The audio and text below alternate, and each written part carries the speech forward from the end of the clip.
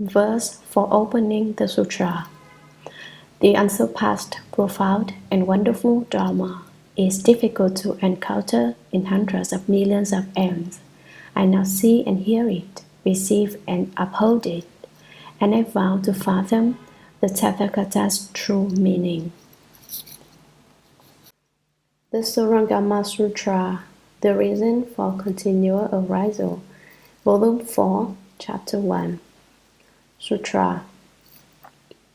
Then Purnamaichayaniputra arose from his seat in the midst of the great assembly, uncovered his right shoulder, knelt on his right knee, put his palms together respectfully, and said to the Buddha, the most virtuous and awe-inspiring, world-honored one, has for the sake of living beings expounded the primary truth of the First Command with remarkable eloquence.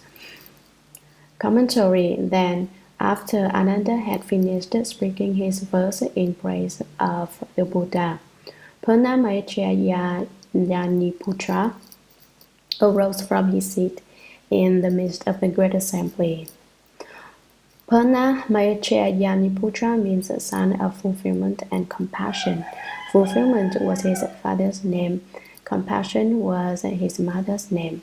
He immediately stood up. The Buddha's disciples were especially respectful toward him. When he wanted to ask a question, they stood in reverence. He uncovered his right shoulder. In Chinese, sash is tied. The Chinese sash is tied so that it does not cover the right shoulder, in order to represent this gesture of respect. In India, it is never cold, winter or summer, so it was all right to leave the right shoulder completely exposed. One wouldn't get cold. But the climate in China is very cold, and if one's right shoulder were always exposed, it would be easy to catch cold. So in China, the monks wore clothing under their sashes. These accorded with the climate, the geographical location, and the customs in China. The sashes in India did not have a clasp like the Chinese sashes do. Now in India, Burma, Ceylon, and Thailand, where the Theravada teachings are practiced, monks still don't have clasps on their sashes. Why do Chinese sashes have a clasp? This too came about because of the climate of China, for if the monks were clothing inside their sashes, and if there were no clasp to hold the sash in place, it could slip off without their being aware of it. So the patriarchs of China invented the clasp to solve this problem. The sashes of the other countries mentioned above have the same number of pieces, but they lack the clasp because the climate is so warm and they don't wear clothing under their sashes.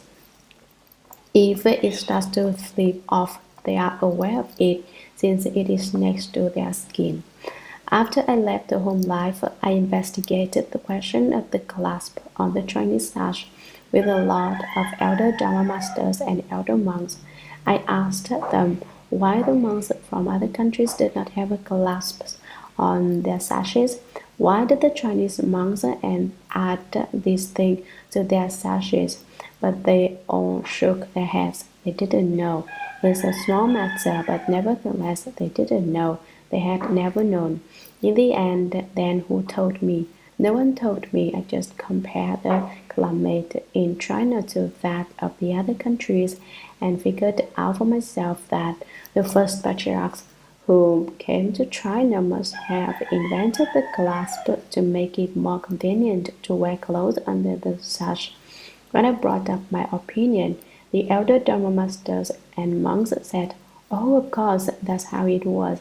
Probably that's how it was, and it was a small question, so no one had stopped to think about it. But I know that Americans like to look into things thoroughly, so now I've explained the origin of the clasp on the Chinese-style sashes without waiting to be asked." Purna uncovered his right shoulder and knelt on his right knee. The monks in present-day Burma and Ceylon have this practice. For instance, if a junior monk sees a senior monk, he does not stand to talk, but kneels with his right knee on the ground and his palms together. Purna put his palms together respectfully and said to the Buddha, "The most virtuous and awe-inspiring word-honored one has, for the sake of living beings, expounded the primary truth of the third command with remarkable eloquence." He said that the Buddha is one of awesome virtue who can subdue all the living beings in the three realms. His awesomeness has the power to cause all living beings to submit. His virtue moves all living beings so that when they hear his name, they change their forms and become good. The Buddha uses wholesome, clever expedient devices to teach and transform living beings. He speaks the Dharma for the sake of living beings. He tells them in detail of the primary truth of the third command, the Tathagata's most wonderful doctrine. Sutra. The world-honored one often singles me out as the foremost among speakers of Dharma. But now, when I hear the wonderful and subtle expression of the Dharma, I am like a deaf person who, at the distance of more than 100 paces, tries to hear a mosquito which in fact cannot be seen, let alone heard. Commentary. Purna has just bowed to the Buddha and made a request. Why did he do that? Because he had some doubts. Right now, Ananda doesn't have any doubts, but Purna, first among those who speak Dharma, has given rise to doubts. He is not clear about the Dharma that the Buddha has spoken. Therefore, he says, "The world-honored one often singles me out as the foremost among speakers of Dharma. You often choose me as the best among those who lecture the sutras and speak Dharma. I, Purna, rank number one." He expresses well the wonderful meaning of all Dharmas. If the sutra were being explained now by Purna, flowers would rain from the heavens and golden lotuses would well up from the ground.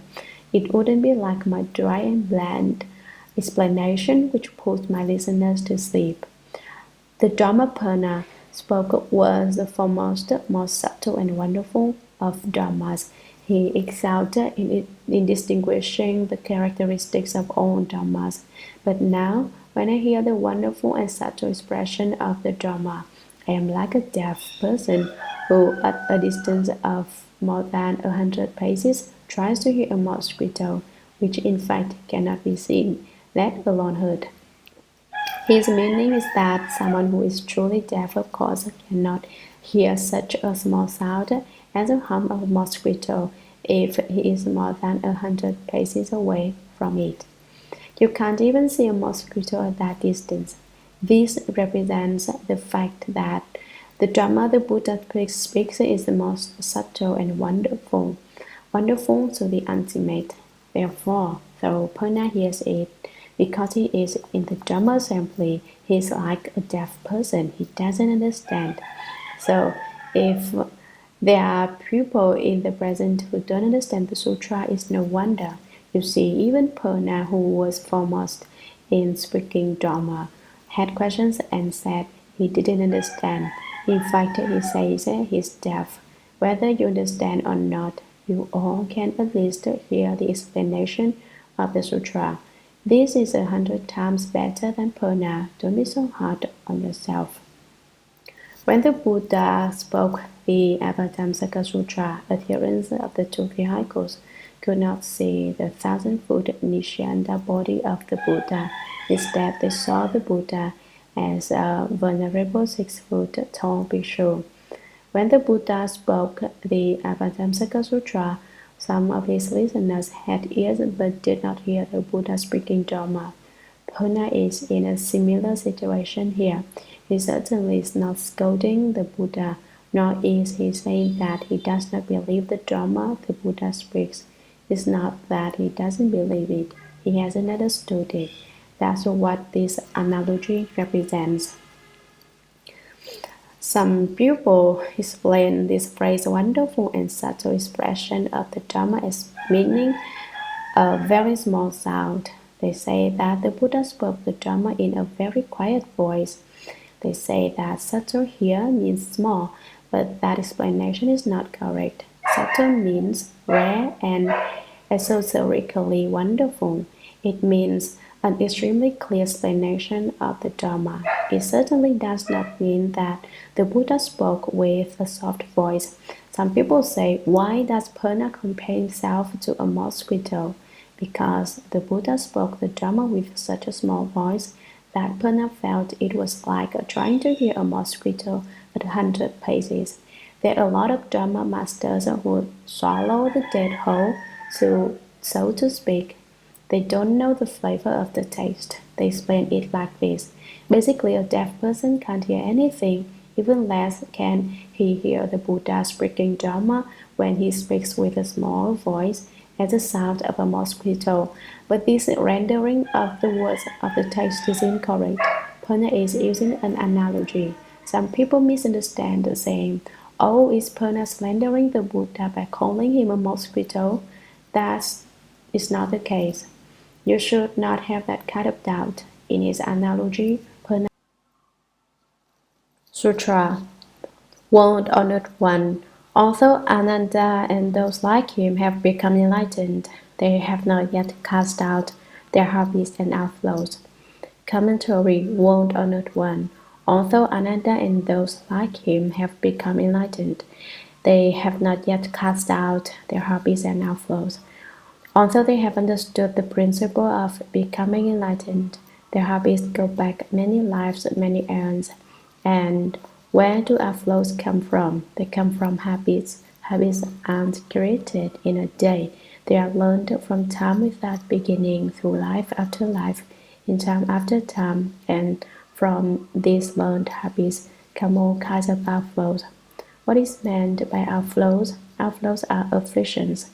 The afflictions and hobbies of Ananda and those like him have not been completely done away with. They are called the remaining hobbies, the ones left over from former lives. They are more or less like karma. The Buddha had a disciple called Pilindavaca. One day he wanted to cross a river, and since he had been certified as having attained the version of arhatship, he had certain powers. Rivers have spirits, and the spirit of this particular river was female. When Pilindavaca got to the bank of the river, he called out, "Little servant, stop the flow." One who is an arhata has the spiritual power to part the waters when he crosses a river, but the one who stops the flow of the river must be the river spirit. That is why Pilindavaca called out, "Little servant, stop the flow." The first time he did that, the river spirit was annoyed but did not dare say anything because Pilindavaca was an arhat. But after he'd addressed her as little servant a number of times, the river spirit finally went to the Buddha to state her case. When your disciple Pilindavaca wants to cross the river, he always addresses me as little servant, she complained, and I'm outraged. Buddha, you should teach your disciples not to be so ill-mannered. How can he call me a name like that and command me the way he does? So the Buddha called for Pilindavaca, apologized to the river spirit, he said, and don't talk that way anymore. So what do you suppose Pilindavaca did? He said, "Little servant, don't hold a grudge." The whole reason that she had become upset was that he had called her little servant in the first place. Of course, the river spirit was furious. "See," she cried, "your disciple calls me that right in front of you." Shakyamuni Buddha said, "Do you know why he calls you little servant? In 500 former lives, you were his servant. You worked for him for so long that when he sees you, he reverts to his former habits, and that name just slips off his tongue." He hasn't been able to change that habit from the past. After the Buddha explained to the river spirit, she realized it was a question of cause and effect, and there was nothing more to say. The situation was resolved. That is an example of not having cast out their habits and outflows. Sutra, we in the assembly have reached the level of no outflows. Yet, although we have no outflows, we still have doubts about the Dharma we have now heard the first one speak. Commentary, Purna said, we in the assembly, the multitude of sages, have reached the level of no outflows. We have received the reward of the spiritual power of having extinguished all outflows. Yet, although we have no outflows, we still have doubts about the Dharma we have now heard the first one speak. We still think of doubts. We still don't understand. Now, if those who had attained the fourth fruition with the extinction of outflows didn't understand, how much the less would Ananda have understood, since he had only been certified as having attained the first fruition.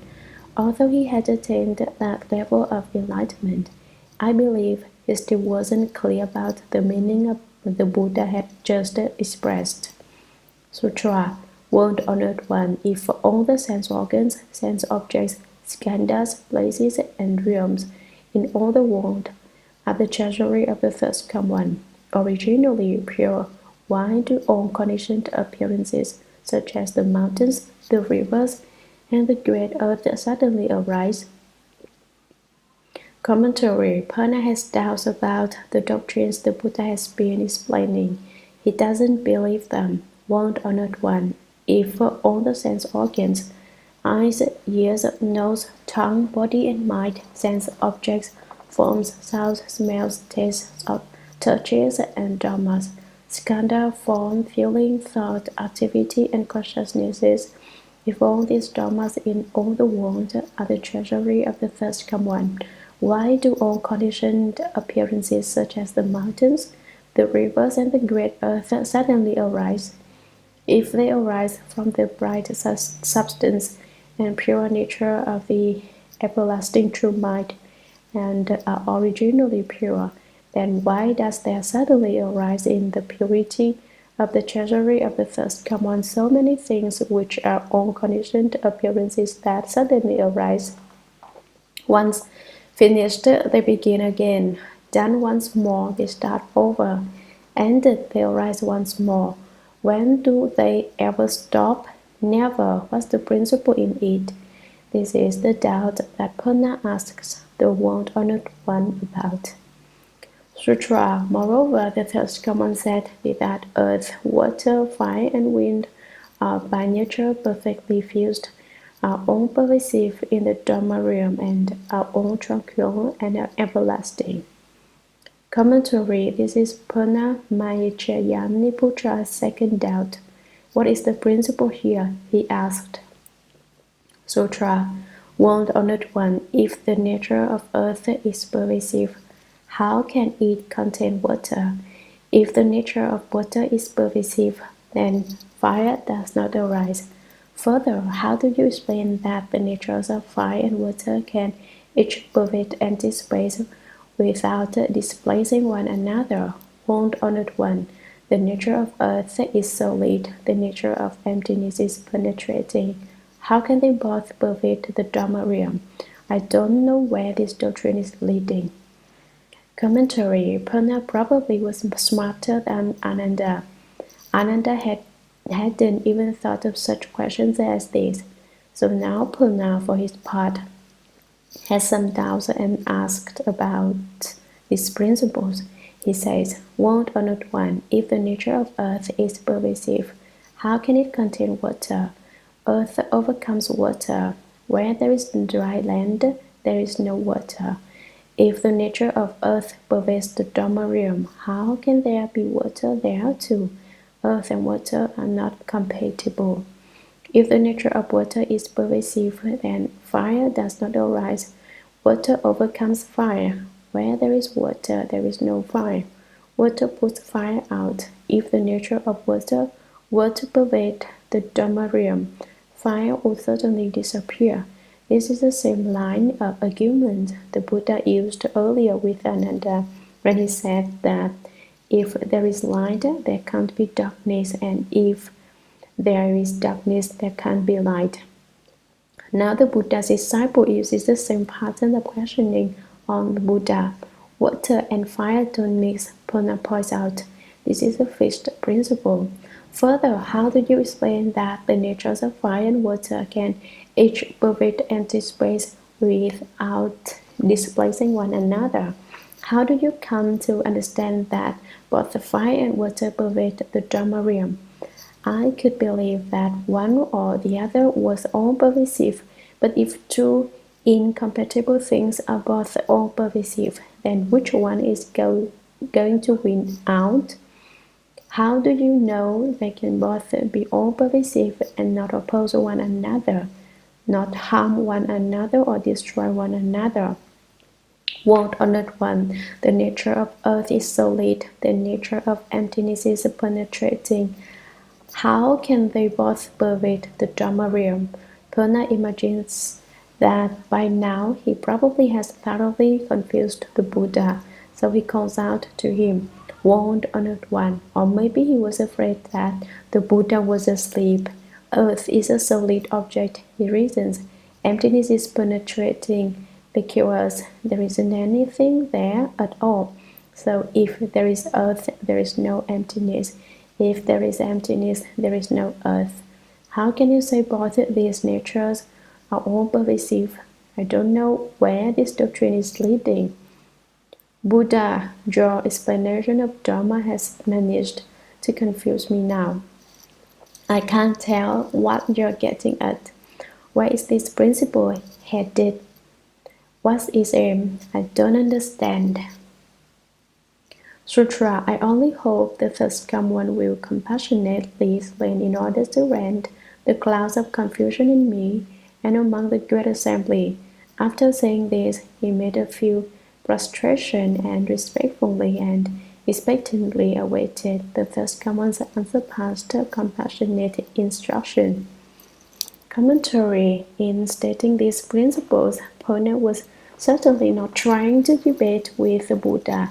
He truly had such doubts. Water and fire are not brothers. They can't dwell in the same household. Earth and emptiness are not compatible either. These questions made him nervous. How can they all pervade the Dharma realm? He wondered, and on impulse, heedless of everything, he began to question the Buddha. In his haste, he even forgot about propriety. So, in conclusion, he says, I only hope the first command will compassionately explain in order to rend the clouds of confusion in me and among the great assembly.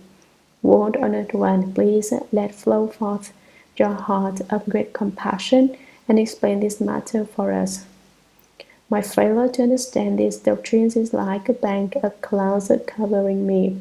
Not only do I have these doubts, the members of the great assembly do also. After saying this, he probably realized that he had been impertinent and over-exuberant, so he made a full prostration and respectfully and expectantly awaited the first commands unsurpassed compassionate instruction. He quickly knelt and bowed to properly make his request of the Buddha. With reverence, he waited as if excessively thirsty for the first command to nourish him with the water of Dharma.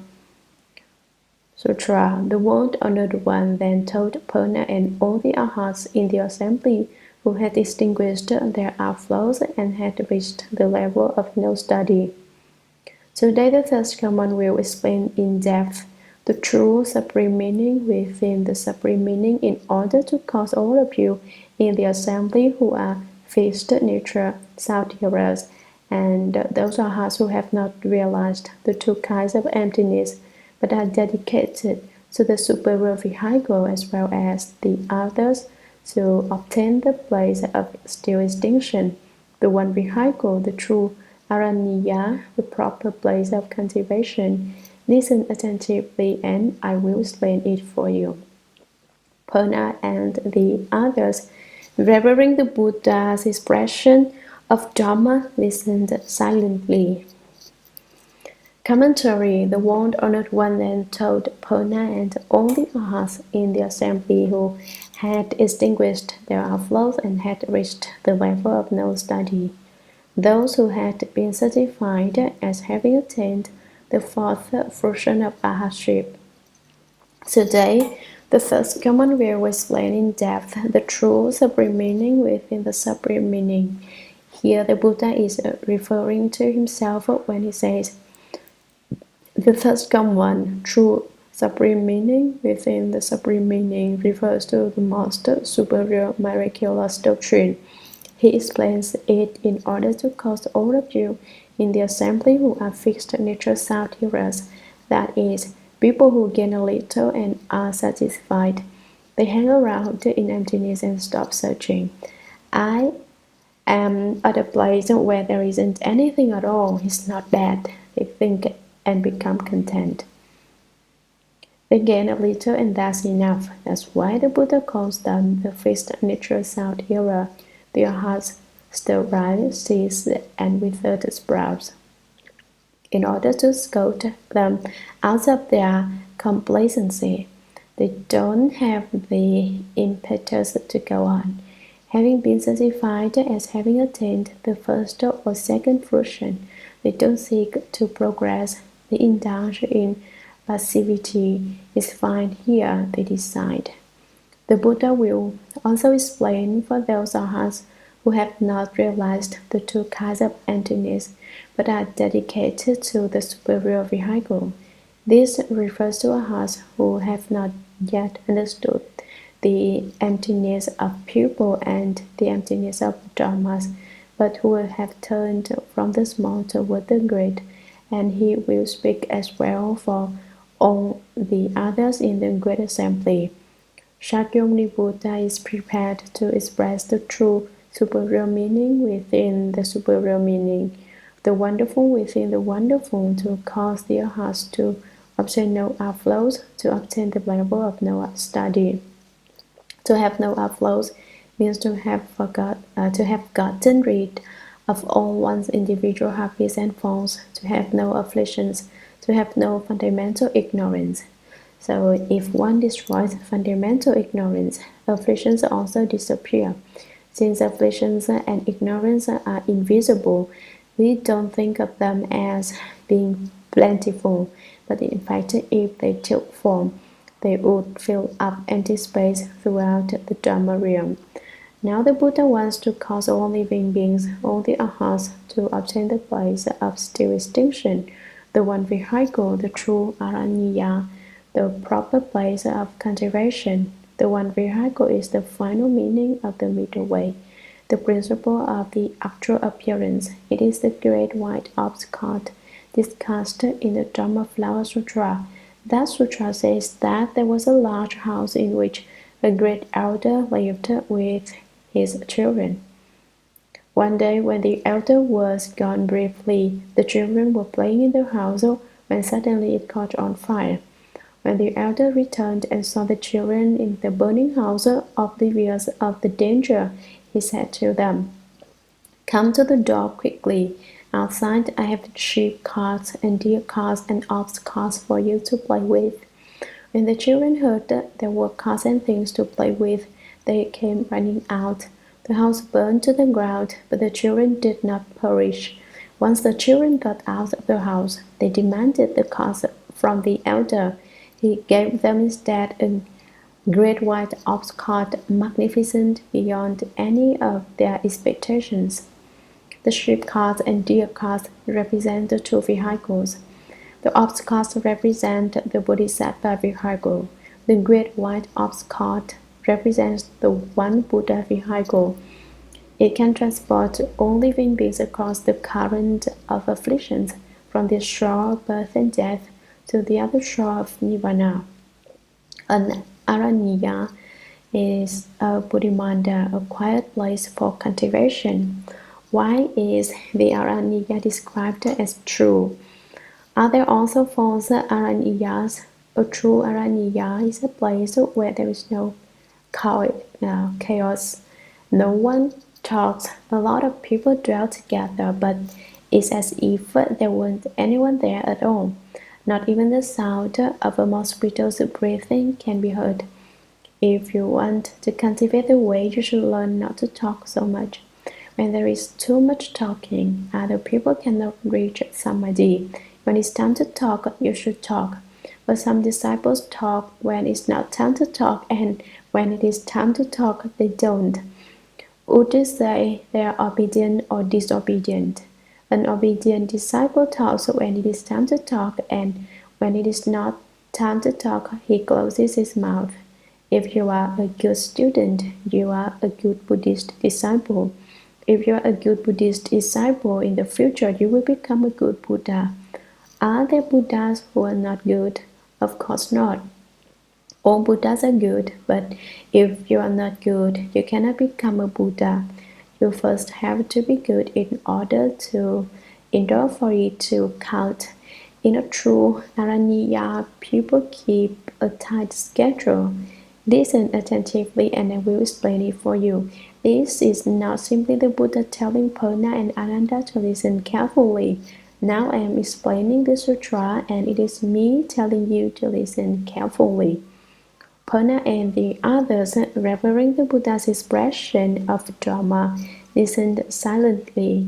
Revering means that they listened with great respect to the Buddha speaking Dharma. They listened with very great regard for him. They listened silently. Not only do I tell you not to talk. Sutra. The Buddha said, Purna, you have asked why, in fundamental purity, the mountains, the rivers, and the great earth suddenly arise. Commentary. This passage begins an extremely important section of the Shurangama Sutra. It explains why people become pure. The Buddha said, Purna, you have asked why in fundamental purity the mountains, the rivers, and the great earth suddenly arise. You wonder why these things come to be in the originally pure treasury of the first come one. The Buddha reiterates the question Purna has just asked. How now he will answer it. Sutra. Have you not often heard the first come one expound upon the wonderful light of the enlightened nature and the bright wonder of the fundamental enlightenment? Purna said, Yes, world honored one, I have often heard the Buddha expound upon this subject. Commentary. The Buddha said to Purna, Have you not often heard the first come one expound upon the wonderful light of the enlightened nature and the bright wonder of the fundamental enlightenment? Thus, come one is one of the 10 titles of a Buddha. It is just another name for Buddha. Some people think there is a certain Buddha named First Come One, but that's not the case. Every Buddha, in fact, is called the First Come One. The enlightened nature refers to each person's truly enlightened self-nature. Wonderful light means stillness and constant illumination. The word wonderful also represents purity. The enlightened nature is the one true principle, the Buddha nature inherent in us all, the primary nature that multiplies to become myriad things. Bright wonder refers to illumination and everlasting quietness. Although it is quiet, it has the ability to illumine the entire Dharma Realm, the 3,000 great thousand-world system. Fundamental enlightenment refers to the natural, primary essence inherent within us, which neither increases nor decreases, is neither produced nor destroyed, is neither defined nor pure. Fundamental enlightenment is also called initial enlightenment. Ignorance comes from the arisal of falseness in the primary truth. Based on fundamental enlightenment, there arises a kind of falseness, the function of according with conditions. Purna said, "Yes, world honored one, I have often heard the Buddha expound upon this subject. The Buddha frequently explains this doctrine." Sutra, the Buddha said, "You speak of the light of enlightenment. Is it that the natural light is called enlightenment, or are you saying that enlightenment is initially without light and that then there is a so-called brightening of the enlightenment?" Commentary, the Buddha said, "You speak of the light of enlightenment. Is it that the natural light is called enlightenment? Light of enlightenment refers to the wonderful light of the enlightened nature and to the bright wonder of the fundamental enlightenment." The Buddha asks Purna, "Are you saying that the nature of enlightenment is definitely bright? Is that what you refer to when you say enlightenment? Or are you saying that enlightenment is initially without light and that then there is a so-called brightening of the enlightenment? Is this what you mean by bright enlightenment?" he asks Purna. Sutra, Purna said, "If the absence of light is called enlightenment, then there is no light whatever." Commentary, at this point, Purna is as impulsive as Ananda in answering the Buddha. Purna said, "If the absence of light is called enlightenment, then there is no light whatever. If enlightenment can be called enlightenment without bright added to it, then there isn't anything that is bright." His meaning here is that one certainly has to add light to enlightenment, but he is mistaken. Why? Enlightenment is fundamentally bright, and therefore there is no need to add any light to it. The light you add is not genuine light. This can be likened to the money gem, which is fundamentally bright. There is certainly no way to separate the money pearl from its brightness. It's not that brightness is added to the money pearl to make it shine. Needing to add brightness would be like needing to turn on the light for it to bright. But there is no need to turn on enlightenment because its fundamental substance is brightness. So Purna makes a mistake here. Sutra, the Buddha said, "If there is no bright enlightenment without light added to it, then it is not enlightenment with it, and it is not light without it.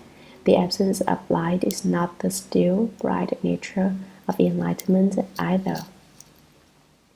Commentary, the Buddha said, "If there is no bright enlightenment without light added to it, then it is not enlightenment with it.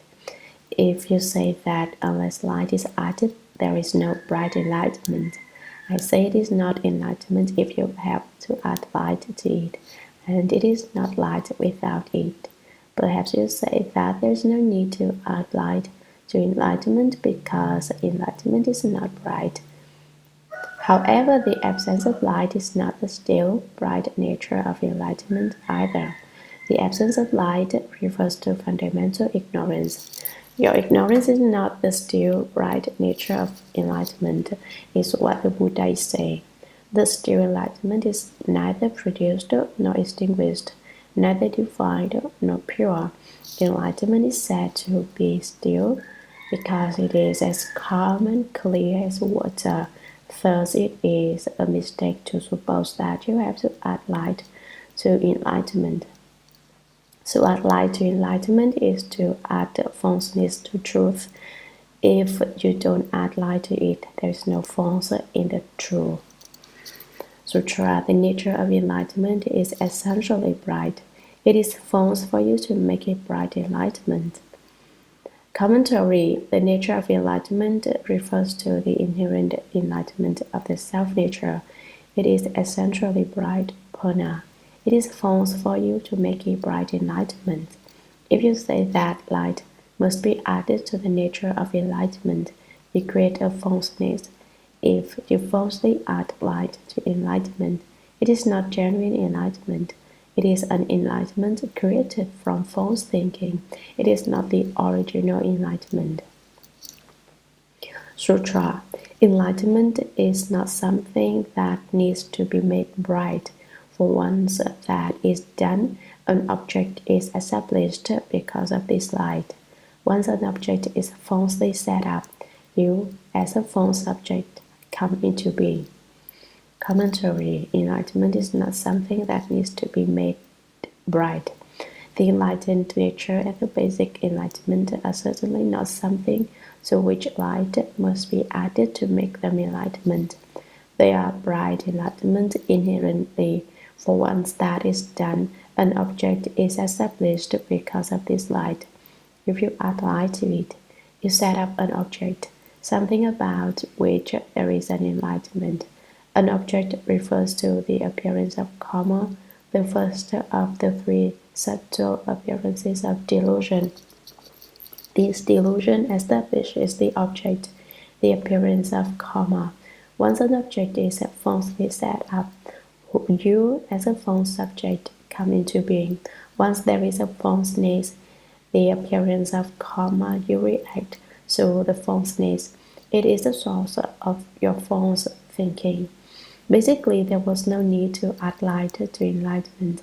But with this false thought, the appearance of karma comes into being, and from it just false subjectivities created an unreal process, which is the second appearance of delusion, the appearance of turning. The general import of this session of text is that basically we are all Buddhas.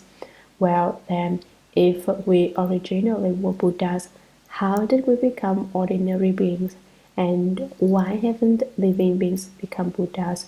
Where does the problem lie? Originally, we were no different from a Buddha, but living beings can be transformed from within the Buddha nature. How are they transformed? The Buddhas have millions of transformation bodies which come out of their light and nature. The Buddha nature is light, but that refers to the wonderful light of basic enlightenment. Basic enlightenment is the natural inherent enlightenment of us all, and it is also the Buddha's light, and it is from within this light that the beings are transformed. To illustrate this point, I will use an analogy which is not totally apt, but which will suffice to make the principle clear.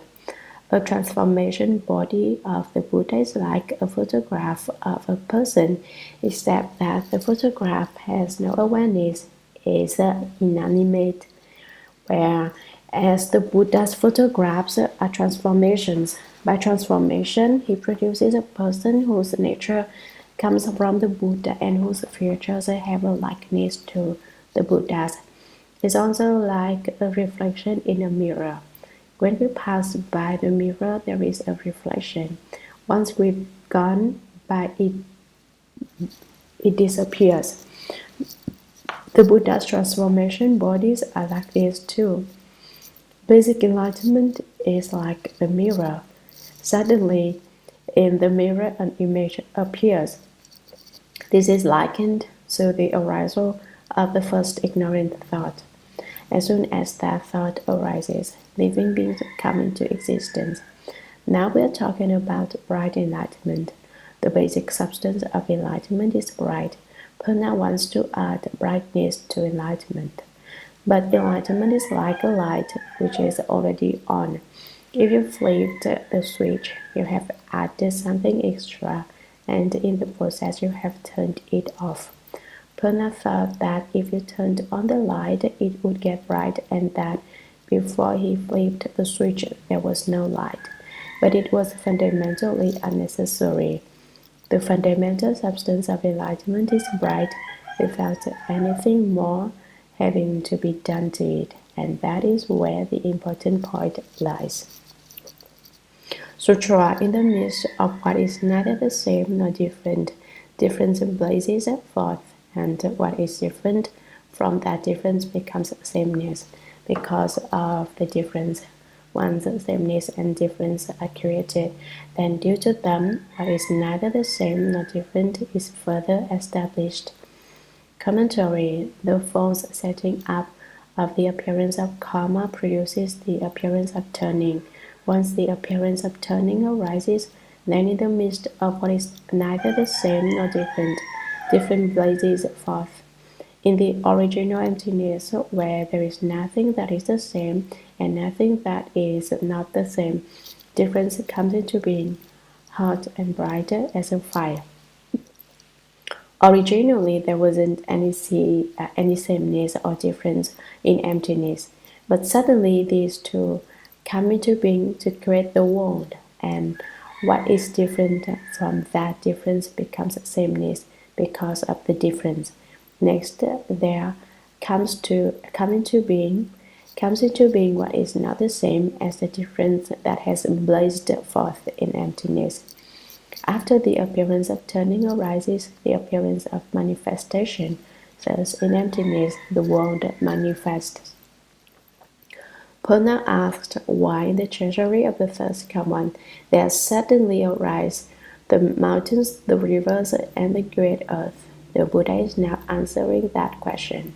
Once sameness and difference are created, then due to them, what is neither the same nor different is further established.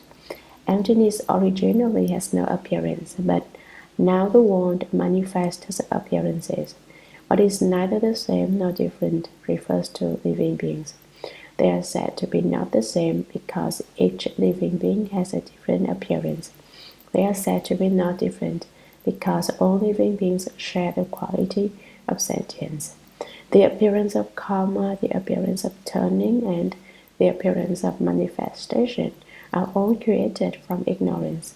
This session has discussed the appearance of manifestation. One unenlightened thought creates the three subtle appearances. What is experienced from them becomes the conditions for the growth of the six coarse appearances. These three delusions are primary and not easy to discern. Sutra: this turmoil eventually brings about weariness.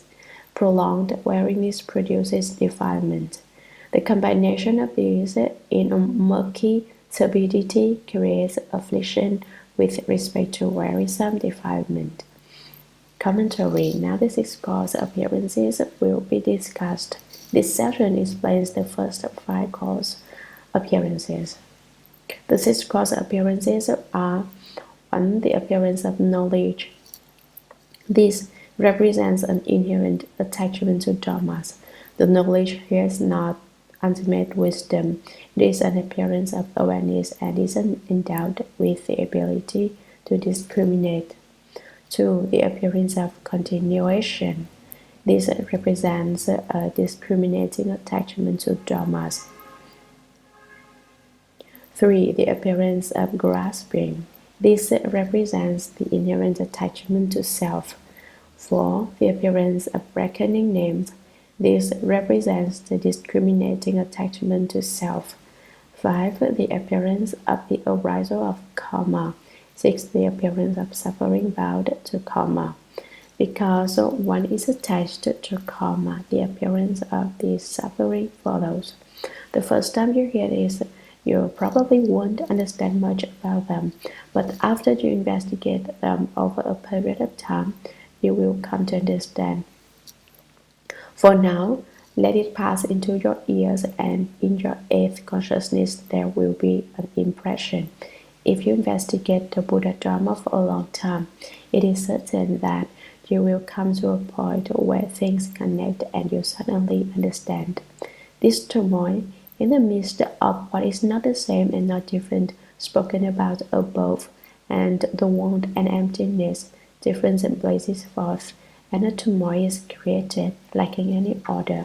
This turmoil eventually brings about weariness. In this sameness and difference which is suddenly created, weariness eventually arises. The awareness is the first of the six coarse appearances, the appearance of knowledge. Prolonged weariness produces a defilement. Prolonged weariness is the second cause appearance, the appearance of continuation. Defilement is a third cause appearance, the appearance of grasping. The combination of these in a murky turbidity, they get mixed up together, and appearance, the appearance of reckoning names. This turbidity creates affliction with respect to wearisome defilement. Wearisome defilement is affliction. Affliction is simply wearisome defilement. The 84,000 kinds of wearisome defilement are simply the 84,000 kinds of afflictions. From the various conditions just discussed, afflictions arise, and with afflictions come the mountains, the rivers, the great earth, and everything else. This is the fifth cause appearance, the appearance of the arisal of karma. Sutra arisal is the wound, stillness is emptiness. Emptiness is sameness, the wound is difference. What is neither sameness nor difference is the actual conditioned dharmas. Commentary. This section explains the sixth cause appearance, the appearance of the suffering bound to karma. Arisal is the wound. Arisal is coming forth, a movement. Stillness is emptiness. Stillness is quiet, unmoving. Emptiness is sameness, the wound is difference. What is emptiness the same as? Originally, emptiness is the same as everything. It is not different from anything because in emptiness there are no distinctions. It is just because there are no distinctions that it is called emptiness. But with the arisal of the world, there is difference. The world is different from emptiness in that it has form, shape, and appearance. The arisal of the mountains, the rivers, and the great earth produce the world. This will be explained in detail later in the text. What is neither sameness nor difference is the actual conditioned dharmas. Originally, there isn't anything in emptiness that can be said to be the same or different with the arisal of the appearance of karma, the appearance of turning, and the appearance of manifestation, as well as the appearance of knowledge, the appearance of continuation, the appearance of grasping, the appearance of reckoning names, the appearance of the arisal of karma, and the appearance of suffering bound to karma. We use the terms sameness and difference to describe what takes place. Sutra. The interaction of bright enlightenment and dark emptiness sets them in a perpetual rotation. Thus, there is the pervasiveness of wind which supports the world. Commentary. The world has four elements: earth, water, fire, and wind. First, we will discuss the pervasiveness of wind. The light is added to the genuine fundamental bright enlightenment. Ignorance arises, and the light is bound in duality with darkness, dark emptiness. Emptiness is sometimes murky and obscure. When the darkness of emptiness and the light of enlightenment interact, the interaction sets them in a perpetual rotation.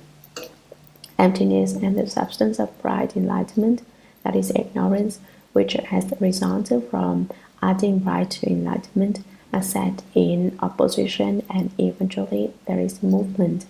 As soon as there is movement, there is the pervasiveness of wind. With that movement, wind arises. Beneath the earth, there is a pervasive wind which supports the world. Nowadays, we talk about space, where there is no atmosphere, but out beyond space, there are other places where there is wind. Pervasiveness here is lan in the Chinese text. Lan means here is lun in the Chinese text. Lun means will, but such a literal translation is not necessary here, as the connotation is pervasiveness. The wind has a power which supports the world. This will be discussed in detail later in the text. Sutra. Because emptiness produces movement, hardened light sets up a solidity which is the store of metal. Bright enlightenment makes this hardness, thus there is a pervasiveness of metal which secures the lens. Commentary. Because emptiness produces movement, hardened light sets up a solidity which is the store of metal. The combination of light which has been added to enlightenment and the darkness of emptiness creates a movement which becomes wind. The hardness of this false light creates an obstructiveness which becomes metal. Metal is the hard quality of the element earth. Bright enlightenment makes this hardness. Because the light of metal is added to enlightenment, a solid quality arises. Thus, there is the pervasiveness of metal which secures the lens. Within earth, water, fire, and wind, metal plays a part of supporting the world. Sutra. Obstinate attachment to unenlightened awareness results in the formation of metals, while the vibration of illusory awareness causes wind to rise up. The wind and metal rub together. Thus, there is the light of fire, which is changeable by nature. Commentary. Obstinate attachment to unenlightened awareness results in the formation of metals. Metal is hard, and so is earth. Its hardness collects in the store, while the vibration of illusory awareness causes the metal creates a state of movement, and from that wind arises. In this situation, the wind and the metal come in contact. The wind and metal rub together. Thus, there is the light of fire, which is changeable by nature. Sutra. The brightness of the metal produces moisture, and from the light of fire, steam arises. Thus, there is the pervasiveness of water, which encompasses the realms in the 10 directions. Commentary. The brightness of the metal produces moisture. When metal is heated, it will sweat. Water drops will appear in its glossy surface. Because of the fire, a moisture is eventually produced on the metal. This moisture is one aspect of water, and from the light of fire, steam arises. From the moisture of the metal, a moist vapor is produced. When the light of fire from below rises, it creates steam as it passes over the metal. Thus, there is the pervasiveness of water which encompasses realms in the 10 directions. Because of the phenomenon of condensation and evaporation, when the metal meets fire, there is a water cycle which encompasses the length of the 10 directions. Sutra. Fire rises and water falls, and the combination sets up a solidity. What is wet becomes the ocean and seas. What is dry becomes the continents and islands. Commentary. After explaining the pervasiveness of water, the Buddha tells how the seas and mountains come into being. Fire rises and water falls. Fire leaps high, water flows down. The previous passage says that the metal sweats and the fire rises, so the moisture evaporates, thus creating the water cycle. So the fire rises and the water falls, and the combination sets up a solidity. This produces the solid earth. What is wet, the water that descends and collects, becomes the oceans and seas. What is dry becomes the continents and islands, the dry land. Sutra. Because of this, fire often rises up in the oceans, and on the continents, the streams and rivers ever flow. Commentary. Because of this, because of fire rises and the water falls, what is wet becomes the seas, and what is dry becomes the land. Fire often rises up in the oceans, volcanoes and the like arise. Also, it is the sea. There often arises the light of fire, and on the continents the streams and rivers ever flow. The rivers and streams flow on ceaselessly. Sutra, when the power of water is less than that of fire, high mountains resound. So it is that mountain rocks give off sparks when struck and become liquid when melted. Commentary: water and fire battle with one another, and when the power of water is less than that of fire, high mountains resound. When the fire overpowers the water, high mountains are formed. So it is that mountain rocks give off sparks when struck and become liquid when melted. When you pound the rock, sparks form out of it. When you heat rocks to a certain point, they melt like in a volcanic eruption. How can volcanoes spew forth fire? It is because of the battle for power between water and fire.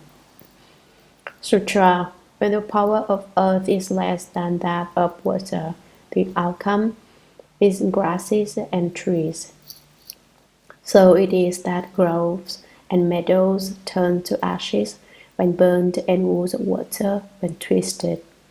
Commentary: when the power of earth is less than that of water, the outcome is grasses and trees. When the strength of the earth is not as great as the strength of water, the conditions of water and earth produce the grasses and trees. So it is that groves and meadows turn to ashes when burned and wood water when twisted. Ashes are simply earth. If you twist the blades of grass or parts of the tree, liquid will flow out. Sutra: a falseness is produced with interaction as the seeds, and from these causes and conditions comes the continuity of the world. Commentary: a falseness is produced with interaction as the seeds. A false thought arises, and fire and water become the seeds of mountains by mutual interaction. From these causes and conditions comes the continuity of the world. From this interaction, which forms the seeds, the world ends and then begins again. It is destroyed and then arises once more. Once it arises, it is again destroyed. From production, dwelling, decay, and emptiness, and various circumstances, the continuity of the world is perpetuated, which goes on without cease. Sutra: moreover, Purna, the false brightness is none other than the mistake of adding light to enlightenment. Commentary: moreover, Purna, I will explain further. The false brightness is none other than the mistake of adding light to enlightenment. It's not something else playing tricks on you. It's simply that you wanted to add light to enlightenment. That's how the problem arose. Adding light to enlightenment is just like putting a hat on top of a head. Sutra: after the falseness of an object is established, the faculty of understanding cannot transcend it. Due to this cause and condition, hearing does not go beyond sound, and seeing does not surpass form. Commentary: after the falseness of an object is established, the faculty of understanding cannot transcend it. The falseness of an object refers to the appearance of karma and corresponds to the earlier passage. Once an object is falsely set up, the word faculty here refers to a false ability, the appearance of turning, and corresponds to the earlier passage. Your false subject arises. Understanding here refers to ignorance, which is not flexible and cannot transcend the falseness of an object. Due to this cause and condition, hearing does not go beyond sound, and seeing does not surpass form, because of the appearance of karma and the condition of the appearance of turning. We don't hear anything beyond sound when we listen, and we don't see anything beyond form and appearance when we look. Sutra: forms, smells, tastes, and objects of touch, 6 falsenesses are realized. Because of them, there is division into seeing, sensation, hearing, and knowing.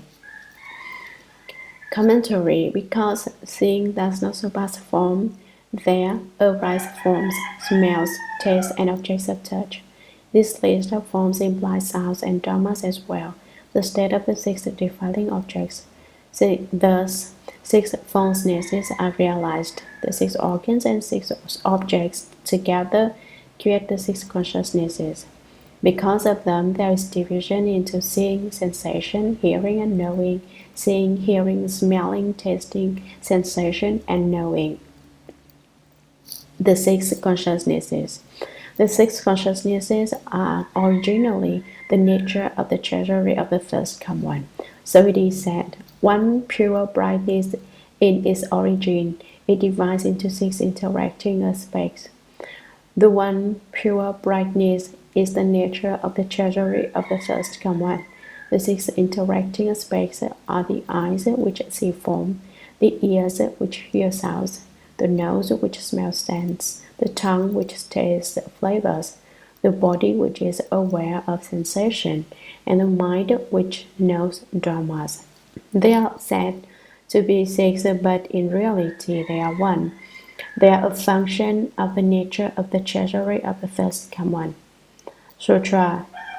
Similar karma binds together. Union and separation bring about transformation. Commentary. Similar karma refers to the karma one carries and to one's father and mother. These causes and conditions are similar. Similar karma also refers to the mutual arousal of thoughts of love which binds together. Similar karma produces emotional love and prevents separation. Men and women become stuck together like glue. This binding together creates birth by womb and eggs. Sutra. One sees that a bright spot is generated. At the sight of the bright spot, conception comes into being. Differing views produce hatred. Similar views create love. The flow of love becomes a seed, and the conception is drawn into the womb.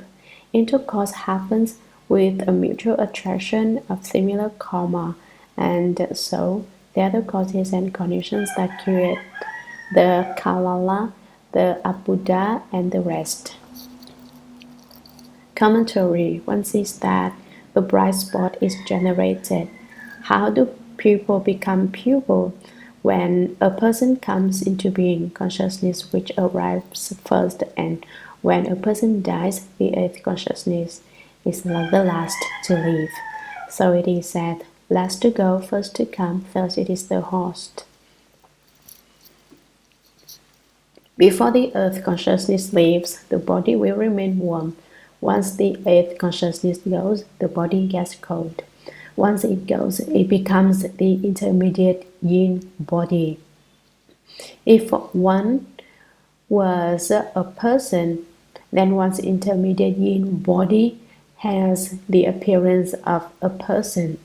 If one was an animal, the intermediate existence body has the appearance of an animal. It is just as if it was cast from a mold. No matter how far away from its potential father and mother it may be, it will find them if it has conditions with them. So the intermediate existence body, everything is pitch black.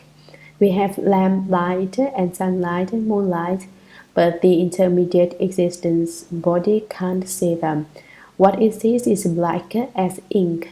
So when the potential father and mother have intercourse, it will see a pinpoint of light at that place because it has connections with them. At the sight of the bright spot, conception comes into being. What is conceived? Thoughts. Differing views produce hatred. When people's opinions are not the same as yours, you come to hate them. Similar views create love. When someone has false thoughts identical with your own, you grow to love them.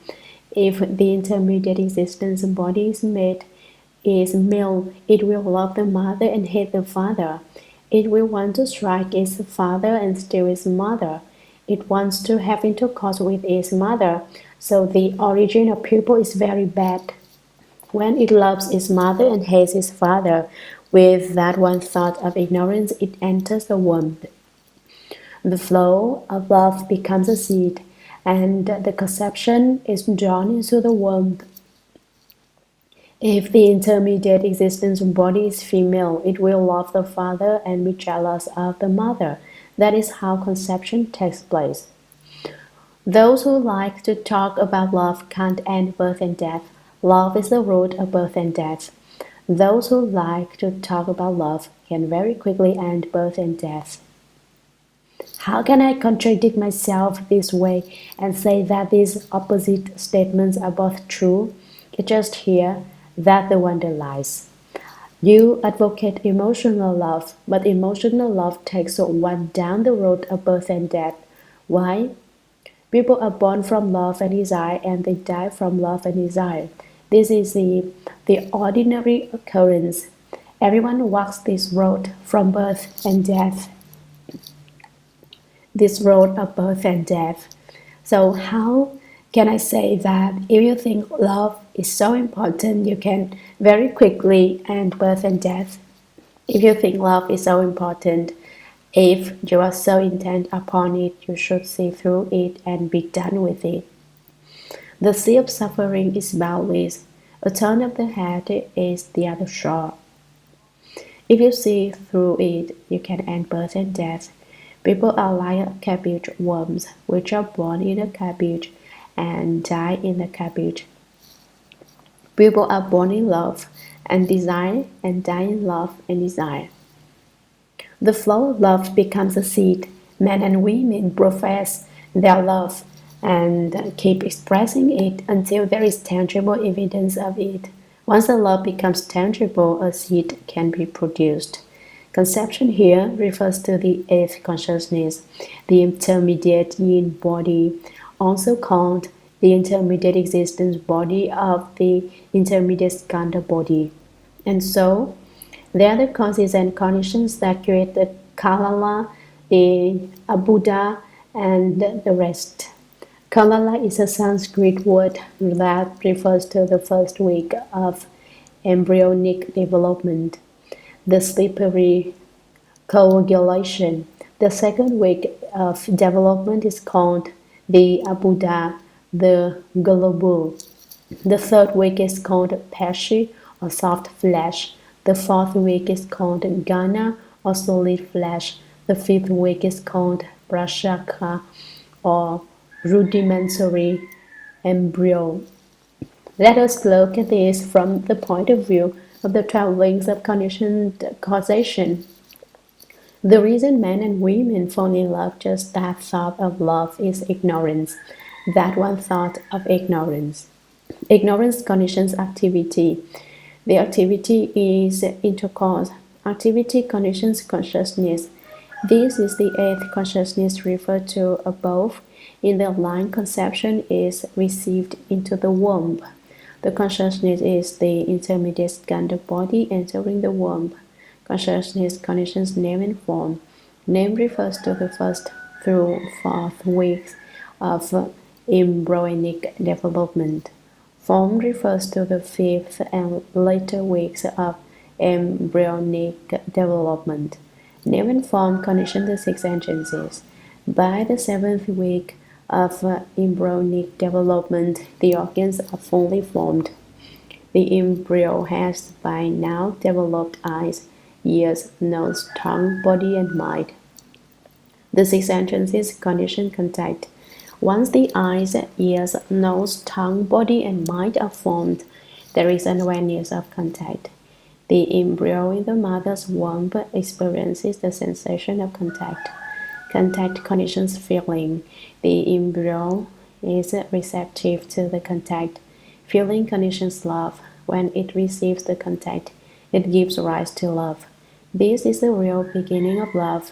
And so, to answer the question, why men and women come to love one another, it is because even at the fetal stage, the cause has been planted already. There are thoughts of love. Love conditions in grasping.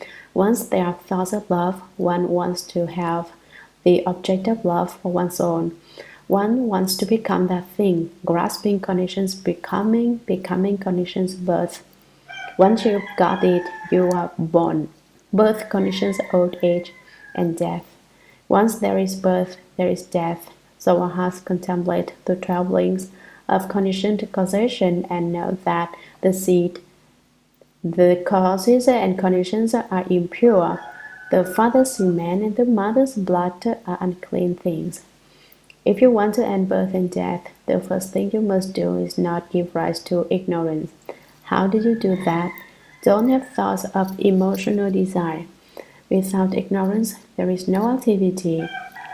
Men and women get involved all because of that first thought of ignorance. And what is ignorance? It is I don't know. For instance, when a man sees a woman, she might be beautiful, but ultimately, why does his mind move? It is just when one's mind moves that one gives rise to ignorance. And when women have an emotional reaction to men, it is the same thing. Ignorance, therefore, is the root of birth and death, and it is the place that it all starts. If you understand the 12 links of conditioned causation and are not turned around by them, then when ignorance is distinguished, activity is extinguished. When activity is extinguished, consciousness is extinguished.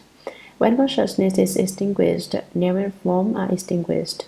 When name and form are extinguished, the six sense organs are extinguished. When the six sense organs are extinguished, contact is extinguished. When contact is extinguished, feeling is extinguished. When feeling is extinguished, love is extinguished. When love is extinguished, grasping is extinguished. When grasping is extinguished, becoming is extinguished. When becoming is extinguished, birth is extinguished. When birth is extinguished, old age and death are extinguished. This is the method of returning to extinction. If you take the road of arising in succession, you become a person. If you return to extinction, you can become a Buddha. So ahas contemplate the 12 links of conditioned causation and think, how do people come into being? Their coming is extremely unclean. The combination of the father's semen and the mother's blood to make an embryo is impure. So they sever ignorance and end birth and death. During the reign of the Emperor Wu of Liang, the Buddha Dharma flourished. Whenever there was a wedding reception, Dharma masters were invited to recite sutras. On children's birthdays, Dharma masters were invited to recite sutras. In short, no matter what the occasion, Dharma masters were invited to recite sutras and give their blessing. They would give a short speech about the auspiciousness of the event, what a lucky occasion it was. At that time, there was a wealthy man who was celebrating the marriage of his son. He invited Chen Master Chu Kung to recite sutras and give the blessing. When Chen Master Chu Kung arrived and looked around, he said, "How strange, how bizarre! The grandson marries the grandmother. The daughter is the mother's flesh. The drum the son beats is stretched with the father's skin. Pigs and sheep are on the seat. The six-close skin cook in the brazier. People gather to celebrate. I see all this as a form of suffering." Why was the grandson marrying his grandmother? It was because when the grandson was 2 years old, his grandmother died. As she was dying, she grabbed her grandson's hand and said, "I'm at the point where I can't let go of everyone else, but I can't forget about my grandson. Who will take care of him in the future?" And she died, clutching her grandson's hand. After her death, she went before King Yama and he said, "Oh, you love your grandson so much? Fine, go back and be your grandson's wife." So She was reborn as a woman, and when she came of age, her grandson chose her as his wife. How did Chan Master Chukung know this? Because he had the ability to know others' thoughts and the ability to perceive past lives. He had the Buddha eye. When he looked in front of the house, and he said, "The daughter is the mother's flesh," because he saw a little girl chewing a chunk of pork. Her mother had died and been reborn as a pig. The pig had been slaughtered and cooked, and she was actually eating the flesh of her own mother. When he inspected the musicians in the band by the entrance way, he said, "The drum, the sunpiece, is stretched with the father's skin." The drummer was hitting a drum stretched with a deer hide. His father had died and been reborn as a deer. The deer had been slaughtered and its hide tanned, and the drummer was actually beating his own father. Then Chan Master Chukung noticed that pigs and sheep are on the seat.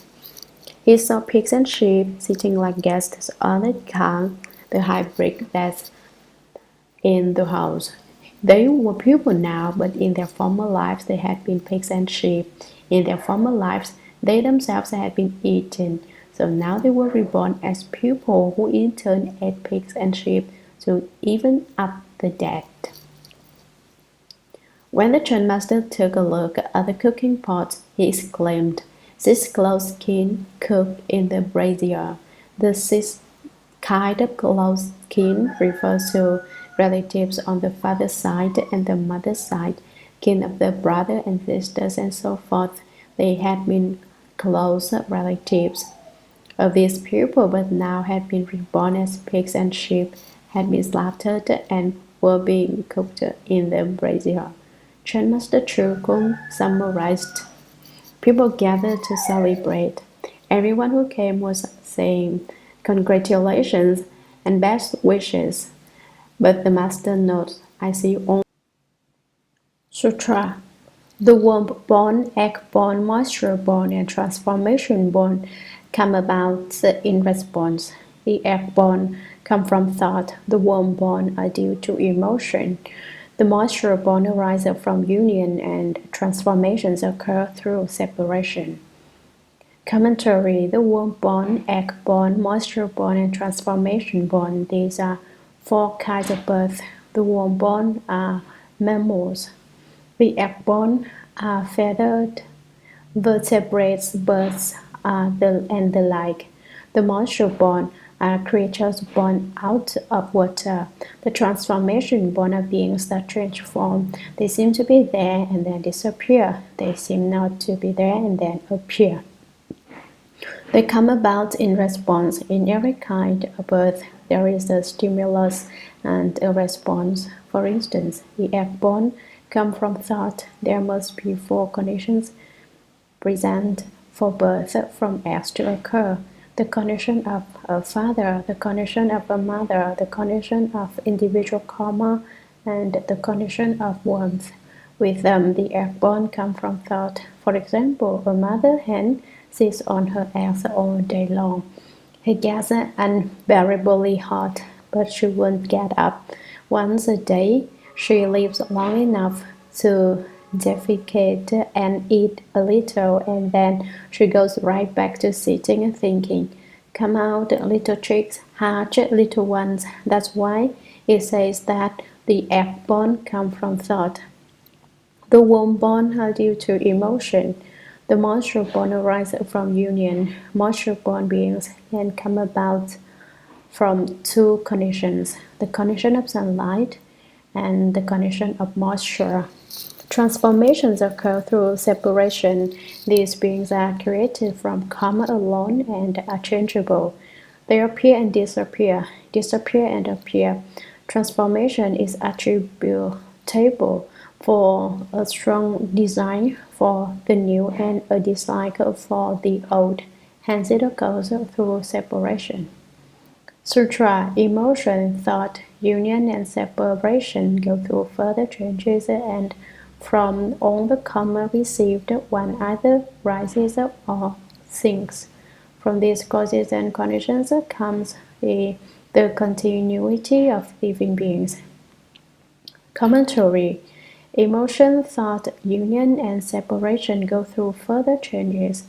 There is a combined interaction involving change over and over again, and from all the karma received, one either rises or sinks. From the retribution undergone, beings vary from birds in the air to fish in the sea. From these causes and conditions comes the continuity of living beings.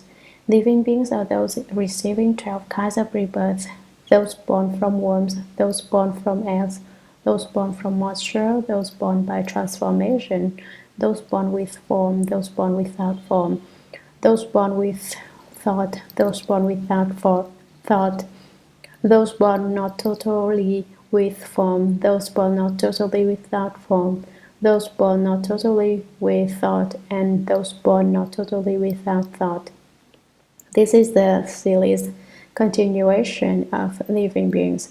First, we discussed the continuity of the world. Next, we have discussed the continuity of living beings. Sutra, prana, thought, and love become bound together so that people love each other and cannot bear to be apart. As a result, the world has been an endless succession of births of parents, children, and grandchildren, and the basis for all of this is desire and greed. Commentary. Prana. All the living beings of the world have thought and love that become bound together. False thinking and desirous love link up so that people love each other and cannot bear to be apart. They get attached to their feelings of love and cannot renounce them. This karmic response is such that they become stuck together like glue. As a result, the world has seen an endless succession of births of parents, children, and grandchildren. And the basis for all of this is desire and greed. These kinds of living beings base themselves in emotional desire. Sutra. Greed and love feed on one another until greed becomes insatiable. As a result, in the world, all the sentient beings born of eggs, worms, moisture, and by transformation tend to devour one another for the nourishment of their bodies to the extent that their strength permits. And the basis for all of this is killing and greed. Commentary. Greed and love feed on one another until greed becomes insatiable. Every creature wants to nourish its own body. The greed cannot be stopped.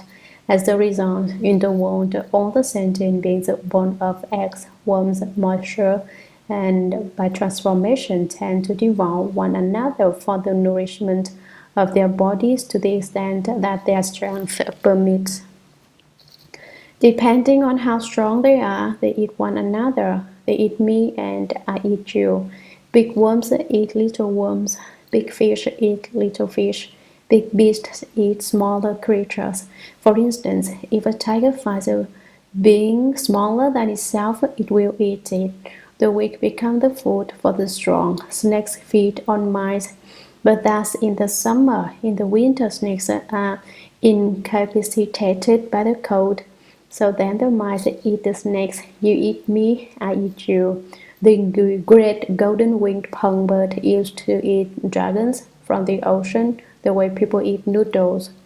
The wingspan of the songbird is 330 yojanas. One small yojana is 40 li. A li is about 1/3 of a mile. A middle-sized yojana is 60 li and a large yojana is 80 li. One flap of a songbird's wings would wash away all the water of the ocean and reveal the dry bed at the bottom. His method for eating dragons was to flap his wings over the ocean, which would part the waters and reveal the dragons on the bottom. Then he would help himself to a meal, so the dragons kept getting taken by surprise. With nowhere to hide and no time to disappear and no way to escape, their numbers were dwindling rapidly. Finally, some dragons went to the Buddha to protest. Buddha, you are one of the great compassion, the greatly enlightened world-honored one. The great pong bird is eating our children and grandchildren, and soon our whole species will become extinct. What can be done? The Buddha replied, don't worry, I'll think of a way to help you. Next time the pong bird came to see the Buddha, the world-honored one told him, don't eat dragons anymore. The dragons are becoming extinct because you eat so many of them. The pong bird argued, but if I don't eat dragons, I starve. I won't have anything to eat. Don't worry, said the Buddha. From now on, every time my disciples eat, they will serve you a little food. So in Buddhism, at the noon meal, a little food is taken outside. During the high meal offering, it is given to the great golden-winged pong bird to eat. This story is another example of the competition for survival, and the basis for all of this is killing and greed. These kinds of living beings kill one another off. The fundamental characteristics of their karmic offenses come from greedy desire and a fondness for killing. Sutra: a person is a sheep. The sheep dies and becomes a person. The person dies and becomes a sheep, and it goes on that way through 10 births and more. Through death after death and birth after birth, they come back to eat one another. The evil karma becomes innate and it exhausts the bounds of the future, and the basis for all of this is stealing and greed. Commentary: a person is a sheep. People like to eat lamb and mutton. Although only the sheep is mentioned in the text, all the other animals are implied. Pigs, cows, chickens, and the like are all included. So the person is the flesh of the sheep. The sheep dies and becomes a person. I just recited Chan Master Chu Kum's poem for you, and now the text verifies it. The person dies and becomes a sheep. I don't believe it, you say. There's no such principle. How can a person become a sheep and a sheep become a person? If you don't believe it, there's nothing left but for you to try it out. Go ahead and give it a try. When you die and go off to rebirth and wind up on the womb of a sheep, you'll think, the Dharma that Dharma Master was explaining was true after all. But then it will be too late. If you want to cultivate the way, then it won't be easy to do so in the belly of a sheep. And it goes on that way through 10 births and more. 10 births can be explained as 10 of the list of the 12 kinds of rebirth mentioned. It can also mean 1 life, 2 lives, 3 lives, 4, 5, 6, and so forth. So it is said, once you lose a human body, you may not get it back in 10,000 rebirths. If you lose the body of a human being and turn into an animal, it's not at all easy to get back into the human realm.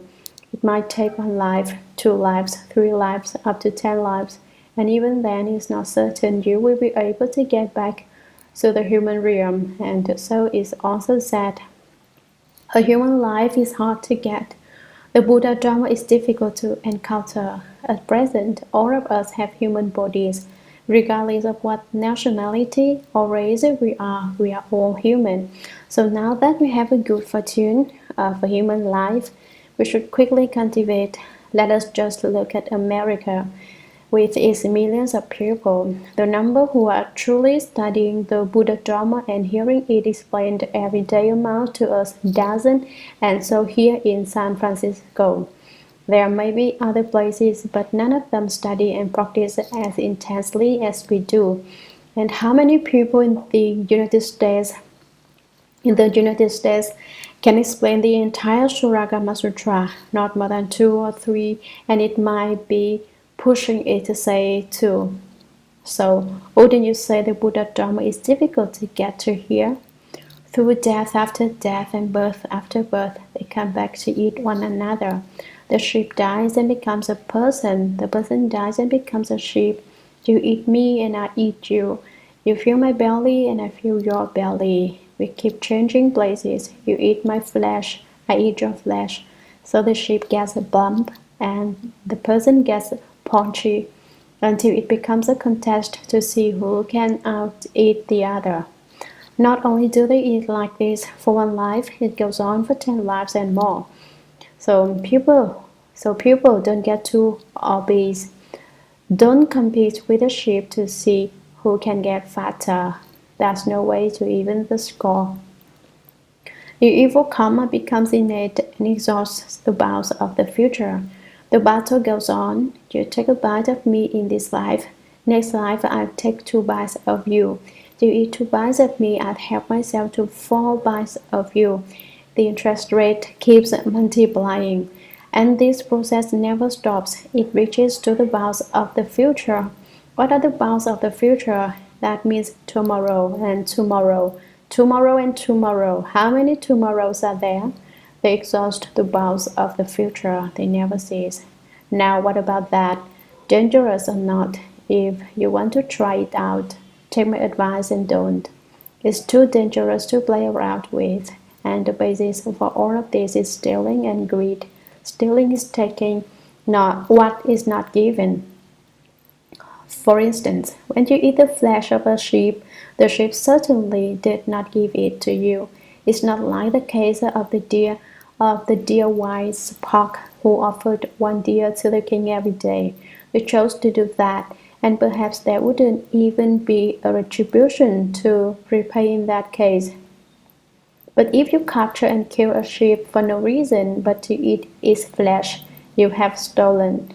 You eat his flesh and thereby take what is not given, and so he gains rebirth as a person and you become a sheep in your next life, and in this way you keep stealing from each other. You stole his flesh, so now he steals your flesh. A sheep dies and becomes a person, and his rebirth is a case of causal reward, though you may not realize it. So the whole situation is extremely dangerous. I hope my disciples won't flirt with danger and try things out only to end up as sheep or pigs, because I don't want my disciples to fall. I want them all to become Buddhas a little sooner. So today I urge you, don't try out that dangerous path. Sutra, you owe me a life. I have to repay my debt to you. From these causes and conditions, we pass through hundreds of thousands of aeons in a certain cycle of birth and death. Commentary, you owe me a life. I have to repay my debt to you. If you take my life, you must repay me for it. If I take your life, I also have to return it to you in kind. If you borrow from me, you must repay the debt. If I borrow from you, I must also pay you back. From these causes and conditions, we pass through hundreds of thousands of aeons in a sustained cycle of birth and death. Even after millions of aeons, we are still caught in the perpetual cycle of birth and death. Sutra, you love my mind, I adore your form. From these causes and conditions, we pass through hundreds of thousands of aeons in a sustained mutual entanglement. Commentary, as soon as this passage of text is read, you should feel total fear. Look at what it says. You love my mind, I adore your form. The arisal of love is the birth of ignorance. Adore your form means there is activity. From ignorance arises activity. This is again the topic of man and woman. In fact, this is world. In this world, apart from the question of man and women, there's really nothing to say. Thus, if the Buddha Sutras don't talk about it from one angle, they refer to it from another angle. But it's not the case that the Buddha advocated love when he said, you love me and I love you. He wasn't promoting free love, which ignores all the rules. From these causes and conditions, we pass through hundreds of thousands of aeons in a sustained mutual entanglement. It is just as if you were glued together and can't get apart despite yourselves. You get really sticky and you think the whole thing is just what you always wanted. But actually, since you're stuck there, you can't get to the position of Buddhahood and you still think it's not bad. Love, love, love, what? Sutra. Killing, stealing, and lust are themselves the basic roots. From these causes and conditions comes the continuity of karmic retribution. Commentary. Where does karmic retribution come from? It is produced from killing, stealing, and lust. If you kill, you create the karma of killing. If you steal, you create the karma of stealing. If you lust, you create the karma of having sex. These three kinds of karma are also called the three evils of the body. They are themselves the basic rules. From these causes and conditions comes the continuity of karmic retribution. The continuity of karmic retribution supports the continuity of living beings, and the continuity of living beings supports the continuity of the world. The continuity of the world in turn supports the sutra. Therefore, Purna, the three kinds of upside down continuity come from the light which is added to enlightenment. With this false enlightening of the knowing nature, subjective awareness gives rise to objective appearances. Both are born of false views, and from this falseness, the mountains, the rivers, the great earth, and all conditioned appearances unfold themselves in a succession that recurs in endless cycles. Commentary. After the Buddha finished explaining the continuity of the world, the continuity of living beings, and the continuity of karmic retribution, he called to Purna again.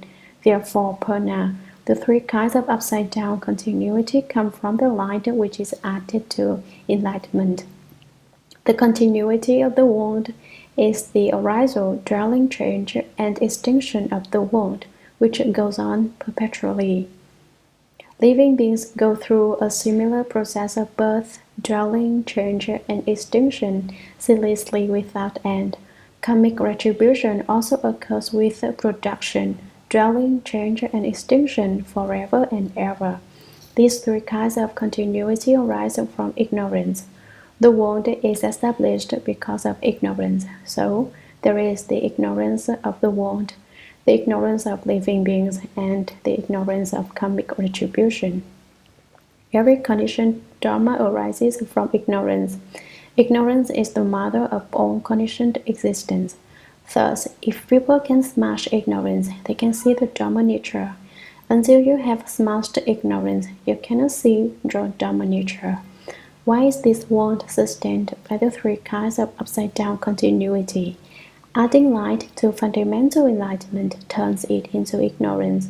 With this false enlightening of the knowing nature, subjective awareness gives rise to objective appearances. With the birth of ignorance, an empty and false knowing nature comes into being, and because of it, the objective realm is perceived. Both are born of false views, and from this falseness, the mountains, the rivers, the great earth, and all conditioned appearances unfold themselves in a succession that recurs in endless cycles. Despite the vastness of the plains, forests, and all the myriad appearances, there is a definite sequence to it all, and never any randomness or disarray. Once this empty falseness arises, it goes on and on, it finishes and then begins again, ends and then starts over. For instance, people die and then are reborn, and once born, they die again, and after death, they are born again. They keep turning around, yet people never wake up and wonder, why do I get born and then die and then get born? They don't look into this question. They never figure out why they get born and why they die. So when they are born, they don't understand what's going on, and when they die, they're even more confused. So the saying, when you come, you are disoriented. When you go, you are confused. Since they are so unclear about their coming and going, you can imagine that their lives as people pass in a daze as well. And it's just in this lack of clarity that the process continues. They are born and die, die and are born. Beautiful, what ultimate meaning is there in all of this? The ultimate meaning of being in this world is making a little money and eating a little food. You don't have any money, so you have to go to work. You make money in order to buy food and clothes. Really, if all there is to this life is eating, wearing clothes, and living in a nice house, it's really meaningless. It would be better to die right this minute. Think about it. You have to go to work, and when you come home, you have to eat. You have to keep trying to fill that bottomless pit. You fill it up today, and by tomorrow it all has flowed out again. You feel it one day and the next day is empty again, even to the point that you feel it in the morning and is hungry by noon. Again you feel the hole, and by evening you're hungry yet again. You had to move out the old to make room for the new. Going through such a lot of trouble every day seems totally meaningless. There's a poem that goes, from of old until today, few people have lived past 70. First subtract the early years and then the years of age. Between the two, there's not much time that is left at all. And of that, remember, sleep takes up the better half. From ancient times until the present day, the number of people who have lived past 70 are very few. And in the early years, before one is 15 years old, one can't really do anything. Americans become of age at 18, but Chinese children still rely on their parents at 25. So first, you must subtract the early years. Someone says, my kid carries papers and makes money. Sure, but he can't make much. You can't really count that as carrying on a business. From the end of the lifespan, you also have to subtract 15 years, the years of old age. In the last 15 years, you are physically unable to do very much. Your eyes go bad, your ears get deaf, your teeth fall out, and your hands shake. You can't even get your legs to work right. Your forelimbs are of no use anymore. So, if one lives to be 70, we take off 15 years at the beginning and 15 years at the end. There isn't much time left in between. There are 40 years left, but that is not 40 years of productiveness. Half of it is taken up in sleep. And then if you take into account going to the bathroom, putting on and taking off clothes, you have to subtract some more time. So at the very most, a human lifespan has about 20 productive years to it. So what's so great about it? That reminds me of three old men who got together to celebrate New Year's. One was 60 years old, one was 70, and one was 80. These three old cronies went out Dutch to ring out the old and ring in the new. The 60-year-old said, this year we celebrate with wine and cheer. I wonder next year who won't be here. The 70-year-old said, you are thinking too far in the future. Oh, said the 60-year-old. What do you say about it? The 70-year-old said, tonight when I take off my shoes and socks, will I put them on again tomorrow or not? The 80-year-old said, you're looking too far ahead yourself. Well, what do you say about it? Asked the 70-year-old. The 80-year-old said, I let out this breath of air, and then I'm not sure if I'll ever breathe in again.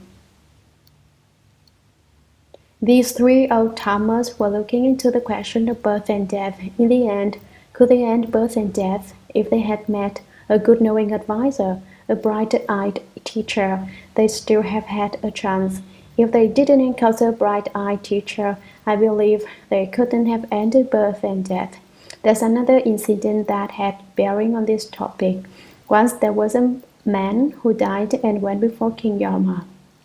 So, as soon as he saw King Yama, he started to argue his case. He said, you're really inhuman. If you wanted me to come see you, you should have written me a letter. If you had informed me clearly in advance, I could have prepared. But you didn't write a letter or make a phone call or send a telegram to let me know. You just captured me without warning, and I find that totally unreasonable. King Yama said to him, I sent you a lot of letters, you just didn't realize it. I never got any letters from you, the man protested. Yama said, the first letter I gave you was when your neighbor had a child that died at birth.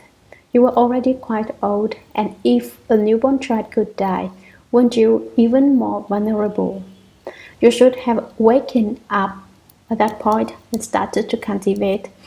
And then didn't there come the time when your eyes went bad and you could no longer see clearly? That was the second letter. In time your ears went deaf, right? That was the third letter. Wasn't there a point when your teeth fell out? That was the fourth letter. I didn't recognize the words of your letters, Yama. What was the last one you sent? Didn't you notice that your hair was getting white? That was the last letter. Now I see how much pork you have eaten, so you can go to rebirth as a pig. So the man turned into a pig. When would he get to be a person again? Nobody knows. Now that the continuity of karmic retribution has been explained, everyone should return the light and look within and figure out what he or she is going to do.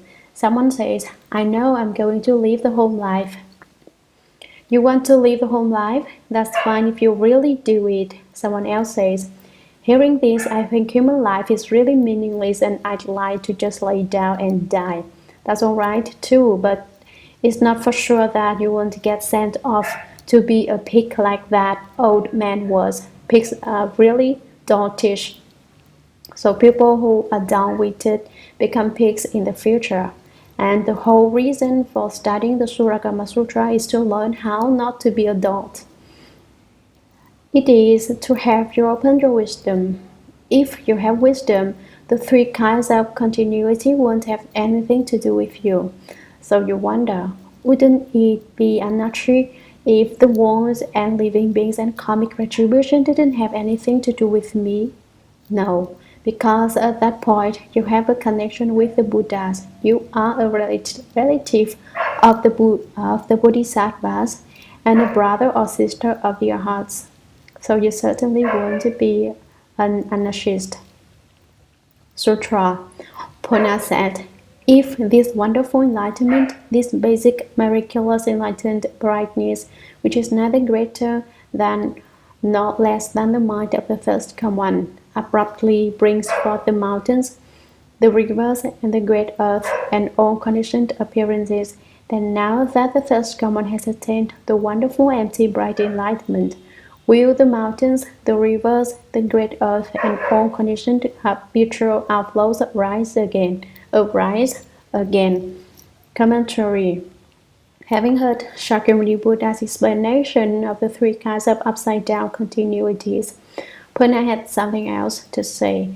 If this wonderful enlightenment, this basic miraculous enlightened brightness which is neither greater than nor less than the mind of the first come one, this refers to the nature of the treasury of the first come one. On the part of a Buddha, the treasury of the first come one does not increase, and on the part of living beings, it does not decrease. Living beings are replete with the basic miraculous enlightened brightness, just as the Buddha is, yet it abruptly brings forth the mountains, the rivers, and the great earth, and all conditioned appearances. Since that's the way it is, why, for no reason, do the mountains, the rivers, the great earth, and all the other conditioned appearances suddenly arise? You say that they arise from the treasury of the first come one. Why does that happen? There doesn't seem to be any reason for it. This section of text voices the doubt that Puna has now. He wonders if living beings' causal mind, that is, their Buddha nature, has a beginning, and he wonders if the fruition of Buddhahood has an end. He's asking if there will be a time when the Buddha will no longer be a Buddha and will become a living being again. He says, then now that the first come one has attained the wonderful, empty, bright enlightenment, Will the mountains, the rivers, the great earth, and all conditioned habitual outflows arise again? Buddha, you don't have any leftover habits and you have extinguished your outflows. Would it be possible for you to give rise to conditioned outflows and habits in the future? You have already become a Buddha. Can you give rise to ignorance again? Living beings arise from ignorance. You're a Buddha now.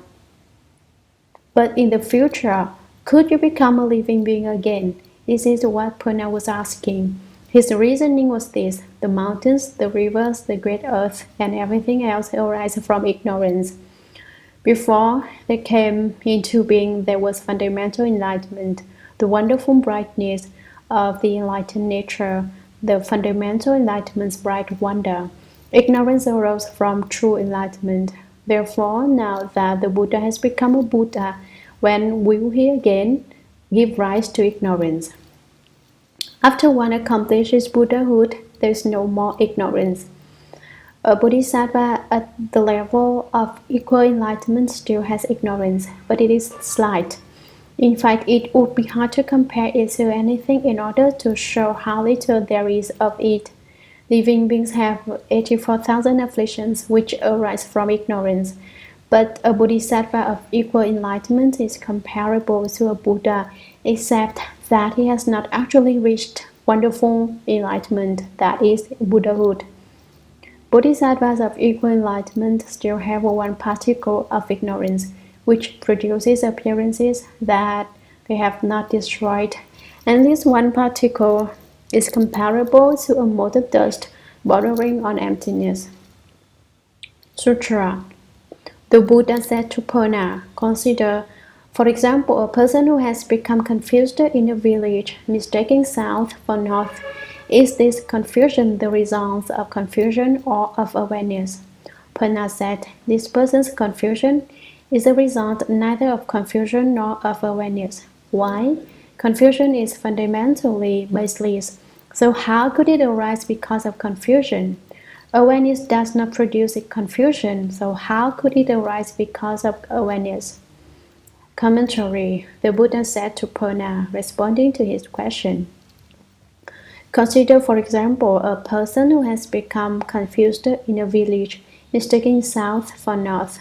What was this person's situation? He got turned around, he lost his direction. Now in his confusion, when he mistakes south for north, does he in actuality lose south or north? No, south is still south and north is still north. It's just that the man has lost his sense of direction. Is this confusion the result, the confusion or of awareness? The Buddha asks. Puna said, this person's confusion is the result neither of confusion nor of awareness. It's not because of confusion that he gets confused, nor is it because of awareness that he gets confused. Why? Confusion is fundamentally baseless, so how could it arise because of confusion? Confusion doesn't even exist. How could confusion arise from confusion when there basically isn't any confusion to begin with? In the same way, basically people have no ignorance, so ignorance is not produced from ignorance. Ignorance is like a shadow. Light represents wisdom. Darkness represents stupidity. The ignorance is like a shadow. Our shadow is certainly not our body, but because there is a body, a shadow exists. When people turn their back on enlightenment and unite with defilement, there is ignorance. When they turn their back on defilement and unite with enlightenment, there isn't any more ignorance. Ignorance is also like a reflection in a mirror. There aren't any reflections in the mirror to begin with. So when a reflection appears, it is obviously not there just because the mirror exists. It appears when there is an appearance external to it. So ignorance does not arise in true enlightenment. The falseness arises relying on the true. Confusion is fundamentally baseless. It has no root. How, then, can it produce confusion? A plant must have a seed in order to reproduce itself. But confusion has no seed and no root, so confusion can't be born from confusion, nor does it arise from awareness. Why? Awareness does not produce confusion, so how could it arise because of awareness? Awareness here refers to enlightenment, and since enlightenment is the opposite of confusion, how could awareness give rise to confusion? Sutra. The Buddha said, if a person who is aware points out the way to the person who is in the midst of confusion and makes him aware, then do you suppose, Purna, that once the person is over his confusion, he could lose his sense of direction again in that village? No, won't, Honored One. Commentary. The village in this analogy represents the nature of the treasury of the first common. The confused person represents living beings who have given rise to mistaken perception, to false thinking. South and north represent the false and the true, confusion and enlightenment. The confusion of the person in the village represents the arisal of ignorance on the part of living beings. Now the Buddha says to Purna, if a person who is aware points out the way to the person who is in the midst of confusion and makes him aware, the confused person can't tell south from north. He thinks confusion is enlightenment. It's just like people who always think they are right. They see someone and decide he's against them, so they get angry at him. If they think someone else is good to them, they welcome him with open arms, and they think they are right in their opinions. Actually, they are upside down, but they don't know that they are upside down. They don't know that they have mistaken south for north. In that state of confusion, suppose they encounter someone who makes them aware. The person who is aware represents the Buddha, or a good and wise advisor, who says to him, "You're confused and should turn from confusion and return to enlightenment. You think that way is south, but you are mistaken. Mistaken, it is north." He straightens him out about confusion and enlightenment. He straightens him out about confusion and enlightenment. Then do you suppose, Purna, that once the person is over his confusion, he could lose his sense of direction again in that village? After someone has told him the right directions, would he get even more confused? No, won't, Honored One, that is not possible. Purna says, once he has been clearly told, he wouldn't get confused again. When we are confused, we're just dreaming, but we won't admit we are dreaming. I tell you that you are dreaming right now, but you say, I'm not asleep and I'm not dreaming. Why do I say, why do you say I am? Suppose a person is having a dream that he is an emperor or president, or that he is as wealthy as a Rockefeller or a Kennedy. And there he is in a dream with everything he ever wanted: wealth, riches, status, pleasures, luxuries. He's rich and is a high official as well. And all his relatives are either PhDs or full professors or members of the upper class. Then someone comes along and says, "You're dreaming." Do you think he'd believe that? Will he admit he's dreaming? No.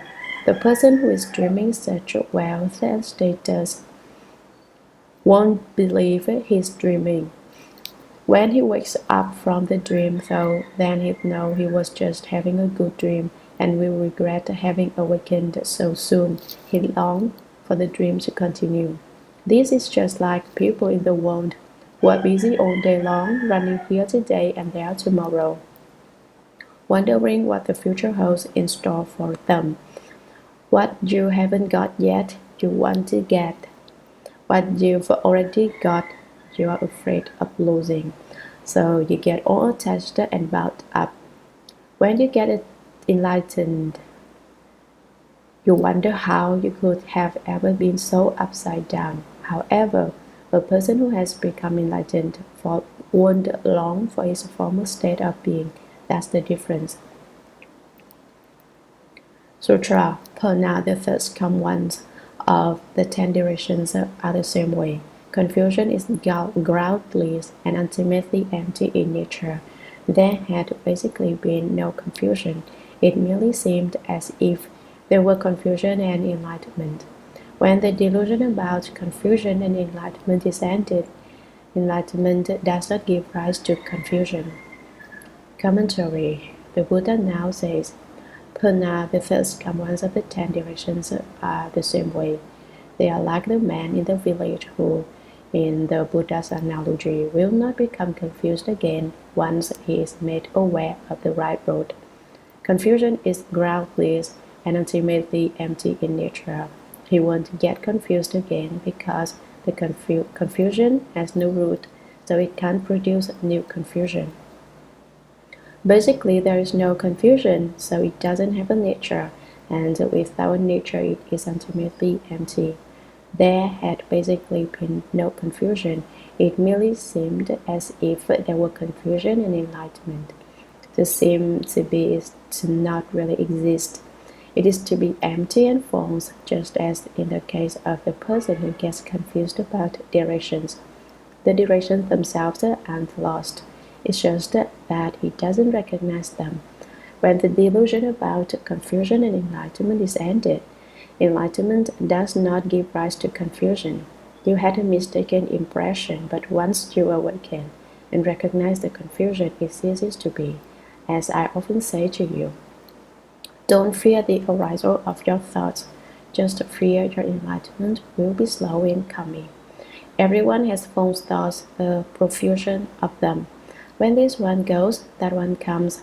But don't be scared of the arisal of these false thoughts. Just fear that you will be slow in becoming enlightened. Get enlightened quickly. Don't be slow about it. When a false thought comes up, you want to pursue it to its origin. Ask who the mother of that false thought is. Where did this false thought arise from? If you find the mother of that false thought, you can tell her to look after her child. Actually, though, that false thought doesn't have a mother, and so there's no one looking after it. When you find out it doesn't have a mother, it won't be naughty anymore, because it won't even exist. Without a mother, how could it be? When the confusion about enlightenment and confusion is ended, there will be no more confusion. After you become enlightened, you won't be able to get confused again. Once you are enlightened, the confusion disappears, and so there can't be any more confusion to arise. Therefore, the Buddha, having already accomplished Buddhahood and cut off ignorance, won't give rise to confusion again. Sutra is also like a person with an eye ailment who sees flowers in space. If he gets rid of his eye ailment, the flowers in space will disappear.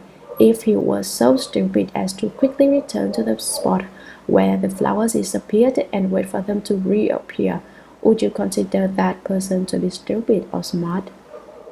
Commentary. The confused person is also like a person with an eye ailment who sees flowers in space. The flowers were beautiful, but they were only there because of the eye ailment. If he gets rid of his eye ailment, the flowers in space will disappear. Let me ask you now, do you think there were any flowers in space after all? If you say there weren't any, why did he see flowers? Oh, it was because he had an eye ailment. When his eyes got better, the flowers disappeared. But did they really disappear? If he was so stupid as to quickly return to the spot where the flowers disappeared and wait for them to reappear, would you consider that person to be stupid or smart? If that confused person were to find a place in space where the flowers were last seen and wait there for them to reappear, would you call him stupid or smart, Purna? Sutra. Purna said, originally there weren't any flowers in space. It was through a falseness in the seeing that they were produced and extinguished. To see the disappearance of the flowers in space is already upside down. To wait for them to reappear is sheer madness. Why bother to determine further if such a person is stupid or smart? Commentary. The Buddha said, "You are like the person waiting for the flowers to reappear in space. Would you consider that person to be stupid or smart?" Puna said, "Originally, there weren't any flowers in space. It was through a falseness in the seeing that they were produced and extinguished. Since no flowers arose, there were no flowers extinguished. For him to wait for the flowers to arise again is a mistake. They were only there in the first place because the eyes were sick. To see the disappearance of the flowers in space is already upside down. To wait for them to reappear is sheer madness. Why bother to determine further if such a person is stupid or smart?" You say he waits for them to come out again. That is just as if I were to plant a flower and then wait for it to come up. Just wait there without sleeping or eating. If we were as sincere in our study of the Buddha Dharma as he was about waiting for those flowers, we'd probably be successful. But the person waiting for the flowers was sincere because about the wrong thing. He was in fact incomparably stupid. So Puna says, "The man is totally insane. He's out of his mind. That person isn't even up to being called stupid." Sutra. The Buddha said, "Since you explain it that way, why do you ask if the wonderful enlightened bright emptiness can once again give rise to the mountains, the rivers, and the great earth?" Commentary. So Puna determines that the person waiting for the flowers is insane. The word Kwang, insanity, is composed of two characters in Chinese, Kwang and Dian. Kwang results from excessive yang and Dian from excessive yin. These are the definitions assigned in Chinese medicine. Yang, the fire or temper of a person, results in madness when extreme. Yin, the lack of fire, results in another kind of insanity when extreme. To be obsessed with fame is a case of excessive yang, and to be obsessed with profit is a case of excessive yin. In the whole world, there are only two people, one intent upon fame and one intent upon profit. If someone praises the first person and says something like, "You're so good, intelligent, and wise, everything about you is wonderful," to him those words of praise are as sweet as candy. The other one, the one seeking profit, thinks of ways to cheat people out of their money. He thinks of every way possible. He's totally dishonest.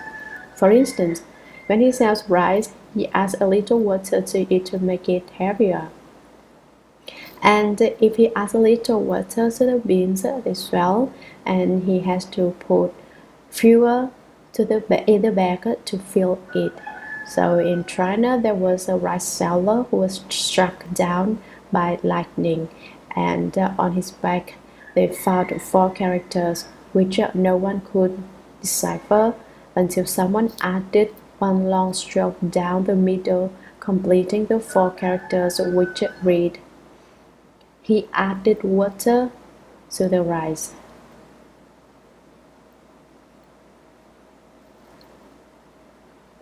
When the world gets filled with too many evil people, one gets struck down by lightning to serve as an example for the others. The Buddha said, "Since you explain it that way, why do you ask if the wonderful enlightened bright emptiness can once again give rise to the mountains, the rivers, and the great earth? Once the first one has obtained the fruition of the wonderful enlightened bright emptiness, can he again have the mountains, the rivers, and the great earth arise? Why would you ask that?" The Buddhas, the first one, are like the confused person whom someone has set straight, so that he is no longer confused. So to wonder whether one can again become ignorant Once one has been certified as having attained the fruition of Buddhahood, it is to be like the person who stands waiting for the flowers to reappear in space. Once one has reached the fruition of Buddhahood, one could not turn around in the treasury of the first come one. One could not turn around and give rise to ignorance again. Sutra, it is like a piece of ore containing gold and a mixture of other metals. Once the pure gold is extracted, it will not become an ore again. It is like wood that has been burnt to ashes. It will not become wood again. Commentary. Another analogy is given to show that after one becomes a Buddha, one does not turn into an ordinary living being again. It is like a piece of ore containing gold and a mixture of other metals. The shreds of pure gold are mixed with other substances. With some amount of labor, you can extricate the gold from the ore. Once the pure gold is extracted, it will not become an ore again. The pure gold won't become mixed with sand, silt, or earth again. Also, it is like wood that has been burned to ashes. It will not become wood again. Once the wood is burned, it can't turn back into wood again. The wood can become ashes, but the ashes can't turn directly back into wood. Sutra, the Bodhi and Nirvana of all Buddhas, the first come ones, are the same way. Commentary. All Buddhas, the first come ones of the 10 directions.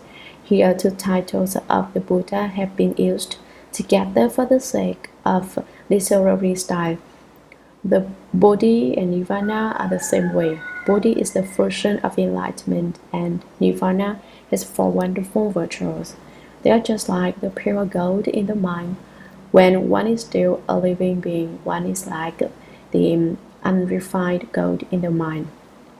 When one has already become a Buddha, one has turned into pure gold, and pure gold won't get mixed with impurities and more.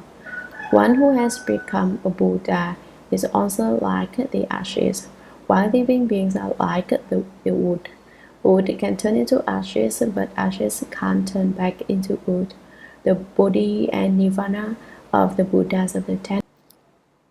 The reason for perfect penetration. Volume 4, Chapter 2. Sutra. Purna. You also asked whether the natures of water and fire would not destroy each other if the natures of earth, water, fire, and wind were all perfectly fused and pervaded the Dharma Realm, and whether subtle emptiness and the great earth would not be incompatible if both pervaded the Dharma Realm. Commentary. Purna. You also asked whether the natures of water and fire would not destroy each other if the natures of earth, water, fire, and wind were all perfectly fused and pervaded the Dharma Realm. You say, whether there's water, there can't be fire, and where there's fire, there can't be water. The natures of water and fire are not compatible. You should know that water, fire, and every other thing has a nature, although it may not be capable of thought. But you can't see this nature with the ordinary flesh eyes. When it's already become fire, we can see it, but before it becomes fire, there is still a nature there. The same is true of water. Its nature is contained within the Dharma Realm. It pervades the Dharma Realm. By use of the sun, you can obtain fire, and by use of the moon, you can obtain water, because the nature of those elements exists in emptiness. You see emptiness as empty, but it is actually replete with all appearances, and emptiness is just the Dharma Realm. Purna doubts, however, that the nature of both fire and water can pervade the Dharma Realm. Purna, you also wonder whether subtle emptiness and the great earth would not be incompatible if both pervaded the Dharma Realm. Emptiness is emptiness, you reason, and if there is emptiness, there shouldn't be earth. The earth is a solid object, so there shouldn't be any emptiness where it is. If emptiness pervades the Dharma Realm, earth shouldn't. If earth pervades the Dharma Realm, the emptiness shouldn't. The Buddha reiterates Purna's doubt. Sutra, for example, Purna, the substance of emptiness is not the Maya things, and yet it does not prevent the inclusion of all appearances within it. Commentary, there is an analogy to explain this principle. Purna, for example, Purna, the substance of emptiness, is not the Maya things, and yet it does not prevent the inclusion of all appearances within it. It is basically empty of anything, but though its own substance has no appearance whatever, it does not oppose a natural arising of all things. Sutra. Do you know the reason why? Purna. The empty space is bright on a sunny day and dark when the sky is cloudy. It moves when the wind rises up. It is fresh when the sky clears. It is turbid and hazy when the weather is full. It is obscure when a dust storm breaks out. It casts a bright reflection on a pool of clear water. Commentary. Do you know the reason why? Purna. The empty space is bright on a sunny day and dark when the sky is cloudy. It moves when the wind rises up. It is fresh when the sky clears. This refers to the time right after a rain when everything is sparkling clean. It is turbid and hazy when the weather is full. It is obscure when a dust storm breaks out. If it casts a bright reflection on a pool of clear water.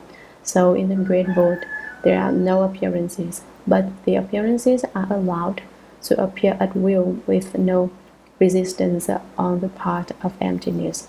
The same thing occurs in the treasury of the first command, which is also basically devoid of appearances, and yet the 7 elements, the 5 skandhas, the 6 sense organs, the 12 places, and the 18 realms are all in the treasury of the first command, and it does not resist the arising of those appearances. Sutra. What do you think of these conditions which come into existence at different places? Are they created from these conditions themselves, or do they find their origin in emptiness?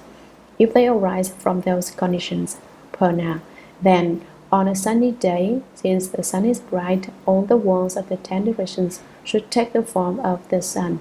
Then how does it happen on a sunny day one still sees the round sun in the sky? If emptiness is bright, emptiness itself should shine. How does it happen that when there is a covering of clouds and fog, there is no light in evidence?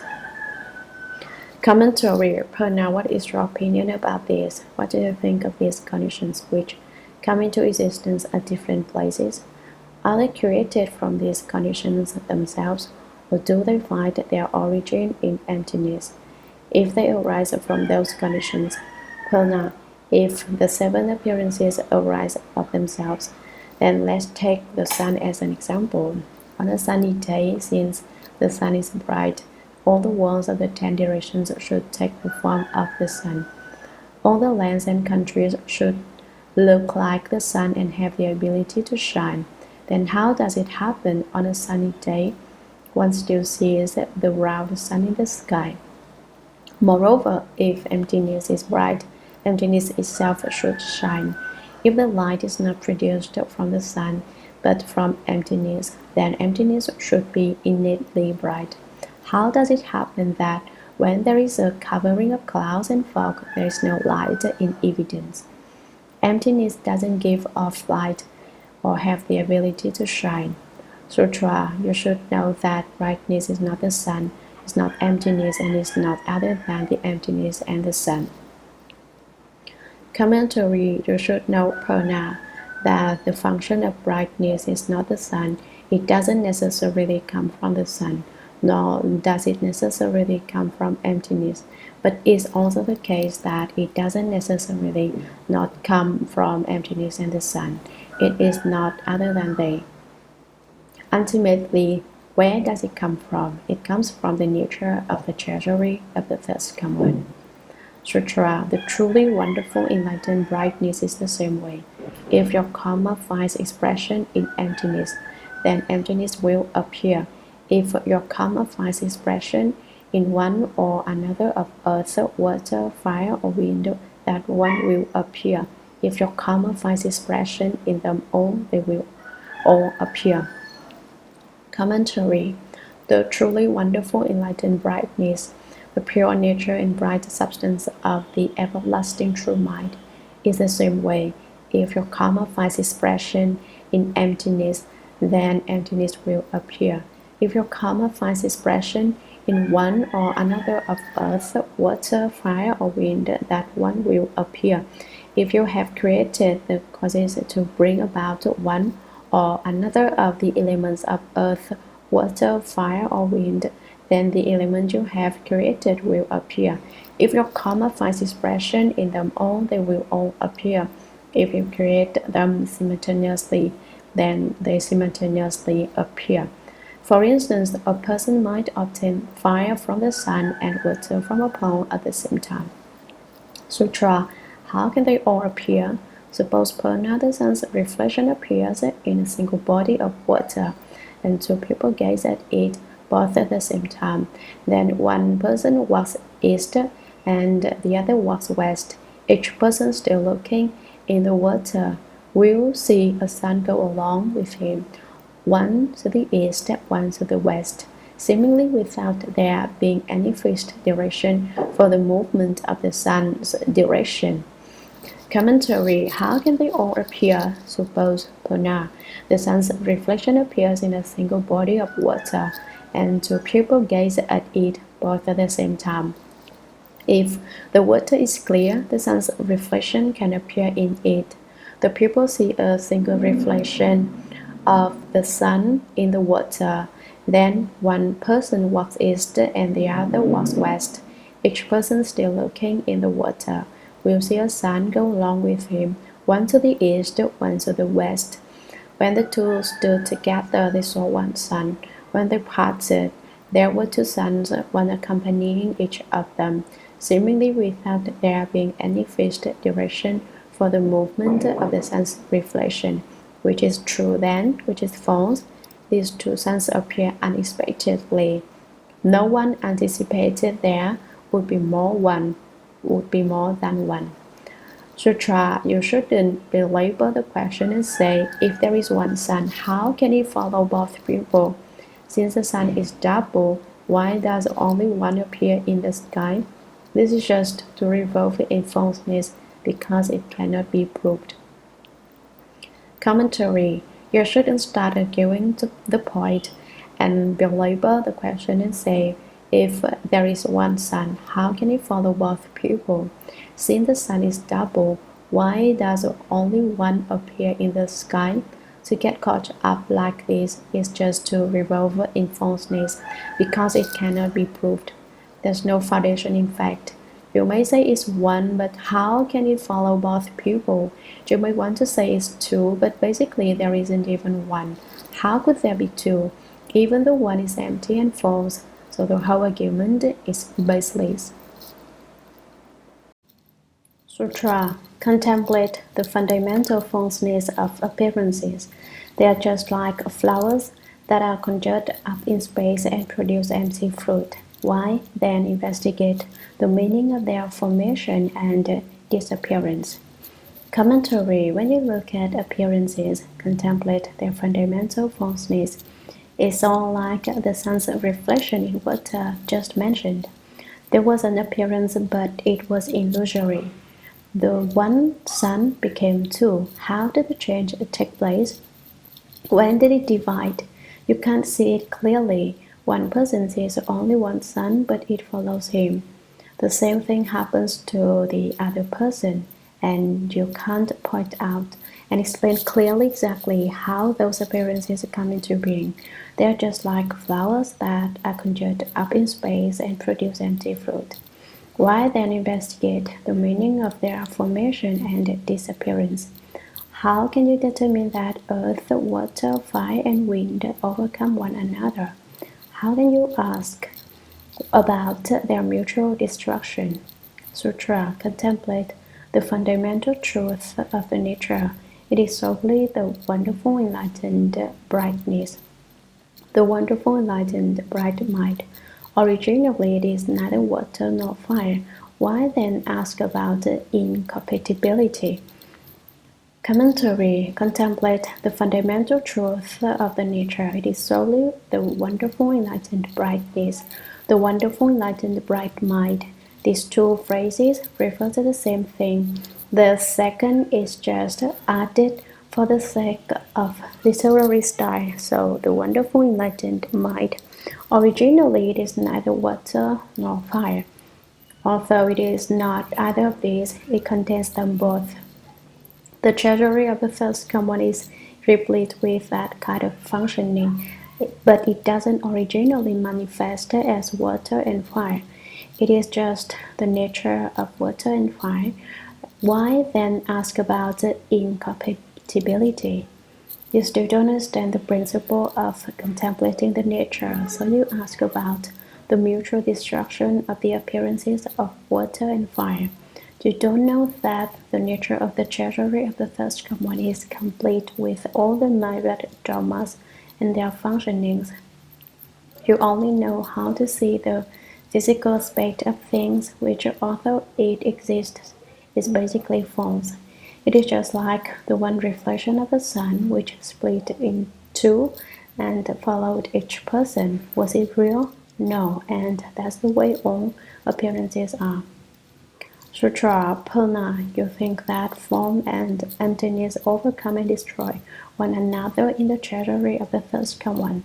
Thus the treasury of the first common accordingly appears to you as form and emptiness throughout the Dharma Realm.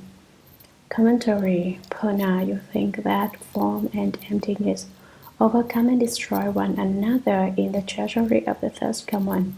You here does not just refer to Purna. It refers to you and me and everyone here investigating the Shurangama Sutra. You think that form and emptiness are incompatible and that they battle with one another and destroy one another in the treasury of the first common. Thus, the treasury of the first common accordingly appears to you as form and emptiness throughout the Dharma Realm. Since that's what you think, that's what happens throughout the Dharma Realm. Sutra, and so within it, the wind moves, emptiness is still, the sun is bright, and the clouds are dark. The reason for this lies in the delusion of living beings who have turned their backs on enlightenment, enjoyed with the dust. Thus, the wearisome defilement comes into being and mundane appearances exist. Commentary. And so, since form and emptiness continually overcome one another in the treasury of the first common, there arises the function of according with conditions. Because of this, form and emptiness come into being and their appearance and functioning pervade the Dharma Realm. Within it, within the nature of the treasury of the first common, the wind moves, emptiness is still, the sun is bright, and the clouds are dark. The reason for this lies in the delusion of living beings. In the midst of so many appearances, living beings become muddled and clear. They don't understand the principle of true emptiness, and so they are muddled. Therefore, in the true emptiness of the nature of the treasury of the first common, they give rise to the three subtle delusions and the six coarse delusions. One unenlightened thought produces the three subtle appearances. States become the conditions for the growth of the six coarse appearances. As I explained above, the three subtle appearances are the appearance of karma, the appearance of turning, and the appearance of manifestation. The six coarse appearances are the appearance of knowing, the appearance of continuity, the appearance of grasping, the appearance of reckoning names, the appearance of the arisal of karma, and the appearance of suffering bound to karma. When living beings give rise to these appearances, they are confused. Once confused, they turn their backs on enlightenment, enjoyed with the dust. They turn away from the true nature and get involved with the experiences of the six sense objects. And this is all because they think that in the nature of the treasury of the first common there is mutual incompatibility, since they turn their backs on enlightenment and get mixed up with defilements. The wearisome defilements come into being and mundane appearances exist. The mountains, the rivers, and great earth, and the continuity of the world come into being. Sutra, with a wonderful brightness that is not extinguished and not produced, I unite with the treasury of the first common. Thus, the treasure of the first common is the unique and wonderful enlightened brightness which completely illumines the Dharma Realm. Commentary with the wonderful brightness, the wonderfully enlightened bright mind that is not extinguished and not produced. Here the Buddha is referring to himself, unite with the treasury of the first common. Thus the treasury of the first common is the unique and wonderful enlightened brightness. There is only the wonderfully enlightened bright mind, which completely illumines the Dharma realm, shining on absolutely every place. Sutra, that is why within it the one is limitless. The limitless is one. In the small appears the great, in the great appears the small. Commentary. In the nature of the treasury of the first common, the one is limitless. The limitless is one. One is all, and all is one. In the small appears the great, in the great appears the small. Great and small are unobstructed. One and many are unhindered. You can also say that the one represents the treasury of the first common, which can manifest the myriad dharmas, and the myriad dharmas all return to the treasury of the first common. The one can also refer to the one mind, in that the myriad dharmas are all from the mind. The mind contains the myriad dharmas. The true mind is the treasury of the first common. The treasury of the first common is the true mind. You can't use the limited knowledge of ordinary people to reflect upon the subtle, wonderful, enlightened, bright mind with its inconceivable transformations. You never totally understand it that way.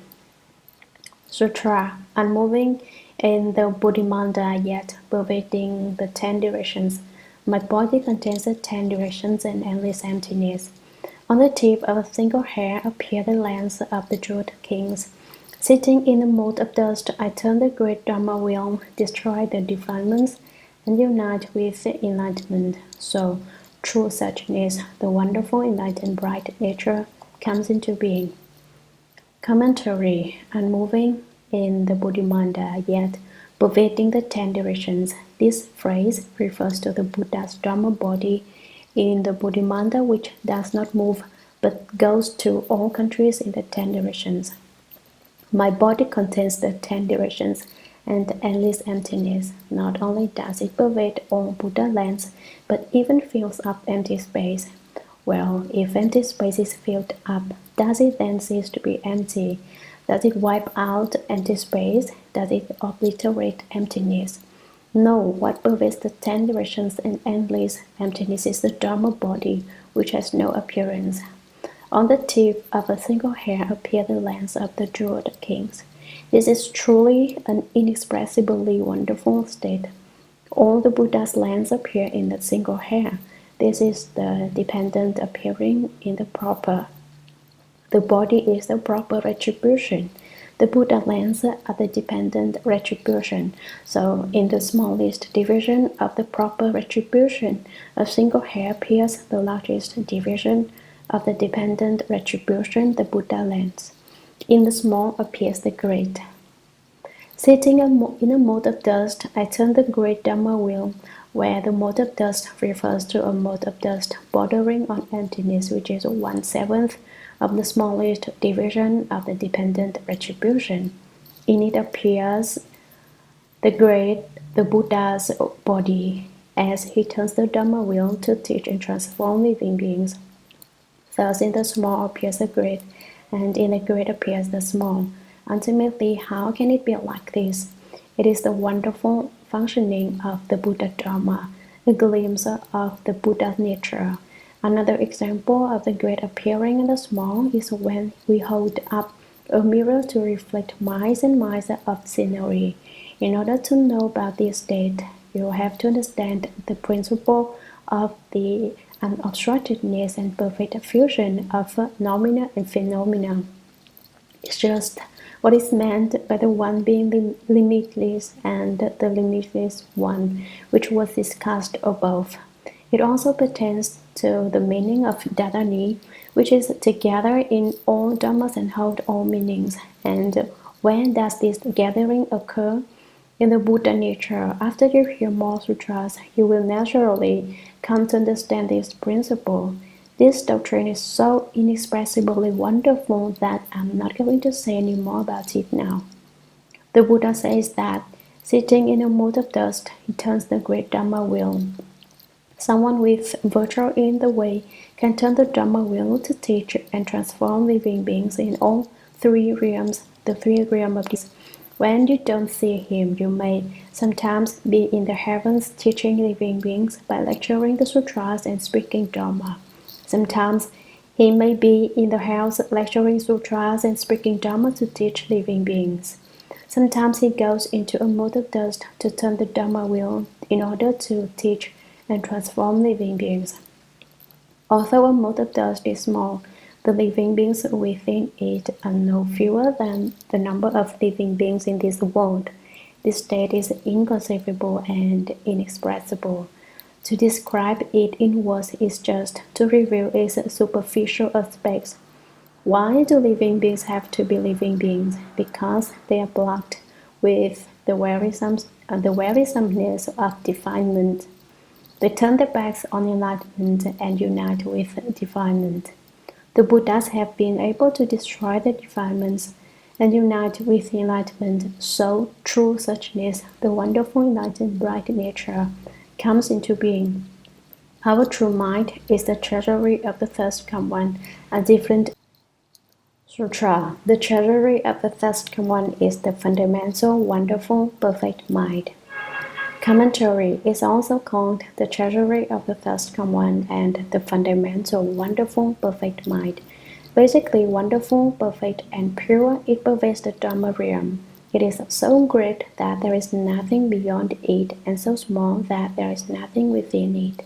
This fundamental, wonderful, perfect mind is different from any Dharma. In what way? Sutra, it is not the mind, nor emptiness, nor earth, nor water, nor wind, nor fire. It is not the eyes, nor the ears, the nose, the tongue, the body, or the mind. It is not form, nor sound, smells, taste, objects of touch, or dharmas. It is not the realm of eye consciousness, nor any other, up to and including the realm of mind consciousness. Commentary. It is not the mind, not your conscious mind, nor emptiness, nor earth, nor water, nor wind, nor fire. It's not any of the four elements, they are all empty. This is called making all conditioned dharmas empty. It is not the eyes, nor the ears, the nose, the tongue, the body, or the mind. It is not the five skandhas or the six sense organs. It is not form, nor sound, smells, taste, objects of touch, or dharmas. The six sense objects also are done away with. This is similar to the passage in the Heart Sutra which says, there are no eyes, ears, nose, tongue, body, or mind, no forms, sounds, smells, tastes, objects of touch, or dharmas. No realm of eye consciousness up to and including no realm of mind consciousness, and no ignorance or ending of ignorance up to and including no old age and death or ending of old age and death. There is no suffering, no accumulating, no extinction, no way and no understanding and no attaining. The difference is that the Heart Sutra says there is no, and the passage here in the Shurangama Sutra says it is not. It is not implies that it might be something else. Here it says it is not, but later it says it is. It is not the realm of eye consciousness, nor any other up to and including the realm of mind consciousness. It is not the consciousness of the eyes or of the ears, nose, tongue, body, or mind. Our fundamental, wonderful, perfect mind is none of these. The Buddha has already discussed all of them, the 6 entrances, the 5 skandhas, the 12 places, the 18 realms, and he said that they were the nature of the treasury of the first common. Now he says they are not. He has explained them to the point that everyone is confused and no one knows what to think. He says that they are, and he says they are not. Ultimately, they are or aren't they? Are they or aren't they? There isn't any is or is not. Don't worry, they neither are nor are not. That's Buddha Dharma. There is no is and no is not. Sutra, it is not understanding, nor ignorance, nor the ending of understanding or ignorance, nor any other, up to and including old age and death, and the ending of old age and death. Commentary: the Buddha swept away the Dharma as he spoke it. When the Buddha was about to enter Nirvana, someone asked him, Buddha, how are we to propagate the Dharma you have spoken? What do you suppose the Buddha replied? He said, I haven't spoken any Dharma. Now you shouldn't think from his answer that the Buddha had become slightly eccentric as he neared his death. That's not the case. He said, whoever says that I spoke a single word slanders the Buddha. I never said a single word. So he spoke Dharma for 49 years and held over 300 assemblies, but didn't speak a single word. How can that be? Basically, the Buddha spoke all Dharmas, but after he finished speaking them, they disappeared. That's what's called sweep away all Dharmas and separate from all appearances. It was to teach people not to be attached to Dharma. It was to keep people from saying, I should affix myself to the Dharmas the Buddha spoke. If people did that, they could not obtain the emptiness of Dharmas. You want it to be that people are empty and Dharmas are empty. So now, in this passage, the Buddha negates everything he has said. You say, I've obtained the emptiness of pupil and dharmas, and so all I do from morning to night is sleep. I don't study anything at all. People are empty after all, so I just go to sleep. But then you still got sleep. When even sleep is gone, that really is emptiness. If there's still sleep, it's not emptiness. You want to make the attachment to self and dharmas totally empty. The Vada Sutra says that the Dharma the first common spoke is like a raft. Imagine how tired you would get if you were to hoist the raft on your back and carry it with you once it has taken you across the river. The raft simply serves you to get you across the water. You have to relinquish it once you are across. In the same way, the Dharma's purpose is to extinguish our afflictions. Once the afflictions are gone, we don't need any dharmas. Before your afflictions are gone, you can't do without the dharma. If you reject the dharma at that stage, your afflictions will just increase. Afflictions are endless. I vow to cut them off. Dharma doors are limitless. I vow to study them all. We study the Dharma doors in order to cut off afflictions. Now let me tell you some true Buddha Dharma. You have to cut off your afflictions. If you study the Dharma for thousands of years and don't cut off your afflictions, it is the same as if you had not studied. How do I cut off my afflictions? You wonder. Just don't be turned around by the situations and states of mind that come your way. If you are not influenced by situations and states of mind, you have some samadhi power. That's Buddha Dharma. Why do you say that the Buddha Dharma has no is or is not? The sixth patriarch told us. Basically, there is nothing at all. Where can the dust alight? And so these dharmas are negated. If you can understand that the Buddha Dharma has no is or is not, you can become enlightened.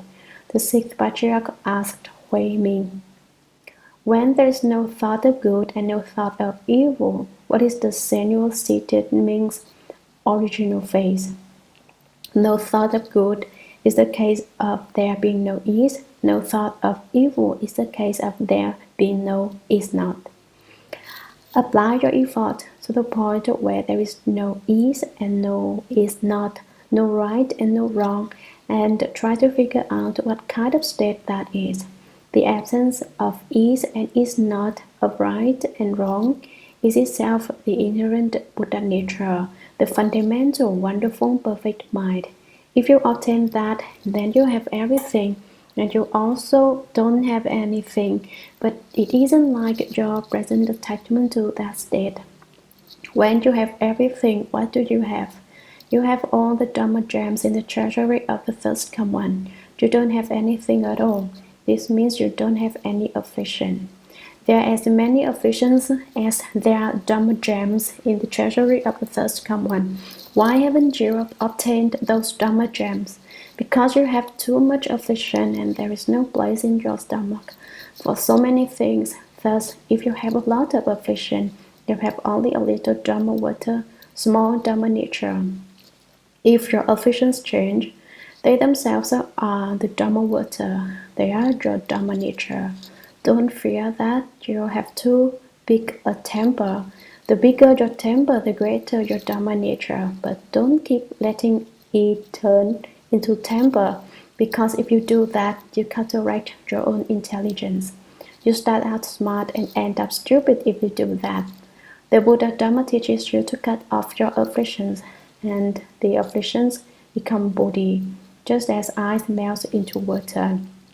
When water freezes, the ice is your afflictions. When it melts, it becomes bodhi. There's nothing so terribly difficult about it. All you have to do is change, and you can be successful. It is not understanding, it's not enlightenment, or nor ignorance, nor not the falseness that arises from the one truth, nor the ending of understanding or ignorance, nor any other, up to and including old age and death, and the ending of old age and death. The dharmas of the travelings of conditioned causation are also made empty. The Dharma now being explained is the empty treasury of the first come one. Next, the treasury of the first come one, which is empty and yet not empty, will be explained.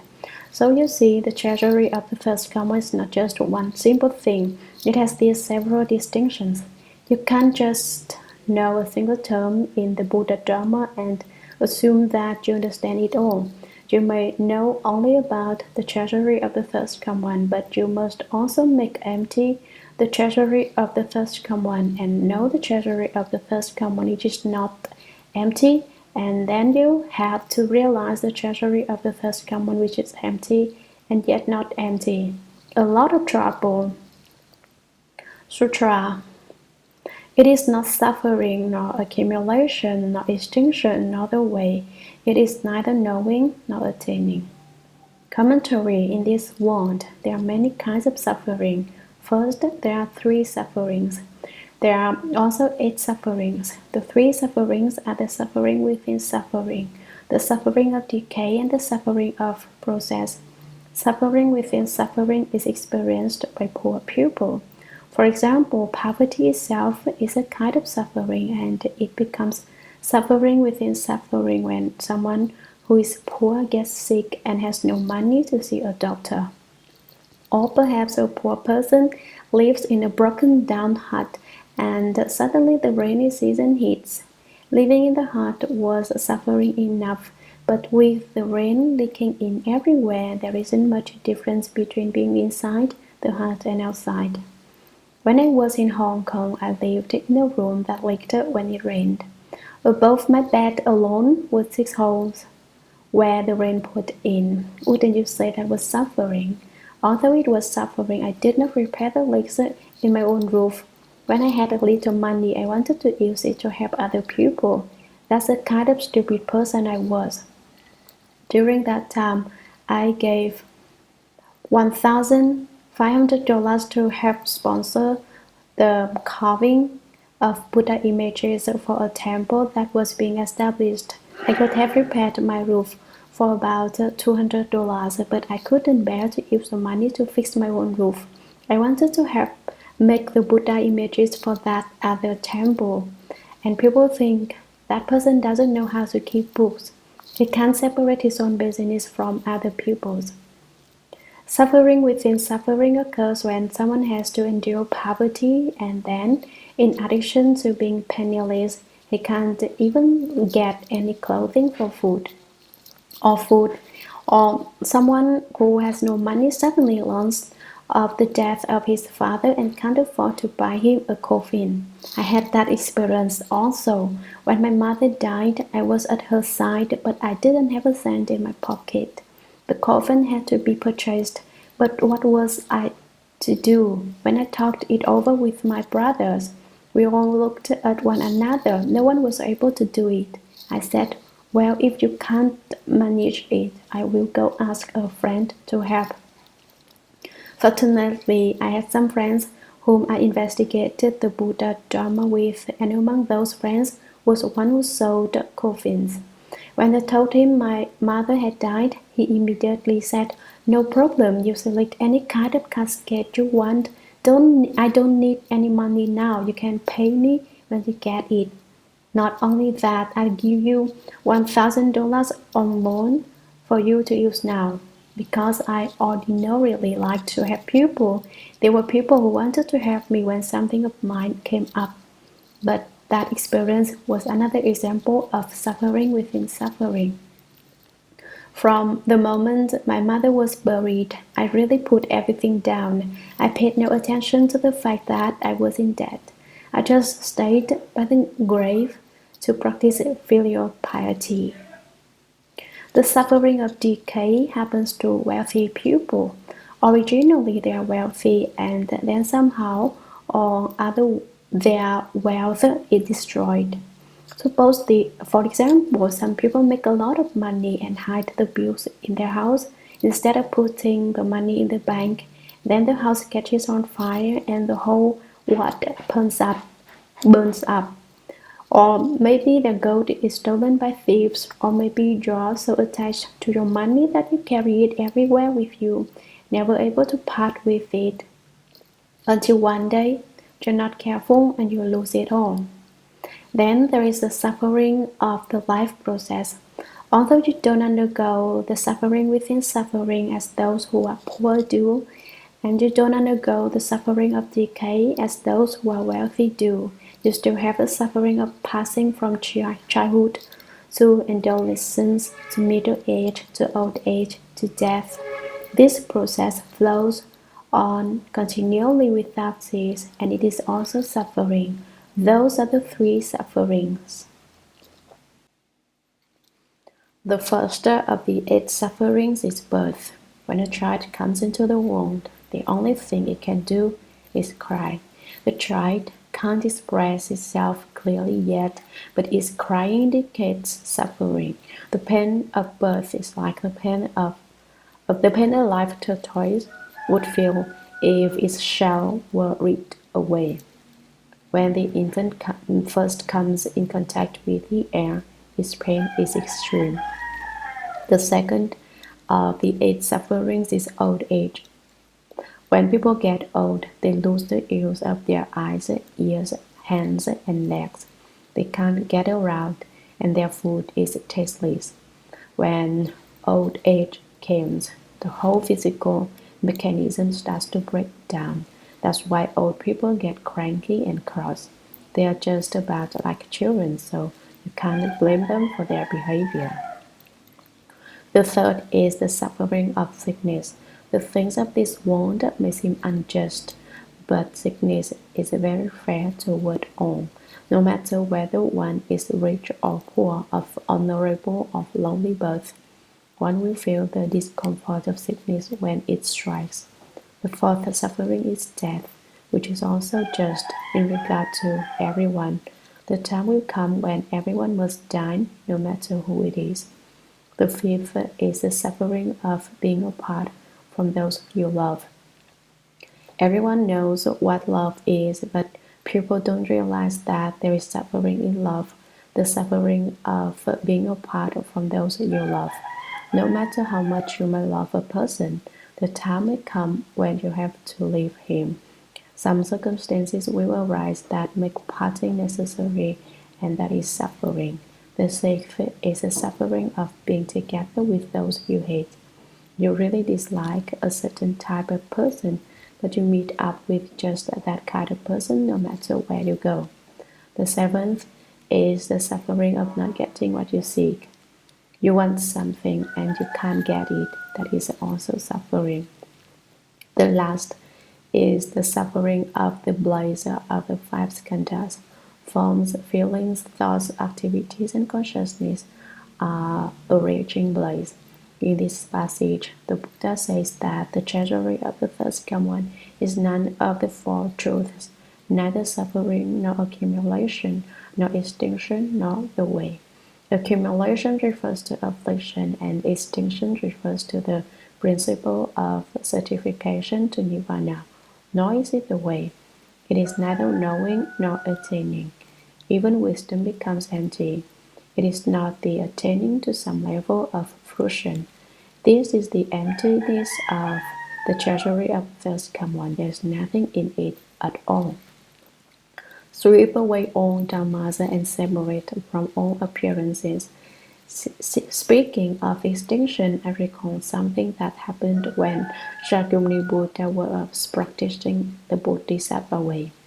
When Shakyamuni Buddha was on the causal route, that is, when he was cultivating the way, before he became a Buddha, he met a Rakshasa ghost who said, all activities are impermanent, characterized by production, and extinction. He said just this one sentence, these two phrases, and did not say any more. Shakyamuni Buddha recognized it as Buddha Dharma and said, Brother Ghost, you were just reciting a verse that was Buddha Dharma, but you spoke only 2 lines of it. There must be 2 more lines. Can you tell me what they are? The ghost said, You want to hear poetry, but I'm hungry right now. I haven't eaten in ever so long. I'd like to recite the verse for you, but I haven't the strength. Shakyamuni Buddha asked him, What do you want to eat? I can prepare something for you. The ghost said, You can't prepare what I eat. Why not? Because I eat human flesh and there isn't anyone else around here now. Even if there were, you wouldn't have the right to offer him to me to eat. Shakyamuni Buddha said, so that's how it is. Well, finish speaking that Dharma for me and I'll offer you myself to eat. You can eat me. Can you really give up your life? The ghost asked. For the sake of the Dharma, I forget my own life. Of course I can give it up, said the Buddha. So speak up, and when you've finished, you can eat. Are you cheating me? Said the ghost, eyeing him closely. After I speak the Dharma, will you change your mind and be unable to relinquish your life to make up my meal? Absolutely not, the Buddha said. Don't worry, after you speak the Dharma and once I remember it clearly, I will let you eat me. So the Rakshasa ghost said the last 2 lines of the verse. When production and extinction are extinguished, that still extinction is bliss. Then the Rakshasa ghost said, All right, I've spoken the Dharma, let me eat you. Shakyamuni Buddha said, Wait a minute, don't eat me yet. See, said the ghost, I knew you'd back out, but it won't work. I'll have to become impolite with you. I'm not backing out, said the Buddha. Wait until I write the 4 lines of verse down, and then you can eat me. Then even though I will be gone, I'll have preserved this Dharma so that others who come after me can rely on it in their cultivation. So wait a minute. Fine, said the ghost. Start writing. The Buddha carved the verse into the bark of a tree. As soon as the ghost saw he had finished, he said, Now I can eat you, right? Wait a bit longer, said the Buddha. You've carved it in the tree and people who come along can read it. What more do you want? What are we waiting for now? The Buddha said, I don't think that the carving in the tree will last long. Wait a bit while I carve the verse in a rock, then it will last forever. Then you can eat me. Sure, said the ghost. You've got a lot of excuses. You're just procrastinating. But do as you like. Shakyamuni Buddha found a way to carve the verse in a stone. Then he said invitingly to the ghost, I'm finished. I've done what I needed to do. You can eat me now. The Rakshasa ghost said, Really? You can really let me eat you? So he opened his mouth as if to take a bite, but he suddenly ascended into empty space and went to the heavens. He was actually a god who had come to test Shakyamuni Buddha to see just how sincere he really was about the Dharma. And Shakyamuni Buddha proved himself. He was able to forget his own life for the sake of the Dharma. He could sacrifice his life in order to preserve the Buddha Dharma. In the past, Buddha renounced his life for half a verse. Look at us now. We listen to the sutras and hear Dharma, but we don't understand it very well, so we think it better to rest. See how lazy we are. Why did Shakyamuni Buddha become a Buddha? It was because he could forget about himself for the sake of the Buddha. He would disregard everything else for the sake of the Dharma. He didn't want anything.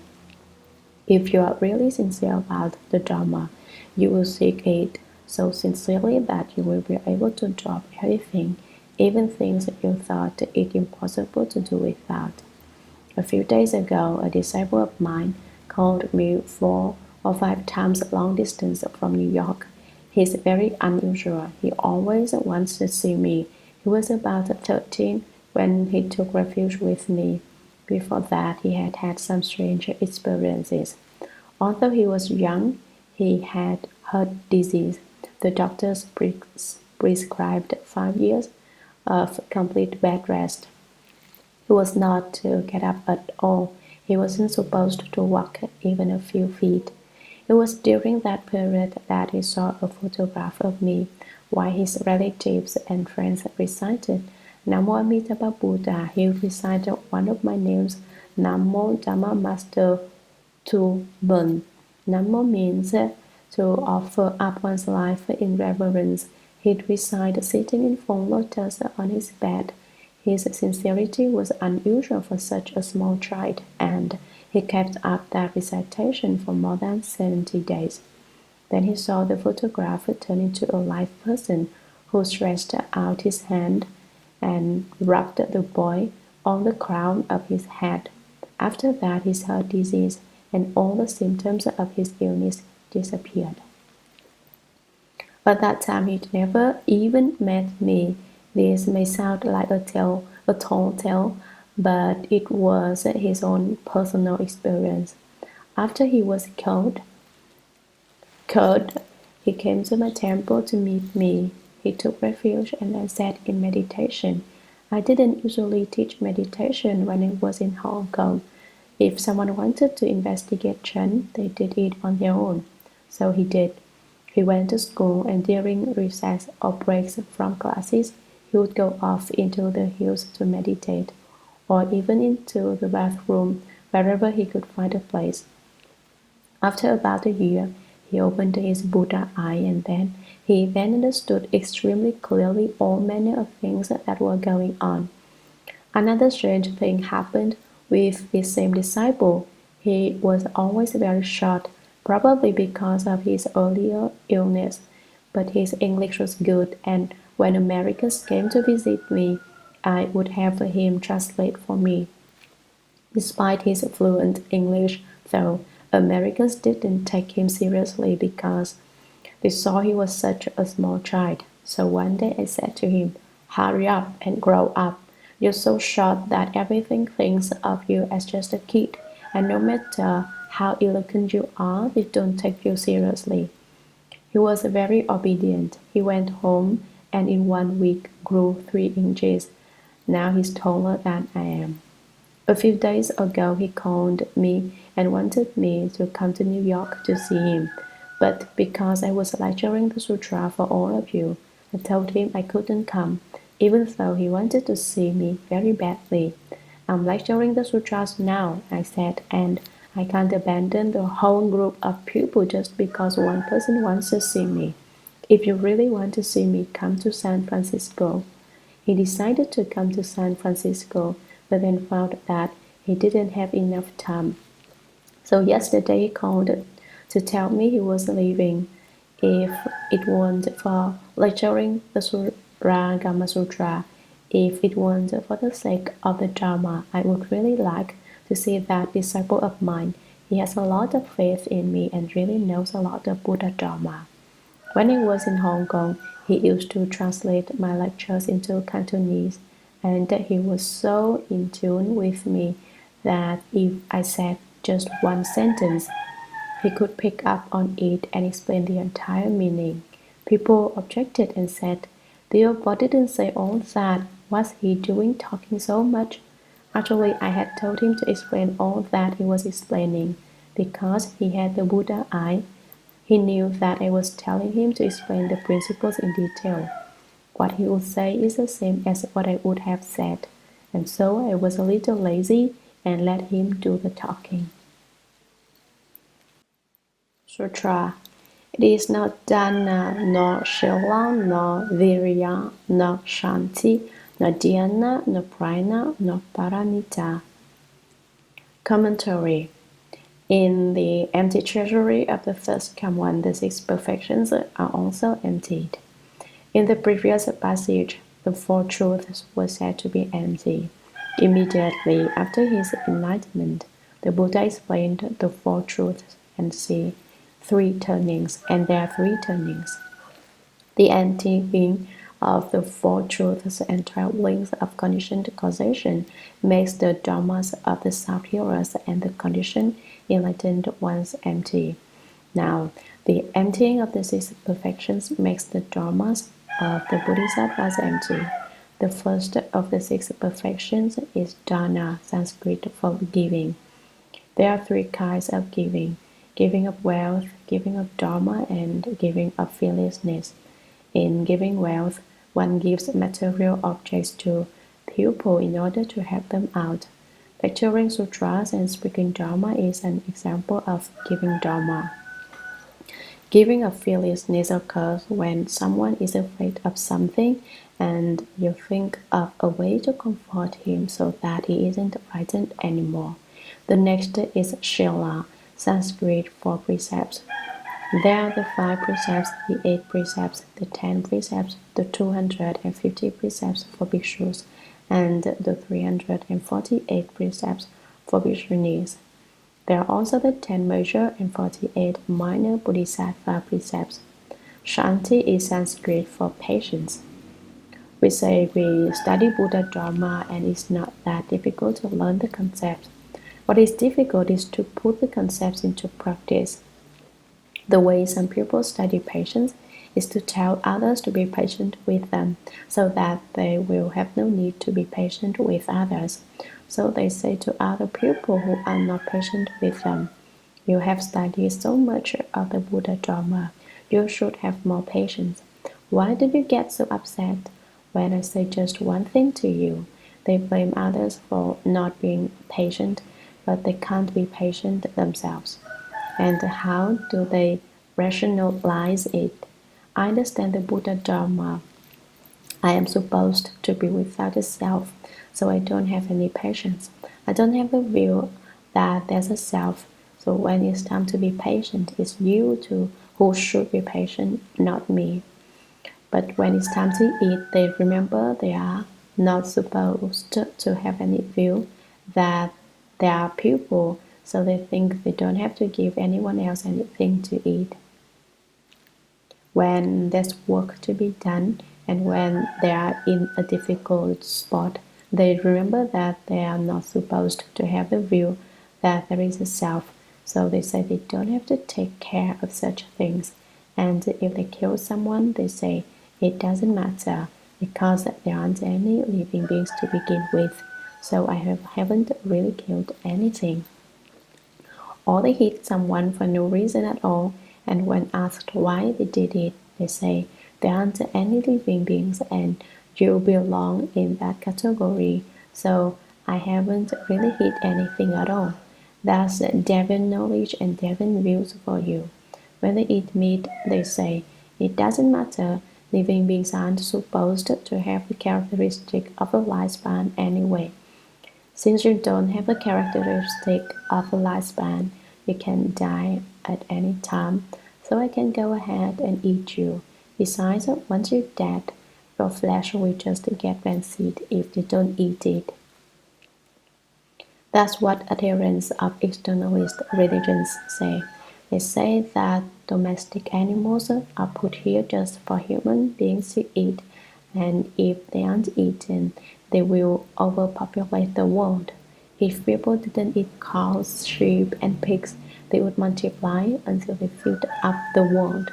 But think about it, people don't eat cats, but the world has yet to be overridden with cats.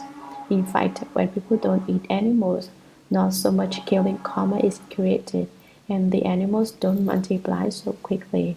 So some people misinterpret the principles, such as the principle of patience, and say that other people should be patient with them, but that they themselves don't have to be patient with others. Virya is Sanskrit for vigor. There is physical vigor and mental vigor. When your mind is vigorous, you are seeking Buddha Dharma at all times. When your body is vigorous, you practice the Buddha Dharma at all times. Dhyana is also a Sanskrit word. It means quiet consideration. There are many kinds of dhyana, but now the Buddha says that there isn't any dhyana either. Prajna, another Sanskrit word, means wisdom. There are three kinds of prajna: literary prajna, contemplative prajna, and outer appearance prajna. First, the six perfections or paramitas are all empty. Paramita, also Sanskrit, means to reach the other shore. It refers to the successful completion of anything. We cultivate and become Buddhas. Having progressed from the state of an ordinary being to the state of Buddha is a case of paramita. For an ordinary person to become a bodhisattva is another kind of paramita. Going from San Francisco to Auckland is also a kind of paramita. Now all these dharmas in the treasury of the first common are said to not exist. They are all emptied. Previously, when we said that empty space does not exclude any appearances, we were talking about the treasury of the first common, which is not empty. Here we are discussing the empty treasury of the first common. In describing the empty treasury of the first common, the word not is used. But it doesn't signify total negation. What still exists is the basically wonderful, perfect mind, but that mind is not called by these names. So here the empty treasury of the first common is being described. Sutra, nor any other, it is not the Tathagata, nor the Arhats, nor Shakyamuni Buddha, nor Samyak Sambodhi, nor Paranirvana, nor eternity, nor bliss, nor true self, nor purity. Commentary.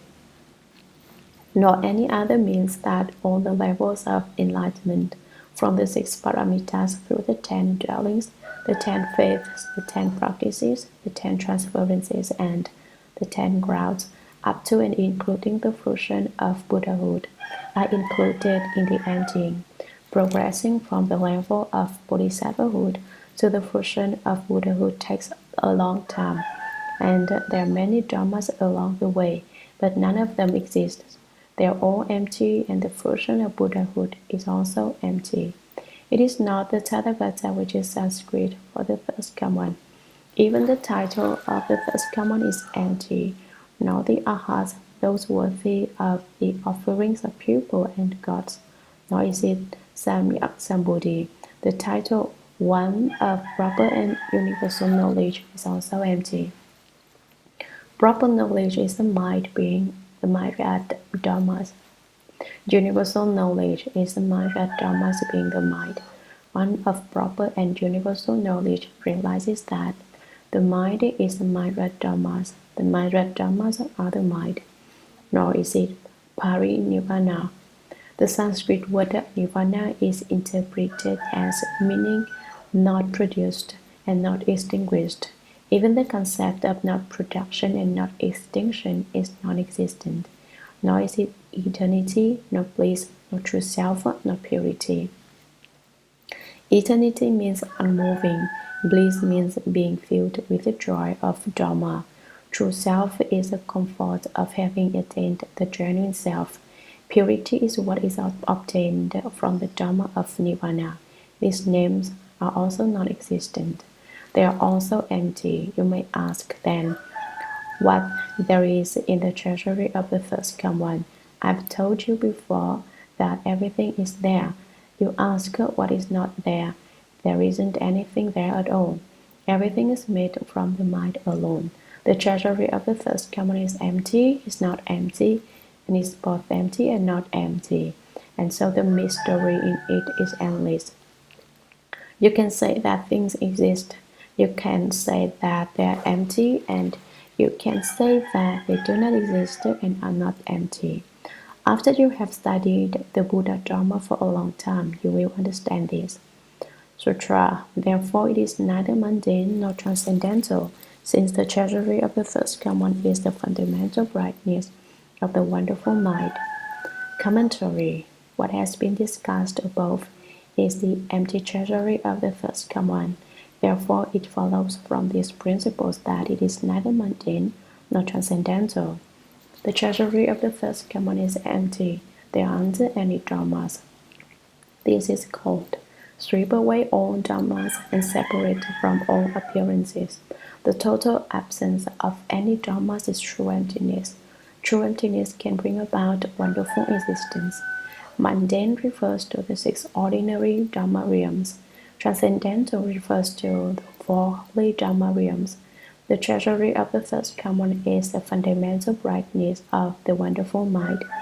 On the other hand, the mundane and transcendental dharmas are just the treasury of the first come one, fundamentally bright and illumining. They are the wonderful mind which is still and constantly illumining and constantly still. The text here says, the treasury of the first come one is not, and the text that follows says that absolutely everything is the treasury of the first come one, the fundamental brightness of the wonderful mind. Sutra. It is the mind, it is emptiness, it is earth, it is water, it is wind, it is fire, it is the eyes, it is the ears, the nose, the tongue, body, and the mind. It is form, it is sounds, smells, tastes, objects of touch, and dharmas. It is the realm of eye consciousness, and so forth up to and including the realm of mind consciousness. Commentary. It is the mind, the discriminating conscious mind. It is emptiness, it is earth, it is water, it is wind, it is fire, it is the eyes, it is the ears, the nose, the tongue, the body, and the mind. It is form, it is sounds, smells, tastes, objects of touch, and dharmas. It is the realm of eye consciousness, and so forth, up to and including the realm of mind consciousness. So the empty treasury of the first come one is also the existent treasury of the first come one, the treasury of the first come one which is not empty. Thus, in the treasury of the first come one which is empty and yet not empty, there is the fundamental brightness of the wonderful mind. It is the 5 skandhas, the 6 entrances, the 12 places, and the 18 realms. Sutra. It is understanding and ignorance, and the ending of understanding and ignorance, and so forth up to and including old age and death, and the ending of old age and death. It is suffering, it is accumulation, it is extinction, and it is the way. It is knowing and attaining, it is dana, it is shila, it is virya, it is shanti, it is dhyana, it is prana, and it is paramita, and so forth, up to and including the tathagata, the Arhats, Samyak Sambuddhi, Paranirvana, eternity, bliss, true self, and purity. Commentary. This sessional text describes the treasury of the first common, which is not empty. Previously, the empty treasury of the first common was described. Now it is said to be not empty. If it's empty, why is now said not to be empty? After it's empty, it can be not empty. If it were empty and if that's all there were to it, it wouldn't be wonderful. It's because true emptiness is what gives rise to wonderful existence, and wonderful existence produces true emptiness. So now the treasury of the first common, which is not empty, is giving rise to wonderful existence. Therefore, the five skandhas, the six entrances, the 12 places, the 18 realms, the four truths, and the 12 links of conditioned causation, and so forth, none of them is empty. They can be empty or not empty because there are no fixed dharmas. That's why the Vada Sutra says, even dharmas should be relinquished, not to speak of no dharmas. You should not be attached to the existence of dharmas, because if you are, you have an attachment to dharmas. If you have an attachment to dharmas, it is the same as if you had not understood the dharma. Originally, you have an attachment to self, but then when you encounter the dharma, you give rise to attachment to dharmas. In Buddhism, then, you can't have any attachments. If there are no attachments, existence is just non-existence. If you have attachments, then non-existence exists. Sutra. It is both mundane and transcendental, since the treasury of the first common is the wonderful brightness of the fundamental mind. Commentary. In the previous passage, it is said that it is the five skandhas, the six entrances, the 12 places, the 18 realms, the four truths, the 12 links of conditioned causation, the six paramitas, and so forth, including the titles of the first common. It is all these things. Further, it is both mundane and transcendental, since the treasury of the first common is the wonderful brightness of the fundamental mind, the basic mind that is still and always illumining. Sutra. It is apart from is and is not. It is identical with is and is not. Commentary. It is apart from is, from existence, and is not non-existence. It is not that it does exist, and it is not that it doesn't exist. That's true emptiness and wonderful existence. So the principle of the treasury of the first common, which is empty and yet not empty, is that these are part of from emptiness and existence, and yet not apart from emptiness and existence. And in light of this principle, the Buddha spoke what follows. Sutra. How can living beings in the three realms of existence on the level of worldliness and the sound-hearers and those enlightened to conditions on the level of transcendence make a suppositions about the supreme body of the first common with the minds that they know of, or enter the knowledge of vision of the Buddha through the medium of worldly language and expressions? Commentary. How can living beings in the three realms of existence on the level of worldliness in the desire realm, the form realm, and the formless realm, in the six common Dharma realms, the sound-hearers, and those enlightened to conditions on the level of transcendence, the arhats of the two vehicles, how can they make suppositions about the supreme body of the first common with the minds that they know of? At that time, Purna had already been certified as having attained the fourth fruition of arhatship. So the Buddha says, the minds you know of, the mind of an ordinary person and the mind of an arhat. How can you investigate the Buddha's enlightenment which no one surpasses, or enter the knowledge and vision of the Buddha through the medium of worldly language and expressions?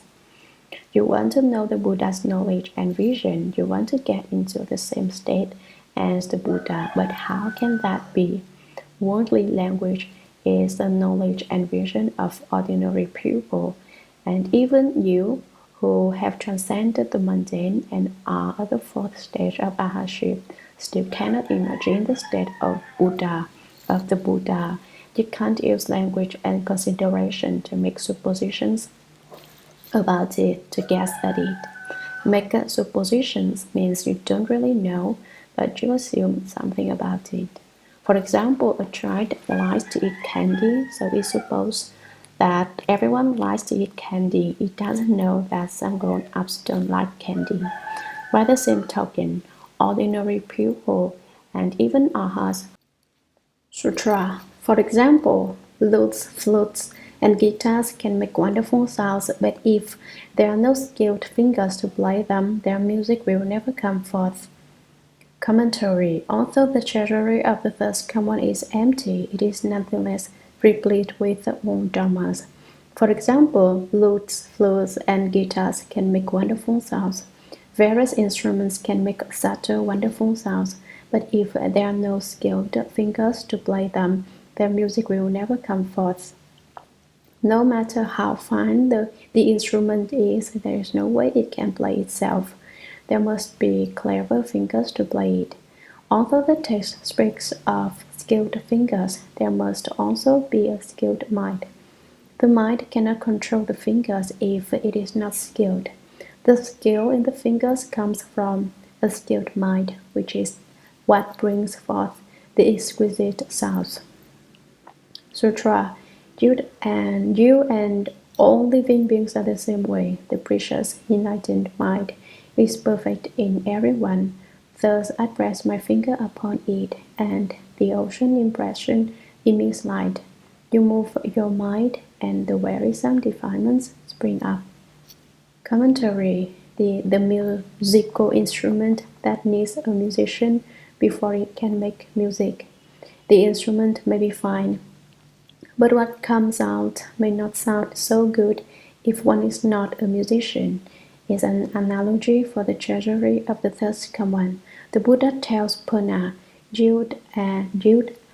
and all living beings are the same way. With your ordinary thought, you try to make suppositions about the state of the thirst common, and so you fit the analogy.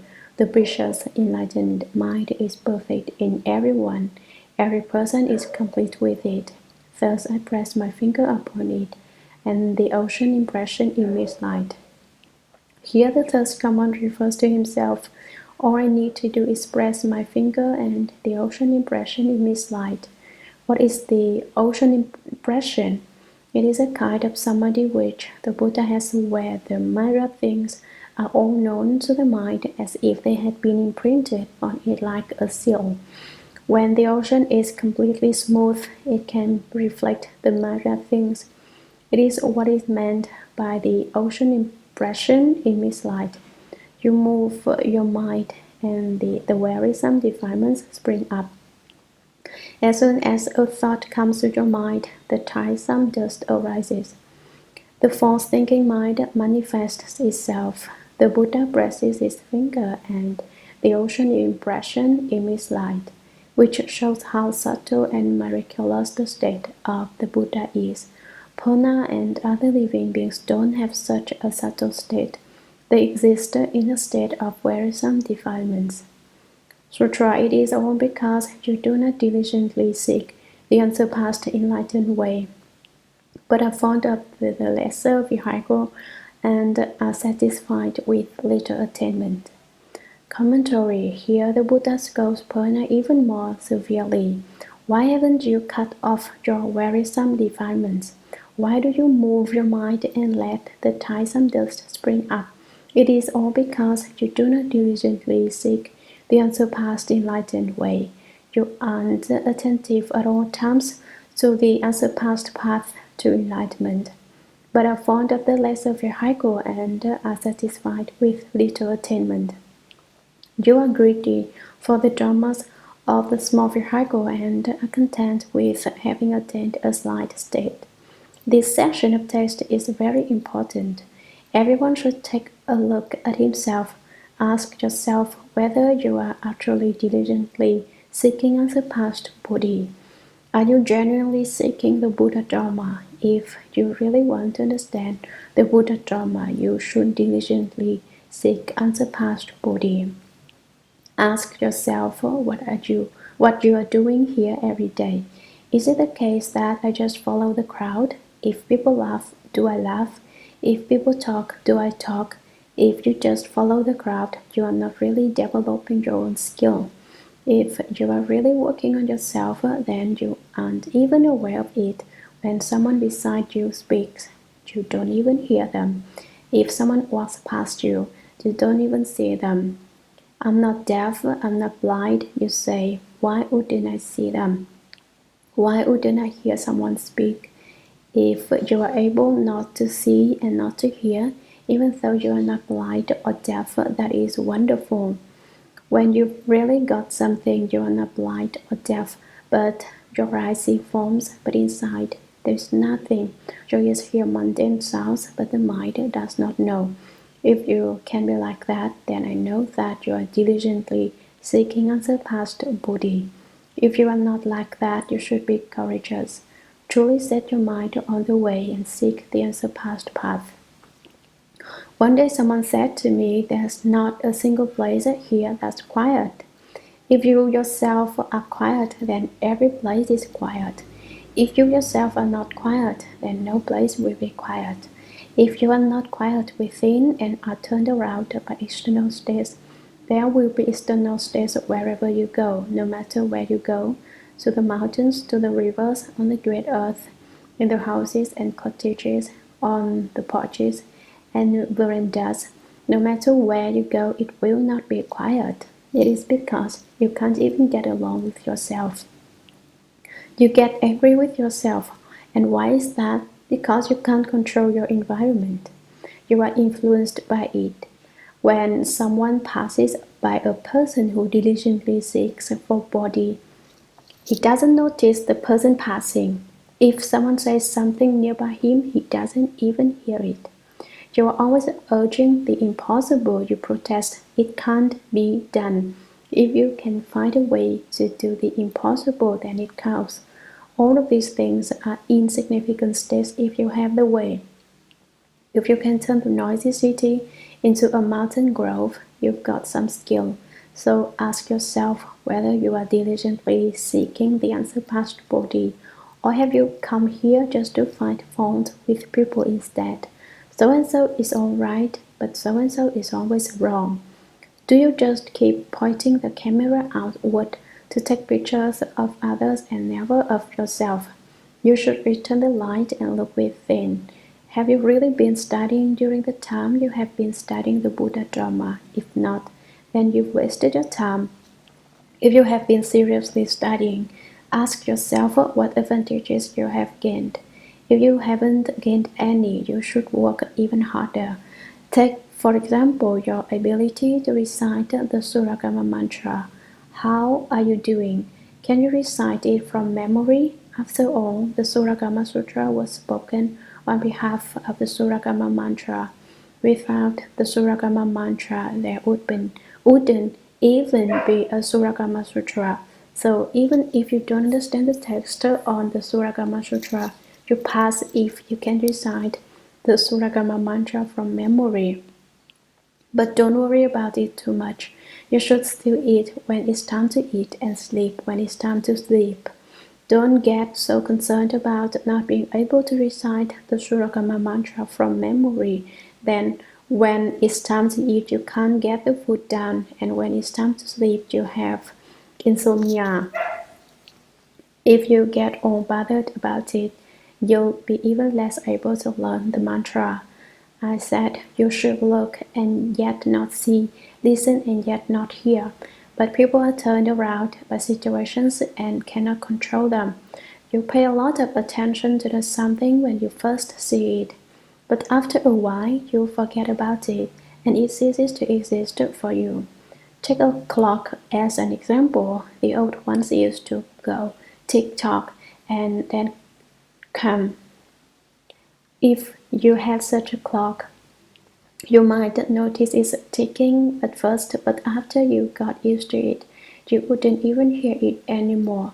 If you listen for it, it's still ticking, but if you pay no mind to it, it's as if it isn't there at all. This proves that if your mind is not attached to something, it doesn't exist. And that's what's meant by the eye see forms, but inside there is nothing. The ears hear sounds, but the mind doesn't not know. So you join everyone here in meditation, but then complain that a certain person wiggles. The person beside you keeps moving, but don't put the blame on him. It's just that you don't have enough samadhi power. If you did, then no matter how much the person next to you moved, you wouldn't even know it. How do you know that person is moving? Because you are moving. Your mind is moving. That's a state. There are little states and big states, good states and bad states. All you have to do is know how to use the Buddha Dharma, and none of them is any problem.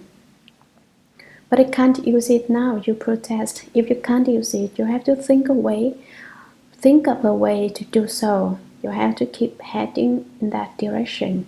As your skill deepens, you will quite naturally not be moved by states. Once you have enough samadhi, no state will move your mind. In China, there's a saying, when you have studied in depth, you won't have a temper. People fly off the handle when they lack sufficient education. If your samadhi is sufficient, then even if something is really bad, you can influence it for the better. For example, I've said that as long as I am in San Francisco, the earth will not quake. People who don't understand the Buddha Dharma think that this is impossible. But if you understand the Buddha Dharma, and if you practice until you have some samadhi, then wherever you are, the earth stays put. It's absolutely certain that there won't be a problem. So now we are all studying samadhi power, and when you really have samadhi power, it will be peaceful wherever you go. If you don't have any samadhi, then even peaceful places won't be peaceful because your mind is moving. With samadhi power, you can transform your environment. This is most important. Therefore, you must first study the Shurangama mantra, and then you must study the Shurangama samadhi. With the Shurangama samadhi, you are not afraid of anything. You are really solid. So now I'm telling the earth here in San Francisco to remain solid, and even if an atom bomb fell, it wouldn't matter. It wouldn't go off. You should all have faith and not be afraid. With the Shurangama mantra and with the fact that we are explaining the Shurangama Sutra, there's nothing to be afraid of. The Buddhas and Bodhisattvas are certainly protecting us as we study the Buddha Dharma here, so none of you should worry. Sutra Purna said, I am non-dual and complete with the thirst commons perfect brightness of the precious enlightenment, the true wonder of the pure mind. But long ago I was victimized by false thoughts that have no beginning, and I have long endured the turning wheel of rebirth. Now I have attained the sagely vehicle, but it is not yet ultimate. The World Honored One has completely extinguished all falseness and obtained wonderful true eternity. Commentary. Having heard the Buddha say that Purna did not diligently seek unsurpassed Bodhi, was greedy for the Dhammas for the lesser vehicle, and was satisfied with a little, Purna responded, I am non-dual and complete with the first commons perfect brightness of the precious enlightenment. He said that he and the Buddha were both replete with the nature of the treasury of the first common, the true wonder of the pure mind. There is no division into two, and it's not that there is more or less of anything. But although the Buddha's true, wonderful, pure mind and mind each has the precious enlightenment and is perfectly bright. Long ago I was victimized by false thoughts that have no beginning and have long endured the turning wheel of rebirth. In the past, I got caught up in beginningless false thoughts, and for ever so long I have been turning over and over again in the six paths of rebirth. Now I have attained the sagely vehicle. Now I have been certified as having attained the fourth fruition of arhatship. But it is not yet ultimate, but I haven't yet gotten completely rid of my over leftover habits of false thinking. My true mind has not yet revealed itself. The World-Honored One has completely extinguished all falseness and obtained wonderful, true eternity. For the World-Honored One, the false is gone, and only the true remains. His state is particularly subtle, wonderful, and true, eternal. It will never change. Sutra. I venture to ask the thirst one why all living beings exist in falseness and conceal their own wonderful brightness, so that they keep drowning in this deluge. Commentary. I venture to ask the thirst one. I dare to question the Buddha. Why all living beings exist in falseness? Why do they suddenly give rise to falseness? This is like Pana's earlier question. If the fundamental purity pervades the Dharma Realm, why do there suddenly arise the mountains, the rivers, and the great earth? Living beings' self-nature is basically pure and devoid of falseness. Why then does the falseness arise? And why do they conceal their own wonderful brightness, so that they keep drowning in this deluge? They cover over their wonderfully bright true mind, and they go on in this world, turning through the paths of rebirth until they are submerged in this world, just like being drowned. They keep sinking into the mire of the wheel of birth and death. Sutra. The Buddha said to Purna, although you have cast off doubts, you still have not ended residual delusions. I will now employ a worldly event in questioning you. Commentary. Purna wanted to know why false thinking should arise in the fundamental purity which pervades the Dharma realm, false thinking which covers over the wonderful bright mind of everyone. In reply, the Buddha said to Purna, although you have cast off doubts, you still have not ended residual delusions. When I explained the continuity of the world, the continuity of living beings, and the continuity of karmic retribution to you, you got rid of your doubts, but you still haven't completely realized the principle and are not yet totally clear. You still have a few questions. I will now employ a worldly event in questioning you. It will be easy for you to understand an ordinary event, a worldly phenomenon, so I will employ one in asking you some questions. Sutra. Have you not heard of Yanadatta in Shravasti, who on impulse one morning held a mirror to his face and fell in love with the head in the mirror? He gazed at the eyes and eyebrows, but got angry because he could not see his own face. He decided he must be a Li-mei ghost. Having lost all his bearings, he ran madly out. What do you think? Why did this person set out on a mad chase for no reason? Purna said, that person was insane. There's no other reason.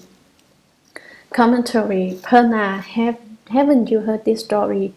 Have you not heard of Yanadatta in Shravasti, who on impulse one morning held a mirror to his face?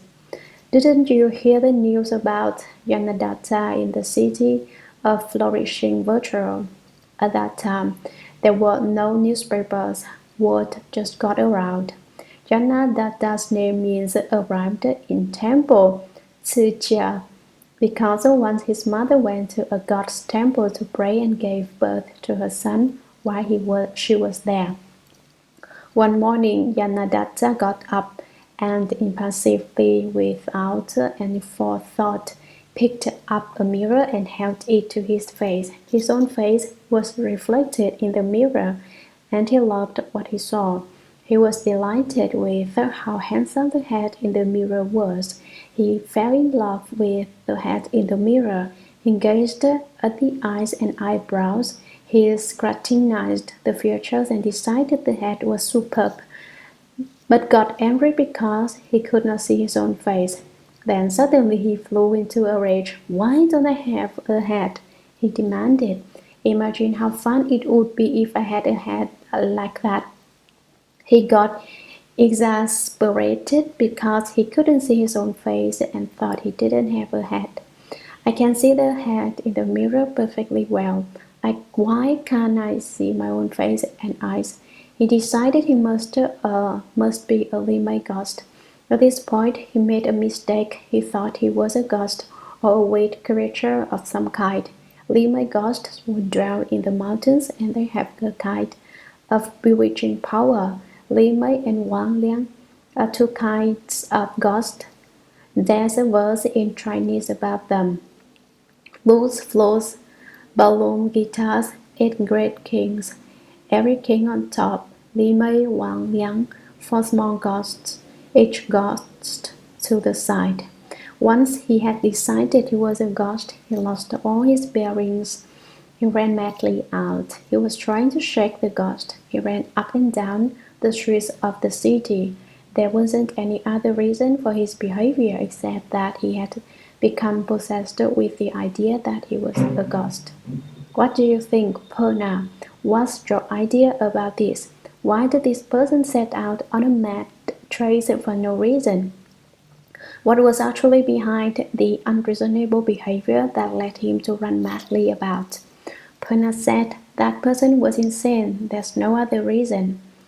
Janadatta went crazy. He had no sane motive. He didn't understand, and therefore he said he must be a weird creature because he couldn't see his own head.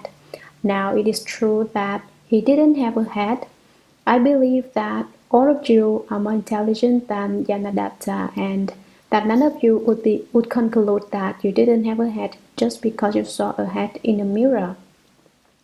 Basically, he hadn't lost his head, but he thought he had. Purna had asked Shakyamuni Buddha why living beings give rise to falseness for no reason. Shakyamuni Buddha then brought up Janadatta and asked why he had decided on impulse that he didn't have a head. Purna replied that Janadatta's mind had gone mad. Why do living beings give rise to falseness? It's just because they give rise to falseness in the true mind. It's certainly not that fundamentally there is a root of falseness there which can produce a falseness. The principle is the same as with the case of Janadatta. Sutra. The Buddha said, "What reason can you give for calling false the wonderful enlightened bright perfection, the fundamentally perfect bright wonder? If there is a reason, then how can you say it is false?" Commentary. The Buddha said to Purna, "What reason can you give for calling false the wonderful enlightened bright perfection, the fundamentally perfect bright wonder?" The Buddha is referring to the nature of the treasury of the Third Come One, which is still and yet constantly illumining and yet constantly still. It is subtle, wonderful, and inconceivable. What reason, the Buddha asked Purna, can you have for saying that the nature of the treasury of the Third Come One is empty and false? If there is a reason, if there's some basis for it, if it is a critical judgment, if there's some good reason behind your doing so, how can you say it is false?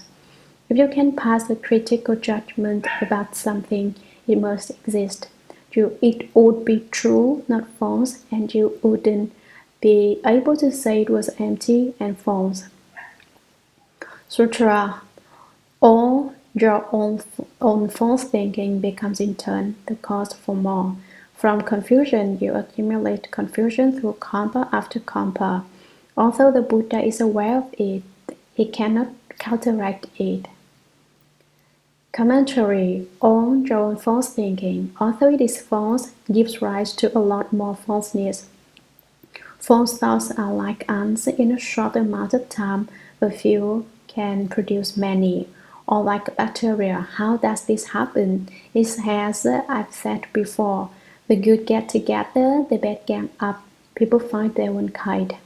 In the same way, false thoughts arise, accumulate, and becomes in turn the cause for more. Suddenly, there's a lot of false thinking. In fact, that is what keeps people from becoming enlightened. If it isn't one false thought coming in, it's another one arriving. They flock in and out like guests at an open house. I asked one of you what you thought about in meditation, and the answer was, sometimes I think about good things to eat, sometimes about wearing nice clothes, or about living in a fine house, or buying a new car. Sometimes I even plan how I'm going to buy a helicopter when I get the money. When you sit in meditation, all these thoughts arise. One goes by and the next one arrives, coming and going, all your own false thinking. From confusion, you accumulate confusion. One instance of confusion breeds a lot more through kampa after kampa. Because your false thinking is so great, you can't put a stop to it, and so you keep your self-nature busy from morning to night. Basically, the self-nature is fundamentally pure and pervades the Dharma Realm, but when it entertains too much false thinking, it can't rest. It entertains false thinking for kampa after kampa and is never finished. Today, this false thought invited me over, and tomorrow I've been asked by that false thought to go to a play. The day after tomorrow, I've got a date with another false thought to go dancing, and then there are meetings and social gatherings. In general, there are a lot of things happening, and for kampa after kampa, from time without beginning until today, you still haven't finished having meetings. Although the Buddha is aware of it, he cannot counteract it. The Buddha sees all this going on, but he can't counteract it. He can't get you to turn around and face the other way. You are still friends with the false thoughts and can't renounce them. If you can't renounce death, you can't change life. If you can't reject the false, you won't succeed with the true. Does renouncing death means that I die now, and does changing life mean I go off to a new rebirth? You ask. No, it means that while you're still alive, you look upon yourself as a living dead person. If you do that, then you won't flare up if someone criticizes you or gloat with someone compliments you. Just pretend you are dead. Don't be so worried about your reputation, and don't put a lot of energy into this thin shell of physical existence. Renounce death in that way, and then after such a big death, you can have a big life. If you can't reject the false, you won't succeed with the true. Why haven't you attained to your precious, perfectly enlightened nature? It's because you have too much false thinking and can't renounce it. And every day your mind that seeks advantage from situations grows. Once you start seeking advantage from situations, there's no point in hoping to accomplish the way. Most people put their energy into lifeless things. People who cultivate the way should apply their skill to living things. Lifeless things means your physical body, which keeps you hopping on its behalf. In the future, your body will certainly die. Sutra. From such confused causes, the cause of confusion perpetuates itself. When one realizes that confusion has no cause, the falseness becomes baseless. Since it never arose, why would you hope for its extinction?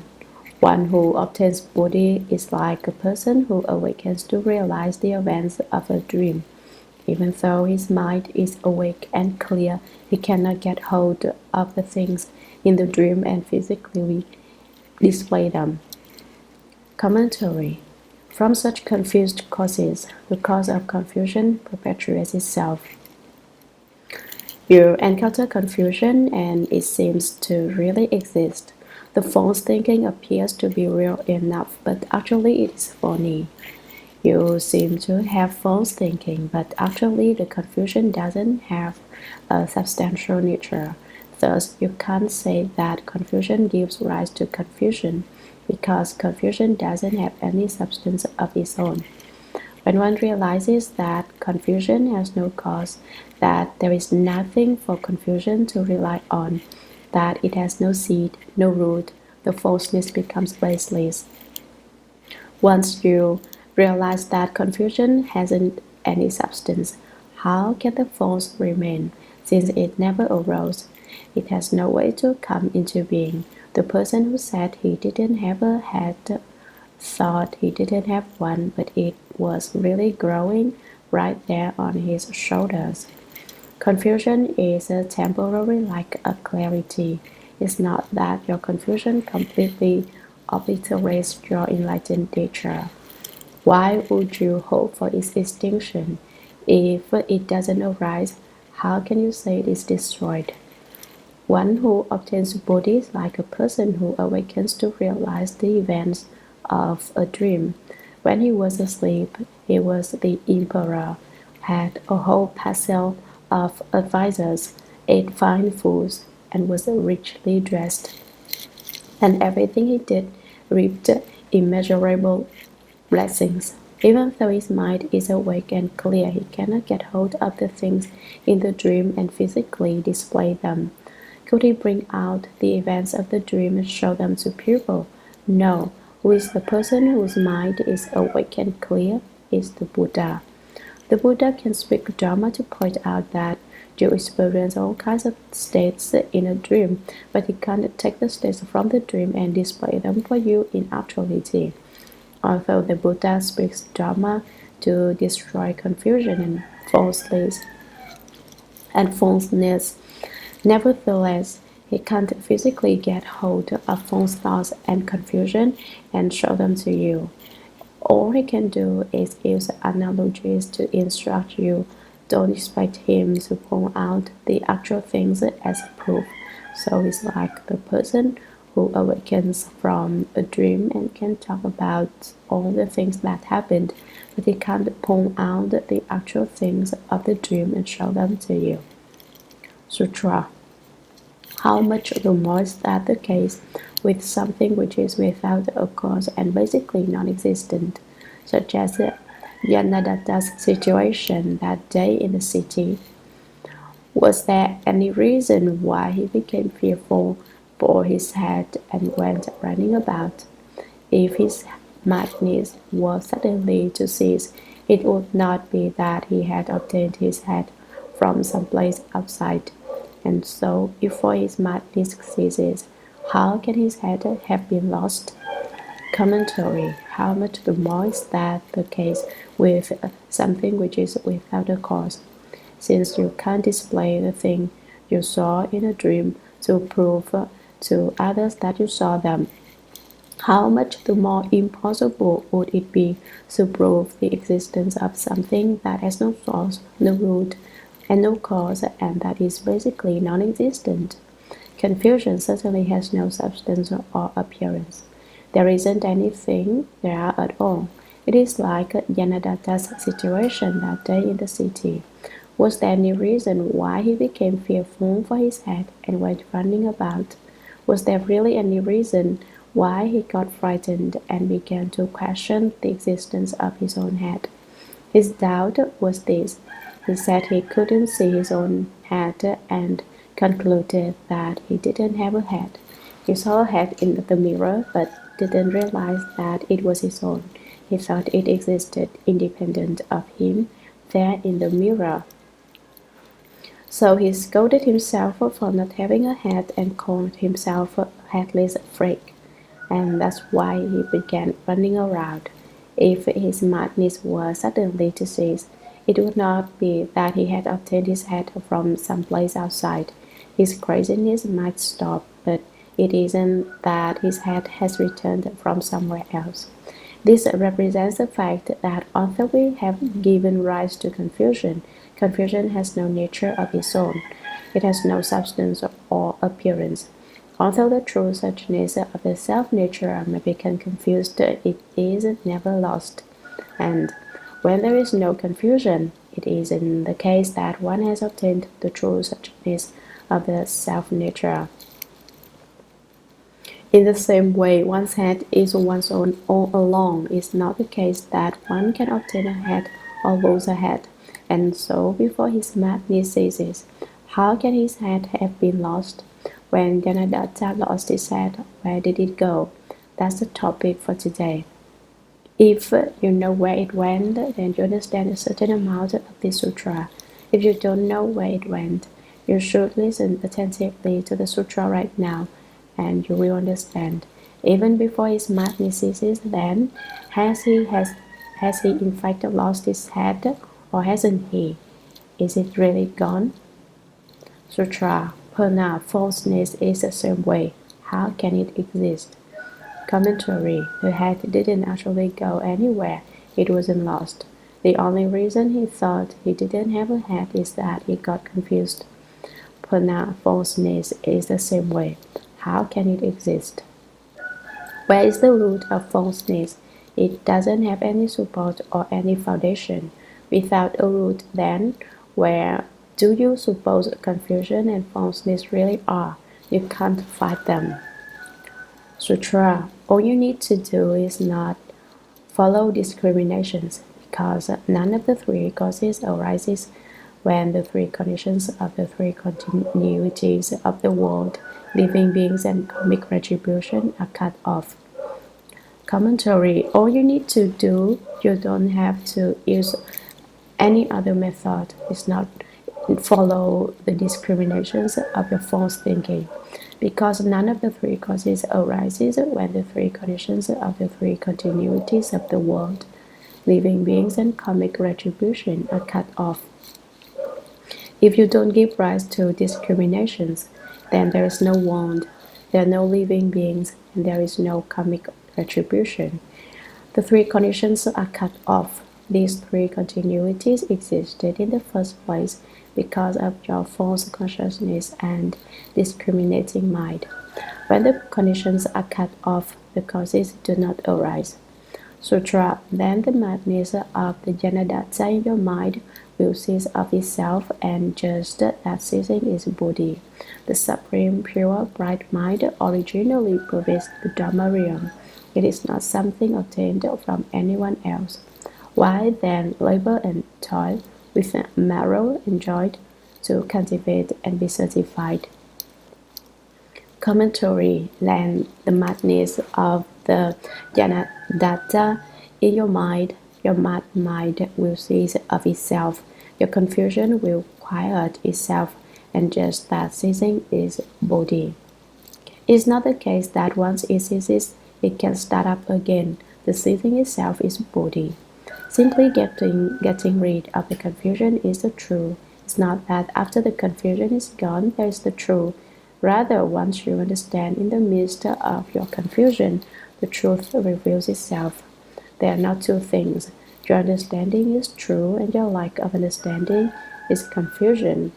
The confusion basically has no foundation, and if you can stop it, that ceasing is itself Bodhi, the enlightened nature. The supreme, pure, bright mind, which is incomparable and undefiled, with a light that shines everywhere, originally pervades the Dharma Realm. It is not something obtained from anyone else. That is, it didn't come from someplace external. It is something inherent in every person. The true mind, the supreme, pure, bright mind, is not greater than the Buddha's case, even by a little bit, nor is it even a little bit smaller in the case of living beings. Although it is in the midst of confusion, the supreme, pure, bright mind is innate in everyone. No one lacks it. It is not something borrowed from someone else or obtained from some external place. Why then labor and toil with marrow and joy to cultivate and be certified? An example of labor and toy is that of parents for their children. They nourish the baby, change its diapers, and do everything in their power to display their kindness and concern for it. By the same token, you don't need to treat your self-nature like a baby and labor and toy when on its behalf because the self-nature is inherent in you. You don't have to care for it with a toy of marrow and point. The butcher pounding in trances Yang Shen was so powerful that he could decapitate a cow without exerting his marrow and joints. He could cut through with a single swipe. The meaning of marrow and joints here in the text is that you don't have to calculate and formulate a plan for how you are going to cultivate and become certified. There's no cultivation of this Dharma and no certification to it. One cultivates as if not cultivating and is certified as if there is no certification. This is the effortless way, and the fine points of it are perfectly fused and unobstructed. You don't have to cultivate and be certified. Didn't Ananda say earlier, so that I needn't pass through countless errands to attain the Dharma body? He doesn't have to go through 3 great Asankya kampas to attain the Dharma body. The wonderful Dharma of the Shurangama Sutra is just in this. It is not necessary to labor and toil in marrow and joint to cultivate and be certified. Sutra is to be like the person who has a wish fulfilling pearl sewn in his clothing without realizing it. Thus he roams abroad, in a state of poverty, begging for food, and always on the move. Although he is indeed destitute, the pearl is never lost. Commentary. If the Jnanadatta within you, your mad mind ceases. If your false thinking, your perpetual state of confusion and lack of enlightenment disappears, then Bodhi appears. But the appearance of Bodhi is not something that is obtained from outside, nor is there any need to nourish it in yourself. It is something we have all along. The Buddha now gives Pona another example. This is to be like the person who has a wish-fulfilling pearl sewn in his clothing without realizing it. The wish-fulfilling pearl makes whatever wish you might have come true. The first hand and eye in the Great Compassion Dharma is the hand and eye of the wish-fulfilling pearl. If you want gold, you can have gold. If you want silver, you can have silver. Anything at all can manifest from the wish-fulfilling pearl. Someone who has a wish-fulfilling pearl is the wealthiest person on earth because it can never be used up. You can have whatever wealth and riches come to your mind. The person in the Buddha's example has a wish-fulfilling pearl sewn in his clothing without realizing it. Maybe he once knew, but with the passage of time, he has forgotten about it. He's probably a very forgetful person and doesn't even remember such an important matter as this. Thus he roams abroad in a state of poverty. He is penniless, so destitute that he has hardly any clothes to wear. Perhaps he doesn't have a house and has to sleep along the road. By this, I don't mean that he's like people who get together, go camping out in the open. They do that for fun. This person is so poor that he has no choice. He must beg for food and he's always on the move. He ends up a beggar. Although he is indeed destitute, the pearl is never lost. Although the fact that of his poverty is real, he has still not lost his wish of fulfilling pearl. This shows that although we people are in a state of confusion, our self-nature is not lost. One may be confused, like understanding and not study the Buddha Dharma. Still, the self-nature is not lost. Those greedy for worldly riches and honor for entertainment and pleasure don't realize that these mundane attainments are not genuine riches and honor. The poorest people are those who do not recognize a genuine principle. They are those who do not understand the Buddha Dharma. Since you don't understand the Buddha Dharma, you don't realize that your self-nature is like the hidden wish-fulfilling pole. But even when you don't understand your self-nature, still the nature of the treasury of the Third One, the supreme, pure, bright mind, is certainly not lost. It is still inherently yours. Those who cultivate and believe in the Buddha Dharma understand that their self-nature is inherent within them, and they come to discover their innate wealth, that is, genuine riches and honor. Sutra. Suddenly a wise person shows him the pond. All his wishes are fulfilled. He obtains great wealth, and he realizes that the pond did not come from somewhere outside. Commentary. Suddenly a wise person shows him the pond. The wise person is analogous to the Buddha. Showing him the pond in his clothing represents pointing out to him his inherent Buddha nature. All his wishes are fulfilled when he obtains a wish-fulfilling pond. He can have whatever he wants, and he obtains great wealth. He becomes an elder with great blessings. He has so much money that he can't count it all, even with the help of accountants. The great wealth represents one's understanding of one's inherent self-nature and one's being certified as having attained the enlightened fruition of Bodhi. He realizes that the pearl did not come from somewhere outside. He understands that the spiritual pearl, the wish-fulfilling pearl, is not obtained from outside. This means that he knows that his inherent Buddha nature is not obtained from outside himself. When you can accomplish Buddhahood, you will know, and you'll say, "Oh, so that's what it's all about." When you become enlightened, you will know that basically you were an enlightened person all along. You'll think, if I'd realized this earlier, I wouldn't have had to put forth so much effort. I wouldn't have had to go outside begging for food. I wouldn't have had to endure such poverty, but you haven't had a wise person to instruct you, and you yourself have already forgotten. So as we listen to instruction on the Shurangama Sutra, each of us should discover the wish-fulfilling pearl in his or her clothing. If you uncover your wish-fulfilling pearl, you will become the most wealthy person in the world. Another definition of genuine wealth is this: the mind stopping and thought ceasing. That is true wealth and honor.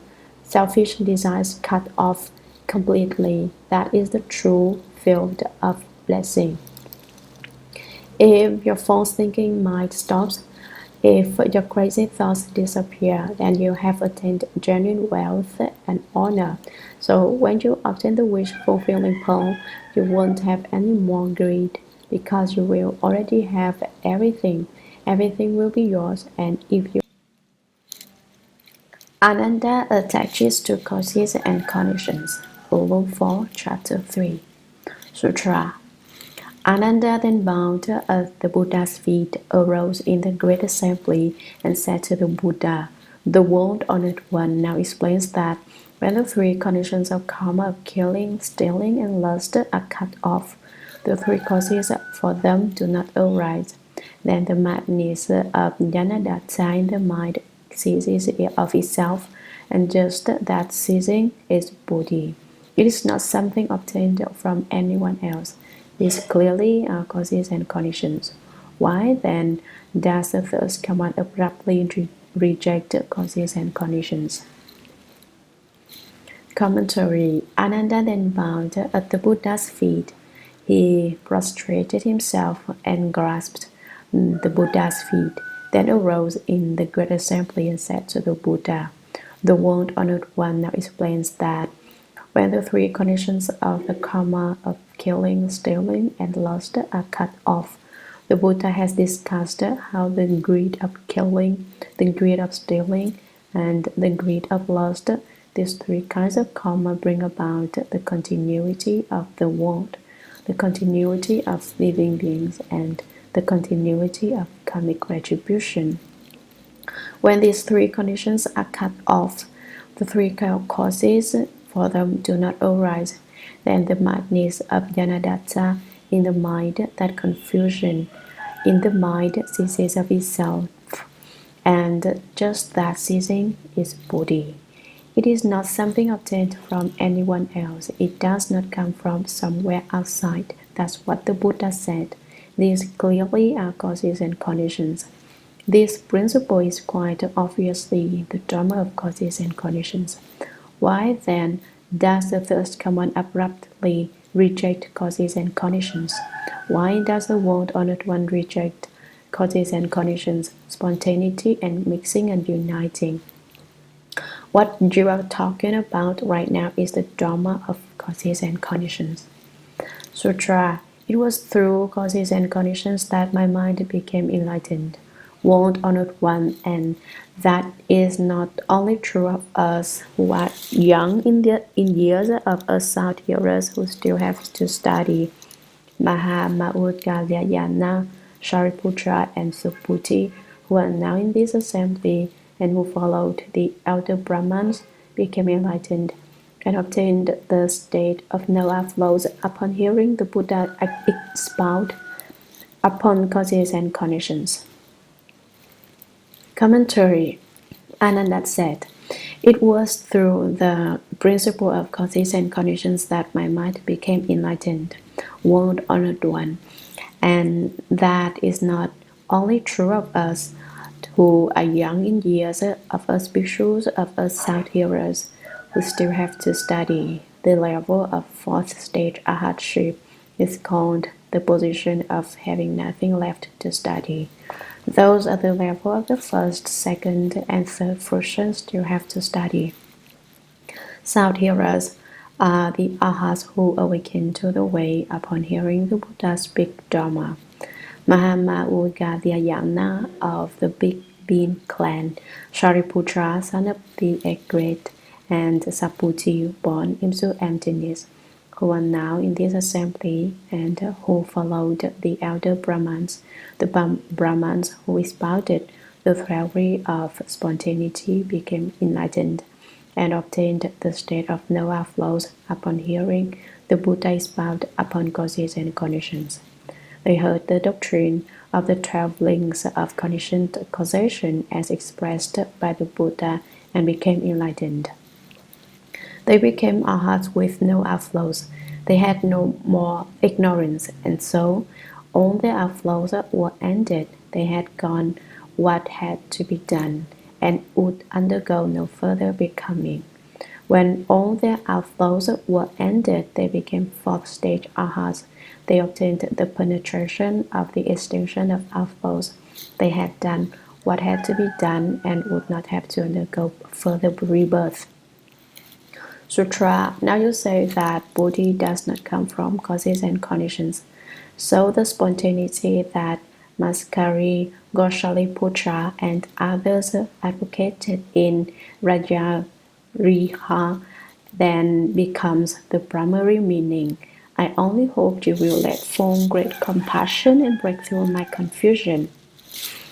Commentary. World-honored one, you previously spoke the Dharma of causes and conditions, and the arhats opened enlightenment and were certified as having attained the fruition. Now you say that Bodhi does not come from causes and conditions. Now you've done away with causes and conditions. The spontaneity that Maskari, Goshaliputra, and others advocated in Rajariha then becomes the primary meaning. Maskari Goshaliputra was still a leader of an externalist path that propounded spontaneity. His name means one who has not seen the way, Bu Qian Dao. By using causes and conditions, the Buddha destroyed the theory of spontaneity. Now that the Buddha has renounced causes and conditions, Ananda says, spontaneity must reign supreme. I only hope you will let fall great compassion and break through my confusion. Buddha, I hope that with your mind of great kindness and compassion, you will bring us out of our confusion. Instruct those of us who don't recognize true principle, those of us with too much false thinking. Sutra, the Buddha said to Ananda, let us take the case of Yanadatta in the city. If the causes and conditions of his madness cease, the nature that is not mad will spontaneously come forth. The entire principle of spontaneity and causes and conditions is nothing more than that.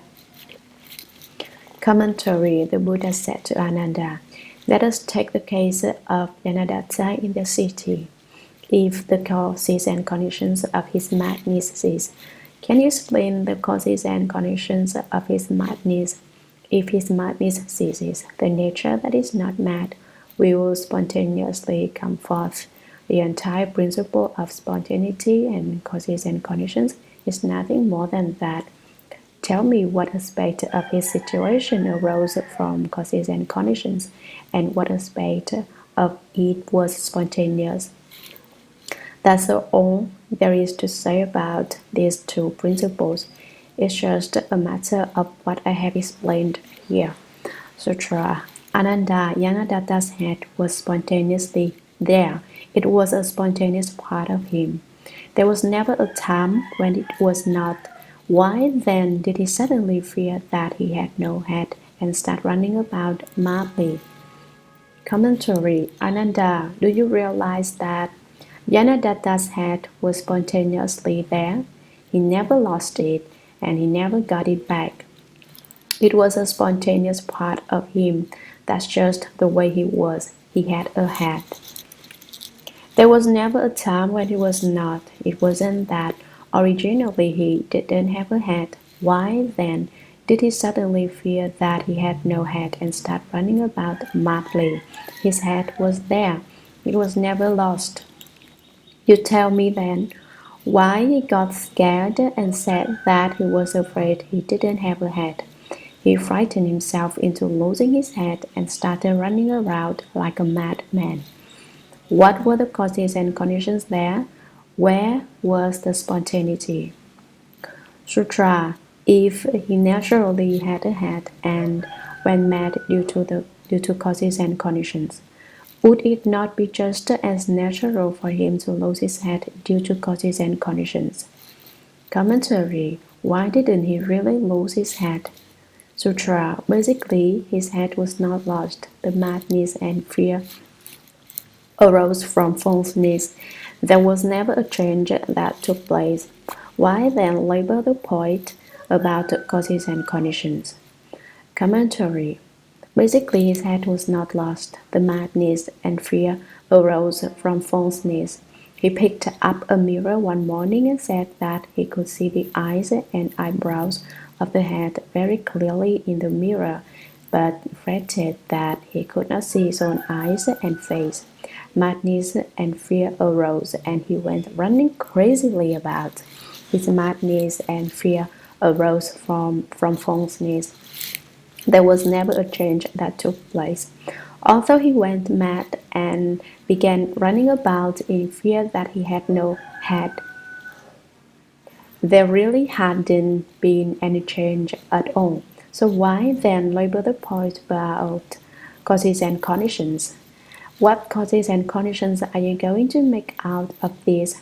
What spontaneity was involved? Sutra. If the madness was spontaneous, the madness and fear would be fundamental. Before he went mad, then where was his madness hidden? Commentary. If the madness was spontaneous, if you want to argue the point and say that in fact his madness arose spontaneously of itself, the madness and fear would be fundamental. The madness and fear would have been there all the time. Before he went mad, then where was his madness hidden? Show me the place that the madness was hidden. was hiding. You can't fight it. Sutra, if the madness were not spontaneous, his head were in fact not lost. Why did he run about in a state of madness? Commentary, if the madness were not spontaneous, were we to say this his natural state was not mad and his head were in fact not lost. There was nothing false about his head.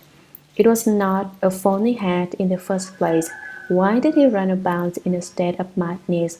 Why did he go mad and run about? Sutra.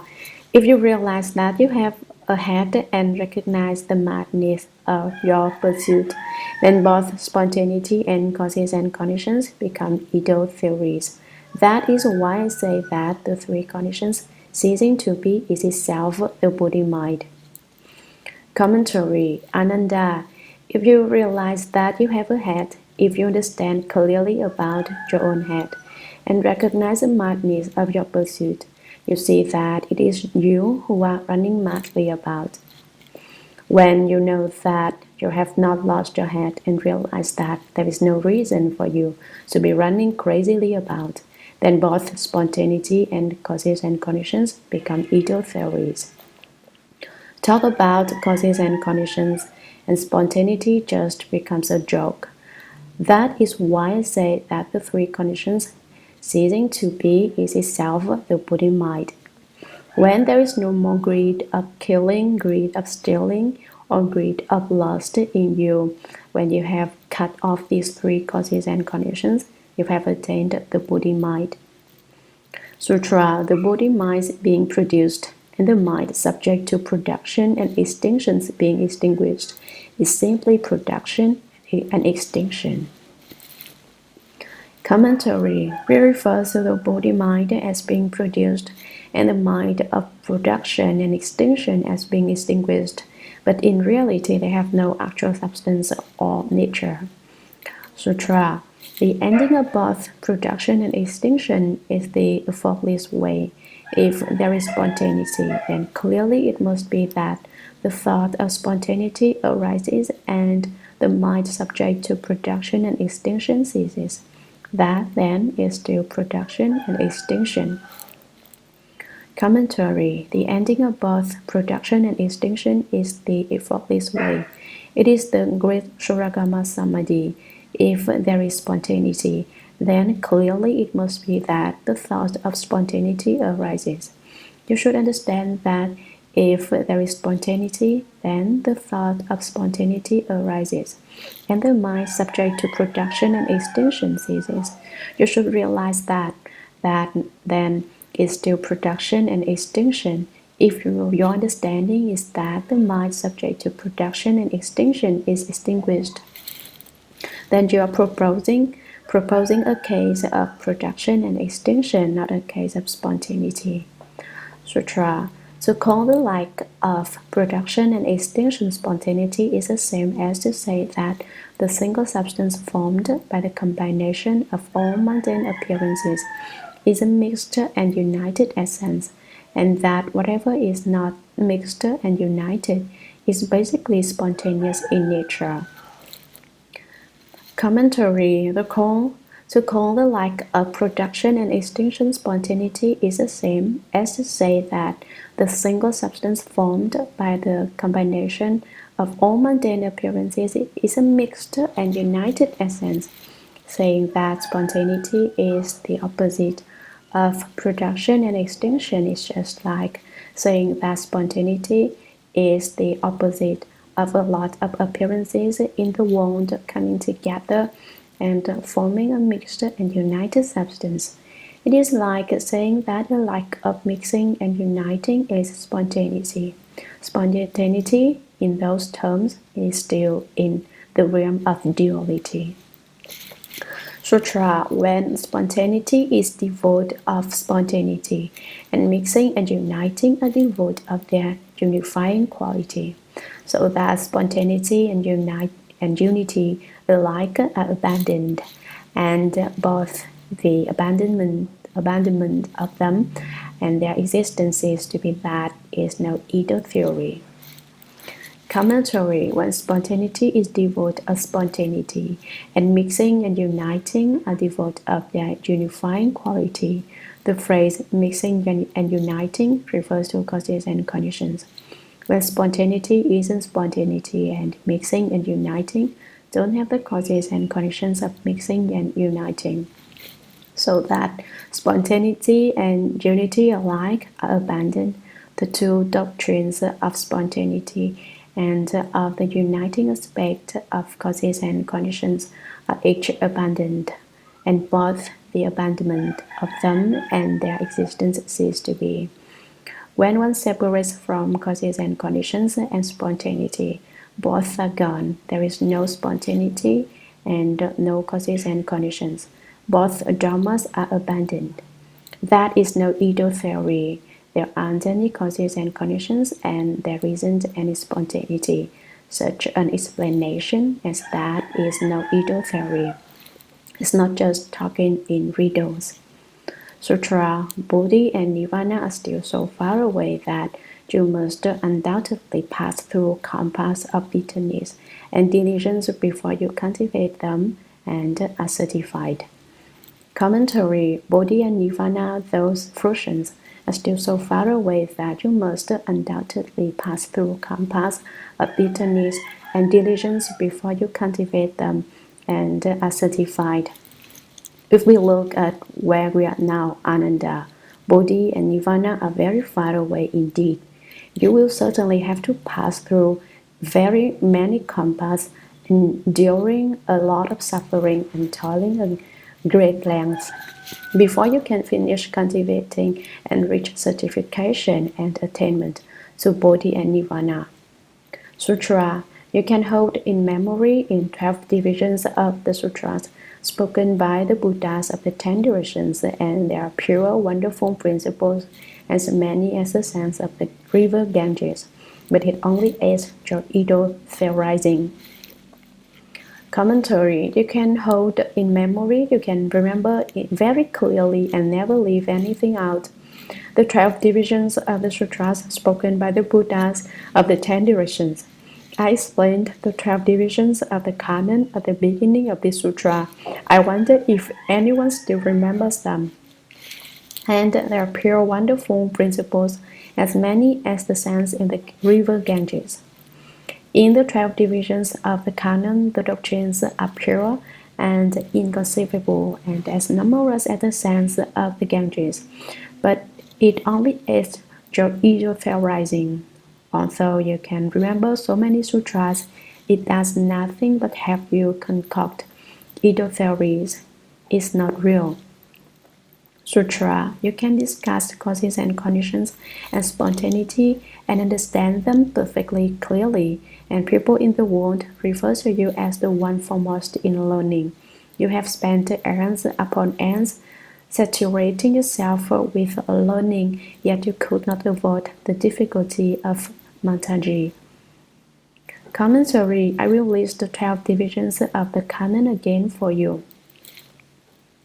Prose: repetitive verses, bestowal of predictions, interjected passages, analogies, former events, present lives, universalities, previously non-existent Dharma, unrequested Dharma, unconnected Dharma, and discussions. When I listed them, I didn't look at any notes or refer to any commentary. I remembered them. In the same way, those of you who are following this explanation of the sutra should remember what you read. When you study, you should aim at remembering it. It's a lot of bother when you don't remember clearly what you've studied, so that you have to look things up before you can explain them. You should work to remember the essential parts of the sutra. You can discuss causes and conditions and spontaneity and understand them perfectly clearly. You can remember the principles very clearly and explain them precisely. And people in the world refer to you as the one foremost in learning. You have spent eons upon eons saturating yourself with learning. You've developed your intelligence and memory power. Oh, now I get it. Now I know why none of you remember the things I explained. I figured it out when I read this passage of text in the sutra. It never occurred to me before. You've seen that Ananda was able to remember so many sutras, but that it didn't do him any good. So you have decided not to commit a single sentence to memory. You don't want to be like Ananda, who depended on erudition and neglected samadhi. That's probably it, isn't it? He became infused with study and learning like the incense saturates the air here in the home. In fact, those of you who come to hear the sutras every day may not remember what you've heard, but just think how helpful it is in reading yourself of bad habits and phones.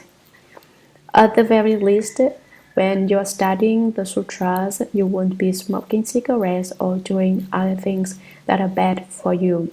Every day that you study, you get better. Some people say that when they study, they advance a little and then retreat a little. But in the final analysis, retreating from having studied is a lot better than having studied than not having studied at all. If you never take a single step forward, how could we even speak of retreat? Yet you could not avoid the difficulty of Mantaji. Although you remember so many things, you still couldn't keep out of trouble with Mantaji. In other words, as soon as you see a woman, you get confused. Tell me, what else are you?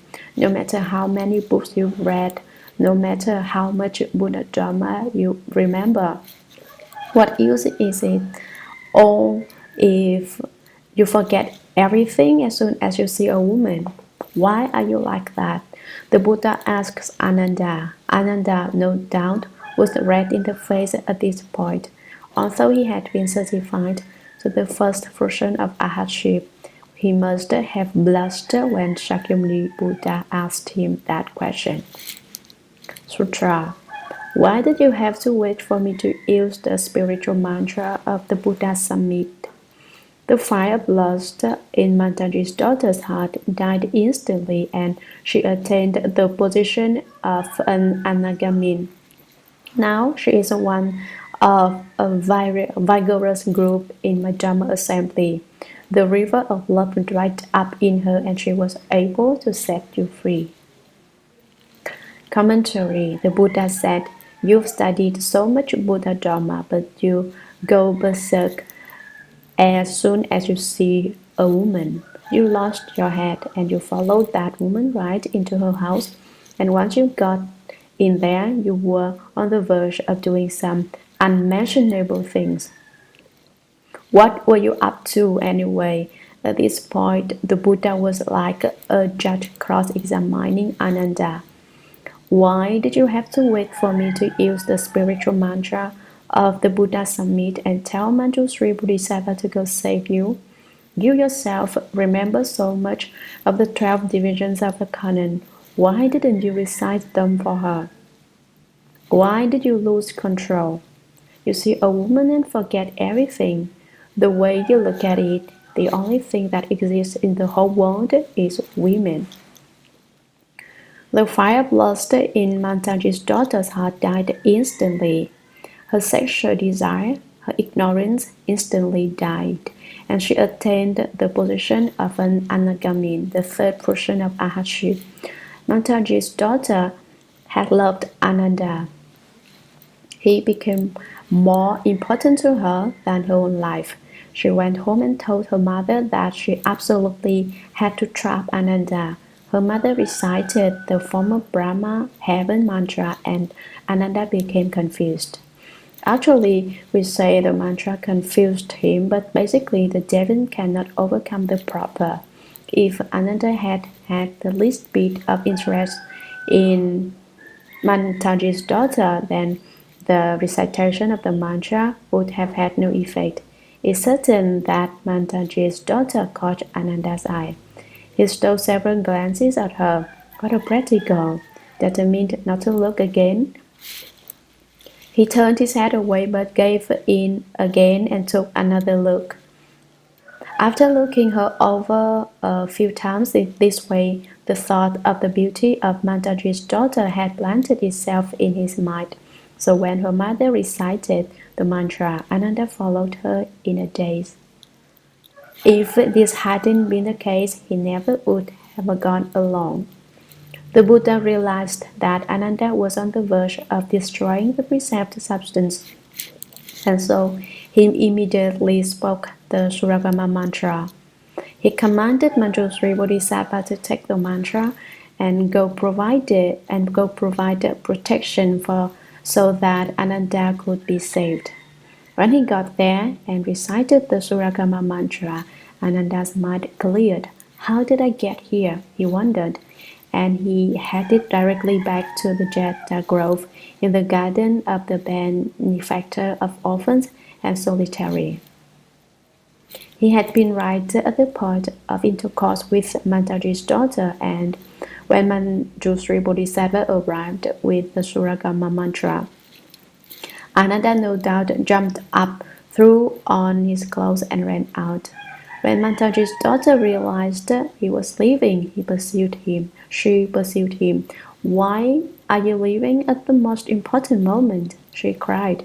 So Ananda ran back to the Jeta Grove with Mataji's daughter tracing along behind.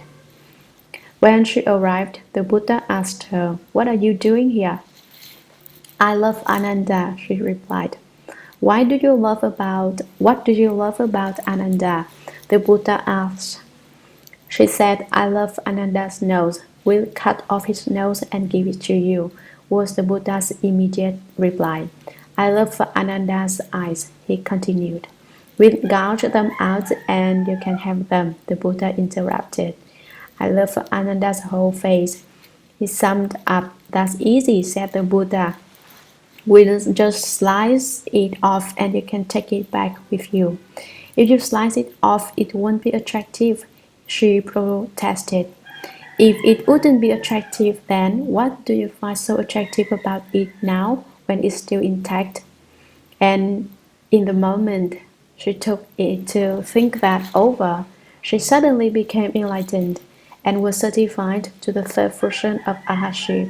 Because her love for Ananda was so extreme, she instantaneously accomplished to the fruition when the Buddha spoke that Dharma for her. Now she is one of a vigorous group in my Dharma assembly. The word translated as group here is literally forest in the Chinese text. It represents a gathering of people who are courageously vigorous. Let me say to all of you now that you don't have to fear sexual attraction between men and women. All you have to do is wake up to it and realize what it's really all about. Then there will be some hope for you. It's just to be feared that you won't wake up, but will be totally confused and keep going back to it, thinking it is a source of happiness. In actuality, it is really agonizing. If you really understood, you'd never do it again, but you don't, so think about it when you are awake and dream about it when you are asleep and can't leave it alone. The river of love dried up in her. Love is like a torrential river which flows unceasingly, swirling around you on all sides. But when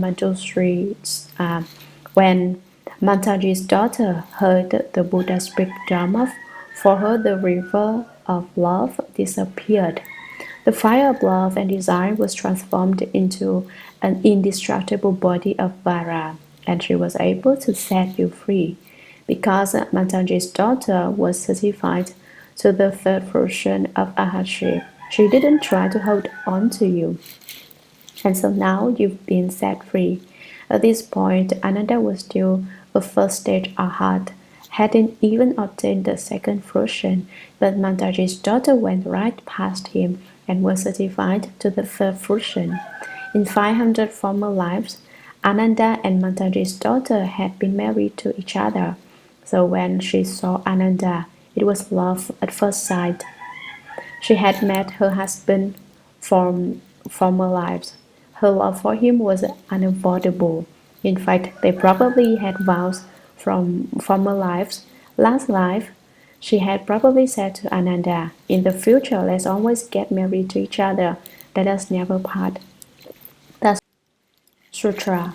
Therefore, Ananda, your ability to keep in mind the Third Command's wonderful sacred teachings of eons after eons is not as good as a single day of no outflow cultivation that is intent upon getting far away from the two worldly sufferings of love and hate. Commentary. Therefore, Ananda, your ability to keep in mind the Third Command's wonderful secret teachings of aeon after aeon, you can remember and recite the Buddha's teachings. Secret means what cannot be expressed in words or conceived of in thought. That is what is inconceivable and ineffable.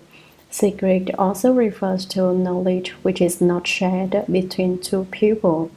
For instance, I am unaware of a Dharma being spoken for you, and you do not realize that a Dharma is being spoken for me. It may be the same Dharma, but when one person hears it, it is one principle, whereas another person hears it in it a different meaning. One explanation of a single principle is viewed differently by different people. That's what is meant by secret. Each person received his own benefit. Teachings is literally the thorns in the text, indicating that the doctrines that the Buddha explains are extremely lofty and valuable. But your ability to remember so many sutras is not as good as a single day of no outflow cultivation. It's not as good as cultivating Dharma doors with no afflictions, Dharma doors with no false thinking.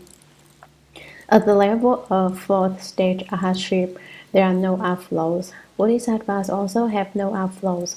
So have no outflows means you have cut off all your habits and faults, your ignorance and afflictions, your greed, hatred, and stupidity.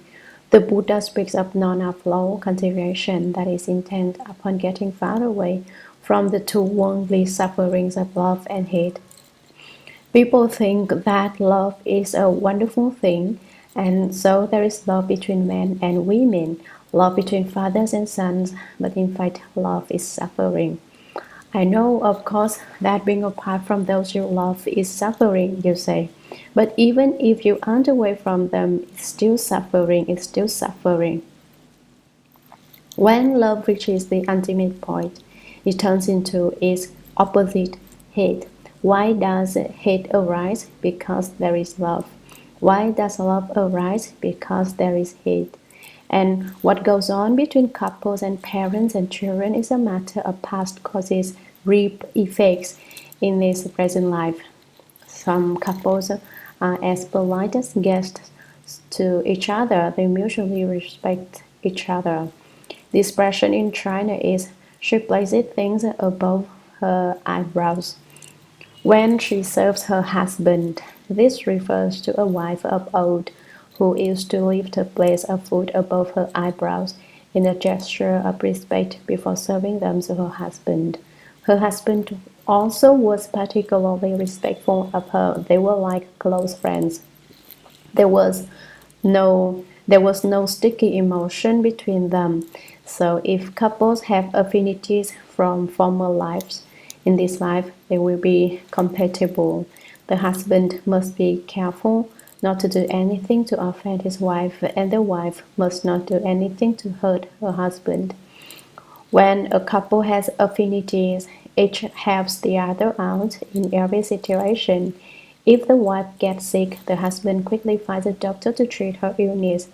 If the husband is tired, the wife thinks of ways to make her husband comfortable. Some couples come together because of mutual antagonism. Again, because of resentment and animosity built up from former lives. They come together in this life, and no matter what the husband says, the wife disagrees. No matter what the wife thinks, the husband disapproves. The household becomes one of complete antagonism, and there is a bickering and quarreling from morning to night. The husband beats his wife, and she retaliates by cracking his head open or drawing blood wherever she can, so that he is embarrassed to be seen in public. Wouldn't you say that this is suffering? It started out as love and turned into hate. That's why he said that they're one and the same suffering.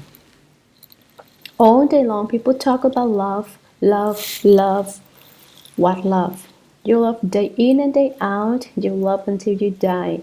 But tell me, who are you going to love then? If you understand the principle, the two sufferings of love and hate don't exist.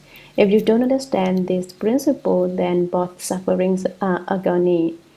Therefore, we cultivate to become enlightened, to understand, so that we will not be turned around by these states. So don't love and don't hate.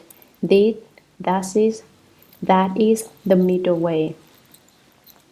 Sutra. In Mataji's daughter, a former prostitute, for love and desire were dispelled by the spiritual power of the mantra.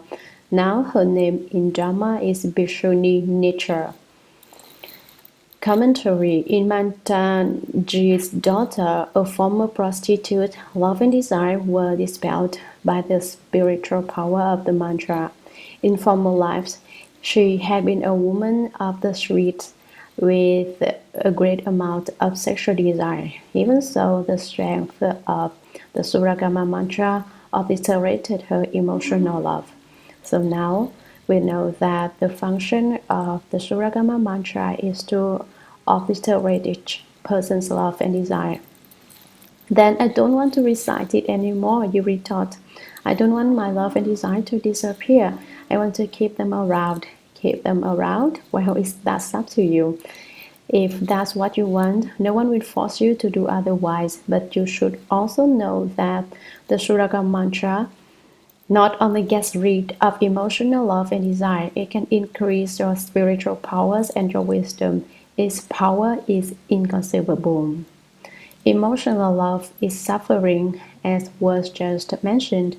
Love and hate are both suffering. Take unrequited love, for instance. People in love think of nothing else but the object of their desire, to the point that they can't sleep and they lose their appetite. They keep dreaming up methods of pursuit, but in the end, they never get what they want. Wouldn't you say that ceaseless thinking is suffering? Now her name in Dharma is Bhikshuni Nature. Her name represents her understanding of the self-nature.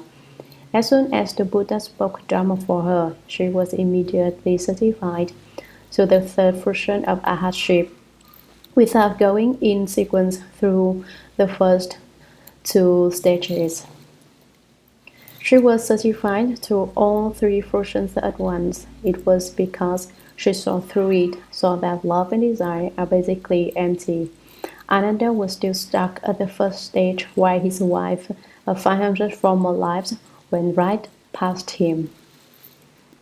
Sutra. She and Rahula's mother, Yashodhara, both became aware of their past causes and knew that for many kalpas they had endured the suffering of greed and love, because they single-mindedly became permitted with the cultivation of the goodness of no outflows. They were both freed from their bonds and received predictions. Why then do you cheat yourself and still remain caught up in looking and listening? Commentary. She and Rahula's mother, Yashodhara. Rahula was a Buddha's son, but he was not conceived through sexual intercourse. Shakyamuni Buddha was married at 17 years old and left the home life at 19. Although he married, it was not a sexual relationship. Before the Buddha left home, Yashodhara wanted to have a son by him. So the Buddha pointed to her belly and she conceived. This may sound like a myth, but this is how it is actually recorded in the Buddhist sutras. You may want to figure out how she could get pregnant just by having him point at her, but you'll find it is an inconceivable and ineffable state of affairs. Rahula's name means obstacle. Rahula lived in his mother's womb for 6 years. This is another case of cause and effect. In former life, Rahula had plucked up a mouse hole, and it took 6 days for the mouse to gnaw out another passageway. As a result, Rahula had to undergo the retribution of dwelling 6 years in his mother's womb. Yashodhara, Rahula's mother's name, means renowned, indicating that she had a good reputation. People considered her an especially fine woman. Mantanji's daughter and Bhishuni Yashodhara both became enlightened, and both became aware of their past causes and knew that for many kalpas they had endured the suffering of greed and love. They obtained the knowledge of past lives and thus were not only aware of their former lives, but knew the causes and effects of life after life from limitless kalpas past. They knew that the reason why they had not awakened for life after life was that they suffered from greed and emotional love. Mantaji's daughter had been a prostitute in former lives, and Yashodhara's sexual desire was not small either. However, they single-mindedly became permitted with the cultivation of the goodness of no outflows. They turned the light around and became infused with cultivation. They decided they did not want to go down the path to birth and death any longer. They wanted to turn around and cultivate the goodness of no outflows, the ultimate wholesomeness, and because of that they were both freed from their bonds and received predictions. The bonds are those of greed and desire, which tie one up so one cannot get free. And those of you now who read the phrase, freed from their bonds, if you have good roots, should become enlightened, and you should wonder, oh, why am I still bound up in this? And they received predictions in which the Buddha told them what time they would become Buddhas.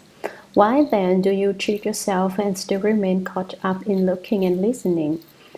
You are still attached to sounds and forms. Why are you attached to appearances? Why haven't you renounced them? Sutra. When Ananda and the Great Assembly heard the Buddha's instruction, their doubts and delusion were dispelled. Their minds awakened to the outer appearance. They experienced light and ease, both physically and mentally, and they obtained what they had never had before. Commentary. When Ananda and the Great Assembly heard the Buddha's instruction, that subtle and wonderful Dharma door, the doubts and delusion were dispelled. Before this, Purna and Ananda had both had doubts and questions, as did the members of the Great Assembly. Now the Buddha's instruction had quelled their doubts. Their minds awakened to the outer appearance.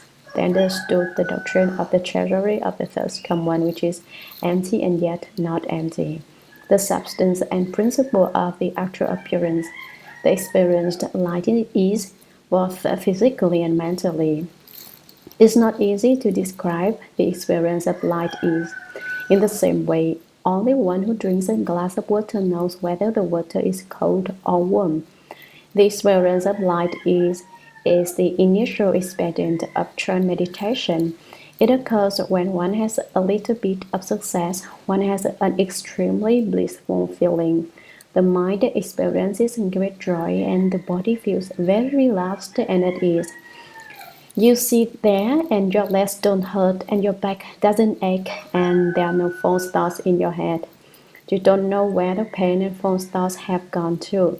And now, as Ananda and Purna and the members of the Great Assembly listened to the Buddha's explanation of wonderful Dharma, the Buddha used the Buddha light to aid them all. Everyone then felt a most pleasing and peaceful sensation. Sometimes when you listen to the sutras, you too may have this experience. The more you listen, the happier you get, The more you hear, the more you like it.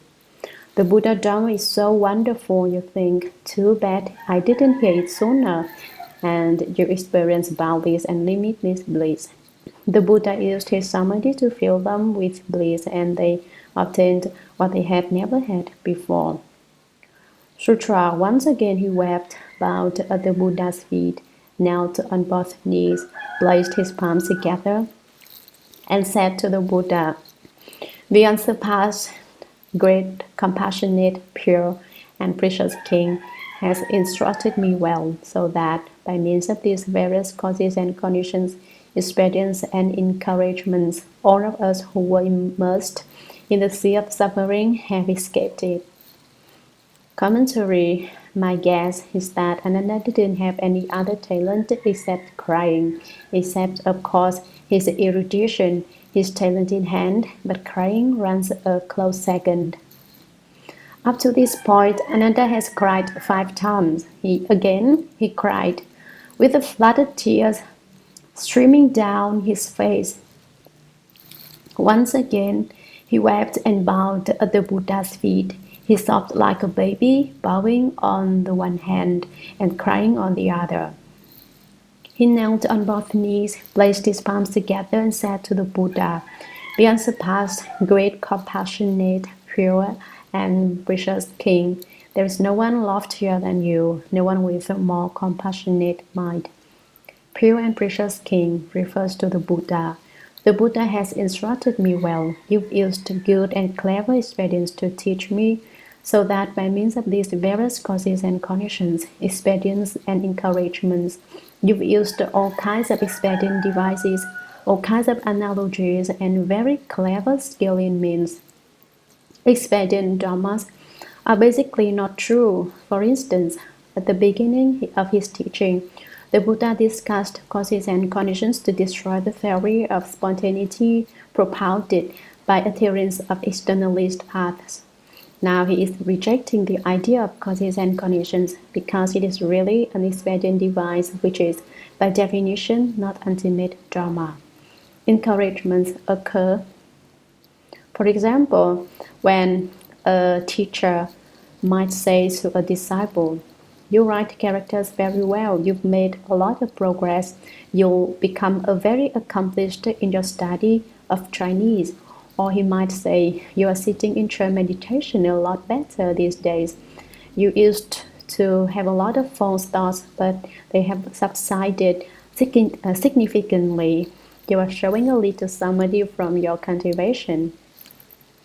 All of us who were immersed in the sea of suffering have escaped it. All of us were really down-witted and couldn't figure out what to do. But now we've gotten out of the sea of suffering, that is, out of emotional love and desire. Don't make the mistake of thinking those things are a garden of pleasure. They are the sea of suffering. Now that Ananda has escaped it, he's feeling a lot more relaxed, not as hurried as he used to be. He is so grateful for the Buddha's compassion that he is moved to tears. It was all right for Ananda to cry then, but we here shouldn't be crying so much now. Why? Ananda cried for the sake of the Dharma, but I noticed that most of the tears I see here are evidence of emotional desire. Some can't see their boyfriends, so they cry. Some can't see their girlfriends, so they cry. This crying is going on because you haven't escaped the sea of suffering, whereas when Ananda cried this time, it was because he had escaped. By whose power? Shakyamuni Buddha pulled him out. So now, when we hear the sutra, we should turn the light inward and take a good look at what we find reflected there. In what way do we differ from Ananda? Sutra. World Honored One, having heard the sound of Dharma like this, I know that the treasury of the First Come One, the wonderful enlightened bright mind, pervades the 10 directions and encloses the First Come One, the land of the 10 directions, and the pure precious adornments of the land of the wonderfully enlightened King. Yet the First Come One once again admonishes that erudition is of no merit and is not as good as cultivation. Commentary. Ananda says, World Honored One, having heard the sound of Dharma like this through the Buddha's guidance and instruction, I know that the treasury of the First Come One, the wonderful enlightened bright mind, pervades the 10 directions and includes the First Come One, the lands of the 10 directions, and the pure precious adornments of the land of the wonderfully enlightened king, the Buddha's land. Now we know that the doctrine that the nature of the treasury of the First Come One pervades the Dharma Realm is really true, yet the First Come One once again admonishes that erudition is of no merit and is not as good as cultivation. The Buddha scolds me, saying that no matter how strong my memory is, it is useless if I don't reach the state of no outflows. I'll never be able to get to the essence of cultivation and develop any skill. Sutra. So now I am like a wanderer who suddenly encounters a reigning king who bestows upon him an elegant house. He has obtained a mansion, but there needs to be a door in order for him to enter it. Commentary. Ananda said, So now I am like a wanderer who suddenly encounters a reigning king. A wanderer is someone who roams along the dry land blue or waterways poor, a traveler. He's someone who goes from place to place and stops at inns. He doesn't have a house of his own, and suddenly he meets someone who perhaps is the king of a country or even an emperor who bestows upon him an elegant house. The ruling king represents the Buddha. The Buddha obviously can't be compared to a mere king, but Ananda is just using an analogy here. The elegant house is the nature of the treasury of the First Come One. He has obtained a mansion, but there needs to be a door in order for him to enter it. The house is as large as a palace, but if he doesn't even get through the door, he won't see all the beauty within. He's got the house, but there must be a door before he can get inside. This represents the fact that one may understand the nature of the treasury of the First Come One, but there has to be a method of cultivation before one can enter the nature. Sutra. I only hope the First Come One will not withhold his great compassion in instructing those of us in the assembly who are covered over by darkness, so that we may renounce the small vehicle and attain at last the First Come One's nirvana without residue, the fundamental path of resolve, and that he will enable those who still must study to know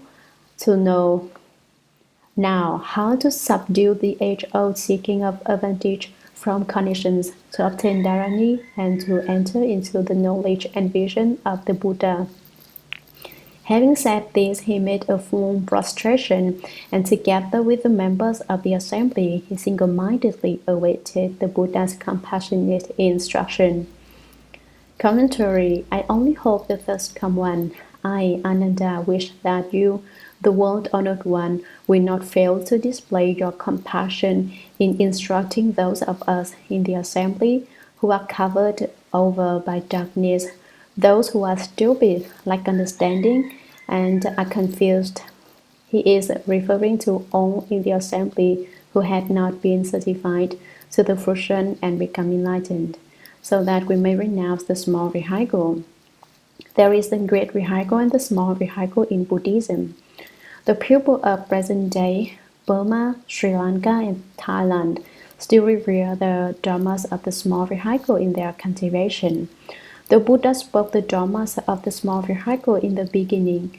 After some disciples had studied these teachings, they went away to other places to propagate the Buddha Dharma. Later, when the Buddha spoke the dharmas of the great vehicle, they were not there to see or hear. As a result, they said that the Buddha had not spoken the great vehicle dharma. The great vehicle was inauthentic. They claimed something created later by others. They would not recognize it. But here, in the Shurangama Sutra, Ananda himself beseeches the Buddha to explain to them a method whereby they can renounce the small vehicle. In order to explain this, I'll tell you a comparable situation. When I was in Manchuria, I rarely spoke and seldom conversed with any of my disciples. For one thing, it was my hometown, and so everyone knew me and my origins. They knew me as filial son Bai, because before I left the home life, I had practiced filial piety. When I sat by my mother's grave for 3 years, people looked upon me with high regard as a model among pupils. Gradually, I developed a bit of reputation which extended beyond those who knew me. That was in part because I did another strange thing in those days. In the winter, I did not wear cotton padded clothing.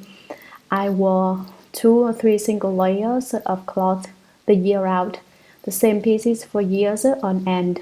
I didn't wear socks with my open or hard shoes, and I could also walk barefoot in the snow without difficulty. So when people laid eyes on me, they wanted to take refuge. Through whatever places I passed, there would be several dozen at least who would take refuge until every village within 100-mile radius of my temple housed my disciples. For this reason, I rarely spoke. I just conducted myself well. When they took refuge, they were taking refuge with my manner of conduct. Wherever I went, I meditated. In Manchuria, then, although I was able to explain the sutras, I rarely did so. I hardly ever spoke at all. When I got to Hong Kong, I lectured the sutras and spoke Dharma and rarely taught people how to meditate. Nor did I teach them the dharmas of the thousand hands and eyes. Now in America, I have transmitted these essential dharmas to every room entering disciple.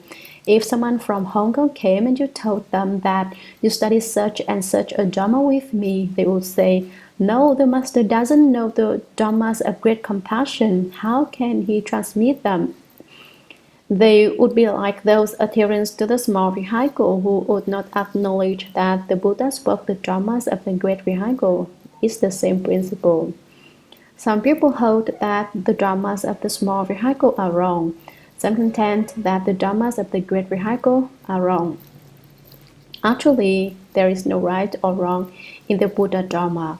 All you have to do is be single-minded in your cultivation, and you can accomplish Buddhahood with any Dharma. But it must be said that the Dharmas of the small vehicle are predominantly expedient Dharma. The great vehicle Dharma, called the Dharma door of outer appearance, has perfectly fused and unobstructed doctrines. It is not something that adherents of the small vehicle can understand and attain at last. The first comes nirvana without residue. The arhat experiences nirvana with residue. At the level of Buddhahood, there is nirvana without residue. There is no dwelling at all. The 2 kinds of death are forever gone.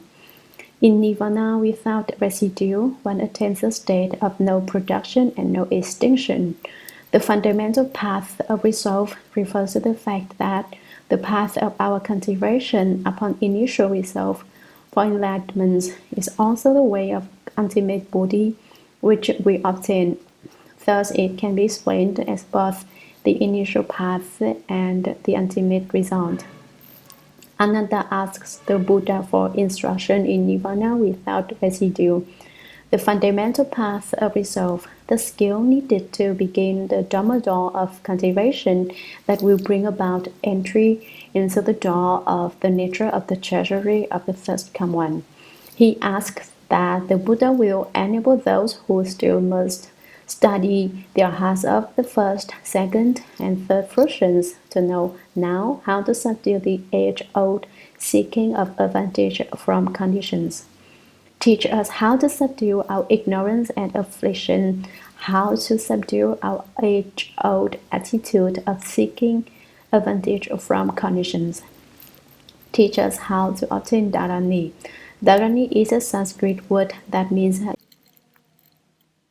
The Two Decisive Doctrines, Volume 4, Chapter 4, Sutra. The world honored one then took pity on the stout hearers and the conditioned enlightened ones. In the assembly, all those who were not yet at ease with the Buddha mind and on all living beings to come after the Buddha's extinction during the Dharma Ending Age, he revealed the wonderful path of cultivation of the unsurpassed vehicle. Commentary. The world-honored one then took pity on the stout hearers and the conditioned enlightened ones. In the assembly, all those who were not yet at ease with the Buddha mind, they were not yet enlightened, and on all living beings to come after the Buddha's extinction during the Dharma Ending Age. He explained this Dharma door not only for the members of that Dharma assembly, but for living beings in the Dharma Ending Age, which refers to us living beings right now.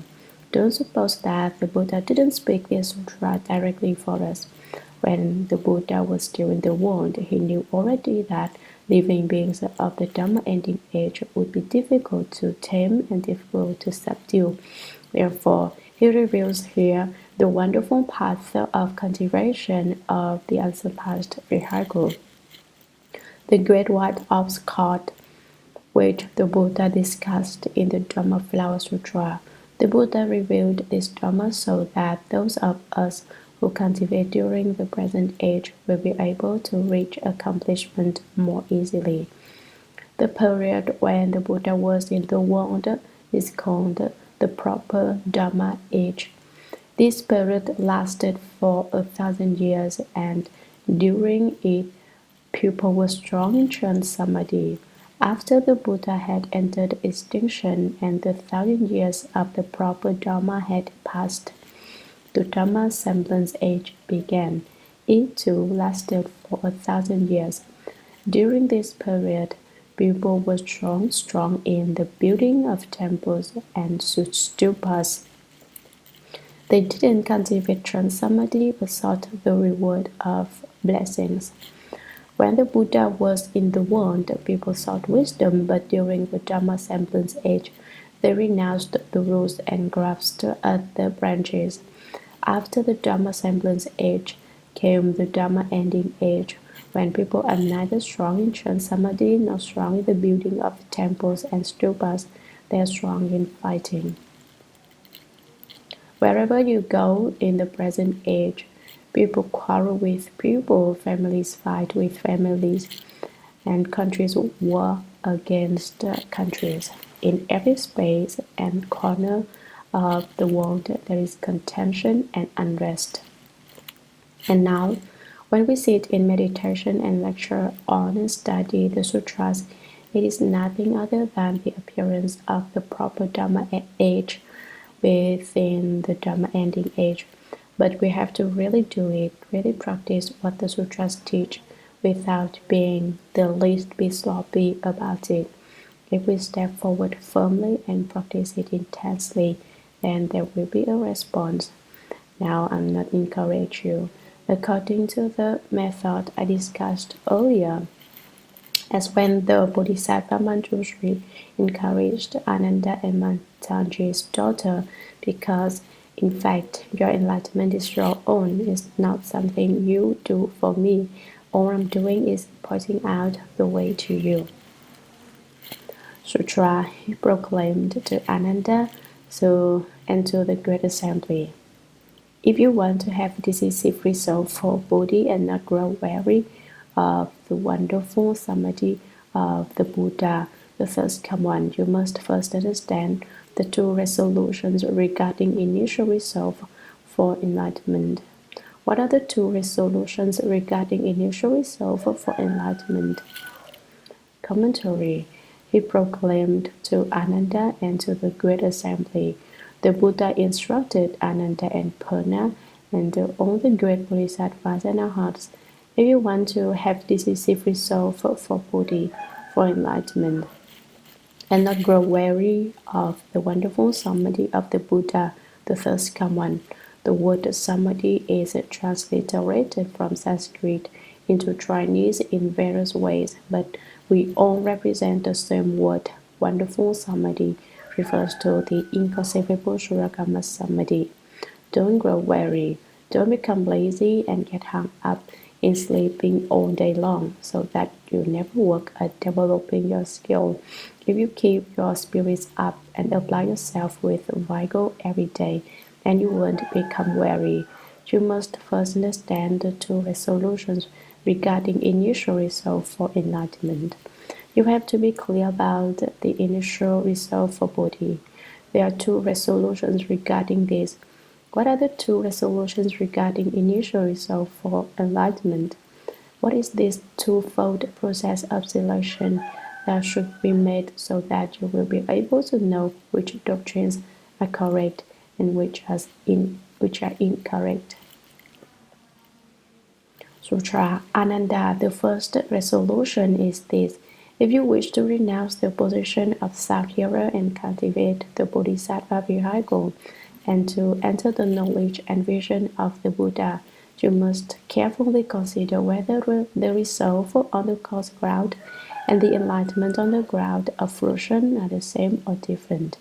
Commentary Ananda. The first resolution is this: if you wish to renounce the position of self-hero, if you self-heroes and conditioned enlightened ones want to relinquish the small vehicle, the two lesser vehicles, and cultivate the Bodhisattva vehicle, the most supreme vehicle, and to enter the knowledge and vision of the Buddha, you must carefully consider whether the result on the coarse ground and the enlightenment on the ground of fruition are the same or different.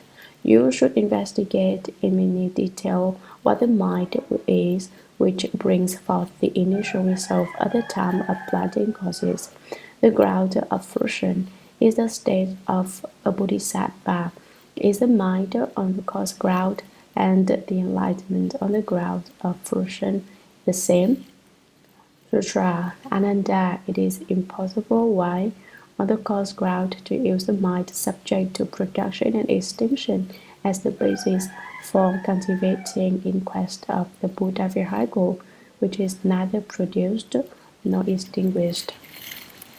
Commentary Ananda. It is impossible, why, on the coarse ground, at the time you have first brought forth the resolve for enlightenment, to use a mind subject to production and extinction, your sixth mind consciousness, as a basis for cultivating in quest of the Buddha vehicle, which is neither produced nor extinguished.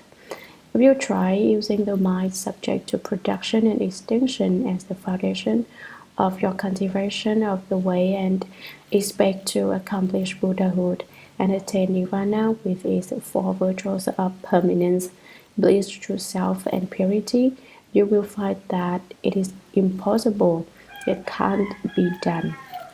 Sutra. In this reason, you should realize that all existing dharmas in the material world will decay and disappear. Ananda. Contemplate the world. What thing is there that will not waste away? Commentary. For this reason, based on above reasoning that you can't seek the Buddha way with a mind subject to production and extinction, you should realize that all existing dharmas in the material world will decay and disappear. Use your wisdom to look into this. The material world is the world of dependent retribution, composed of the mountains, the rivers, the earth, and the various buildings of all of these existing dharmas will change and become extinct. Ananda. Contemplate the world. What thing is there that will not waste away? Is there any one among all the conditioned dharmas which create form and appearance that will not spoil? Which among them will not be destroyed? Sutra. But has anyone ever heard of the disintegration of the void? Why not? It is because the void does not exist, and so it can never be destroyed. Commentary. But has anyone ever heard of the disintegration of the void? Never heard of the obliteration of empty space? Why not? It is because the void does not exist and so it can never be destroyed. The void is not something created or man-made. The void is fundamentally devoid of anything at all. That's why it is called emptiness. Anything that can be made is not the void, and since it basically isn't anything at all, it can't be destroyed. The void is always there. Sutra, while you are in your body, what is solid is of earth, what is moist is of water, what is warm is of fire, and what moves is of wind. Because of these four bonds, your tranquil and perfect, wonderfully enlightened bright mind divides into seeing, hearing, sensation, and cognition. From beginning to end, there are the five layers of turbidity. Commentary. The Buddha now discusses the four elements. While you are in your body, what is solid is of earth. The skin, flesh, muscles, and bones are the solid parts of the body. What is moisture is of water. Saliva, tears, blood, and secretions belong to the element water. What is warm is of fire. Body heat and temperature belongs to the element fire. This functions so that the body always maintains a fairly constant temperature. What moves is of wind, circulation, and respiration belong to the element wind. Because of these four bonds, the four elements combine, they intermingle. This one gets connected with that one and they form an independent company. Before you know it, the four elements have linked up together and formed a party called the body block. Then there is no way for your inherent Buddha nature to appear, and so relying on truth, falseness arises.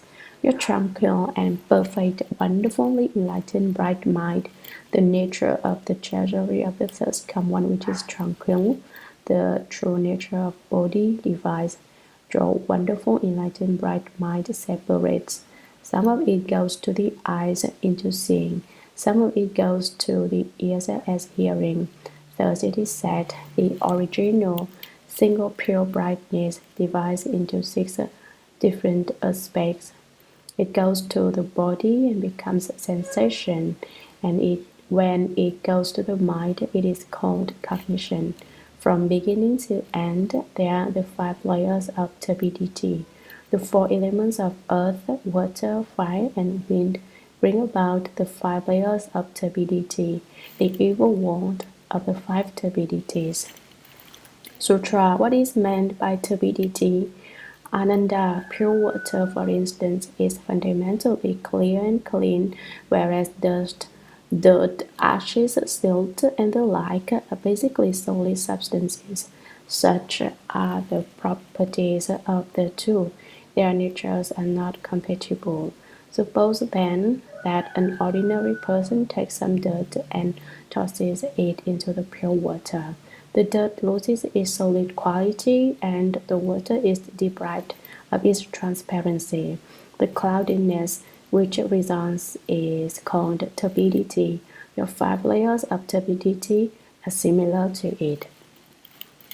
Commentary. What is meant by turbidity? In discussing the five turbidities, I will first explain the word turbid for you.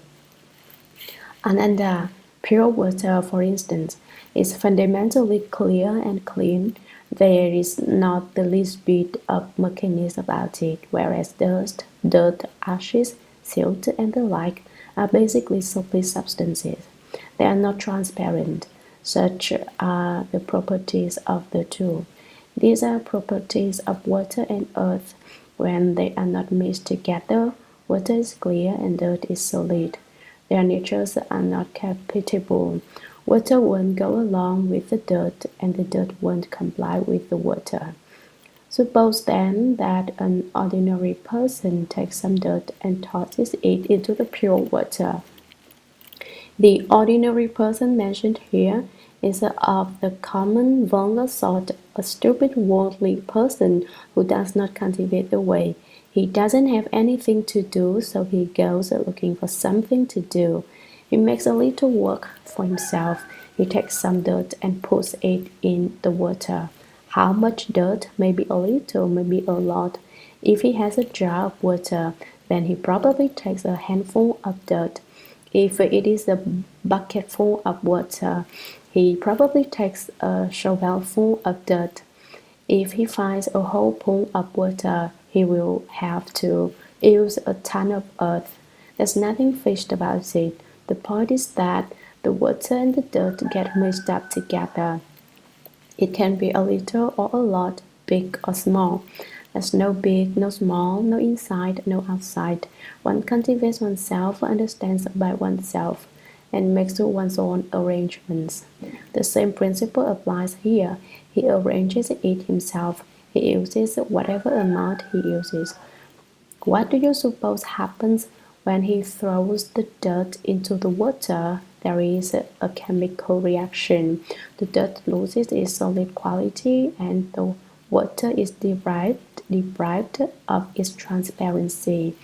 When the dirt hits the water, it dissolves, losing its solidity, and the water which was originally clean and clear turns murky. The result is a mixture that is neither water nor dirt. This is how the science of chemistry was discovered. You should not think it is such a simple matter. The cloudiness which results is called turbidity. Your 5 layers of turbidity are similar to it. Your 4 elements of earth, water, fire, and wind bring about the 5 turbidities by the same process. Sutra Ananda, you see that emptiness pervades the 10 directions. There is no division between emptiness and seeing. However, although emptiness has no substance and your seeing has no awareness, the two become entangled in a falseness. This is the first layer called the turbidity of time. Commentary Ananda, you see that emptiness pervades the 10 directions. There is no division between emptiness and seeing. Can you distinguish which is your seeing and which is emptiness? Is there a line drawn between your seeing and empty space? The meaning is that the nature of seeing and emptiness are one and the same. You can see, but basically that there is not anything that sees. There is no substance in evidence. The thing is simply emptiness, and the emptiness is the seeing. However, although emptiness has no substance, its substance is just emptiness. Someone argues, well, get hold of that substance and let me see it. You can't grasp it. There isn't anything there after all. The thing is just within emptiness. Yet there could never be any contention between the seeing and emptiness. Though it is present, the seeing would never demand the evacuation of emptiness. There is no clash between them. Although this is a Dharma Ending Age strong in fighting, seeing and emptiness are not at odds. And your seeing has no awareness. The thing itself is devoid of awareness. The awareness aligns with you yourself, not with your seeing per se. In this situation, where the emptiness has no substance and the seeing no awareness, the two become entangled in a falseness. This is the first layer called the turbidity of time. That's how time, the karma, comes into being. Ignorant, worldly pupil with nothing in particular to do, toss some dirt into clean water, and now you have gotten your seeing mixed up with emptiness in much the same way. The result is the turbidity of time. Time here is the word kampa, a Sanskrit word which is interpreted as meaning a division of time. Sutra. Your body appears in form with the 4 elements composing its substance, and from this, seeing, hearing, sensation, and cognition become firmly defined. Water, fire, wind, and earth fluctuate between sensation and cognition and become entangled in a falseness. This is the second layer called the turbidity of views. Commentary. Your body appears in form with the four elements composing its substance. You cannot become liberated, and the four elements combine into your body. With this combination come the awarenesses, such as seeing, hearing, sensation, and cognition. The four elements cause these awarenesses to become firmly defined. Water, fire, wind, and earth fluctuate between sensation and cognition. They go back and forth, and all this awareness and comprehension arise. When that happens, they become entangled in a falseness. This is the second layer called the turbidity of views. The false comprehension and awareness combine yet again to form another falseness, the turbidity of views. The explanation of the five turbidities I gave earlier is entirely different from this one. That explanation was in terms of the world. This explanation is in terms of your own body in Five Sutra. Further, the functions of memory, discrimination, and verbal comprehension in your mind bring into being knowledge and views. From out of them appear the six defiling objects. Apart from the defiling objects, there are no appearances. Apart from cognition, they have no nature, but they become entangled in a falseness. This is the third layer, called the turbidity of afflictions. Commentary. Further, the function of memory, discrimination, and verbal comprehension in your mind bring into being knowledge and views. Verbal comprehension refers to study of either Buddhist texts or secular books. From out of them appear the six defiling objects. These functions bring into being knowledge, the realization of things you originally didn't know, and views, the understanding of things you originally didn't understand. But the knowledge gained from books is worldly. It is not the ultimate, genuine revelations of the self-nature. Once you have knowledge, the six defiling objects, forms, sounds, smells, tastes, objects of touch, and dharmas appear. Apart from the defiling objects, there are no appearances. If you separate from the wearisome dust, there are no substances or appearances. Apart from cognition, they have no nature, but they become entangled in a falseness. If they didn't get together, there wouldn't be any falseness. Once there's a true, there's a false. Without the true, there is no false. When there is the false, then there is the true. True and false are relative concepts. It's as Lao Tzu said. Once the great way is gone, humanness appears. Once the wise appear, then comes great deceptiveness. Once close relatives are at odds, then comes the filial pride. Once the country is in turmoil, then come the loyal ministers. Only when the great way is gone do we talk about humanness. When the great way is still in evidence, there is no need for a concept like humanness. When everyone is cultivating the way, everyone knows enough not to cause others to give rise to affliction. All know enough to respect themselves and respect others, so there's no need to speak of humanness. When people are all of fairly average intelligence, there's not much possibility of them cheating one another. It's only when someone intelligent appears and notices how stupid the others are by comparison that he decides he can play a trick and cheat them without their ever realizing it. So, when the wise ones appear, there is great deception. If they all practice the fivefold method of kindness between prince and minister, father and son, husband and wife, brothers and friends, no one would put on airs about being a kind father or a filial son.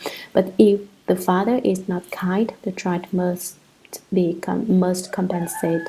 This is when filiality arises. Or if the child is not filial, the father must compensate with kindness.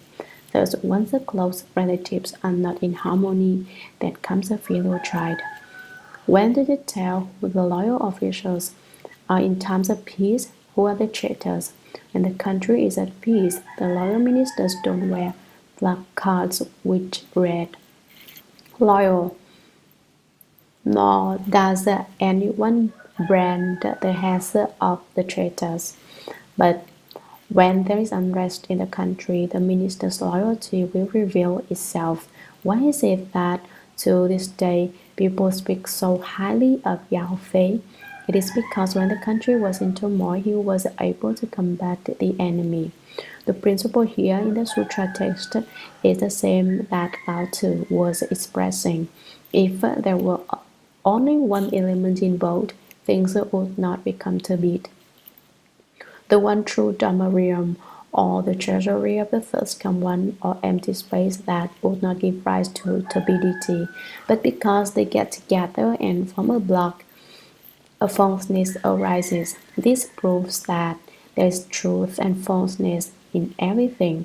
So, even in the treasury of the first come one, falseness comes forth from truth. In just the same way, we people have bodies which are tangible, solid objects, but in addition, each of us also has a shadow. In the analogy, the shadow stands for the false, which arises from the true. It represents our ignorance. It is from ignorance that all our various problems arise, and here the falseness which arises is a third layer, called the turbidity of afflictions. Sutra. And then, day and night, there is endless production and extinction as your knowledge and views continually wish to remain in the world, while your karmic patterns constantly move you to various places. This entanglement becomes a falseness which is the fourth layer called the turbidity of living beings. Commentary, and then day and night there is endless production and extinction. Again and again your thoughts arise and cease, all day long without stopping, as your knowledge and views continually wish to remain in the world. Knowledge and views here refers to your intention, which is to remain in the world. You want to be immortal, you want to stay in this world forever and never die, while your karmic patterns constantly move you to various places. Your retribution body moves from one country to the next, from one land to another. This entanglement becomes a falseness, which is a fourth layer, called the turbidity of living beings. Because the thoughts in your mind are continually born and continually die, they are like living beings who are continually born and continually die. It is therefore referred to as the turbidity of living beings. Sutra. Originally, your seeing and hearing were not different natures, but a multitude of defiling objects has divided them until suddenly they became different. Their natures have a mutual awareness, but their functions are in opposition. Sameness and difference arise, and they lose their identity. This entanglement becomes a falseness, which is the fifth layer, called the turbidity of a lifespan. Commentary. Ananda and all of you people who have not attained the state of being without the outflows. Originally, your seeing and hearing were not different natures. They weren't of two thoughts to begin with. They were one and the same, but a multitude of defiling objects has divided them until suddenly they became different. Their natures have a mutual awareness, but their functions are in opposition. Seeing and hearing share a common knowledge. The meaning is this: the original single pure brightness divides into 6 different aspects. So the pure bright nature has a common awareness, but the functions of the six aspects differ. The division into 6 aspects calls up different functions which are in mutual opposition. Eyes can see but cannot hear. Ears can hear but they cannot see. The nose smells scents, it cannot see or hear. The tongue senses taste and cannot smell or see or hear. Sameness and difference arise and they lose their identity. They have no fixed definition. Since the 6 sense organs have lost their mutual identity, their functions lose their accuracy. They are not the same and not different, but with regard To both aspects, there is a lack of clear definition. Hence it says sameness and difference arise and they lose their identity. This entanglement becomes a falseness, which is the fifth layer called the turbidity of a blind span. Sutra Ananda, you now want to cause your seeing, hearing, sensation, and cognition to return to and only with the permanence, bliss, true self, and purity of the first come one. Commentary Ananda, you now want to cause your seeing, hearing, sensation, and cognition, smelling and tasting are included here as well, to return to and only with the permanence, bliss, true self, and purity of the first come one. Seeing, hearing, sensation, and cognition originally arose from false conditions. Now you want to cause them to return to and only with the treasury of the first come one, and the four virtues of Nirvana: permanence, bliss, true self, and purity. Sutra, you should first decide what the basis of birth and death is by relying on the perfect tranquil nature, which is neither produced nor extinguished. Commentary, you want to only with the nature of the treasury of the first come one. You should first decide what the basis of birth and death is by relying on the perfect tranquil nature, which is neither produced nor extinguished. Use a perfectly fused, pure, and tranquil nature. Then you can unite with the treasury of the first come one. Sutra, by means of this tranquility, turn the empty and false production and extinction so that they are subdued and return to the source of enlightenment.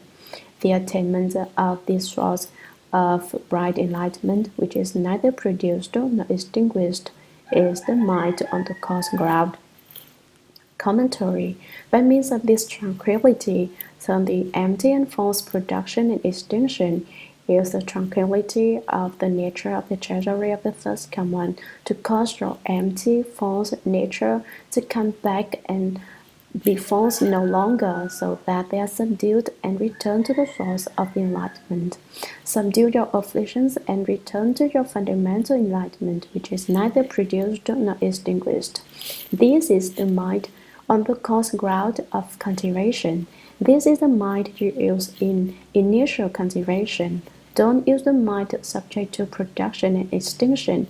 Use the perfect tranquil nature, which is neither produced nor extinguished. Sutra, then you can completely accomplish the cultivation of and certification to the ground of fruition. Commentary. If on the coarse ground you use a mind which is neither produced nor extinguished, then you can completely accomplish the cultivation of and certification to the ground of fruition. The ground of fruition refers to the accomplishment of Buddhahood, of Bodhisattvahood or Buddhahood. If you apply your effort in cultivation and understand genuine principle, then you can quite naturally and very quickly cultivate and be certified to the fruition. Sutra, it is like purifying muddy water by placing it in a quiet vessel which is kept completely still and unmoving. The sand and silt settle and the pure water appears. This is called the initial subduing of the gas dust affliction. Commentary. There is an analogy for cultivation and the certification of the mind on the coarse ground. It is like purifying muddy water, as we just discussed. When someone throws dirt into clean water, the water turns muddy. The dirt loses its solidity and the water loses its clarity. This represents living beings who are originally in the nature of the treasury of the first come one, but who then get mixed up with the four elements and the five turbidities and give rise to ignorance and affliction. From the one truth arises the false. This falseness is not true. The truth is not false. As I explained earlier, the true can be represented by our bodies and the false by our shadows. Is the shadow true? No, it only exists when there is a light shining on the body. The shadow then represents ignorance, because ignorance is also basically unreal.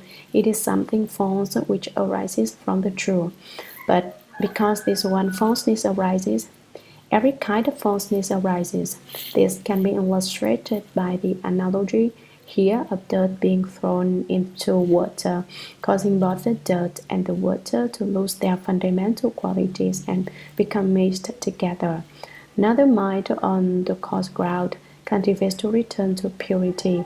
This is like putting the muddy water in a quiet vessel, which is kept completely still and unmoving.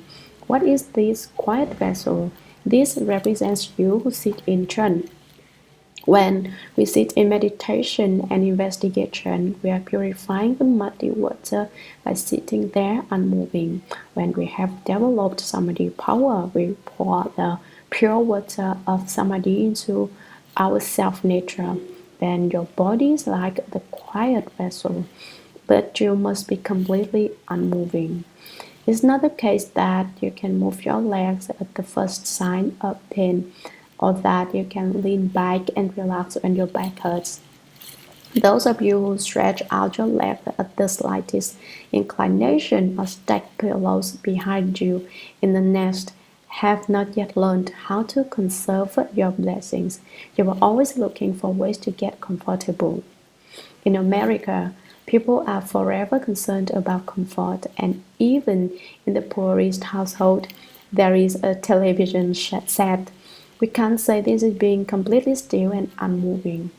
One who is still and unmoving is not afraid of anything. A little leg pain is not big deal. It's no big deal.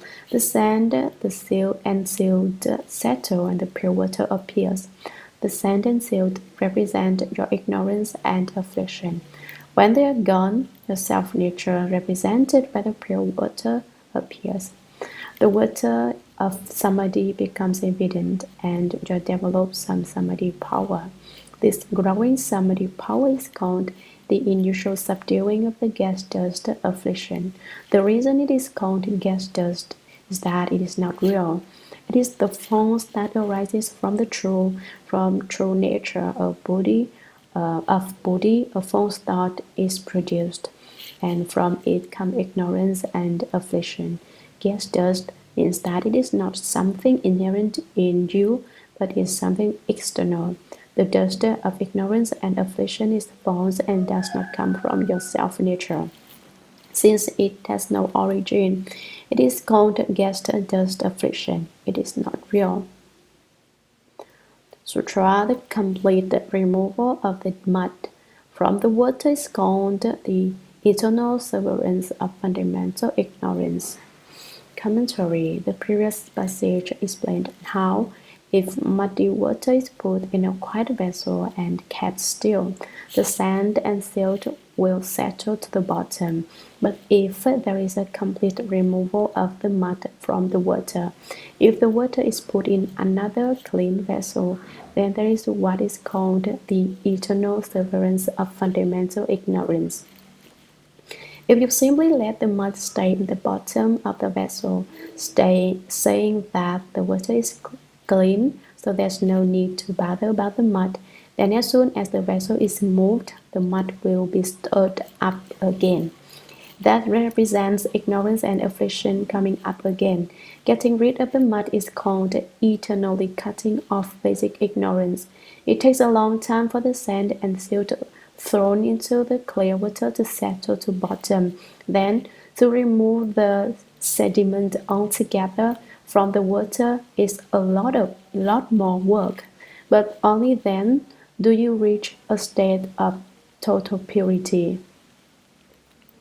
Fundamental ignorance refers to the appearance of production ignorance, and it is not at all easy to get rid of. You shouldn't think it's so simple. Even a bodhisattva at the stage of equal enlightenment has one bit of it left.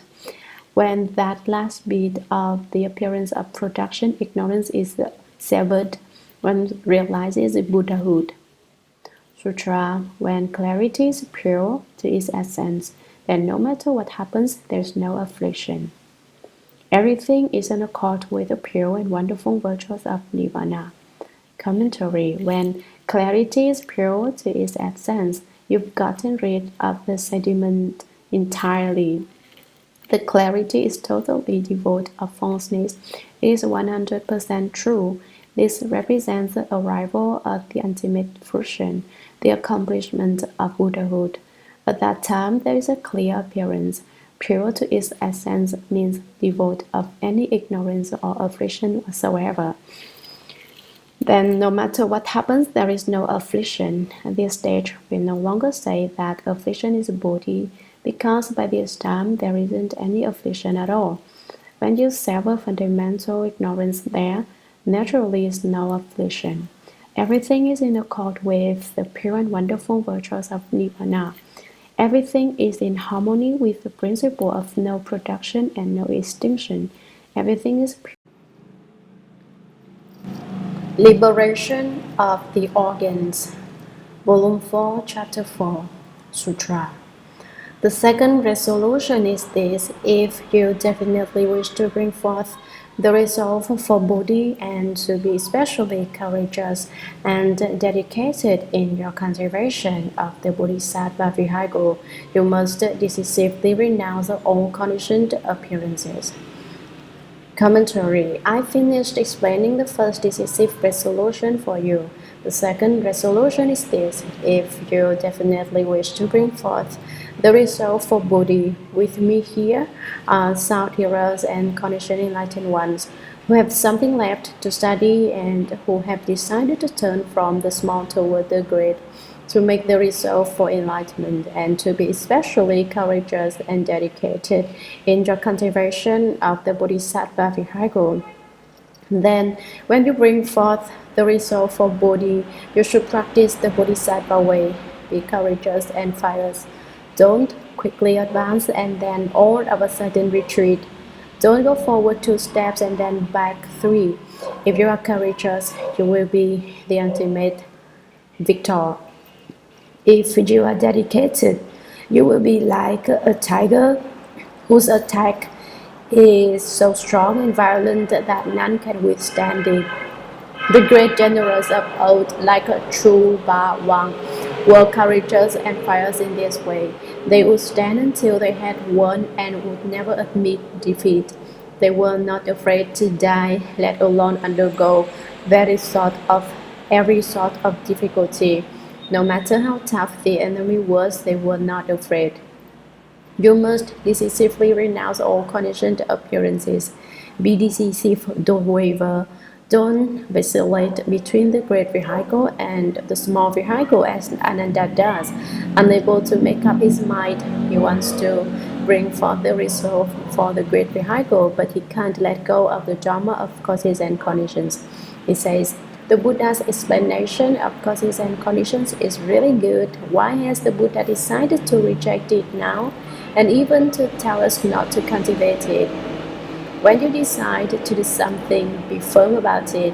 Don't stand with each foot in a different boat. There's a saying in China: one person has feet in 2 boats. He wants to go south on the river and he wants to go north. Where do you think he'd be able to go as he stands there with each foot in a different boat? This is a prime example of indecisiveness, but now the Buddha is telling them to be decisive and renounce all conditioned appearances. The conditioned dharmas belong to the small vehicle. Conditioned refers to all creation. Anything with form and appearance is a conditioned dharma. All conditioned dharmas, anything with form and appearance, will eventually undergo destruction. Unconditioned dharmas have no form and appearance, and so they can never be destroyed. Earlier in the sutra, the Buddha gave the example of empty space, asking when it would be destroyed. The answer was that it would never be destroyed since it has no form or appearance. That was another case in which the Buddha used empty space to represent the nature of the treasury of the first come one. Sutra, you should carefully consider the origin of affliction and the beginningless creation of karma and perpetuation of rebirth, who creates it and who induces it. Commentary. You should carefully consider the origin of affliction. You should look into this in the most minute detail.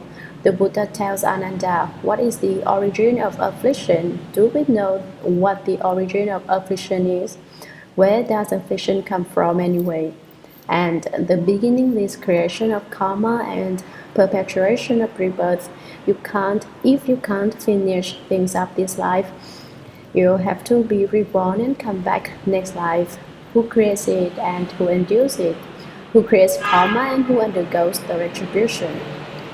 Sutra. Ananda. If in your cultivation of Bodhi you do not carefully consider the origin of affliction, you cannot realize the empty falseness of the sense organs and sense objects of the location of delusion. If you don't ever know its location, how can you subdue it and reach the level of the third one? Commentary. Ananda. If in your cultivation of Bodhi, the enlightened way, the Dharma of the great vehicle Bodhisattvas, you do not carefully consider the origin of affliction, you cannot realize the empty falseness of the sense organs and sense objects. You won't recognize the illusoriness of the four elements, the six sense organs and 6 defiling objects, the 5 skandhas and the like, or the location of delusion. You won't know where you are upside down and where you are not upside down. If you don't even know its location, if you don't understand where delusion comes from, what its origin is, how can you subdue it? How can you tame the upside down ignorance and afflictions? You won't be able to do it or to reach the level of the third one. If you can't subdue it, how can you obtain the ultimate wonderful fruition of the third one?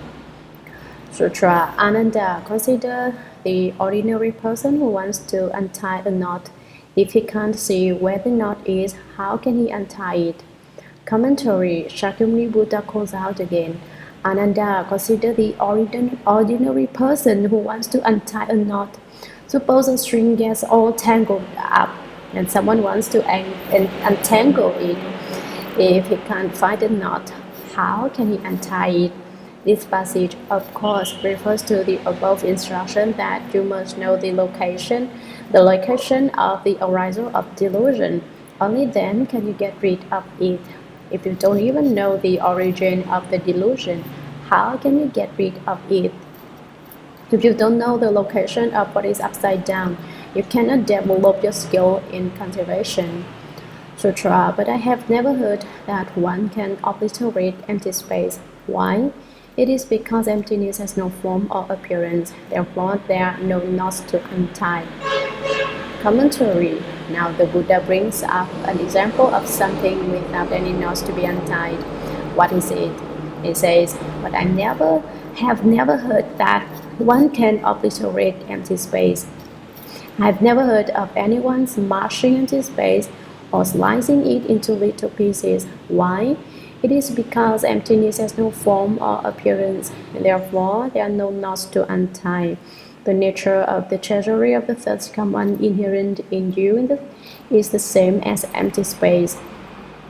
Sutra. But now your visible eyes, ears, nose, and tongue, as well as your body and mind, are like 6 thieving matchmakers who plunder the jewels of your household. Commentary. But now your visible eyes, ears, nose, and tongue, as well as your body and mind, are like the 6 thieving matchmakers. People think that the 6 sense organs are helpful, but actually it is just these 6 destructive things that steal the Dharma jewels of our self-nature. But you still don't realize this. You consider the eyes, ears, nose, tongue, body, and mind to be your best friends.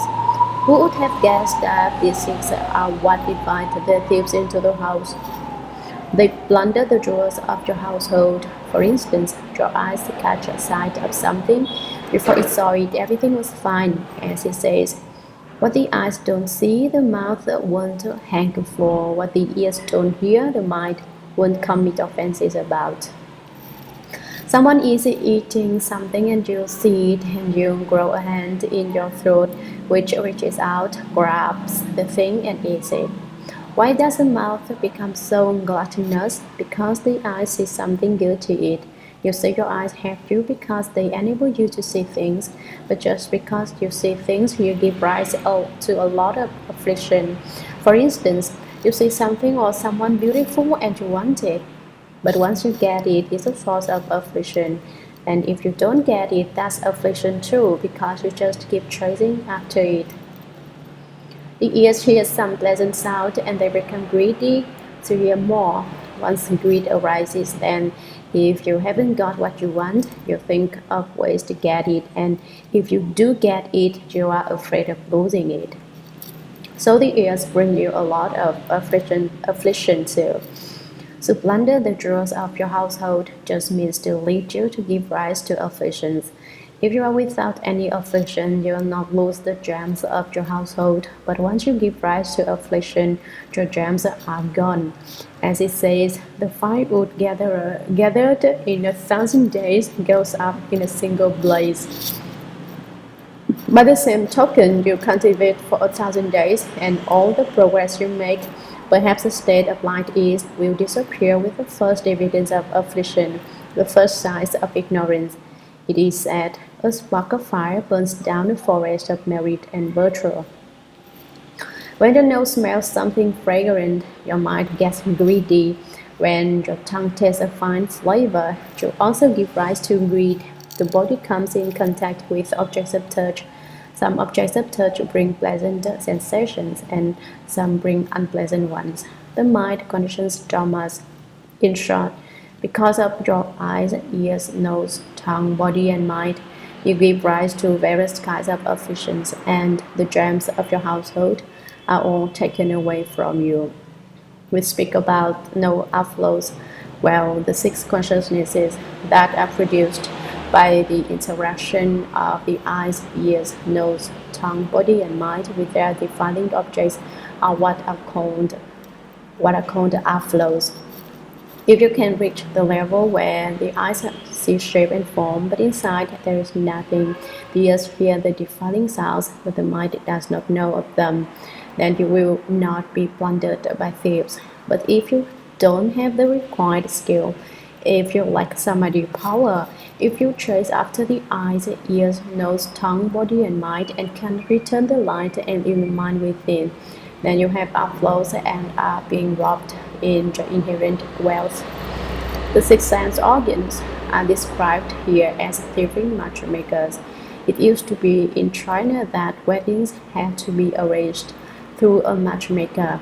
In early Chinese history, during the Zhou dynasty prior to the Liu Guo, there were no matchmakers. People just found their own mates in the way that is customary in the West today.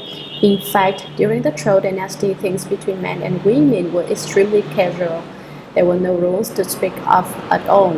Then Confucius revised and edited the six classics: the Book of Poetry, the Book of History, the Book of Changes, the Book of Rites, the Book of Music, the Spring and Autumn Annals. From then on, there had to be a matchmaker whose job it was to select men and women who were well suited for one another. Then, if they were about the same age and size, overtures would be made. Such and such a young lady is very virtuous. Such and such a student is very intelligent. Once the introductions were complete, everything was arranged. Here, the use of the word matchmaker in the text carries much the same meaning. The six sense organs interact with the six defining objects, and between them the six consciousnesses arise. The communications that occur between the sense organs, the sense objects, and the consciousnesses are a lot like the job of a matchmaker. The match is made and the involvement happens before anyone realizes that a thief is present. But the thief steals your wealth of merit and virtue. He plunders the gems of your household. What are the gems of your household? you should know that yourself. Whatever you take to be your gems, you should carefully protect. You don't know what your gems are, and you don't know what my treasures are. I know what my gems are. You say they are gold, silver, and diamonds. No, they are not. Although I don't know what your gems are, I do know that if you think those are your gems, you've mistaken. Well, what are my household gems then? You wonder. So now you yourself don't know what they are. Even though you don't know, I can tell you, although I'd rather not. But since you want to know, I think I should comply and tell you, except that I'm afraid you won't believe me. Do you see what a spot I'm in? I can't figure out if it's better to tell you or not. If I tell you and you don't believe me, then I've wasted some energy. But if I don't tell you when you want to know, there's always the chance that you might believe me. So now I've decided to tell you. What are your treasures? They're simply the pure nature, the bright substance of your eternal true mind within the nature of the treasury of the first come one. The Buddha jewel of the self-nature, the Dharma jewel of the self-nature, the Sangha jewel of the self-nature are your gems too. Also, in your own physical being, you should cultivate precepts, cultivate samadhi, and cultivate wisdom, as they too are the gems of your household. The light of your enlightened nature is also a true gem of your household. I can't even see those things. How can I lose them? You ask. Ah, that's the very reason I didn't want to tell you. You don't believe what you can't see. And so it's no wonder you don't believe this, because it really is an invisible thing. But you have some sense of awareness, even though you can't see it. If your awareness is coupled with wisdom, you will have more jewels. If you are stupid, however, you will lose your jewels. It's a mind itself. Are you wise or stupid? Are you wise or stupid? This is not to say, though, that you should stand up and announce that you have wisdom like the Buddhas, like a certain person who called himself a patriarch. All I did with him was to say I was going to kill him, and he fled in terror. Next time you meet up with a person like this, just beat him up from head to foot, and if he cries, "Why are you beating me?" you can answer, "I'm just beating empty space," since you basically don't exist, right? How can you be aware of pain? If you are aware of pain, you are no different from an ordinary person, and you can't compare yourself to the Buddha. If you aren't aware of the pain, then you're just a block of wood or a piece of rock. You don't have any sensation, so you're just like an excrement. Tell him that and say, "Take my advice and don't go around acting crazily the way you have been. Don't go around saying, 'I'm just like the Buddha without any difference. I am the Buddha, I am a patriarch.'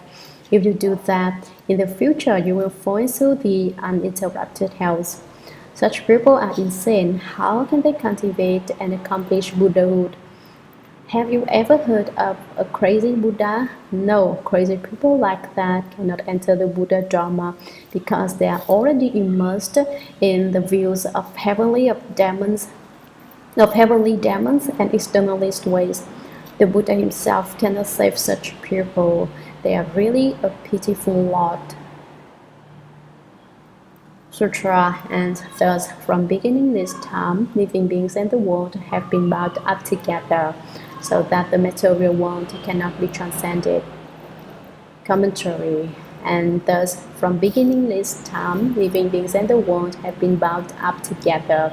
The six sense organs, the six defiling objects, and the consciousnesses in between communicate back and forth until they are as dependent upon one another as the two beasts, lamb and bay.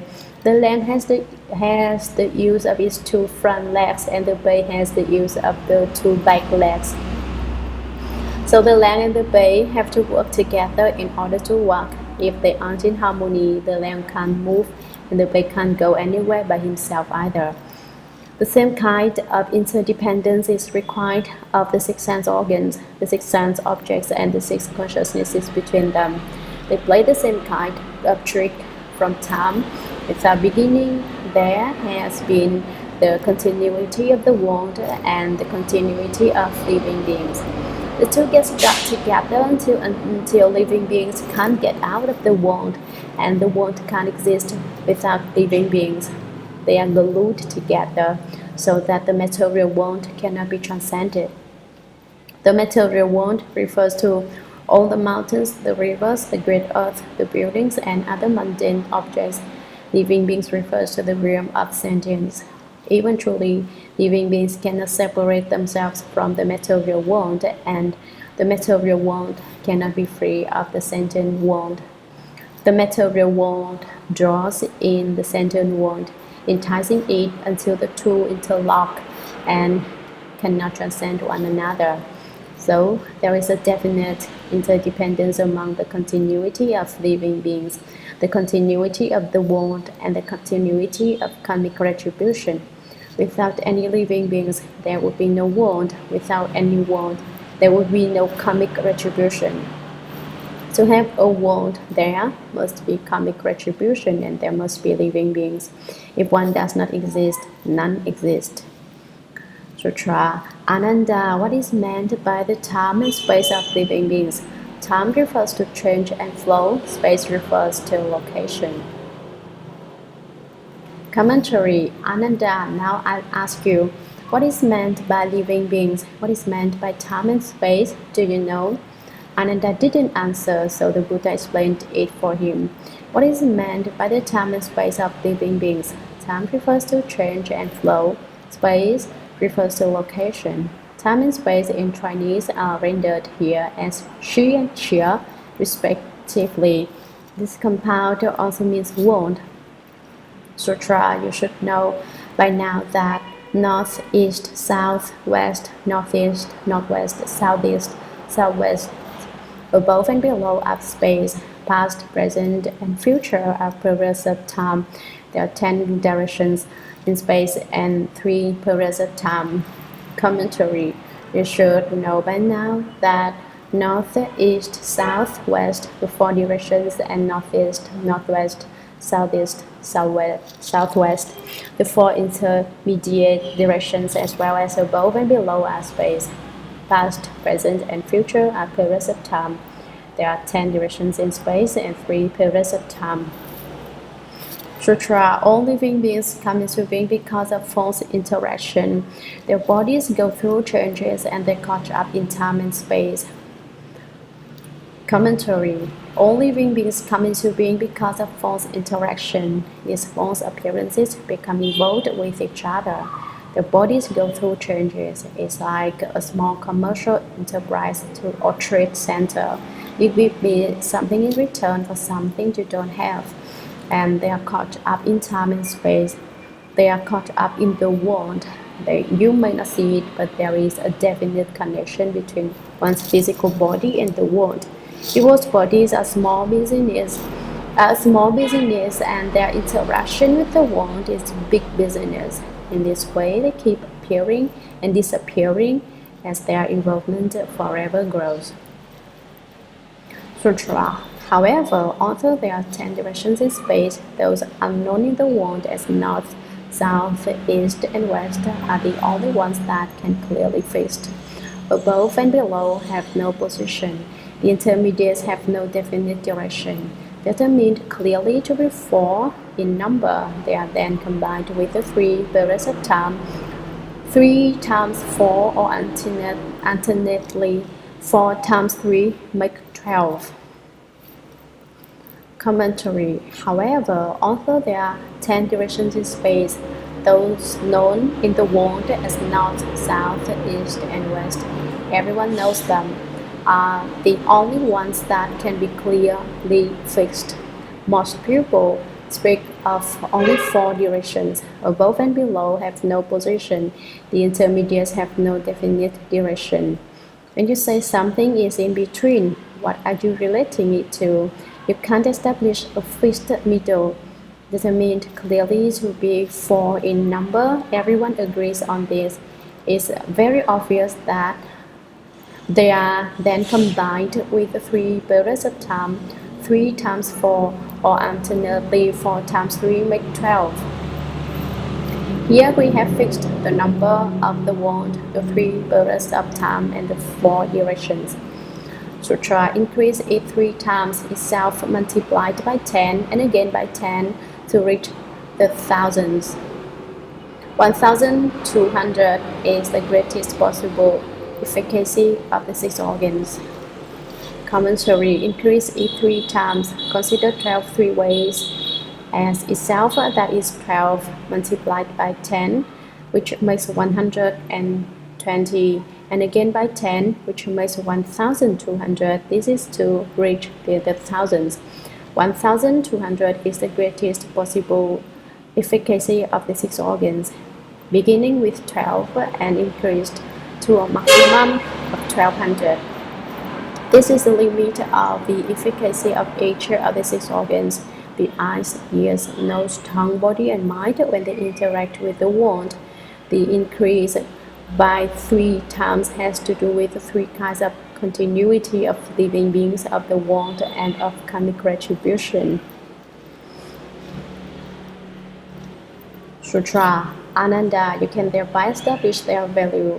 For example, the eyes see darkness behind and light in front. The front is totally light, the back is totally dark, with your peripheral vision included. You can see 2/3 around at most. Therefore, its capacity can be expressed as an efficacy which is not complete. 1/3 of its efficacy is without virtue. Now then, that the eyes have an efficacy of only 800. Commentary. This is the way Shakyamuni Buddha explained the sutra. The meanings will be explained as the sutra continues. Don't be nervous at this point. Ananda, you can thereby establish their value. You can decide for yourself which of the 6 organs are superior and which are inferior. For example, the eyes, which potentially have an efficacy of 1200. The see darkness behind and light in front. They can't see what's in front. They can see what's in front but not what's behind. Of course, this does not refer to the Buddha eye. A person with the Buddha eye can see not only in front but behind, to both sides, above and below. He can see the entirety of empty space. That's not an issue here because we are talking about the ordinary flesh eye at this point. The front is totally light, the back is totally dark. With your peripheral vision included, you can see 2/3 around at most. You can't see all the way around. Therefore, its capacity can be expressed as an efficacy which is not complete. 1/3 of its efficacy is without virtue. You can see in front and to the sides, but you can't see behind. Now then, that the eyes have an efficacy of only 800. They are not the superior organ since they don't use the entire potential of their efficacy. What is being explained now is explained in preparation for the instruction given by the 25 sages when they discuss their perfect penetration, which has selected an organ for perfect penetration. Sutra. For example, the ears hear everywhere in the 10 directions without loss. They hear movements, whether far or near, and stillness without bounds. Know, where then, that the organ of hearing is complete with an efficacy of 1200. Commentary. Shakyamuni Buddha told Ananda, for example, the ears hear everywhere. The ear's sensation of hearing is unobstructed. They're not like the eyes, which use only a part of their potential. The organ of hearing reaches everywhere to the front, back, left, and right, and above, below.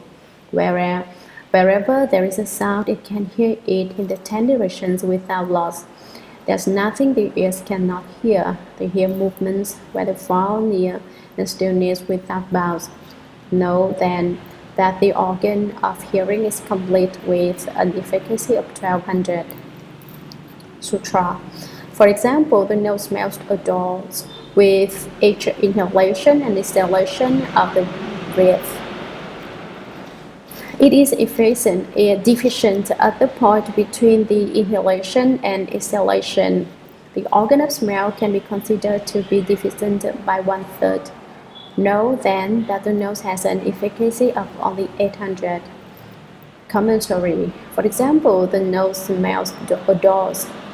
It has the ability to smell with each inhalation and exhalation of the breath. It is deficient at the point between the inhalation and exhalation. Between inhaling and exhaling, there is a moment's pause during which no smell takes place.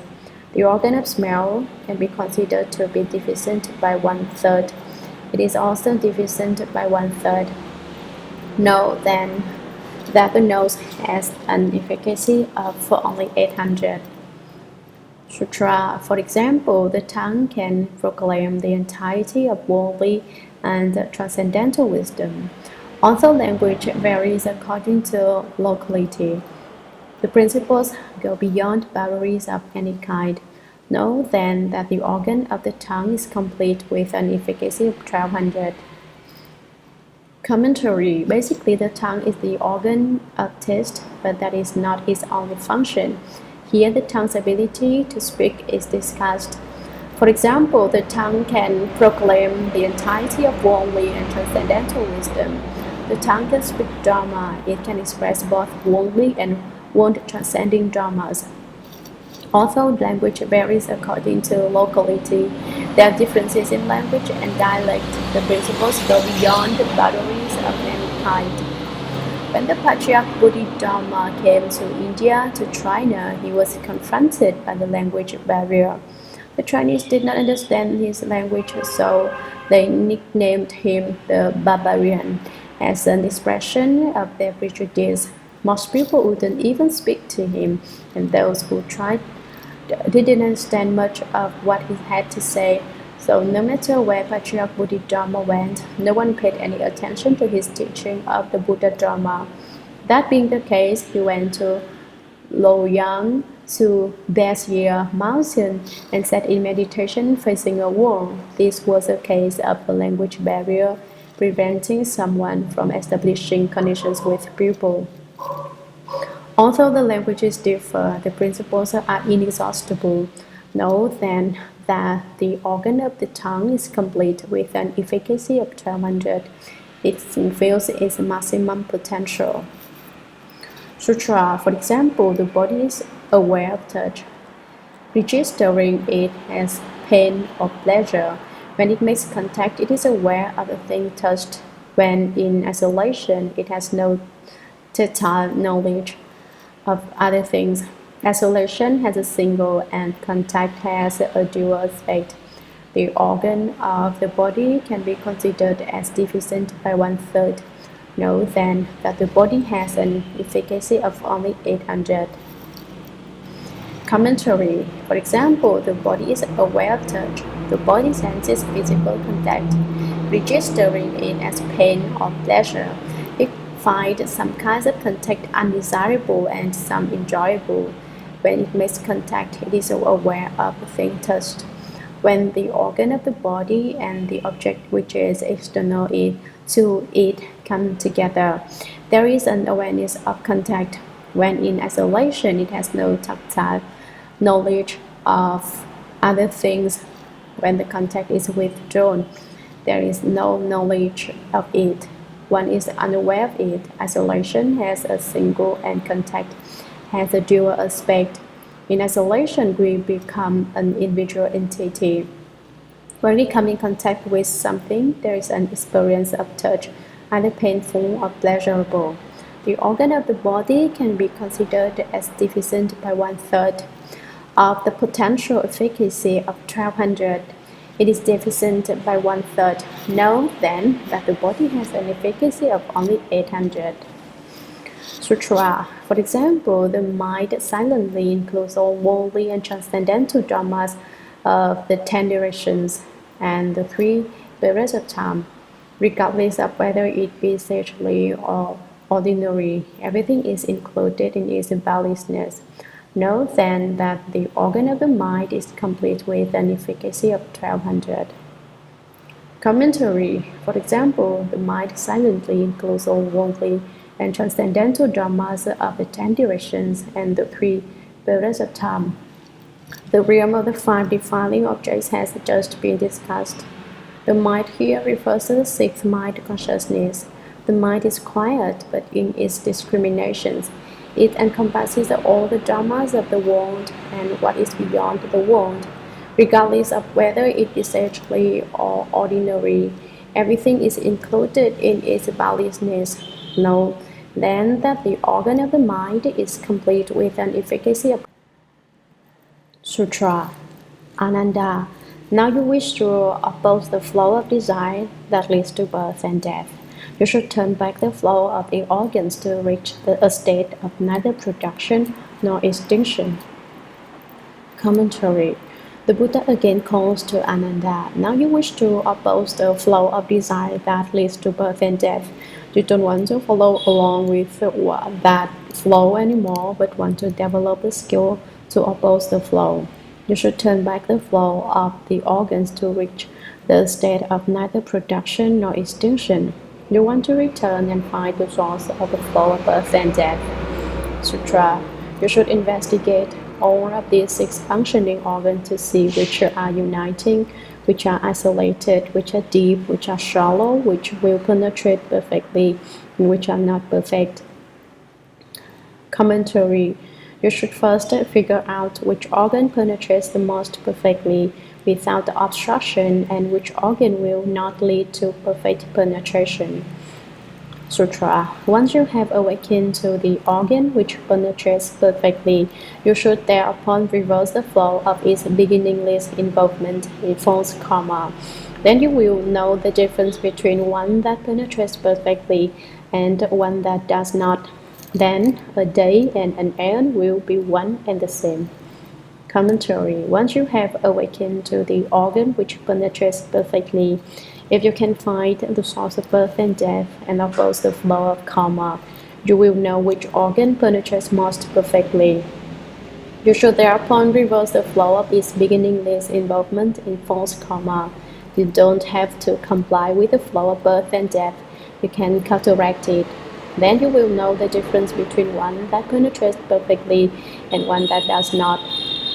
When you understand which organ penetrates most perfectly, then if you then cultivate, then a day and an aeon will be one and the same. Before you understood about the perfect organ, you could have cultivated for an aeon and still not become a Buddha.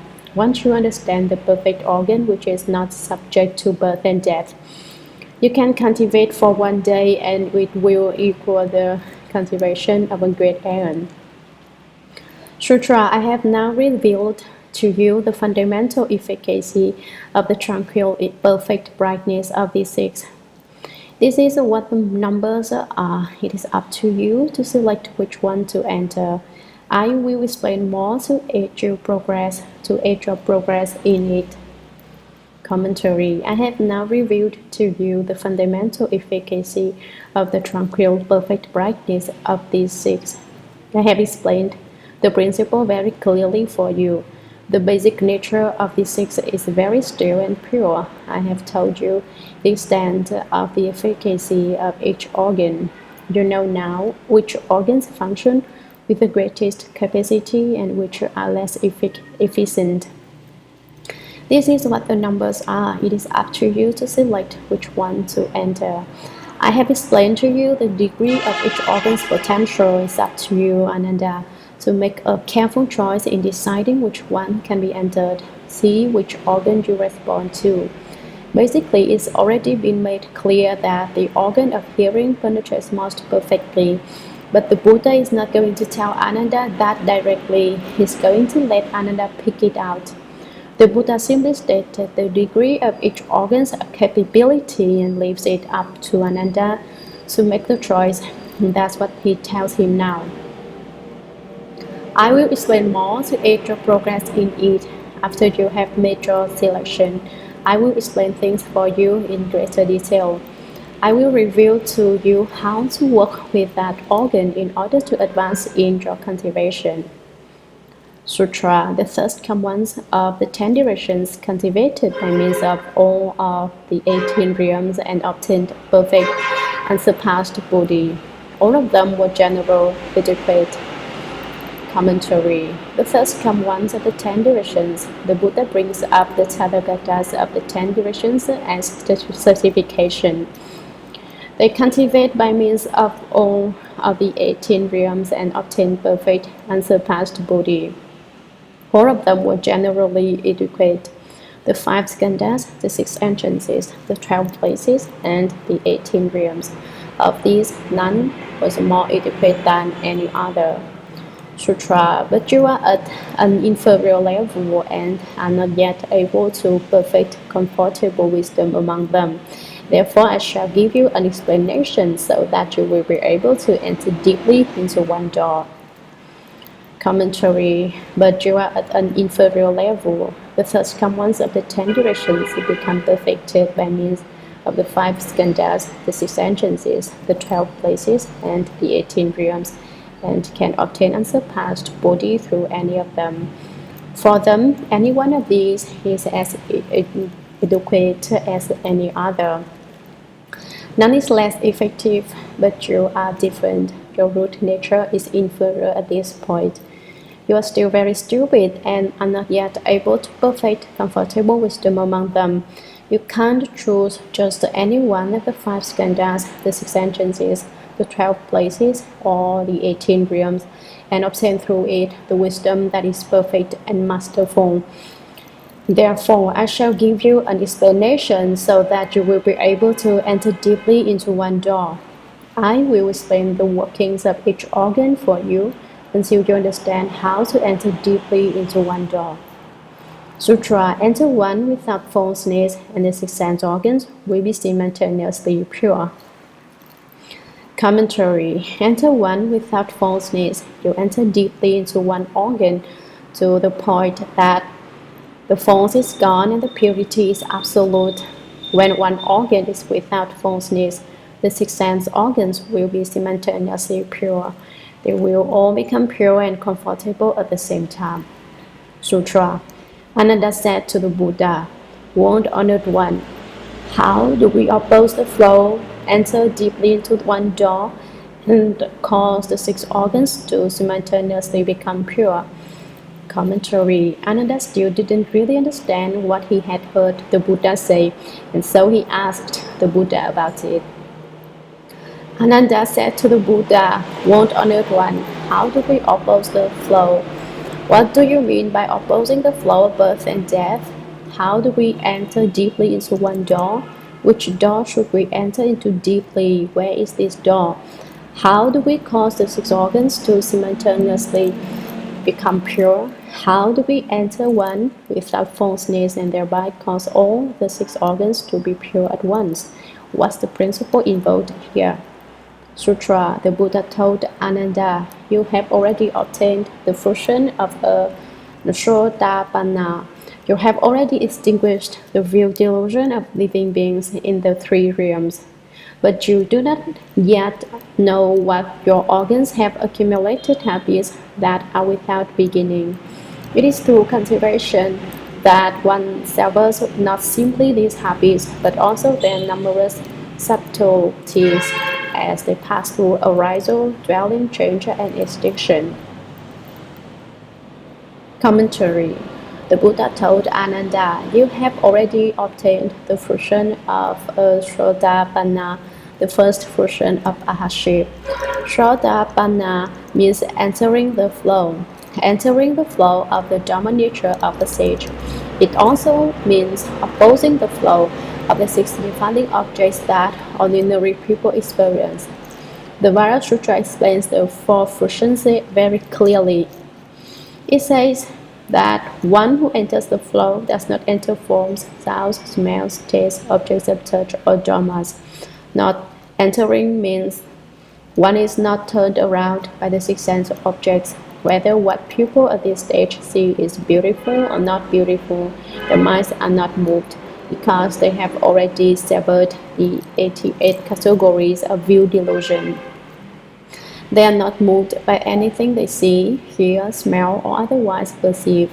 This stage of ahaship is also called preparing for the flow of the sage. You have already extinguished the view delusions of living beings in the 3 realms. This refers to the 88 categories of view delusion. But you do not yet know that your organs have accumulated habits that are without beginning. These habits have been piling up from numerous lives and numerous ends. It is through cultivation that one severs not simply these habits, but also their numerous subtleties as they pass through arousal, dwelling, change, and extinction.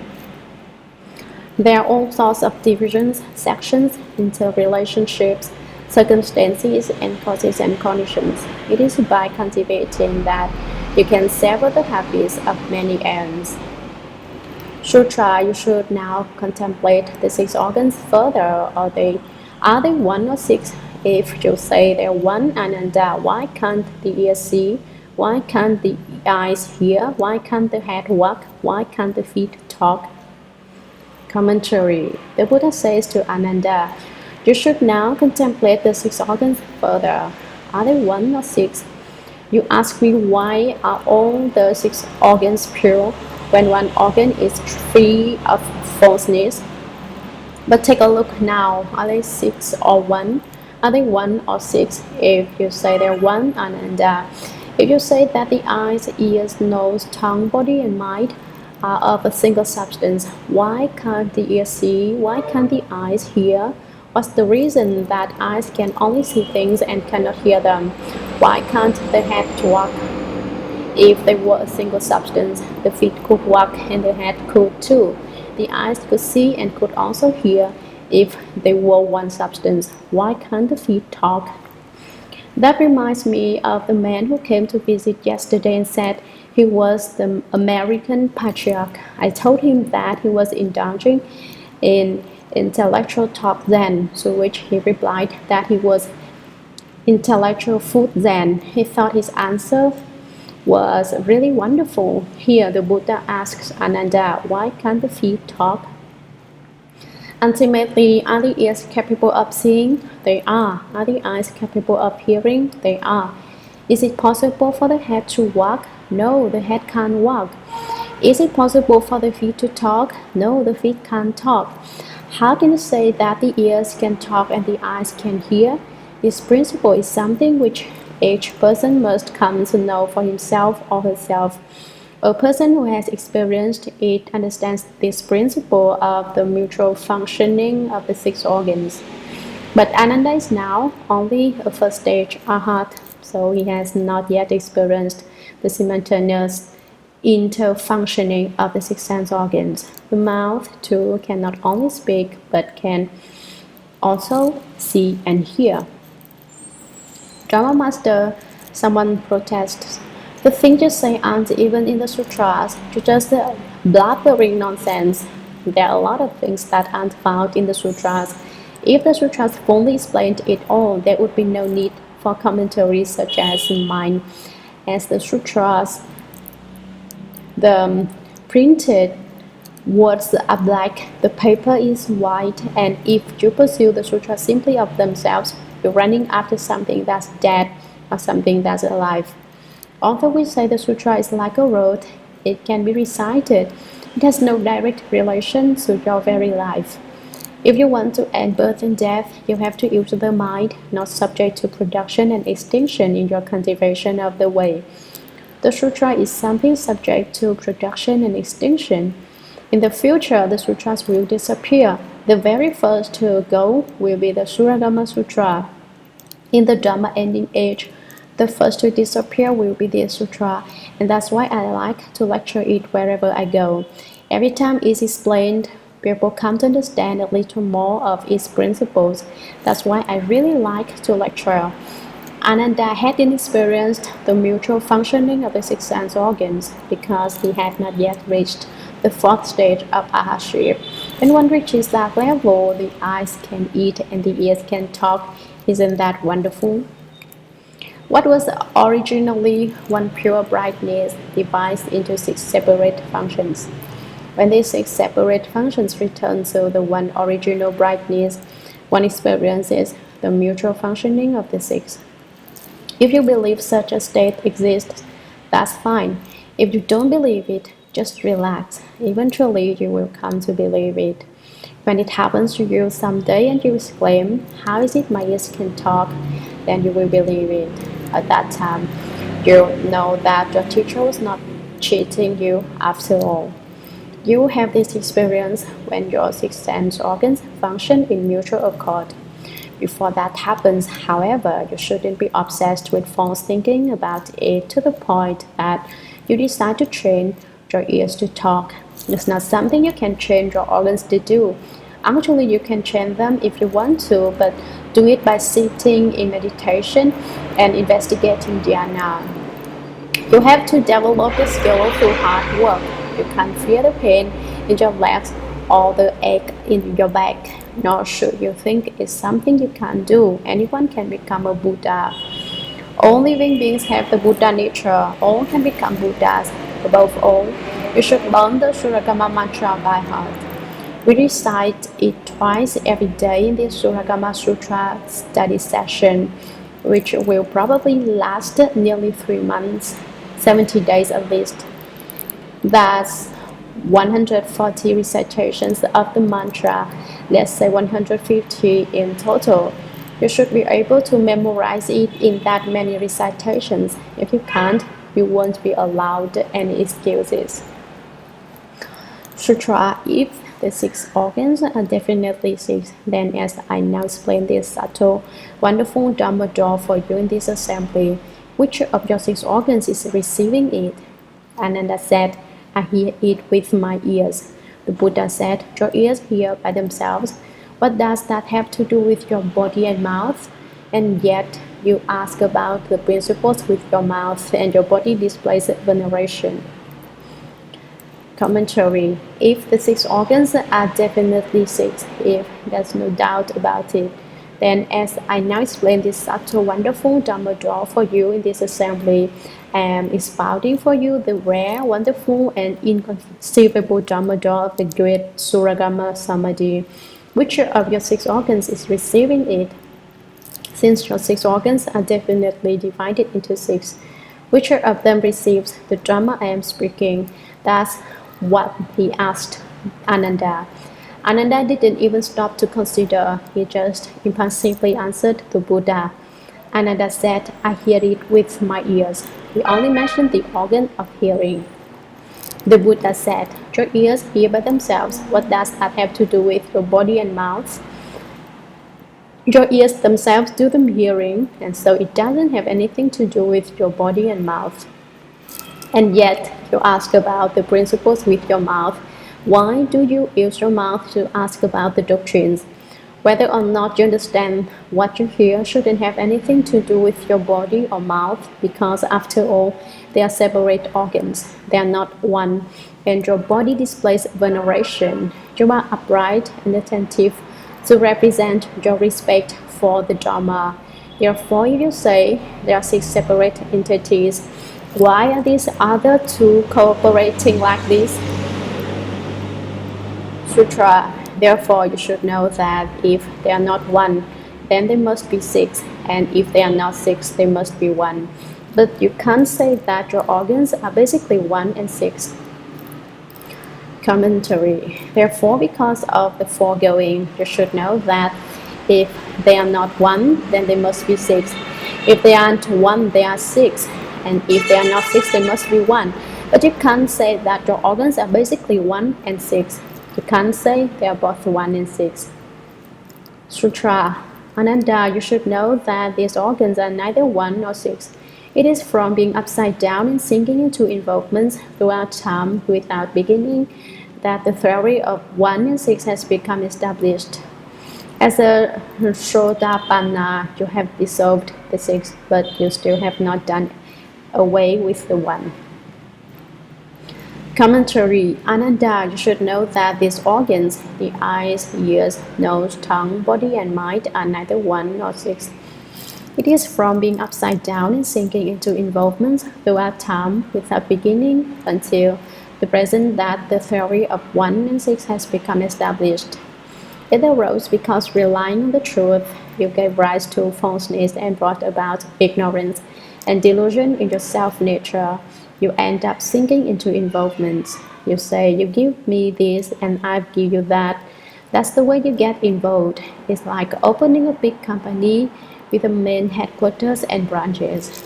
Because of delusion and involvement, the theory of one and six became established in the profoundly tranquil nature of the first common treasury in the eternal true mind. As a Shrodapanna Ananda, you have obtained the fruition of a first stage arhat. The definition of a first stage arhat is one who does not enter into forms, sounds, smells, tastes, objects of touch, or dharmas. You have dissolved the six. You are not turned around by the six defining objects. You wouldn't say, is that food good to eat? You wouldn't have that thought. Or when looking at a form, you wouldn't say, that's really beautiful. As soon as one thinks beautiful, one becomes attached, and one races after that beautiful thing. How far one runs, no one knows. 1 mile, 2, 3, 4, or is it 100 or 200 miles? Who knows how far you will run after beauty that's been turned by the defining objects of form. As to smelling fragrances, I remember a time in Manjushri when I was reciting the Great Compassion Mantra with over a dozen of my disciples. We were kneeling as we recited, and after we'd said the mantras more than 200 times, the entire room filled with a rare fragrance. There weren't any flowers in the room or anything else that would emit such a fragrance. In fact, the fragrance was out of this world, not like anything we'd ever smelled before. One of my disciples got greedy and began sniffing loudly and muttering, "How sweet, how fragrant!" The more he sniffed, the more fragrant it was, and the more he wanted to smell it. I said to him, "You're here reciting the Great Compassion Mantra. Don't go chasing after scents. The tongue tastes flavors." One time I accompanied an experienced old cultivator to a layperson's house for a meal offering. This old cultivator supposedly possessed the status of elder years and lofty virtue in the way. But when we were served the food, he remarked to me, "This food is really good. It's my favorite kind. Do you like it?" I said, "I don't know what it tastes like." "Oh, haven't you eaten any?" "I ate it, but I don't know what it tasted like." I said, "Well, if you don't recognize taste, haven't you turned into a piece of wood?" "But I ate," I retorted. "Wood can't eat." The reason I don't know what it tasted like is that I just ate my fill. I didn't pay attention to its flavor. But as a result of that conversation, I thought to myself, such a lofty old cultivator, and he is still expending his energy on food and drink. He's attached to what is good to eat and what is not. What's to be done? Now the Shurangama Sutra discusses dissolving the six. How do you do it? Once you are certified to the first version of arhatship, to get rid of that level of experiencing. Your eyes don't seek after beauty, your ears don't register fine sounds, your nose isn't greedy for fragrances, your tongue doesn't crave flavors, your body doesn't become attached to objects of touch, and your mind isn't aware of dharmas. But you still have not done away with the one. What is the one? It represents his attachment to dharmas, an attachment that still remains. All the forms, sounds, tastes, objects of touch, and dharmas have been dissolved. The attachment to dharmas has still not been severed. Sutra is like emptiness fitting into differently shaped vessels. The emptiness is said to be whatever shape the vessel is, but if you get rid of the vessel and look at the emptiness, you will say it is one and the same. Commentary.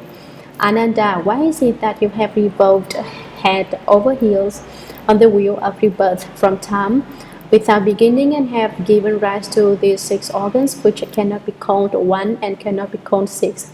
What's the reason? I bring up another analogy as further substantiation. It is like emptiness. That is, it's like our nature of the treasury of the first come one, which is no one else but ours. It's like putting emptiness into differently shaped vessels.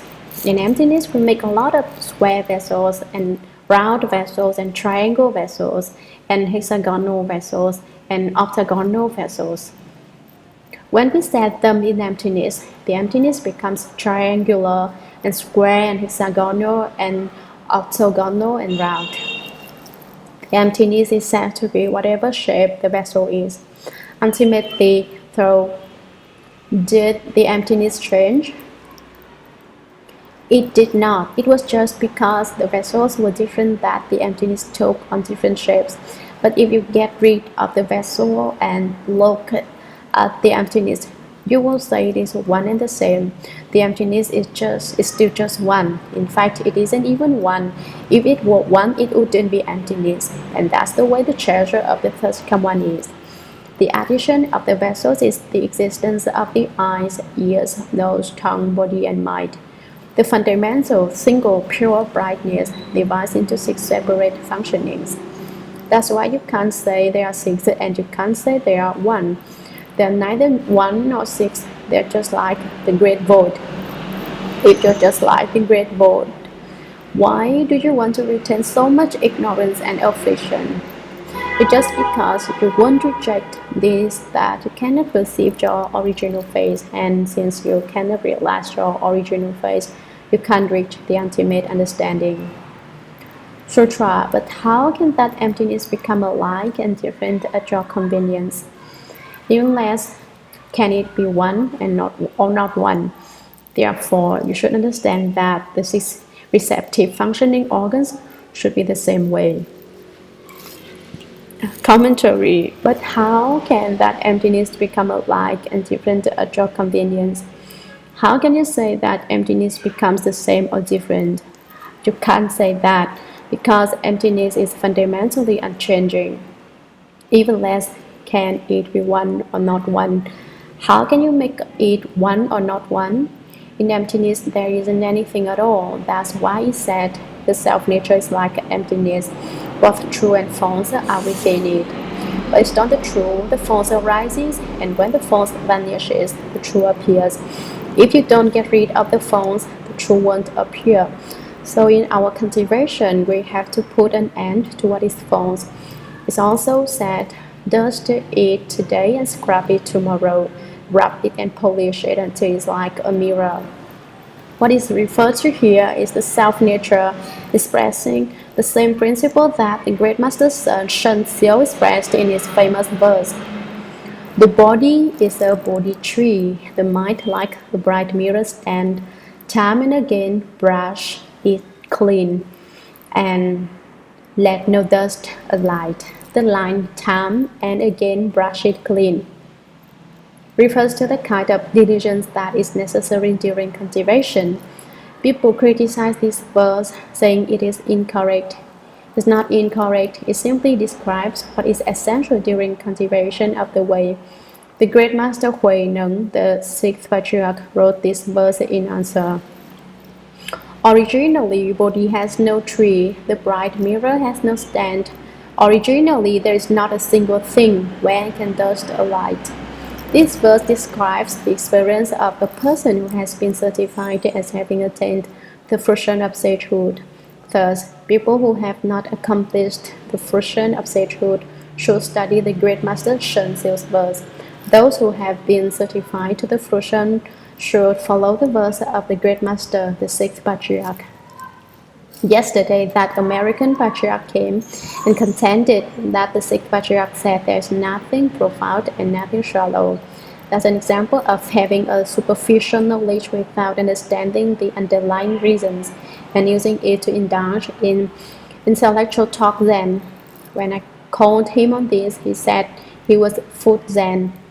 As I told you, he thought his answer was very clever, but I thought to myself, you came out here from New York in a broken down car.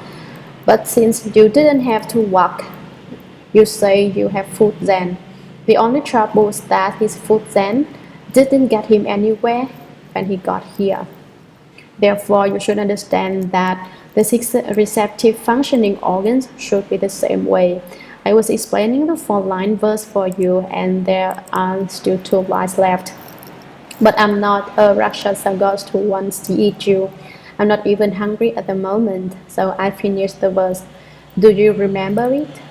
The self-nature is like emptiness. Both true and false are within it. When you awaken and fathom all dharmas, to penetrate one is to penetrate them all. That refers to the method discussed here of entering deeply into one door. If you enter one and awaken to Sutra, seeing occurs because the two appearances of darkness and light and their like firmly adhere to quietude in what originally was wonderful perfection. The essence of seeing reflects form and combines with form to become an organ. In its pure state, the organ of the eye is the four elements, and yet it takes the name eye organ and is shaped like a grape of the superficial sense organs, and the four defiling objects is one raises out after form. Commentary. Seeing occurs because the two appearances of darkness and light, these two kinds of form and their like, including all other kinds of visible forms, influence one another. They firmly adhere to quietude in what originally was wonderful perfection. These forms stick to the tranquil nature. When this situation arises, the essence of seeing comes into being. The essence of seeing reflects form and combines with form to become an organ. Combines here equals adhere to above. The essence of seeing and forms adhere to each other and turn into an organ. In its pure state, the organ of the eye is the four elements. What is meant by its pure state? It means that the four elements are here very subtle, not something which the flesh eye can see. One needs the Buddha eye, the Dharma eye, and the wisdom eye to be able to see them. The form elements still refer to earth, water, fire, and wind, and yet it takes the name eye organ and is shaped like a grape. And yet, because the elements are related in this way, the substance is an eye shaped like a grape. The superficial sense organs and the four defiling objects, the eye is distinguished in three ways. It has a seeing essence. It is a superior organ. It is a superficial defined organ. If you cultivate successfully, the eye is called a superior organ. If you do not cultivate, it is called a superficial defined organ. The four defining objects referred to here are form, sound, smells, and taste. This one raises out after form.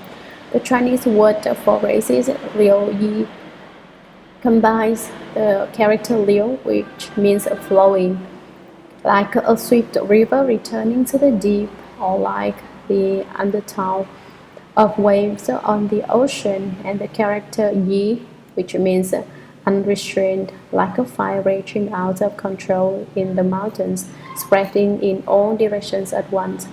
Together they mean to raise like a thoroughbred horse. It is the way one races out to become attached to forms.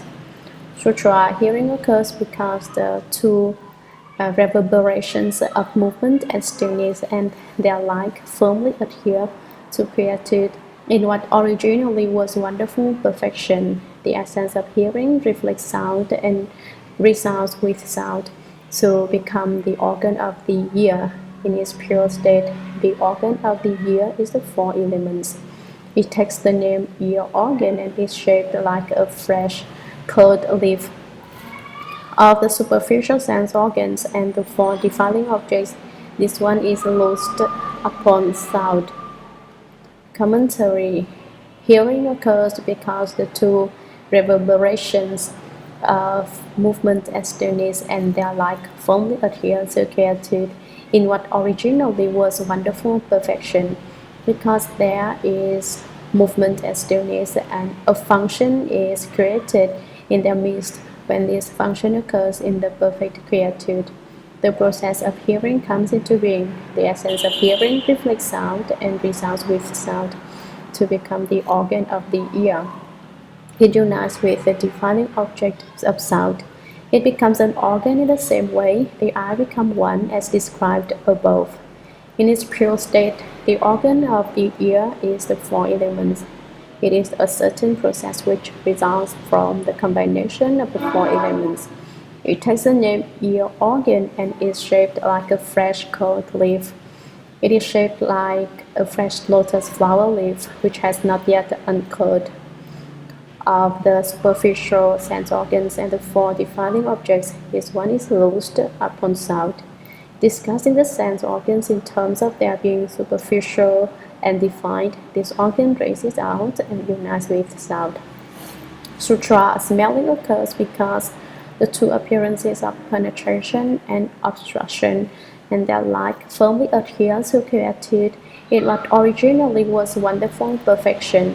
The essence of smelling reflects sense and takes in sense to become the organ of the nose in its pure state. The organ of the nose is the four elements. It takes the name nose organ and is shaped like a double hanging claw. Of the superficial sense organs and the four defining objects, this one probes out after sense. Commentary smelling occurs because the two appearances of penetration and obstruction and their like firmly adhere to quietude in what originally was wonderful perfection. With the existence of the two substantive appearances of penetration and obstruction, a function occurs in the wonderful perfection of the mind. The appearances adhere to produce smelling. The essence of smelling reflects sense and takes in sense to become the organ of the nose. The essence of smelling and the defining objects of sense mirror one another, and the process of smelling, of taking in the sense becomes the function of this organ. In its pure state, the organ of the nose is the four elements, but it is given a name nose organ and is shaped like a double hanging claw.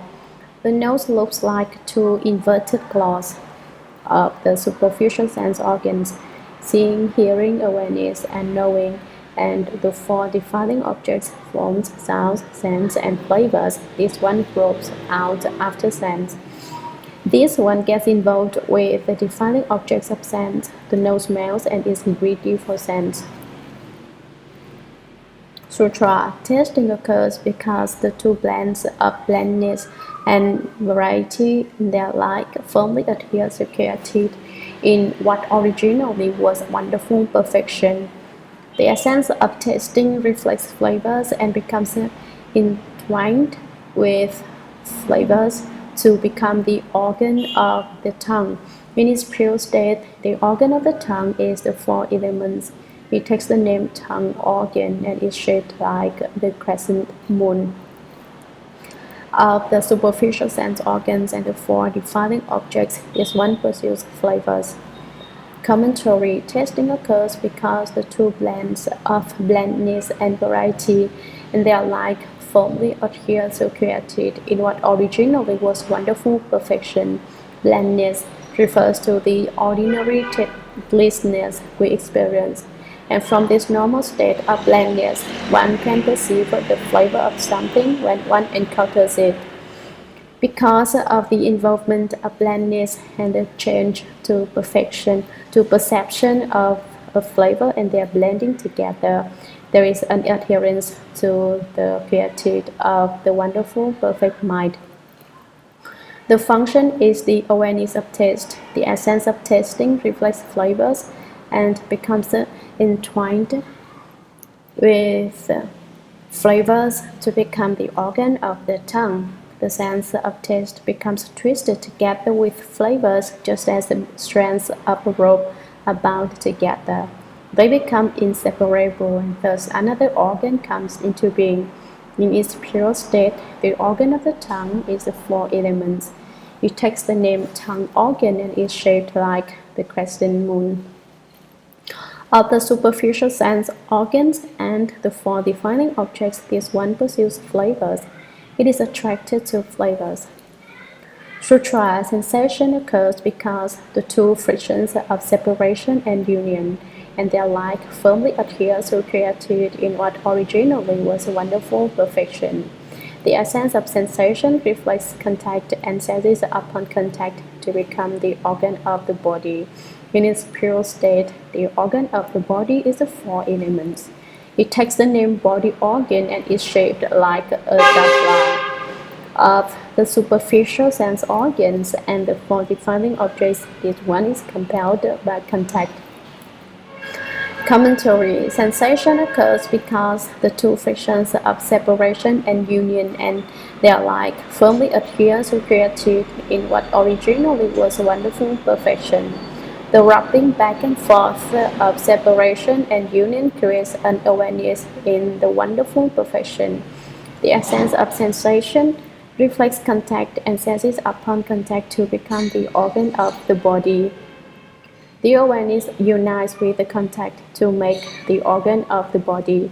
In its pure state, the organ of the body is the four elements. It takes the name body organ and is shaped like a dabla.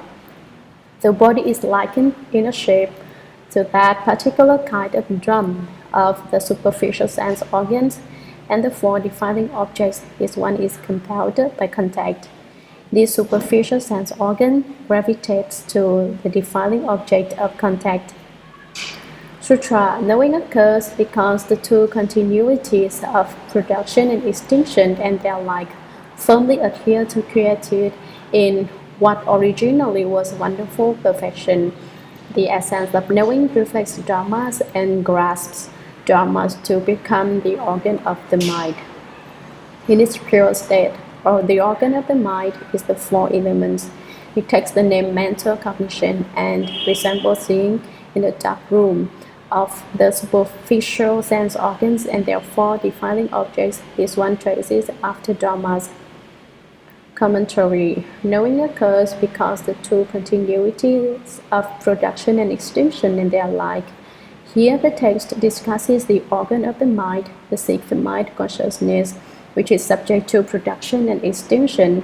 As the former thought ceases, the next thought arises. The one rises after the other, and they firmly adhere to creative in what originally was wonderful perfection. They stick to the creative and create the essence of knowing. The essence of knowing reflects dharmas and grasps dharmas to become the organ of the mind. The capacity of knowing seizes upon dharmas, which are defining objects. In its pure state, the organ of the mind is the four elements. It takes the name mental cognition rather than mental substance, because the mind is not a substantive thing and resembles seeing in a dark room, since the mind organ is an internal organ, whereas the five previous sense organs are external organs. It is likened to seeing in a dark room of the superficial sense organs and therefore defining objects. This one chases after dharmas. The mind then gravitates to the defining objects of dharmas. Sutra. Ananda. In this way, the six organs occur because that bright enlightenment has a brightness added to it. Thus, they lose their essence and adhere to falseness and create light. Commentary. Ananda. In this way, the six organs, the eyes, ears, nose, tongue, body, and mind, discussed above, occur because that right enlightenment. That refers to the wonderful perfection of the true mind, the treasury of the first come one. Originally, the six organs are the treasury of the first come one, but they come into being because the treasury of the first come one has a brightness added to it. Basically, the fundamental substance of enlightenment is brightness itself. There is no need to add brightness to it. It is like the wish-fulfilling pole, the light of which is inherent in it. There is no need to add light to it. When light is added to enlightenment, it creates a false brightness, a false enlightenment. The brightness is not ultimately real, nor is the enlightenment that results from the addition of brightness. Thus they lose their essence and adhere to falseness and create light. Their original essence, the essence of seeing, the essence of hearing, the essence of smelling, of tasting, and of touching, and the knowledge of dharmas loses its original characteristic and capability, and thereby it becomes mixed up with false brightness and false enlightenment. From this mutual attention, a false light comes forth. This light is not really a light, it simply designates their individual functions. Sutra, therefore, apart from darkness and light, there is no substance to sing for you now. Apart from movement and stillness, there basically is no disposition of hearing. Without penetration and obstruction, the nature of smelling does not arise. In the absence of variety and blandness, tasting does not occur. Lacking separation and union, the sensation of contact is fundamentally non-existent. Without extinction and production, knowing is put to rest. Commentary. Therefore, because of the doctrine explained above, which is that one need not add brightness to enlightenment, it is only through the arisal of a false thought of adding brightness to enlightenment that it turns into false brightness and false enlightenment. As a result, the original essence is lost, and by an adhesion to falseness, the lighter of the category of seeing comes into being. This creates the separate functions of seeing, hearing, and the like. It belongs to the light of the eighth consciousness. Therefore, apart from darkness and light, there is no substance to sing for you now. The reason you can see is because the conditions of light and darkness aid you. Without darkness and light, the substance of seeing would cease to be. Apart from movement and stillness, there basically is no disposition of hearing. Disposition here also means substance. Without penetration and obstruction, the nature of smelling does not arise. Without these conditions, you have no awareness of sense. You wouldn't know if something was fragrant or stinking. In the absence of variety and blandness, tasting does not occur. In an interval between experiencing variety and blandness, the awareness of tasting would be gone. Lacking separation and union, the sensation of contact is fundamentally non-existent. If there is no impulse to separate or to unite, the awareness of contact disappears. Without extinction and production, knowing is put to rest. If there isn't any production and there isn't any extinction, where does your knowing nature abide? It is gone as well. Sutra. You need only to follow the 12 conditioned appearances of movement and stillness, union and separation, blindness and variety, penetration and obstruction, production and extinction, and brightness and darkness. Commentary. You need only not follow. This section of the sutra text is very important. Why haven't people become enlightened? Because they follow the course of birth and death. They cannot go against this current. They follow false, defiling objects and are turned around by them. They cannot gain control over the false, defiling objects. Thus, the sutra says, you need only not follow them. You need to not accord with the realm of the 6 defiling objects and to not be turned around by them. You don't have to follow conditioned appearances and be turned around by them. Then you can go against the current. Don't follow the 12 conditioned appearances of movement and stillness, union and separation, blindness and variety, penetration and obstruction, production and extinction, and brightness and darkness. Don't be turned around by these 12 conditioned dharmas. Sutra. Accordingly, extract one organ from artisan, free it and subdue it at its inner core. Once subdued, it will return to inherent truth and radiate its innate brilliance. When that brilliance shines forth, the remaining 5 artisans will be freed to accomplish total liberation. Commentary. Accordingly, extract one organ from artisan, free it of the 6 sense organs. of the eyes, ears, nose, tongue, body, and mind, you should accordingly liberate one, freeing it from the circumstance of its adhesion, and subdue it at its inner core. Overcome the ignorance in yourself. Subdue this false thought. Once subdued, it will return to inherent truth.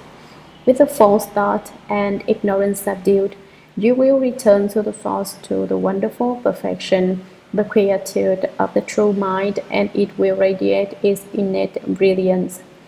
Then the inherent brightness of enlightenment will reveal itself. When that brilliance shines forth, when the brilliant essence reveals this brightness, the remaining five adhesions will be freed to accomplish total liberation. When one sense organ is freed, the others which are stuck will be pulled loose and liberated as well.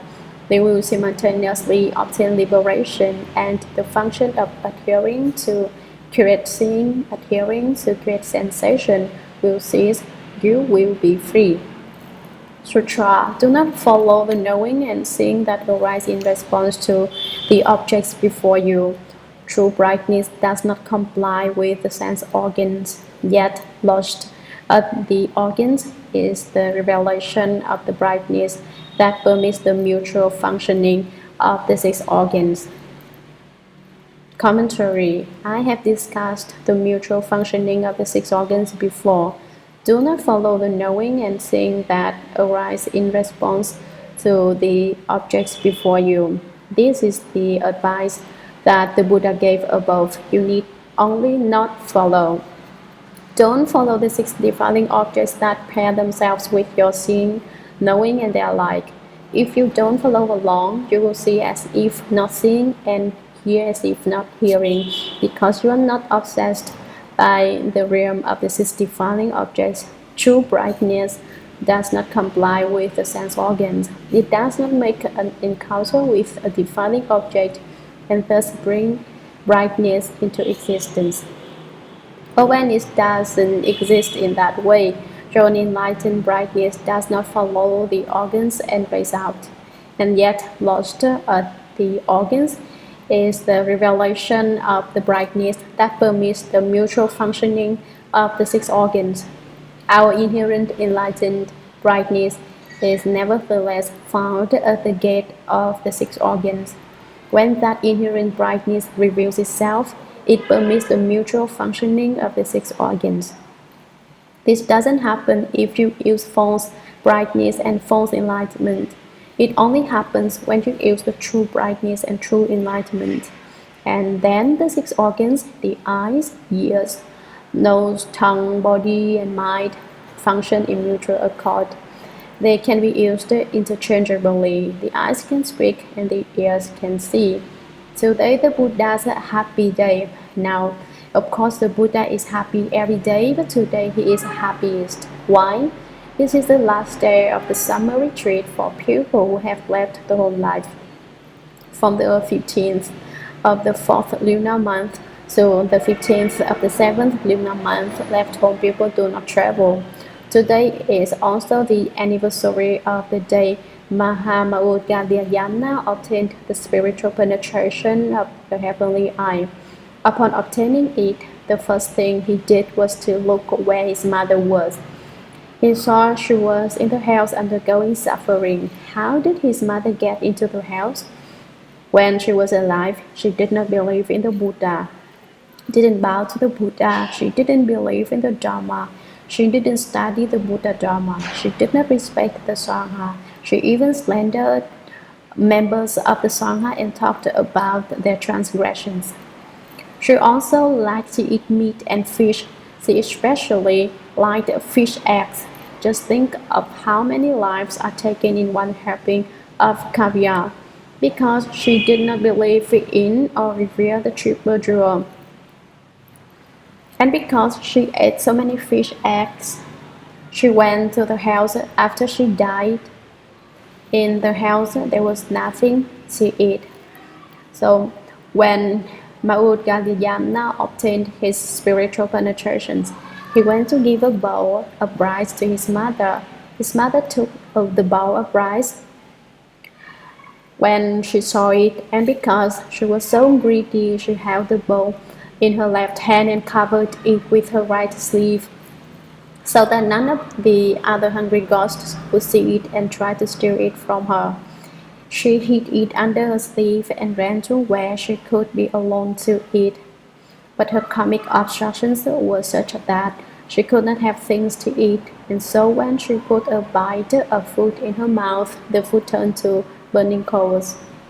Although Maudgalyayana had been certified to the fruition and had spiritual penetrations, he was unable to help her. Nothing he did worked. So he went to the Buddha to seek help. What can be done? He pleaded. His mother was in the house and he asked the Buddha to help him save her. The Buddha told him, "Your mother's karmic offenses are too heavy. You cannot save her by yourself. You must ask the assembled Sangha of the 10 directions to save her, and then she can leave suffering and obtain bliss." And so, from that time on the 15th day of the 7th month in the lunar calendar, offerings are made not only to help your mothers of this life to leave suffering and obtain bliss, but to take across your fathers and mothers from 7 lives past and all your close relatives as well. The Dharma Assembly, which commemorates the way in which the assembled Sangha had saved Maudgalyayana's mother, is called Ulumbana Sutra.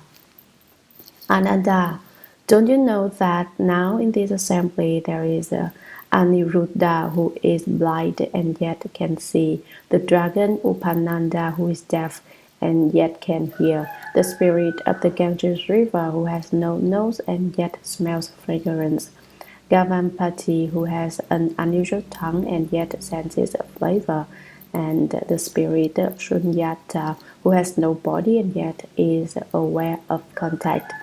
In the light of the first come one, this spirit is illuminated temporarily as an ethereal essence without any substance. In the same way, there is also Mahakashyapa in this assembly, dwelling in the samadhi of extinction, having obtained the stillness of a south hero. He has long since extinguished the mind organ, and yet he has a perfectly clear knowledge which is not due to the mental process of thinking. Commentary. Ananda, don't you know that now in this assembly, in the Shurangama Dharma Assembly, there are people who possess the mutual functioning of the 6 organs. One is Aniruddha. You remember him? He was the one who went blind trying to stay awake. Aniruddha was the Buddha's cousin, the son of the white rice king.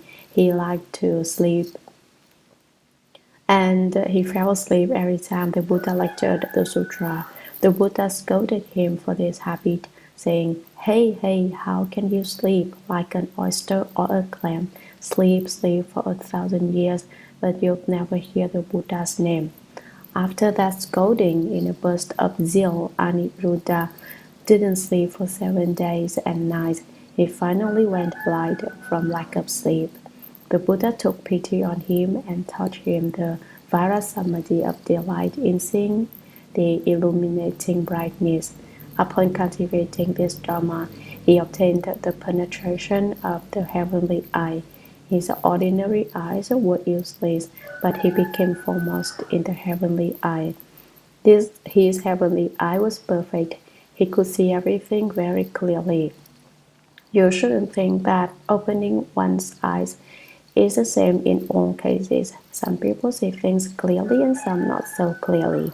Aniruddha saw the most clearly of all. Here in the text, the Buddha reminds Ananda of Aniruddha, who is blind and yet can see. Aniruddha's name means free of poverty, Wu Pin. I have told you before how he obtained a golden rabbit when he cut off one of its legs to buy food with. He found that another golden leg grew back in his place. Every time he removed a section of the golden rabbit, the section grew back, and so he was never poor again. The Buddha also mentions the dragon Upananda, who is deaf and yet can hear. This dragon spirit protects the city of Magadha. Watching also the winds and rains are in accord with the season. He was well liked by the people of that city, and that's why he has the name Upananda, well liked, Shan Huanxi. Although deaf, this dragon could listen with his whiskers instead of his ears. So Aniruddha didn't use his eyes and yet could see, and Upananda didn't have the use of his ears and yet could hear. This is the mutual functioning of the six organs that I've been discussing. There is also the spirit of the Ganges River who has no nose and yet smells the fragrance. The Ganges, the Sindhu, the Vashu, and the Satul rivers all rise in the Himalayas. This river spirit of the Ganges has no nose, but she can still smell things. She uses her eyes to smell with. There is a Gavampati who has an unusual tongue and yet senses flavor. Gavampati's name means cow cut Nilsi. Even when he wasn't eating, he kept chewing his gut and breathing coarsely like a cow. Why would someone who had been certified to the fruition of arhatship have such a habit? It's the result of something that happened to him when he was on the course ground as a novice. At that time, he cultivated with an old monk who was certified as an arhat, but who, in his old age, had lost his teeth and, as a consequence, ate very slowly. He chewed so slowly that one day Gavampati, the novice, said to him, "You eat like a cow." It was because of that one sentence that he had to undergo the retribution of chewing his gut like a cow for life after life. But now he had been certified to the fruition of arhatship, so the Buddha instructed him to reside in the heavens rather than in the human realm, for fear that someone would slander him in turn and say, "You eat like a cow," with the result that another person would end up having to be a cow for life after life. This should show you how careful you must be when you talk. You can't just say whatever pops into your head. If you say one wrong thing, you fall in accordance with the laws of cause and effect. There once was an elder bhikshu whom someone asked, "Do great cultivators fall in accordance with cause and effect?" The elder cultivator replied, "Great cultivators do not fall in accordance with cause and effect." Because of that one sentence was incorrect, he had to undergo rebirth as a fox for 500 lives. When Chen Master Bai Chang was in Jiangxi lecturing the sutras, there was an old man with a long beard who came to listen every day. No one knew who he was. He always left as soon as the lecture was over. The lectures were all open to the public, of course, so no one asked him who he was. He was free to come and go with everyone else. In lecturing sutras, the rule is for the Dharma master to return to his room immediately after he finishes lecturing. He should engage in conversation very rarely, lest he end up seeking advantage from conditions.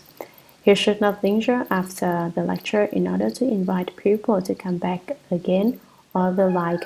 One day, when Chen Master Bai Chiang was returning to his quarters after the lecture, the old man with the long beard followed him and asked for instruction. His question was, "Does a great cultivator fall in accordance with cause and effect?" Chen Master Bai Chang answered, "Great cultivators are not unclear about cause and effect." The old man immediately became enlightened. "Oh, so that's the way it is," he explained. Then he explained, "I'm a fox who lives on the mountain behind here. Every day I come to listen to the sutras, but I've never understood this principle." Then he explained that in the past he had been a high monk who had also lectured the sutras, but when someone had asked him that question, he had answered incorrectly, and as a result had to undergo 500 lives as a fox. Now that today I have finally understood, tomorrow I will go be reborn. You could come back to my cave and bury my corpse in order to establish affinities. The next day, Chen Master Bai Chang, taking all the monks from the monastery with him, went back on the mountain to have a look. Sure enough, they found the corpse of an old fox. Chen Master Bai Chang buried it with the ceremony used for monks and crossed him over. This is another example of how careful one must be in what one says. People who don't understand the principles of Buddha Dharma tend to say whatever they feel like, but people who study the Buddha Dharma know better than to do that. If someone asks you a question and you know the answer in terms of Buddha Dharma, you can reply. But if you don't know, I exhort you not to think you know when you don't. If you say something wrong, the effect will be severe. Because of one careless remark to an arhat, Gavampati had to bear the retribution of chewing his cud like a cow for life after life. His tongue was like a cow's too, nevertheless he sensed flavor. There is the spirit Shunyata, who has no body and yet is aware of contact. Shunyata means emptiness. This emptiness spirit has no physical body and yet senses touch. How does that happen? In the light of the first command, this spirit is illuminated temporarily as an ethereal essence without any substance. The light of the Buddha enables this spirit to appear temporarily, even though she is as empty as the wind and has no body at all. But when she is able to appear through the Buddha's power, she too can experience the sensation of contact. That makes the spirit Shunyata very happy. I really don't have a body, but now I've got one. Beings are afraid of being without a body, and so when this spirit is allowed to manifest, she is delighted. In the same way, there is also Mahakashyapa in this assembly, dwelling in the samadhi of extinction. This is the ninth successive stage of samadhi, the extinction of the skandhas of thought and feeling. He had obtained the stillness of the south hearer. Some members of the assembly had put an end to the skandhas of feeling and thought, and some had been certified as having attained the fruition of ahashi, who in the assembly has obtained the samadhi of extinction. Maha means great and refers to the elder Kashyapa, who had used to be a fire worshipper. In Buddhism, he is known as the golden ascetic Chin Sua Xian. He is now in samadhi in China at Chi Mountain in Yunnan province. He hadn't died and gone off to rebirth. He is in the samadhi of extinction, and in the future, when Maitreya Bodhisattva appears in the world, Mahakashyapa will present him with the robe and bowl of Shakyamuni Buddha. He's been in samadhi now for some 3,000 years, but one can sit for thousands or even tens of thousands of years in that samadhi without sutra. Then, Ananda, after all your organs are completely freed, you will glow with an inner light. All the ephemeral, defining objects and the material world will thereupon change their appearance, like ice which is melted by hot liquid in response to your mind. They will transform and become the knowledge and awareness which is unsurpassed enlightenment. Commentary. Then, Ananda, after all your organs are completely freed, if you can enter one, the other five will also cease to be. The 6 organs will be purified simultaneously. If you can perfect one organ completely, then the 6 organs will be freed from their particular habits, and you will glow with an inner light. Your self-nature will glow like a lustrous and flawless piece of jade on the ephemeral, defiling objects and the material world, the mountains, rivers, great earth, dwellings, buildings, and so forth, will thereupon change their appearance like ice, which is melted by hot liquid. They will disappear, just as ice does when boiling water is poured on it. In response to your mind, in a very short period of time, they will transform and become the knowledge and awareness which is unsurpassed enlightenment. When the form ceases to be, the truth is pure. The knowledge and awareness referred to here is the true and actual knowledge and awareness, not the false knowing and awareness spoken of above. When the false is gone, the true appears. In response to your mind, it reveals itself. Sutra. Ananda, it is like an ordinary person who has confined seeing to his eyes. Ask him to close his eyes and he will immediately see darkness before him. The 6 organs and his head and feet will be enveloped in total darkness. If the person traces the shape of external things with his hands, then even though he cannot see, he will recognize someone's head and feet if he feels them.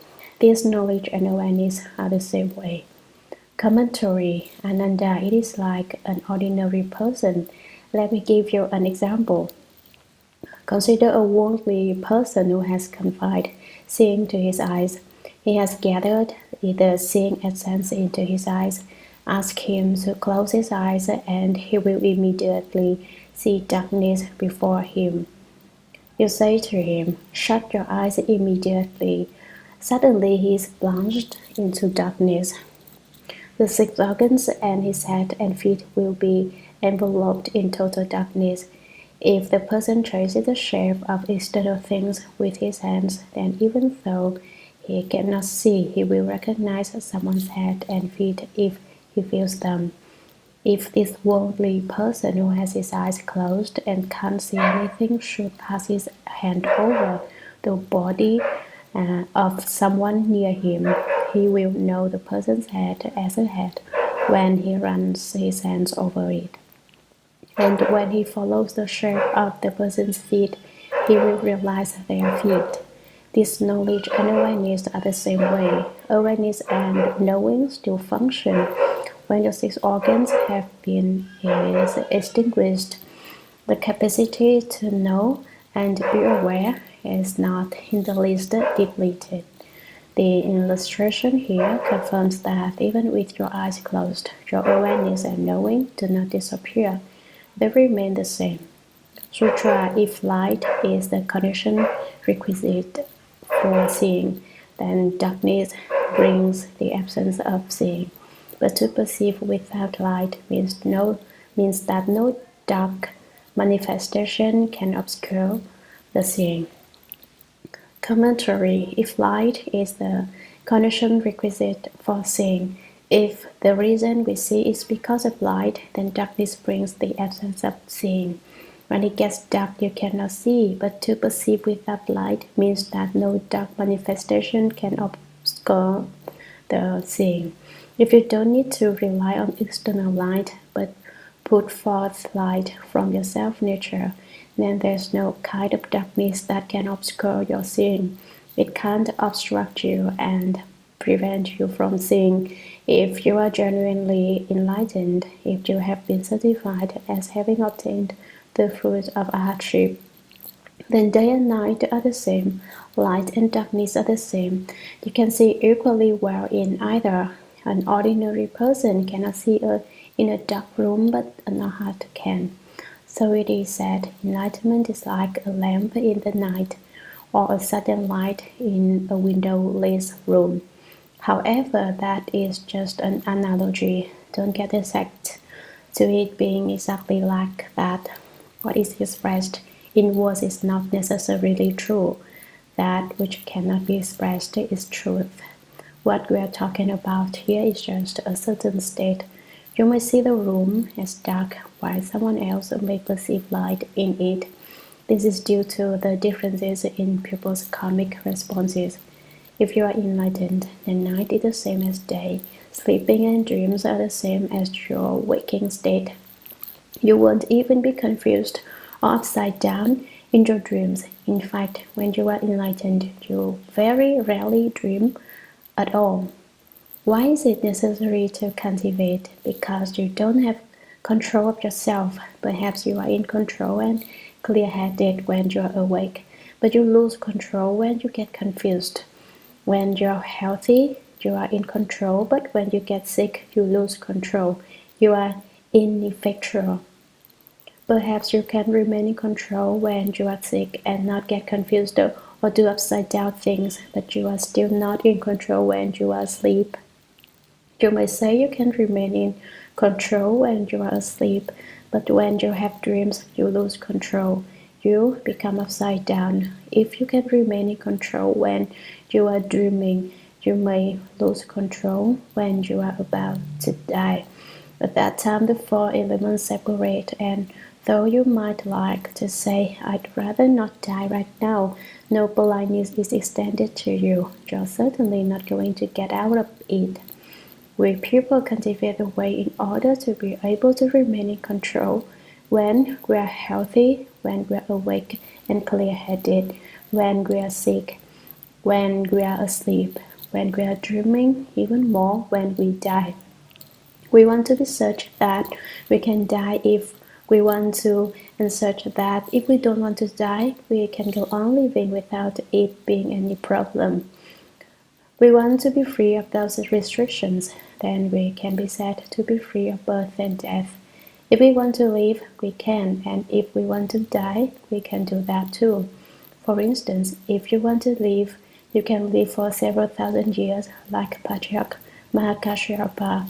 If you want to die, you can do so standing up, sitting down, or lying down. You can do it any way you want.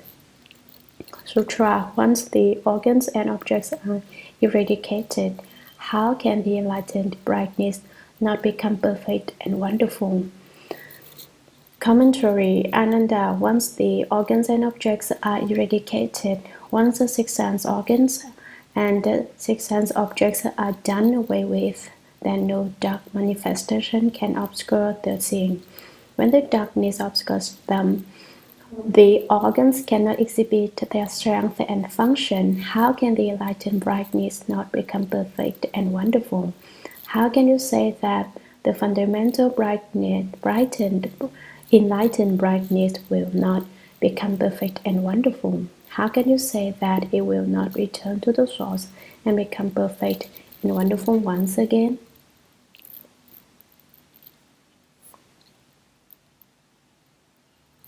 Hearing is not sound. Volume 4, Chapter 5. Sutra. Ananda said to the Buddha, World Honored One, as the Buddha has said, the resolve for enlightenment on the coarse ground which seeks the eternal must be in mutual accord with the ground of fruition. Commentary. Ananda has once again given rise to doubts, and so he comes up with another question. Ananda said to the Buddha, World Honored One, as the Buddha has said, according to the doctrines you discussed in the past, the resolve for enlightenment on the coarse ground, which seeks the internal on the coarse ground, you bring forth the true resolve for enlightenment, which you hope will remain forever and never be destroyed. You must be in mutual accord with the ground of fruition. It must not be opposition with the principles of fruition. Sutra. World Honored One, the ground of fruition is Bodhi. Nirvana, true suchness, the Buddha nature, the Amala consciousness, the empty treasury of the first come one, the great perfect mirror wisdom. But although it is called by these seven names, it is pure and perfect. Its substance is durable, not like royal vara, everlasting and indestructible. Commentary. World Honored One, the ground of fruition is Bodhi. Nirvana, true suchness, the Buddha nature, the Amala consciousness, the empty treasury of the first come one, the great perfect mirror wisdom. Bodhi is the way of enlightenment, Jiao Dao. Nirvana is said to be neither produced nor destroyed, Bu Sheng Bu Mie. True suchness is actually and not false, a single non-dual suchness. Suchness is not a thing at all, it is like empty space. True suchness is just true emptiness. In one truth is all truth, but if there is the slightest lack of truth, it cannot be called true suchness. The Buddha nature is inherent in all beings. The Amala consciousness is the consciousness devoid of filth, or gao shi. Prior to enlightenment, this consciousness is called the eighth consciousness, the Alaya consciousness. Alaya means storehouse. Zhang shi. The name indicates that it contains everything within it. The Amala is the transformation of the eighth consciousness into the pure consciousness. The empty treasury of the thus come one is another name, and the great perfect mirror wisdom is also a name. But although it is called by these seven names, although the ground of fruition has different titles, it is pure and perfect in its principle, in its nominal aspect. It is pure and perfect. Its substance is durable. Its essence is durable, like royal vara, everlasting and indestructible. It will never be destroyed.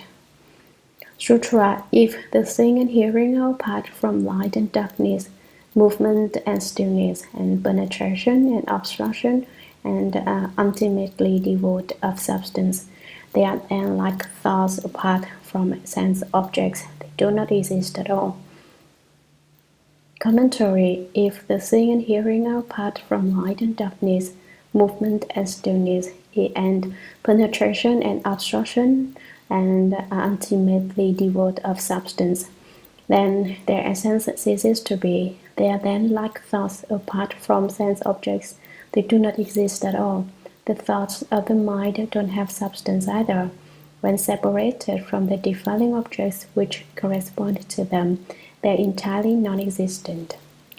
Sutra. How can what is ultimately destroyed be a cause by which one cultivates in the hope of obtaining the fruition of the first command's sevenfold eternal abode? Commentary. The mind organ is devoid of a substance when separated from its defiling objects. How can what is ultimately destroyed be a cause by which one cultivates in the hope of obtaining the fruition of the first command's sevenfold eternal abode? How can it be used in cultivation to obtain the first command's sevenfold everlasting fruition of Bodhi, Nirvana, true suchness, the Buddha nature, the Amala consciousness, the empty treasury of the first command, and the great perfect mirror wisdom? Sutra. World Honored One, when it is apart from light and darkness, the thing is ultimately empty, just as when there is no sense object, the essence of thought is extinguished. Commentary. World Honored One, when it is apart from light and darkness, if it were to be separated from light and dark, the thing is ultimately empty, just as when there is no sense object. The sense of thought is extinguished, thoughts cannot arise. Sutra. I go back and forth in circles, minutely searching, and basically there is no such thing as in my mind or its objects, just what should be used to seek the unsurpassed enlightenment. Commentary. I go back and forth, researching and investigating in circles. I go through the process again and again, minutely searching, and basically there's no such thing as my mind or its objects. My mind doesn't exist, none of it exists, just what should be used to seek the unsurpassed enlightenment. To accomplish the enlightenment on the ground of fruition, I search everywhere, and there isn't any mind. I can't use a mind subject to production and extinction, and I can't find the true mind. So how do I set up a mind on the course ground to seek the enlightenment on the ground of fruition? Sutra. The first command previously said it was a tranquil essence, perfect and eternal. His present contradiction defies belief and is the result to ego theorizing. How can the first command's words be true and actual? Commentary. The first command previously said it was a tranquil essence, perfect and eternal. He discussed the tranquil, perfect, eternal essence of seeing. His present contradiction defies belief and is a result to ego theorizing. But the Dharma the Buddha speaks is not ego theory. Yet, how can the first command's words be true and actual? The doctrine the Buddha has explained contradicts itself. First, the Buddha said, "Don't use a mind subject to production and extinction," and later he said, "It is just that the mind which you use in cultivation." I, Ananda, cannot find the mind in question, and the more I hear, the less I understand. How can the Buddha still be speaking the truth? The Buddha should be speaking the truth, true words, actual words, not false words. Why is it that what the Buddha says contradicts itself? Sutra. I only hope the Buddha will let fall his great compassion and will instruct us who do not understand and who are holding on tightly. Commentary. Now I only hope the world-honored one, the Buddha, will let fall his great compassion and will instruct us who do not understand and who are holding on tightly. We are grasping tightly to the dramas of the small vehicle and are afraid to let go.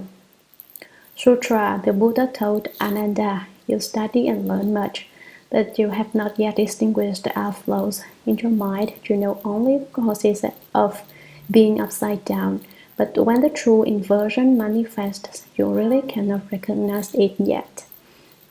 Commentary. After hearing what Ananda has just said, the Buddha doesn't know whether to laugh or cry. The Buddha told Ananda, "You study and learn much. You are erudite and have a strong memory, but you have not yet extinguished outflows. You still haven't obtained the extinction of outflows. In your mind, you know only the causes of being upside down, but when the true inversion manifests, you really cannot recognize it yet. Just as it was said above, you know only how to write prescriptions. If the medicine were before you, you would not recognize it. So I say now that you are well versed in the reasons for being upside down, but when you confront a genuinely upside down situation, you don't recognize it. You don't know what is upside down. Sutra. In order to strengthen your sincerity and faith, I will try to make use of an ordinary happening to dispel your doubts. Commentary. In order to strengthen your sincerity and faith, I'm afraid you are not sincere enough, and so if I told you outright, you wouldn't believe me. You don't have enough faith. You're not sufficiently humble. I will try to make use of Sutra. Then the first command instructed Rahula to strike a bell once, and he asked Ananda, "Did you hear that?" Ananda and the members of the great assembly all said, "We heard it." Commentary. It has already been said that the nature of hearing is neither produced nor extinguished. But Ananda has misunderstood the principle the Buddha has been explaining and given rise to more doubts. So now the Buddha investigates the nature of hearing with the sound of the bell that has been struck. Then the first command instructed Rahula to strike a bell once. Rahula is the Buddha's only son. His name means obstacle, Fu Cha, because he remained in his mother's womb for 6 years before he was born. This is not terribly unusual. In China, there are many such cases. One famous case was that of Lao Lai Tzu, who had white hair and eyebrows and could talk from the moment of birth. He was born old, but he nevertheless still acted like a child and was rambunctious. There was also Lao Tzu, of course, who is said to have stayed in his mother's womb for 81 years.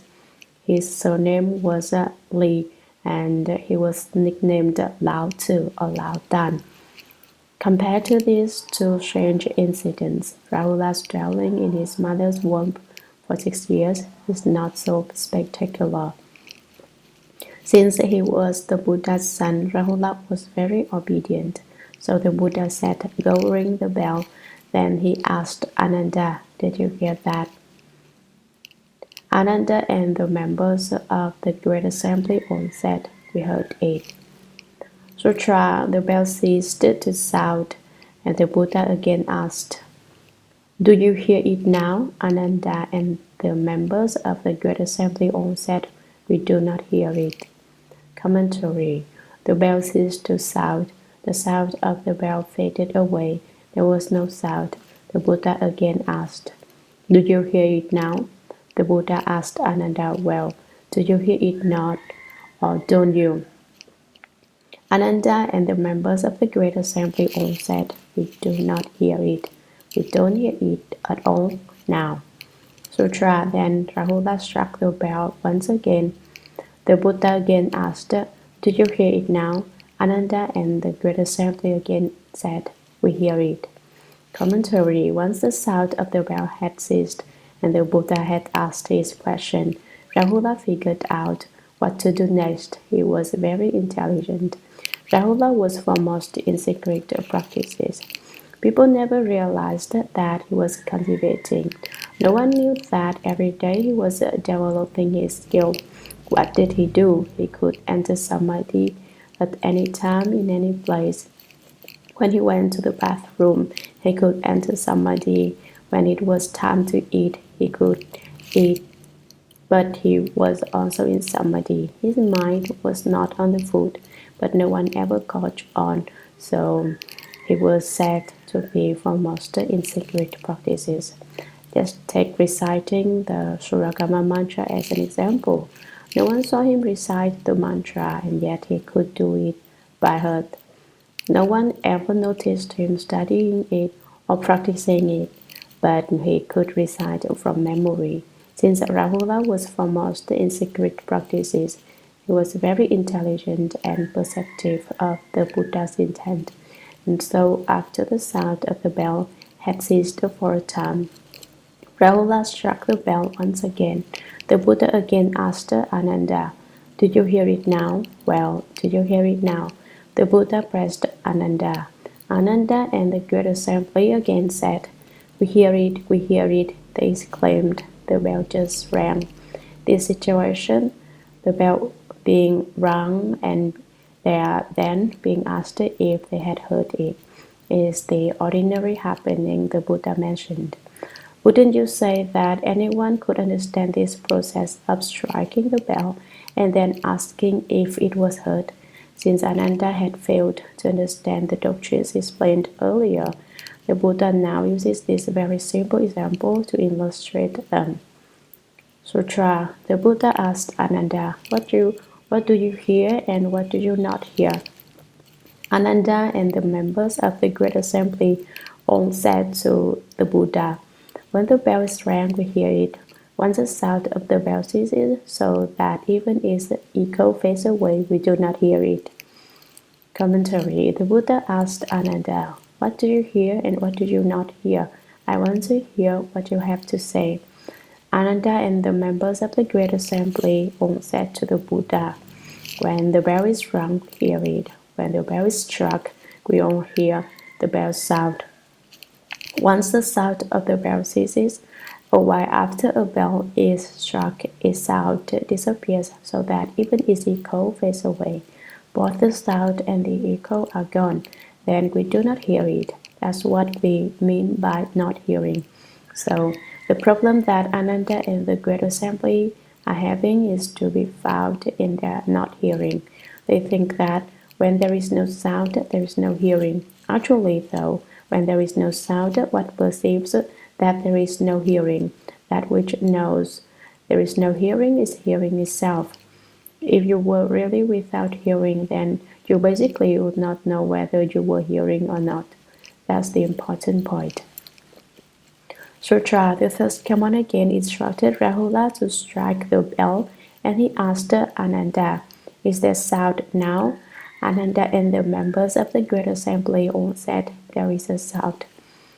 Commentary. The Buddha, the first come one again, instructed Rahula to strike the bell, and he asked Ananda, "Is the sound now?" Ananda and the members of the Great Assembly all said, "There is a sound."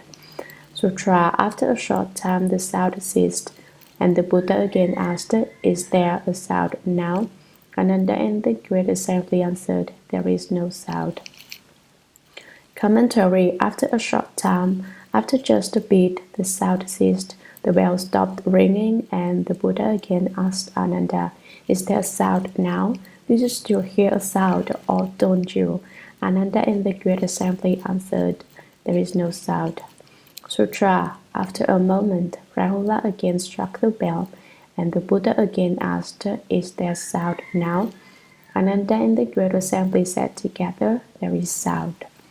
Commentary. After a moment, that is, in a little while, Rahula again struck the bell, and the Buddha again asked, "Is there sound now? What about it? Is there any sound, or isn't there?" Ananda and the Great Assembly said together, "There is sound." Sutra. The Buddha asked Ananda, "What is meant by sound and what is meant by no sound?" Ananda and the Great Assembly told the Buddha, "When the bell is struck, there is sound. Once the sound ceases, and even the echo fades away, there is said to be no sound." Commentary. The Buddha asked Ananda, "What is meant by sound? Explain to me the difference between there being a sound and there not being any sound." Ananda and the Great Assembly told the Buddha, "When the bell is struck, there is sound. That's what we mean by sound.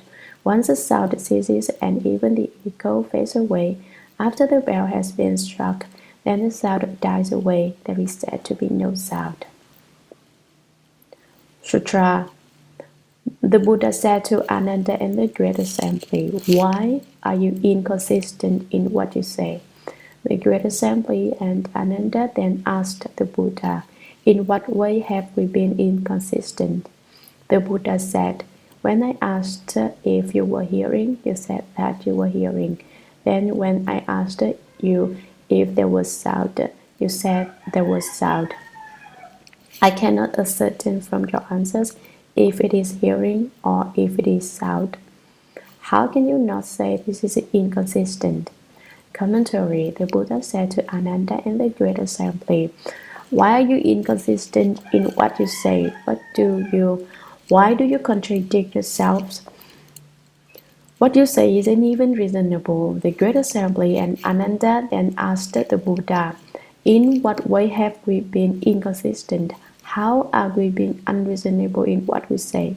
The Buddha said, "When I asked you if you were hearing, you said that you were hearing. Then, when I asked you if there was sound, you said there was sound. I said, 'Do you hear or not?' You said that I hear. Then I asked, 'Is there sound or not?' And you said there is sound. I cannot ascertain from your answers if it is hearing or if it is sound. You say it is both hearing and sound. Which one is it ultimately? Your answers don't specify. How can you not say this is inconsistent?" Sutra. Ananda, when the sound is gone without an echo, you say there is no hearing. If there were really no hearing, the hearing nature would be extinguished. It would be just like dead wood. If then the bell was sounded again, how would you know? Commentary. Ananda, the Buddha says, "You are not distinguishing clearly between sound and hearing, and this is a point which you do not understand. This is a place where you are really upside down. Why can't you even tell the difference between hearing and sound?" Ananda, when the sound is gone without an echo, you say there is no hearing. If there were really no hearing, the hearing nature would be extinguished. It would be the end of the hearing nature. There should be no longer any capacity for hearing, and yet when there is another sound, the hearing is still there. It isn't gone after all. If there really were no hearing nature, it would be just like a dead wood. If then the bell was sounded again, how would you know? This is the important point. Although the sound ceases, the hearing nature has not been cut off. It is still in operation. Because the hearing nature is not subject to production or extinction, the sound is subject to production and extinction, but the nature of hearing is not. There is hearing whether or not there is sound. So when the sound ceased and he answered that there was no hearing, it was a mistake. That's a place where he misunderstood. That's where he is upside down. Sutra, what you know to be there and not or not there, is the defining object of sound. But could the hearing nature be there or not be there, depending on your perception of its being there or not? If the hearing could really not be there, what would perceive that it was not? Commentary. What you know to be there or not there is the defining object of sound. Of course, what you notice being there or not being there belongs to sound. But could the hearing nature be there or not be there? Is that the way the hearing nature is? Is it that it exists when there is sound and doesn't exist when there is no sound? When there is sound, there is hearing. When there is no sound, there is still hearing. The nature of hearing is neither produced nor extinguished. Sound is subject to production and extinction. When there is a certain vibration, there is sound, and when that vibration ceases, there is no sound. But the hearing nature does not appear and disappear depending on your perception of its being there or not. The hearing nature doesn't take its cues from you. If the hearing could really not be there, if you say that the hearing nature really can cease to exist in the absence of sound, what would perceive that it was not? What would know of its absence? What would perceive that there was no hearing? What that which knows the essence of hearing is your hearing nature.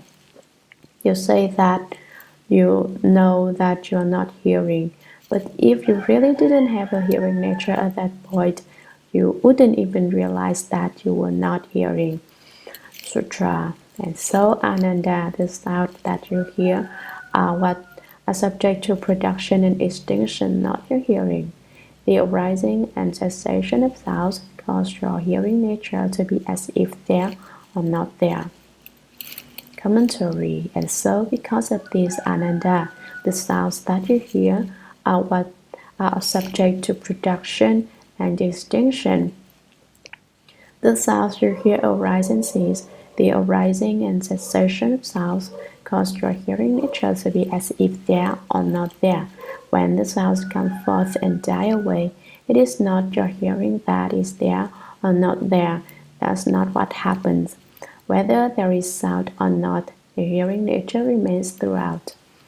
Sutra. You are so upside down that you mistake sound for hearing. No wonder you are so confused that you take what is everlasting for what is annihilated.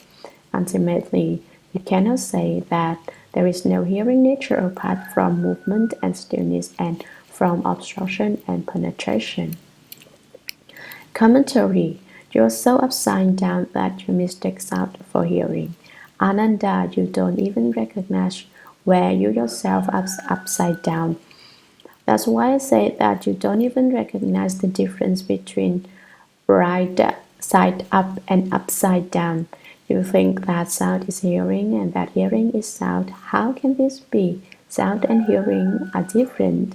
No wonder you are so confused that you take what is everlasting for what is annihilated. It's not surprising that you are so mixed up. No wonder you don't understand. You think that the true, permanent, undying nature is subject to annihilation. When did I ever tell you that the tranquil, true mind will cease to be? It is fundamentally an eternally abiding principle, and you say that it will come to an end, that it will disappear. You're really awfully confused. How do you know? How do I know that? You can't even tell the difference between sound and hearing. It's such a simple matter, but you say that it is both sound and hearing that arises and ceases to be. In the end, which is it? Why are you so muddled? Ultimately, you cannot say that there is no hearing nature apart from movement and stillness, and from obstruction and penetration. You should never say that apart from these conditions, the nature of hearing does not exist. How could it not exist? The hearing nature abides forever. Sutra. Consider a person who falls into a deep sleep while napping on his bed. While he is asleep, someone in his household starts beating clothes or pounding rice. In his dream, the person hears the sound of beating and pounding and takes it for something else, perhaps for the striking of a drum or the ringing of a bell. In the dream, he wonders why the bell sounds like stone or wood. Commentary above sound was discussed in order to understand the nature of hearing. In talking about the sound of the bell, we came to note that the hearing nature is neither produced nor extinguished. If the hearing nature were extinguished, there would be no further hearing. But when the bell is struck, the nature of hearing is neither produced nor extinguished. Regardless of whether there is sound, the hearing nature abides forever. Now the Buddha makes use of another ordinary happening to illustrate that the nature of hearing is neither produced nor extinguished. Consider a person who falls into a deep sleep while napping on his bed. He is so sound asleep that he does not wake up when someone calls him, but even though he does not awaken, his hearing nature is still present. He perceives sounds, if mistakenly, even though he is asleep. The mistake is not made by the hearing nature.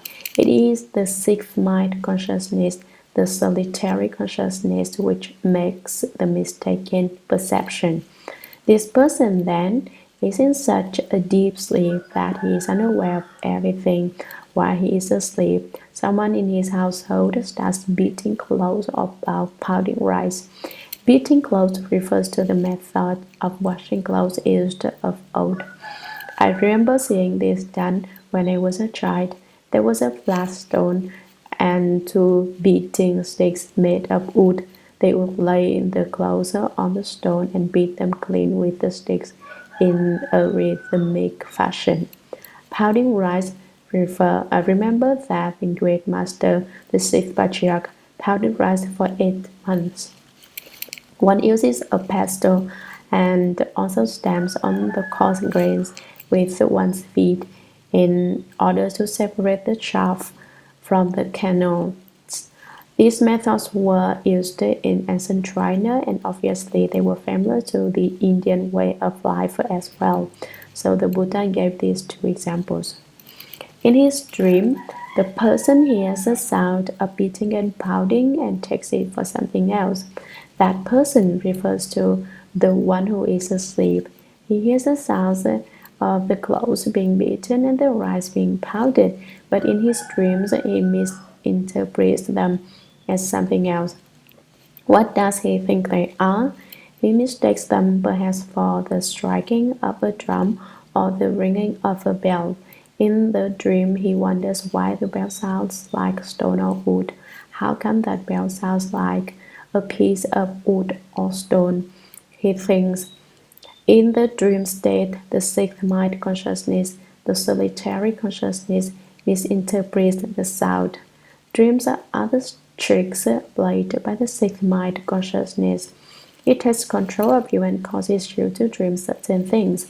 Why did this person take the sound he heard to be the striking of a drum or the ringing of a bell then, when in fact it was neither of these sounds? It came from a mistaken impression on his part during his dream, and that's why he wonders why the sound is more like wood or stone being struck like a bell. He finds it strange. Dreams happen when the sixth mind consciousness goes awry. Whatever happens to you during the day and whatever experiences you encounter, it will affect the dreams you have at night. Some people who cultivate the way cultivate the mind consciousness until they can go out esoterically and enter mysteriously through Xuan Rupin and go out esoterically. To go out esoterically means to send a being out of the crown of one's head. This being can then leave the body and go elsewhere. But this experience is not genuine because the being is the yin spirit. Since when it gets out, it has a certain amount of awareness. It is called a spirit. Once there was an old Taoist who really was skilled in his practice, but he had a big temper. Whenever anything came up, he'd get angry about it. Since he got angry all the time, he was indulging in hatred. He considered himself to be well skilled, however, to be pretty remarkable. In fact, he boasted that as soon as he went to sleep, he could send out this spirit. It was like a dream state, but he had an awareness of it and could remember it clearly afterward. One day, the old Taoist encountered a Buddhist monk, and they discussed their methods of cultivation.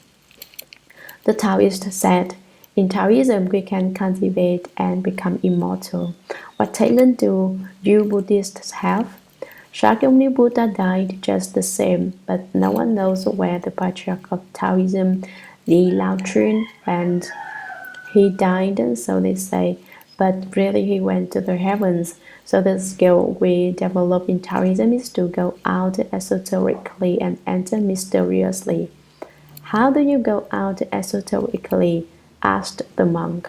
"When I lie down and go to sleep, I can go anywhere I please," the Taoist replied. "Oh, fine. Go to sleep now and send out a spirit while I watch," said the monk. The old Taoist lay down and went to sleep, and as soon as he dozed off, he let out a spirit. But what kind? It was a snake that crawled out of the top of his head. The snake slithered off the side of the bed onto the floor and crawled outside to the edge of the cesspool. It drank some of the dirty water and then crept along the edge of the water. The monk picked a blade of grass and set it in the path and then pulled up a clump of salt and set it beside the blade. When the snake saw the blade of grass, it fled in fright and scurried back. And then he informed him that his perception of the incident was totally different from the Taoists, and he related what he'd seen. "The reason the snake came out of your head is probably because you have such a big temper and are always getting angry. If you don't change your very nature, you're likely to become a snake. Snakes have poison in their hearts, and your hatred is just like a poison in you right now." The monk continued, "You went outside and drank a lot of liquid from a cesspool filled with urine and excrement. That is your heavenly pool with sweet dew water. And when I put a blade of grass and a lump of salt in your path, you thought it was an immortal spirit out to get you. That's when you hurried back and re-entered your head. That's what I saw." The old Taoist thought, "Then everything I have cultivated is totally wrong." So he bowed to the monk as his teacher and followed him to cultivate the Buddha Dharma. He gave up indulging in his former skills. So if people tell you they can leave their body during their dreams, it is a yin spirit they are referring to. This yin spirit will mirror your own disposition. If you are a compassionate person, it will be a compassionate spirit. If you are an angry person or a greedy person, it will be like that. That's why it said of pupil, with a single thought of hatred, 80,000 obstacles arise. The old Taoist had such a temper that he could transform into a snake. Thank goodness he met a monk who saved him and kept him from having to become a snake in some other life. Sutra. Suddenly he awakens and immediately recognizes the sound of pounding. He tells the members of his household, I was just having a dream in which I mistook the sound of pounding for the sound of a drum. Commentary. Suddenly the person in the deep sleep who is dreaming awakens. He comes out of his sound sleep, probably because the sound of the rice being pounded is so loud, and because the sound of the cloth being beaten is also noisy. He comes out of his dream and immediately recognizes the sound of pounding. Very quickly he recognizes the sound of rice being pounded and knows it is not a bell being rung. There are many methods used to pound rice. Sometimes it is done with water power, sometimes with manpower. In the past, I manned the pastor at a Sing monastery at Yu Mountain, but usually I would pound only for a little while before someone came along to relieve me. At Da Chao Monastery in Yunnan, established by the elder Master Hsuan, the rice was pounded by water power, which was very convenient. When this person wakes up, he knows that the sound he's heard is the sound of pounding rice. He tells the members of his household, I was just having a dream in which I mistook the sound of pounding for the sound of a drum. When I was asleep, I was dreaming and my perceptions went awry. I thought the sound of the rice being pounded was actually a drum being beaten. The text above mentions the sound of a bell as well as the sound of a drum, but the principle is the same. The drum can represent the bell and vice versa. It's not important. In lecturing sutras, you have to be flexible when explaining the text. Don't be too exacting. In lecturing, you want to explain the principle. If you make the principle clear, slight variations in the text are of no great importance. Sutra Ananda. How can this person in the dream state remember stillness and motion, opening and closing, and penetrability and obstruction? Yet, although he is physically asleep, his hearing nature is not drowsy. Commentary. Ananda, do you understand now or don't you? How can this person in the dream state, I don't know who the person in the dream state is. Is it me, is it you, or is it someone else? How can he remember stillness and motion? How can he remember stillness and movement? So he's in his dream. How does he still recollect opening and closing and penetrability and obstruction? He doesn't have this kind of discriminating mind in his dream state. He doesn't make distinctions between stillness and movement, or between what is open and penetrable and what is closed and obstructed. Yet, although he is physically asleep, his body is sleeping. His hearing nature is not drowsy. His hearing nature isn't dozing. He has not been severed from him. It has not severed from him. Even in sleep, his hearing nature remains. If it's still there, then why did he mistake the sound of beating clothes and pounding rice for a drum being played or a bell being rung? In his waking state, he is familiar with the sounds of a drum and bell, and so in sleep these sounds manifest in his eighth consciousness and lead him to believe he is hearing a drum or bell. He makes a mistake in perception. All the upside-down things that people involve themselves are like the mistaken interpretations of sounds in a dream. The mistake brings about upside-down thinking, just like the old Taoists. He thought he was going to the heavens and drinking sweet dew when, in fact, he's drinking urine from a cesspool. If he'd realized the truth, he'd have vomited for sure. But at the time, he didn't know what he was doing. He was like a dog eating excrement. He took the whole thing for granted, and even though he was really in a good place, he felt like he was being treated to something special, all because he failed to recognize what was really happening. Sutra, even when your body is gone and your light and life move on, how could this nature leave you? Commentary. The above section of text explains that your hearing nature does not sleep even when your body is asleep. Even in dreams, the hearing nature is not cut off. It is eternal. Not only is it not severed in the dream state, it is not cut off at death either. Thus, the text now says, even when your body is gone, when you die and your body is gone, and your light and life move on. When your life is cut off, it's not that it's actually cut off. Rather, when a person dies, his life moves on. It's just like a person who lives in a hotel. He will move to a new hotel when the old one gets to run down. So, when you've cast off this shell, when you have finished with this body, you will move somewhere else. How could this nature, the hearing nature, leave you?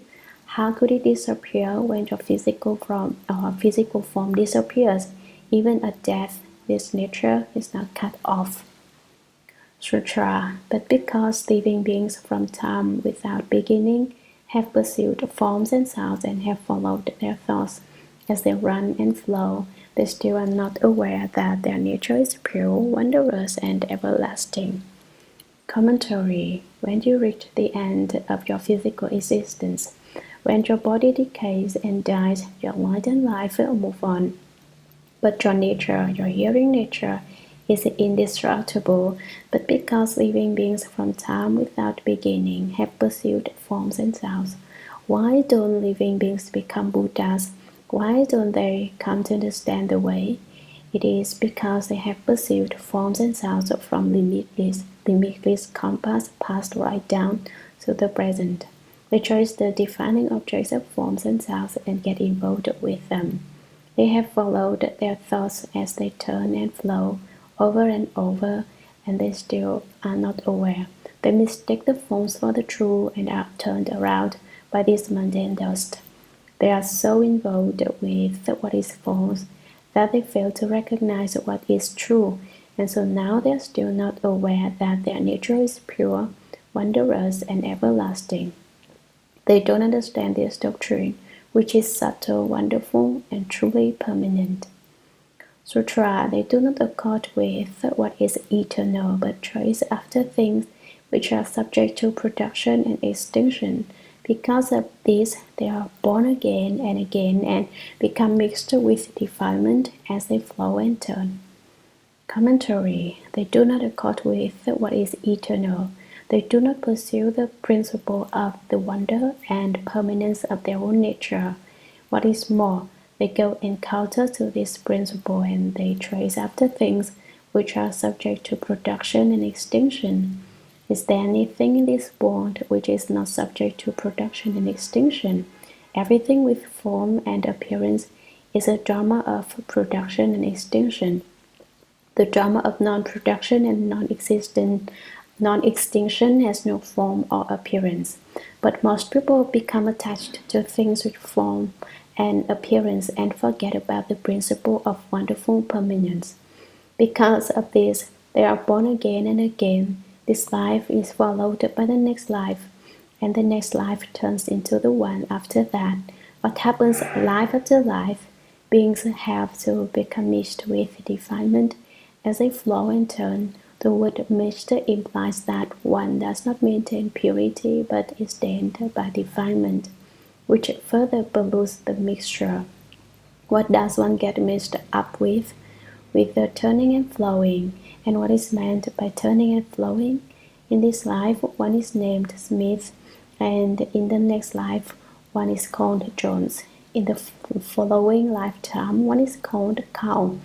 In the one after that, one is named Horse, and in the one that follows one is called a pig. You shouldn't think that things are always going to be like they are right now. The old pig was a former old man Joe's. The elder Joe's is just the present old cow.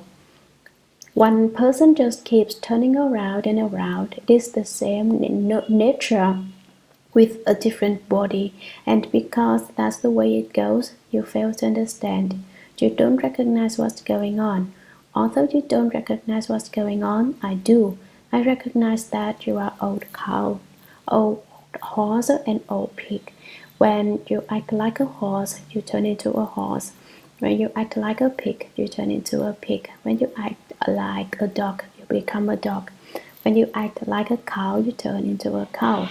And if a pig is capable of human behavior, if it does something meritorious, it can become a person. One turns and flows in the paths of rebirth.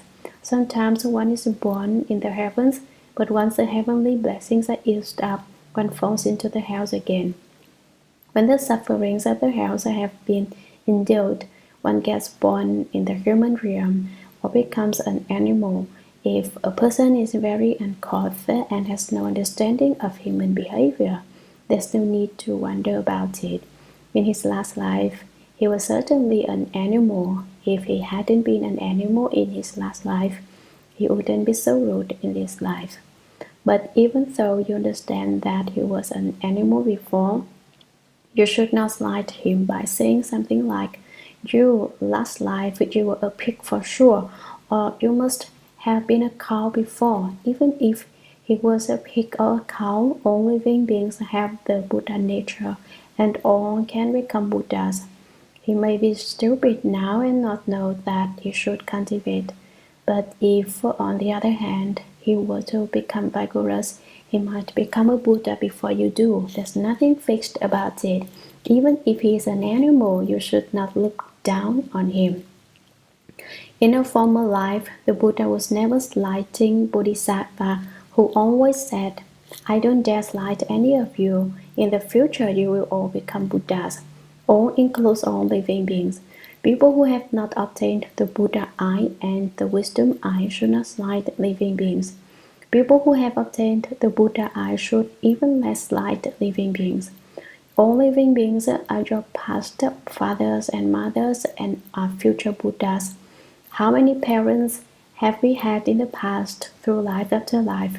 It's not known how many there have been. Because of this, the Ulumbana assembly, celebrated every year on the 15th day of the 7th lunar month, is an excellent opportunity to save a lot of people. In celebrating it, we set up memorial blocks so that our ancestors, the ghosts, can stay here and listen to the sutras. After they've heard the sutra, they can go to rebirth, and at the very least, they will become influential people who in the future will protect and uphold the Buddha Dharma Sutra. But if they reject production and extinction and uphold eternal truth, an everlasting light will appear, and with that the sense organs, defiling objects and consciousnesses will disappear. Commentary. But if they reject production and extinction, if in cultivating the way you don't make use of your conscious mind that makes discriminations, and if you uphold eternal truth, if you use your true and natural, wonderfully eternal mind, your true mind and eternal nature, then an everlasting light will appear.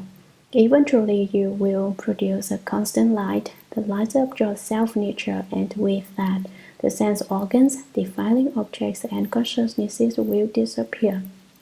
Your thoughts involving the six sense organs, the six sense objects, and the six consciousnesses will disappear at the same time. Sutra, the appearance of thought becomes defilement. The emotions of the consciousness become filth.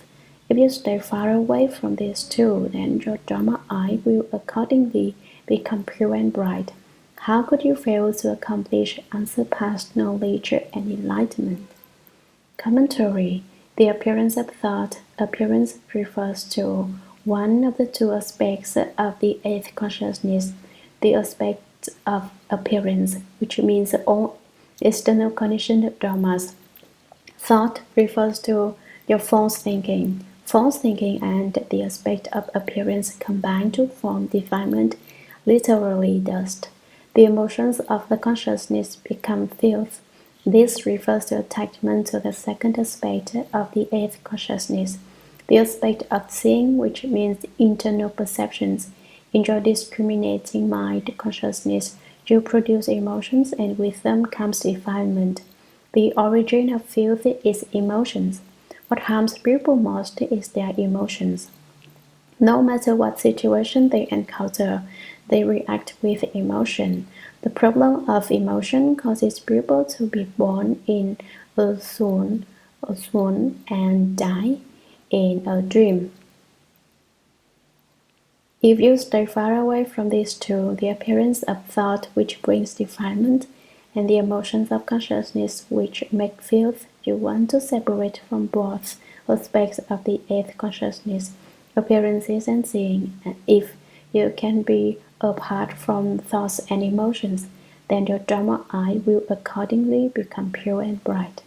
The Dharma eye referred to here is not necessarily the Dharma eye that is one of the 5 eyes and 6 spiritual penetrations. It can be interpreted to figuratively mean the opening of your wisdom. It's even more wonderful if you actually open your Dharma eye so that throughout the 10 directions and the 3 periods of time to the ends of empty space and the Dharma Realm, everything is a Dharma treasury. If your Dharma eye is clear and pure, you immediately stop being muddled. In your mind there is genuine wisdom. How could you fail to accomplish unsurpassed knowledge and enlightenment? How could you not obtain unsurpassed wisdom and enlightenment? You will certainly obtain it. Just stay away from the dust of false thought and the defilement of emotion. This is just a short passage of sutra text, but everyone should pay particular attention to it. Don't get attached to emotion and love and become involved in discriminations and false thinking. You want to separate yourself from them. Did you hear? This is very important. Don't take it lightly. Don't fall asleep now. If you fall asleep and fail to study this sutra, you've truly missed an opportunity. Everyone should write this passage in his or her mind and never forget it. The appearance of thought becomes defilement.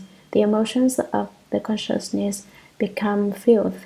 If you stay far away from these two, then your Dharma eye will accordingly become pure and bright.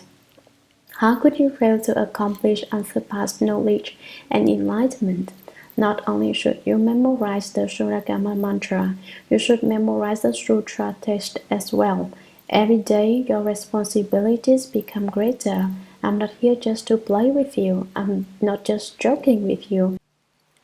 Sutra.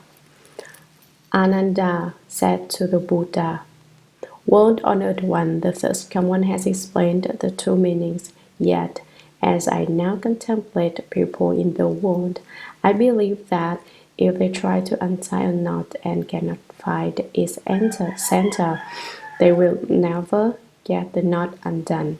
Commentary. Having listened to all the principles explained above, Ananda has another doubt, so he constructs arguments where there is no room for argument. Ananda said to the Buddha, "World honored one, the third one has explained the 2 meanings.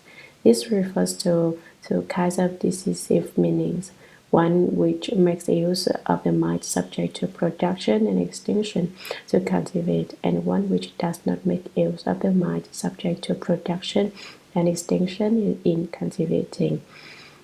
Yet, as I now contemplate people in the world, I believe that if they try to untie a knot and cannot find its center, if you don't know where the center of the knot is, they will never get the knot undone. Since they can't even locate the center of the knot, how can they untie it? Sutra. World honored one, I and all the other sound hearers in the great assembly who are not beyond learning are the same way. From time without beginning, we have been accompanied in birth and death by ignorance. We have obtained these good rules of erudition and are said to have left the home life, yet in fact we act like someone with a recurrent fever. Commentary. Ananda is very frank. He has the natural happiness and innocence of a child. He is very naive. World honored one, I and all the other sound hearers in the great assembly who are not beyond learning are the same way. The first three stages of arhatship are not beyond learning. When one reaches the fourth fruition, one is beyond learning. Without hearers are like a person trying to untie a knot. We don't know where the center of the knot is. At what place do we untie the knot? You have said that we can make use of the six sense organs, but which sense organ do we actually start with? Which organ is the very last to be released? Right now, we have no idea. From time without beginning, we have been accompanied in birth and death by ignorance. From beginningless compass until today, we have been born and have died, doing one thing in this life and something else in the next life. In this life, you believe in Buddhism, but in the next life, you don't. Or in this life, you don't believe in Buddhism, and in the next life, you do. Or perhaps you believe in Buddhism, but you don't really understand it very well. You vacillate and only dabble in it. In this way, we become inseparable from ignorance. It's said that one is closest to one's parents for one's spouse, but that's not so. What we are closest to is ignorance. Ignorance is to you as a shadow is to your body. It follows you wherever you go. It never leaves you for an instant, thus being even more intimate than newlyweds. Ignorance accompanies you in birth and death. This is further evidence of how eternally inseparable it is from you. It's not the case that when the husband dies, the wife accompanies him in death. In exceptional cases, this may perhaps occur, but not as a rule. Only ignorance will die with you and be reborn with you. This is truly to be together in life and inseparable in death. It takes half of all that is yours, just like a shadow follows a form. And of course, you all know what we are referring to as ignorance. If you understand ignorance, then don't be so intimate with it after this. If you don't understand, you'd better figure it out fast. If you understand ignorance, then there's some hope for you. If you don't understand ignorance, then you are forever an ordinary person. If you understand ignorance, then you're halfway to sagehood. But you have to truly understand. You shouldn't seem to understand and yet not understand, so that you both have ignorance and do not have it. We have obtained these good rules of erudition and are said to have left home life. Our propensity for living is a kind of good root, but yet even though I'm called a left home person, in fact we act like someone with a recurring fever. The nature of this sickness is that it manifests only every other day at the feast time. The analogy represents his ignorance. Today he doesn't have any ignorance. His head is clear and he's not crazy. But tomorrow the ignorance crops up again. I believe that it's not only Ananda who has this problem. I suspect everyone present here has the same difficulty. Today you resolve your mind on body and decide to cultivate the way. So you meditate single-mindedly. I'm not going to pay attention to anything that comes up. I'm going to put everything down. But then tomorrow you can't put it down. Once again, you pick up all the things you ordinarily are attached to, and you can't let go of them. Even if you want to put them down, you can't lose your grasp on them. Do you see how beautiful it is? That's what's meant by a recurrent fever. So we should quickly find a way to cure this disease in ourselves. What's the cure? Drink more of the water of wisdom. Once you have wisdom, you will naturally see through things and be able to put them down. When you put them down, you obtain comfort. Why do you have this disease? It's because you consider your body to be very fine with a pleasing appearance and physically fit, and you always have a scheme going on its behalf. You can't see through it or put it down. No matter how beautiful a physical form you may have, it will sting just the same when it's time to die. No one will get near you. Sutra. I only hope that you, the greatly compassionate one, will take pity on us. We are sinking and drowning so that to this very day we do not know how our bodies and minds are in knots and how to go about untying them. Your explanation will also enable future living beings who are in suffering and difficulty to avoid the turning wheel and not fall into the three realms of existence. Commentary. Ananda is really beautiful. I only hope that you, the greatly compassionate one, the world-honored one, will give rise to great compassion and take pity on us. We are sinking and drowning so that to this very day we do not know how our bodies and minds are in knots. We are so deeply sunk in delusion that we don't know about our present bodies and minds.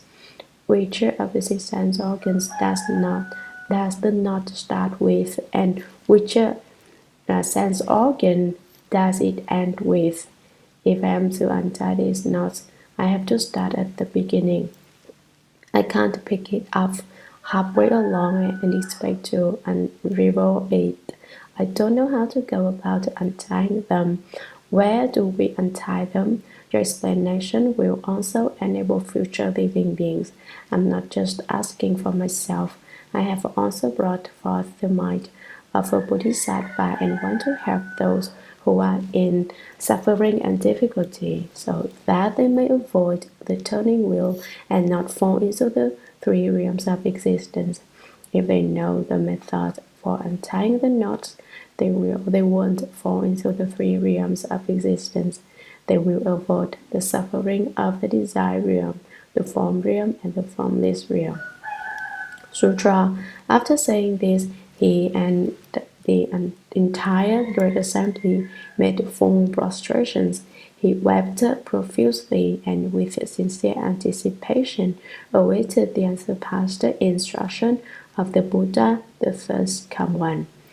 Commentary. After saying this, after Ananda finished making his request, he and the entire Great Assembly made full prostrations. Literally, they placed their 5 limbs on the ground. The 5 limbs are the legs, the arms, and the head. He wept profusely with sincere anticipation. Do you see how indecisive Ananda is? From the beginning of the sutra to this point, he's cried 6 times, including this time. No one who is listening to the sutra now has cried. Doesn't that mean that you are all much stronger than Ananda? Ananda listened to Shakyamuni Buddha's discussions and explanations as they investigate the Dharma, and he cries. This time he cries very hard, profusely like rain. His tears were probably enough to wash his face clean. Anticipation literally means to stand on tiptoe. This represents the depth of Ananda's sincerity. Perhaps this word is the origin of women's high-heeled shoe. They read that Ananda was sincere to the point of being on tiptoe, and they decided to walk around with the same attitude. He awaited the unsurpassed instruction of the Buddha, The third command. I just said that everyone now listening to the sutra is better than Ananda, but you shouldn't be therefore conclude that you are in fact better than Ananda. To tell you the truth, I was poking fun at you.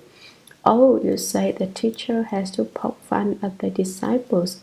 If I didn't poke fun, you wouldn't bring forth the resolve to study. Ananda cried because he was so intent upon seeking the Dharma, so profoundly sincere. He realized that although he had been certified to the first fruit of arhatship, he still was not clear about the Buddha Dharma, so he felt very repentant. That is why he wept remorsefully. And why haven't you cried? I tell. Basically, you are unconcerned about the Buddha Dharma. You don't place any importance on it. That's not so. You say every day I study really hard. That doesn't count because you haven't yet taken the Buddha Dharma to heart, to your true heart. If you had it, you might cry every day. Now my disciples who like to cry figure they're off the hook. I can continue to cry every day because I don't understand the Buddha Dharma. But those of you who like to cry should not cry. You should try to get yourselves under control and calm down. And those who don't cry should feel ashamed and ask yourself, why don't I understand the Buddha Dharma? If you can weep because of that and as remorsefully as Ananda does here, then there's some hope for you. Those who don't mind crying, they can try it out. Those who don't like to cry won't be forced to do so. And those who enjoy crying can't cry. That's the way the Buddha Dharma goes. Those who go too far should be reined in a bit. Those who don't go far enough should exert themselves a bit. That's the ultimate meaning of the middle way. Sutra. Then the world-honored one took pity on Ananda and those in the assembly with something left to study, as well as on living beings of the future, in order to help them transcend the world and become eyes for the future. Commentary. And is when Ananda asked the Buddha for his unsurpassed instruction, the world-honored one took pity on Ananda and on those in the assembly with something left to study. Those with something left to study refers to the first three fruitions of sagehood, the positions of Shodapana, Sakridagamin, and Anagamin, as well as all living beings of the future. The future refers to our present time. We are the living beings of the future. In order to help them transcend the world, this is a proper cause. The world refers to ordinary beings, those who transcend the world, other side hearers, their hearts, those enlightened to conditions, the Bodhisattvas and the Buddhas, for the sake of helping them transcend the world and become eyes for the future, that they might be the eyes for all living beings in the future. The Buddha does something extraordinary. Sutra. He wrapped the crown of Ananda's head with his Jambunada purple golden bright hand. Instantaneously, all the Buddha lands in the 10 directions quaked in 6 ways.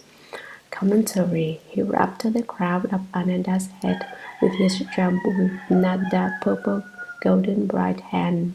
His hand was the color of the gold of the Jambu tree in southern Jambudvipa. In Buddhism, the gesture of wrapping the crown of the head represents compassionate care and protection. Instantaneously, all the Buddha lands in the 10 directions quaked in 6 ways. The 6 kinds of earthquakes have been discussed before. When a person who is cultivating the way opens enlightenment and accomplishes Buddhahood, the 6 earthquakes occur. When the Buddha is about to speak the unsurpassed wonderful Dharma, the 6 also occur. In the Dharma Ending Age, when someone is certified to the fruition of sagehood, the 6 kinds of earthquakes occur. There are various reasons for them. When the heavenly demons and adherents of external paths want to harm someone, they can also make the earthquake, but not necessarily in these 6 ways. There is no fixed number to the kinds of earthquakes demons cause. For instance, recently there was an earthquake in the Philippines which was reported to have killed 400 people, though I imagine that was a modest estimate. I believe it was at least 500 or 600 as I see it. That kind of incident is a response to living beings' karma, in which the heavenly demons and adherents of external paths come to destroy our world. That's what happens whenever there's a natural disaster or a man-made calamity. But if there is a high sanghan with great virtue at the place where a calamity is to occur, for instance, in the Philippines, or if there is a bodhisattva or an arhat who has been certified to the fruition living at that place, then the disaster can be averted. When a person of greatly virtuous practice goes even into the most dangerous situations, he can turn the inauspicious into the auspicious. He can make difficulties become fortunate circumstances. He can cause the most dangerous moments to pass uneventfully. The 6 kinds of quaking are cracking, roaring, and striking, quaking, erupting, and heaving up.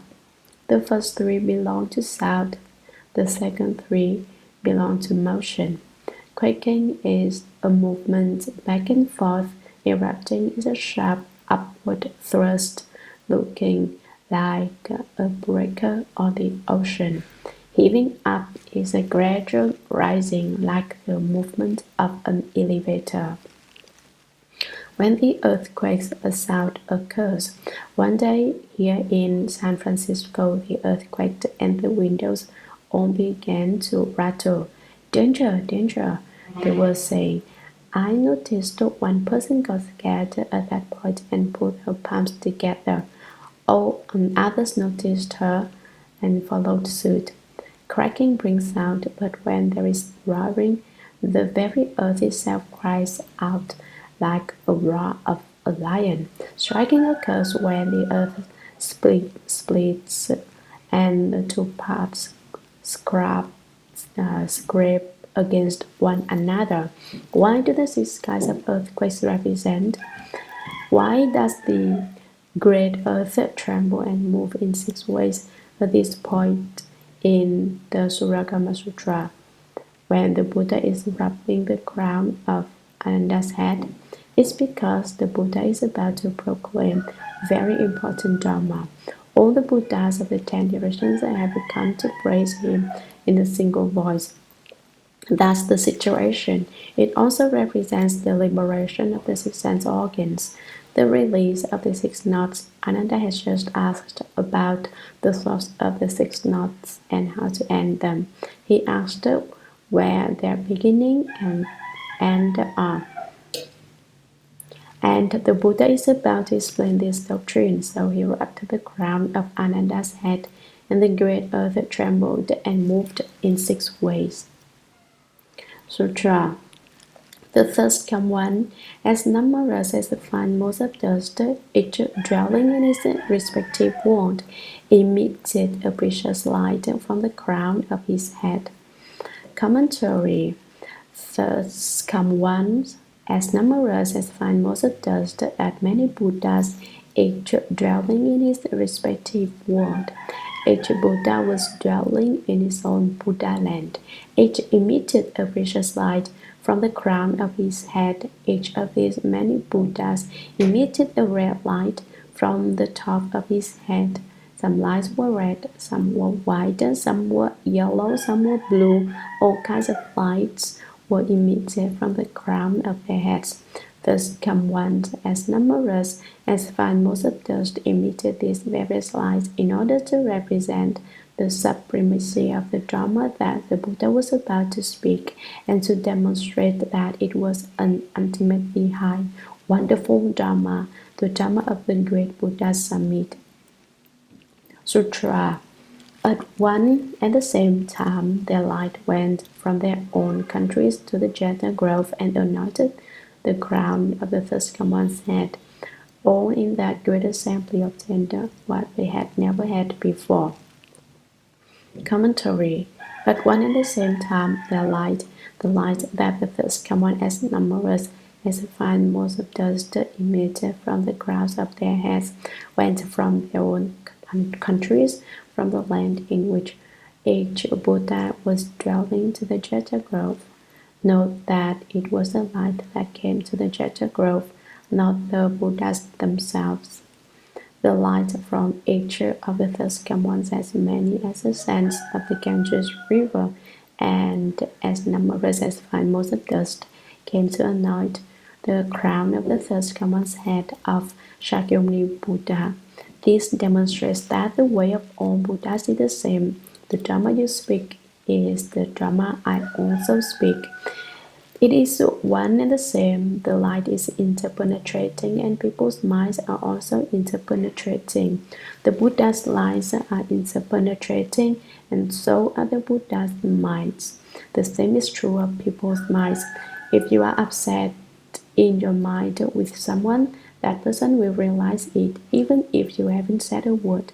That's not that the person knows it consciously on the level of his sixth mind consciousness, which makes discriminations, but there is a response in that occurs in his eighth consciousness.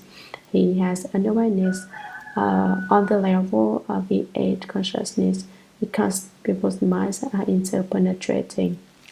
Science has now discovered this, that there is an invisible connection, like a telegram, that can arrive very quickly even from afar, and people's minds have a mutual telegraphic system. It cannot be seen with the ordinary eye, but if you genuinely obtain the perfectly fused and unobstructed Buddha eye, you will see why you are aware of the arising of another's thoughts. It's because he has sent out a telegram. If you open the Buddha eye or the wisdom eye, you will know naturally and will be able to see it. Because of these telegrams, you realize it as soon as you have the thought that you disagree with them. People realize it as soon as you have the thought that you disagree with them. Your telegram arrives and they become upset with you in turn. Some people have good feelings about others, and that too is known by the other person, but the response is slower.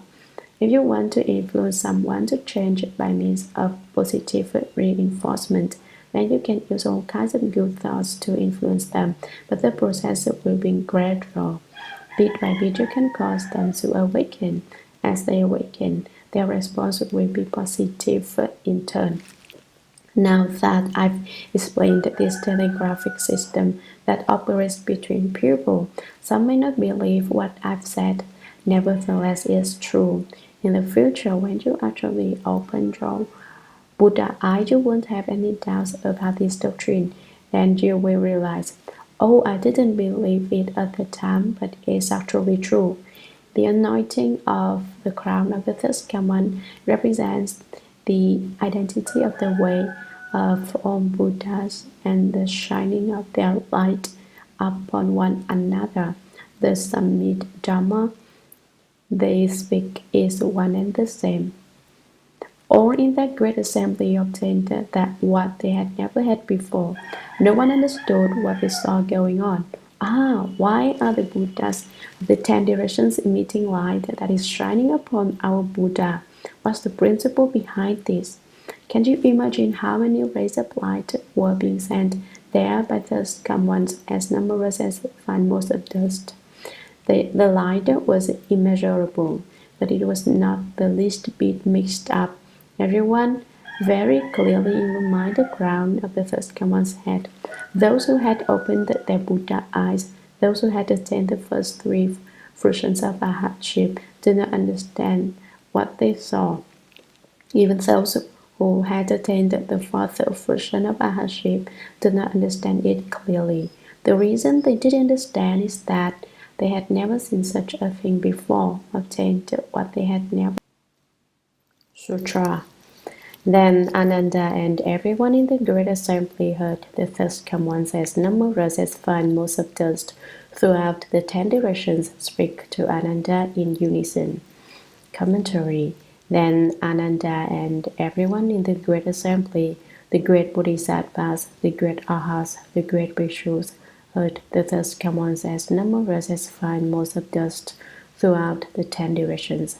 All these people became as one person. Each person was a part of the whole. At the same time, they all heard the first come once speak to Ananda in unison.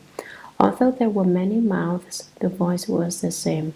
What they had to say is meant not only for Ananda, but also for you and me and all those present listening to the sutra. This instruction is a very important section of the Shurangama Sutra. It concerns a crucial point, the matter of birth and death. If you understand this section, you can quickly put an end to birth and death. If you don't understand it, you'll have to double your efforts and make progress in your study and practice. Sutra, good indeed, Ananda, you wish to recognize your innate ignorance that causes you to turn on the wheel. The origin of the knot of birth and death is simply your six sense organs and nothing else. Commentary. These words make it absolutely crystal clear. It is stated as plainly as it can be. If we truly understood it now, we would obtain liberation on the spot. If you haven't understood, you have to keep on investigating it. The first commands as numerous as fine motes of dust speak to Ananda with different mouths to a single voice. First of all, praising him. Good indeed, Ananda. They say like one would to a child, you are a good boy, very good, really smart.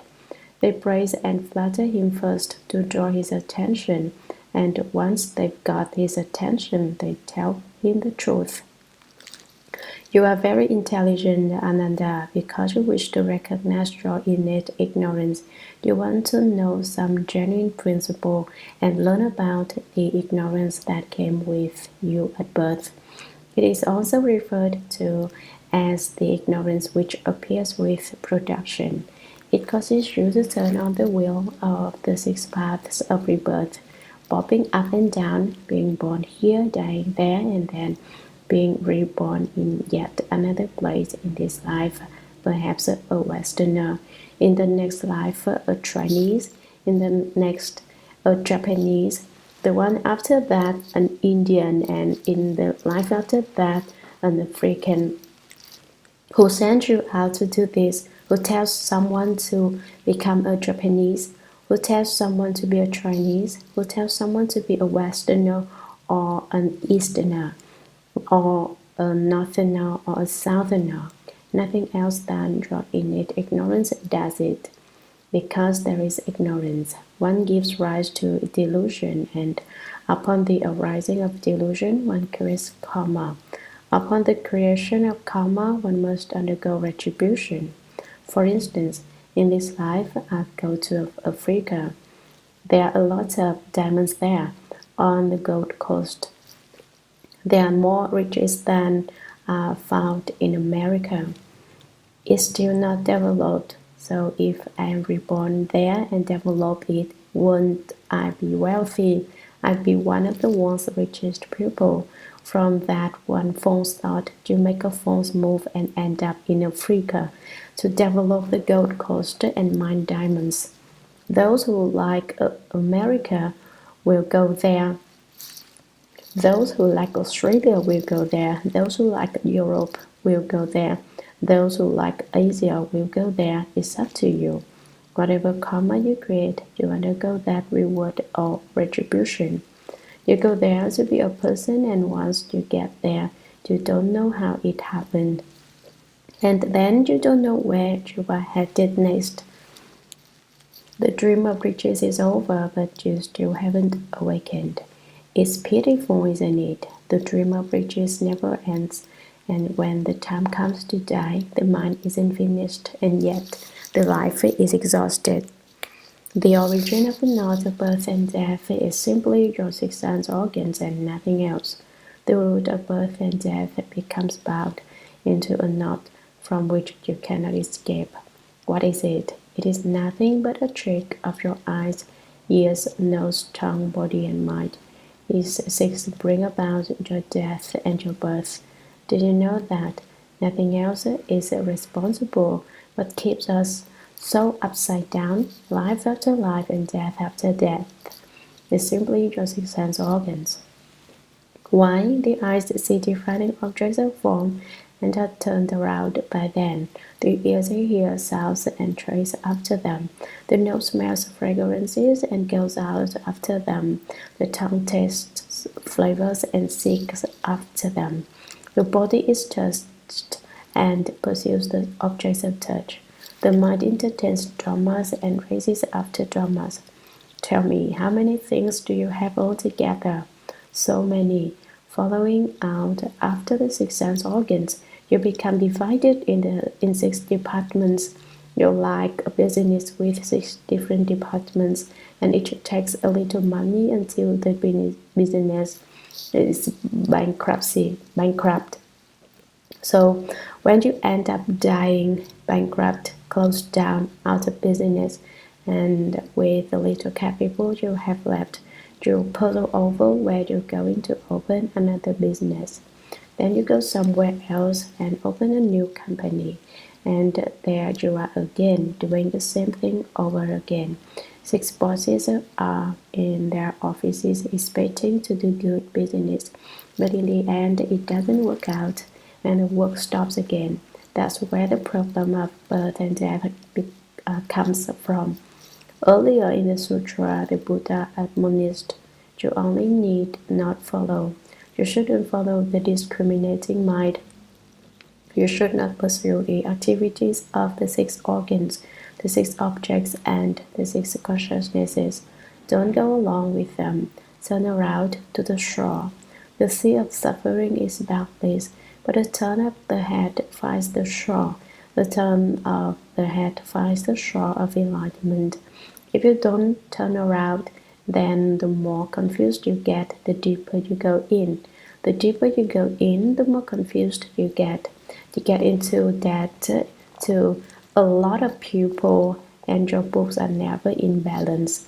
Now that you recognize the six organs, you should not mistake a thief for your own son.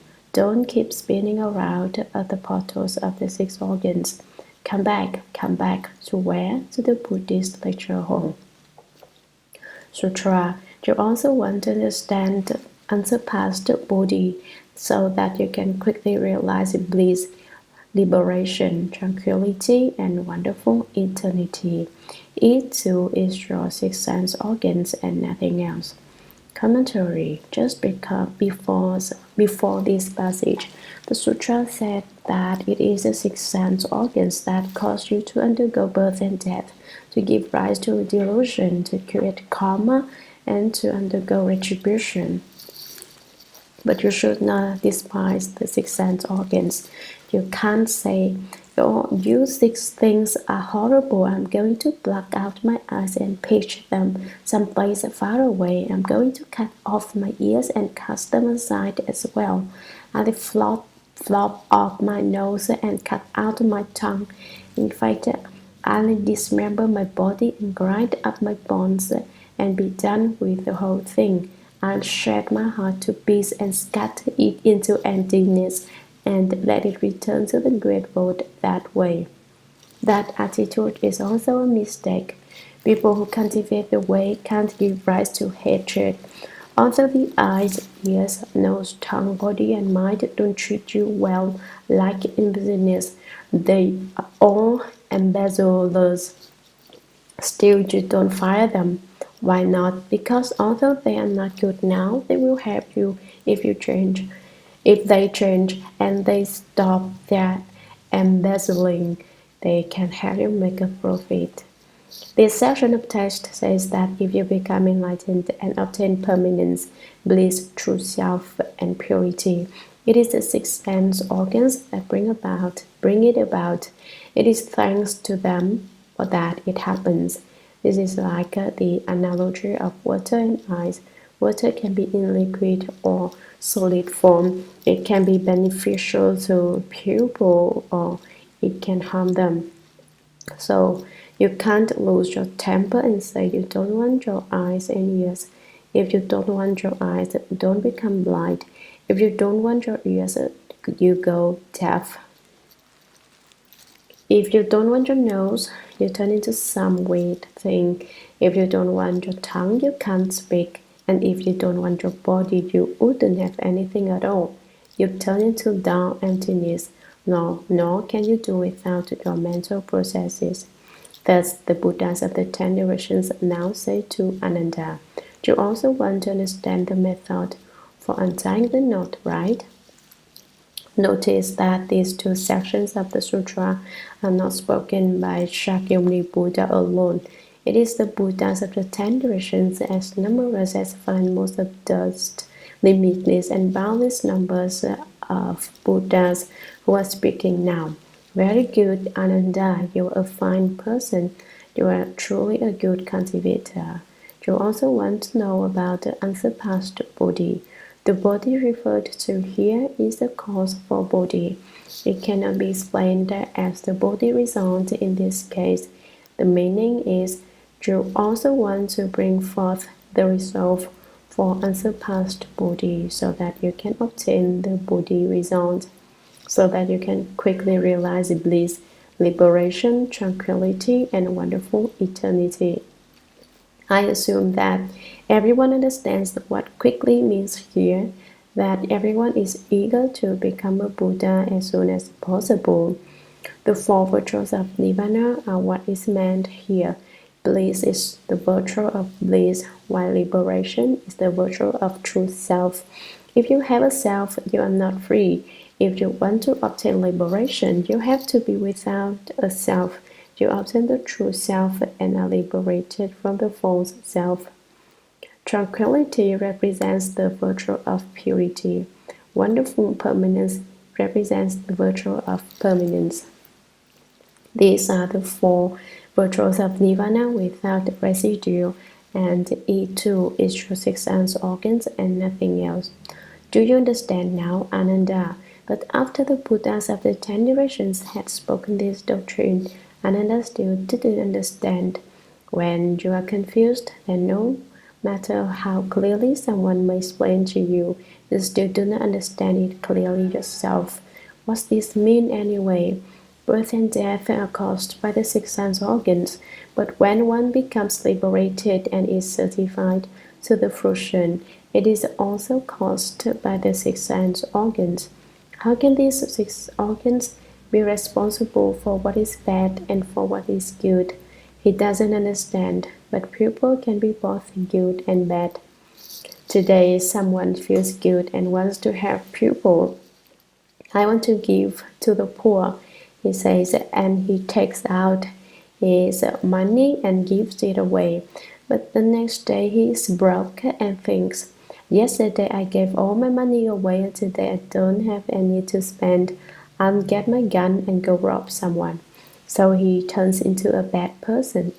Who was it who did good? It was he. Who was it who did bad things? It was he also. I say to you, then, the one who becomes a ghost is the same one who becomes a Buddha. But for the most part, Americans don't believe in ghosts. Why do I keep bringing up ghosts even though you don't believe in them? Since I'm not a ghost, I dare talk about them. If you believe in the Buddha, you should also believe that there are ghosts. After all, Buddhas come from ghosts. If you do things well, you become a Buddha. If we don't do things well, you end up a ghost. By the same token, the six sense organs cause your births and deaths. They also bring about your certification to the fruition. If there aren't any ghosts, then there aren't any people either, or any Buddhas. There isn't anything at all, and the world will go to wreck and ruin.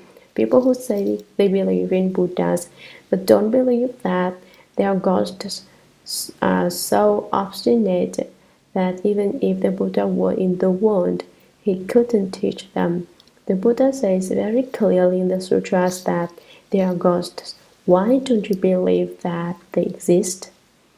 Other religions talk about ghosts and spirits, you argue, but you can't choose to believe that there are no ghosts and spirits just because another religion says that there are. The reason that other religions discuss them is that, in fact, they exist. Just because you don't believe in a certain religion doesn't mean you can reject what is true in its doctrines, such as the existence of ghosts and spirits. Such people may think themselves smart, but they are willless. Not only do they completely fail to understand Buddhist doctrine, they don't even understand human existence. Pitiful. Sutra. Ananda heard these sounds of Dharma, but he did not yet understand in his mind. Bowing his head, he said to the Buddha, how can what causes me to revolve in the cycle of birth and death, and what enables me to gain bliss and wonderful infinity with the six sense organs in both cases and nothing else? Commentary. Ananda heard Shakyamuni Buddha and the thirst come ones of the 10 directions, as numerous as fine motes of dust, speaking with different mouths but in a single voice, say that the source of birth and death is the six sense organs, and that the bliss and permanence of the nirvana of Buddhi is also brought about by the six sense organs and nothing else. But Ananda didn't understand. Ananda heard the sounds of Dharma. He listened to the subtle, wonderful, inconceivable sounds of Dharma, but he did not yet understand in his mind. And since he didn't understand, therefore, bowing his head, he said to the Buddha, he bowed from the west to the Buddha. How can what causes me to revolve in the cycle of birth and death, spinning again and again on the wheel of rebirth, and what enables me to gain bliss and wonderful eternity? These two that Ananda mentions include liberation and tranquility as well. With the six sense organs in both cases and nothing else, I don't understand this principle. Sutra. The Buddha said to Ananda, the sense organs and the objects are of the same source. The bonds and the release are not two. The nature of the consciousness is empty and false. It is like strange flowers in space. Commentary. The Buddha said to Ananda, the sense organs and the objects are of the same source. The six sense organs, the six sense objects, the six sense consciousnesses come from the same source. If there weren't six organs, there wouldn't be six objects, and if there weren't six objects, there wouldn't be six consciousnesses. The three are one, the one is three. The bonds and the release are not two. Bonds refers to the knots, release refers to their untying. These two are non-dual. There's no fundamental difference between them. The bonds are the release is the bonds. When you don't understand they are knots, when you understand it is liberation. The knot is release. It depends on your own ability. The nature of the consciousnesses is empty and false. The nature of the six consciousnesses has no substance or appearance. It is like strange flowers in space. Do you remember the person with the eye disease? His staring caused fatigue and the appearance of strange flowers in space. The six organs, six objects, and six consciousnesses are just like the strange flowers in space. They're completely unreal in themselves. Good comes to them, and so does evil. In the same way, one person can be both good and evil. Although good and evil are different words, they refer to the same person. Sutra. Ananda sense awareness arises because of the sense objects. The appearance of objects exists because of the sense organs. The appearance of the perception, both devoid of a nature, support each other like intertwining reeds. Commentary. Ananda sense awareness arises because of the sense objects. A discriminating knowing and perception arise due to the six sense objects. The appearance of objects exists because of the sense organs. The appearance of the six sense objects arises due to the six sense organs. The appearance and the perception, both devoid of a nature, support each other like intertwining reeds. Perception here refers to the sense awareness first mentioned. Neither the appearance nor the awareness has an inherent self-nature. The appearance arises only because the six sense organs match with the six sense objects. It is therefore not real. It is empty and false. The perception is also empty and false. They support each other like intertwining reeds. The reeds referred to here have a common root from which the two reeds grow. They will only stand if there are two. One by itself will fall down. The six organs, six objects, and six consciousnesses are the same way. The organs and objects must work together to bring about the six consciousnesses. One alone will not stand. To further the analogy, the reeds are hollow, so that there appears to be something substantial to them when one looks at them, but they are ultimately empty inside. That represents the empty falseness of the six organs and objects. Sutra. Therefore, you now base your knowledge on awareness and perception, but that is fundamental ignorance.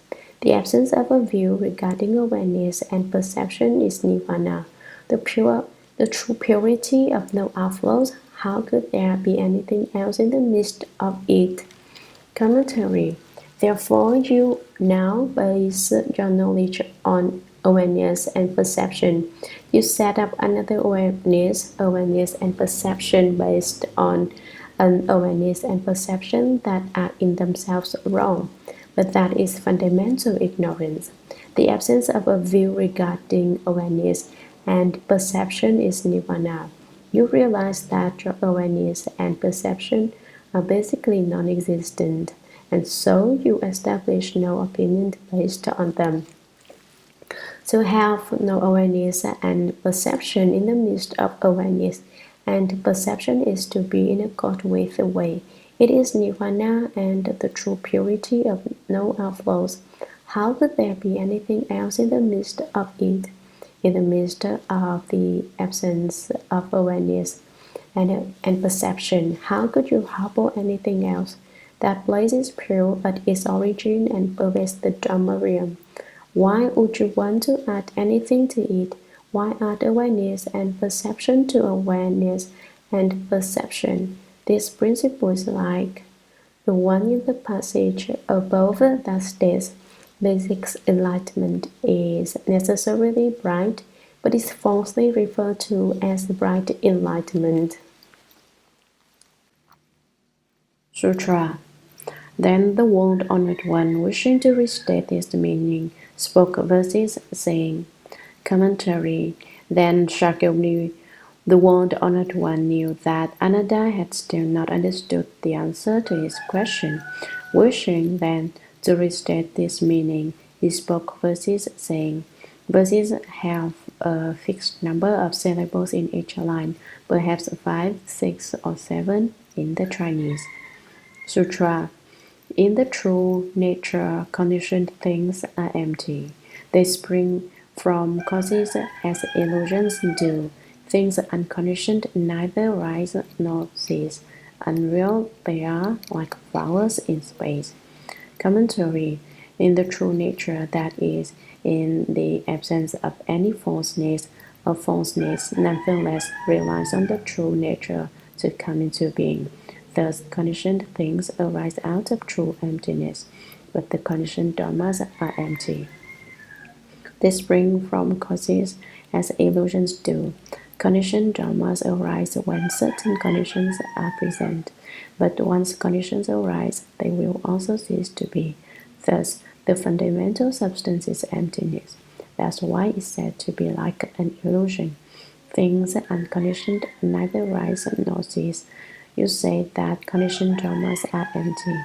What about conditioned dharmas? Are they empty too? Yes, they are not born and do not become extinct. Wouldn't you call them neither rising nor ceasing emptiness? Unreal they are, like flowers in space.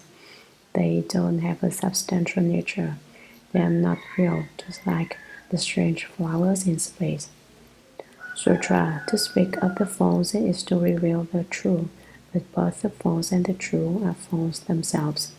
If there is neither truth nor untruth, how can there be perceiver and received? Commentary. To speak of the false is to reveal the true. Why do we talk about falseness? It is in order to manifest all that is true, but true and false are opposites, and so they are not ultimate dharmas. In the Song of Enlightenment, the great Master Hsuan Hua says, when the true is not set up, the false is basically empty. When both existence and non-existence are dispelled, that what wasn't empty is made empty. There isn't any true.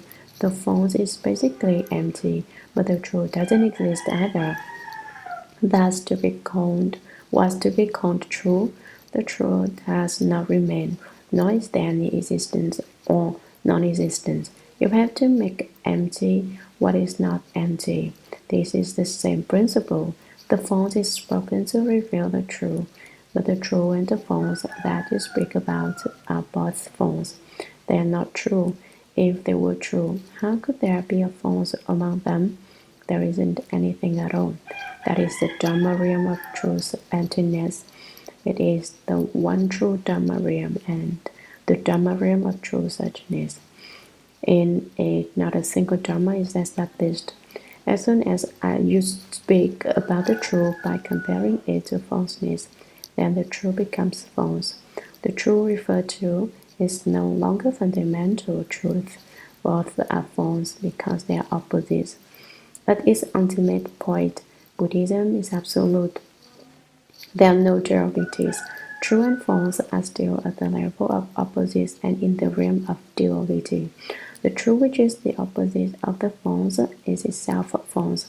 If there is neither truth nor untruth, the Buddha explains that it appears to be true, but that it is not fundamental truth. As soon as a name is applied to it, it becomes a secondary truth, not the primary truth. How can there be perceiver and perceived?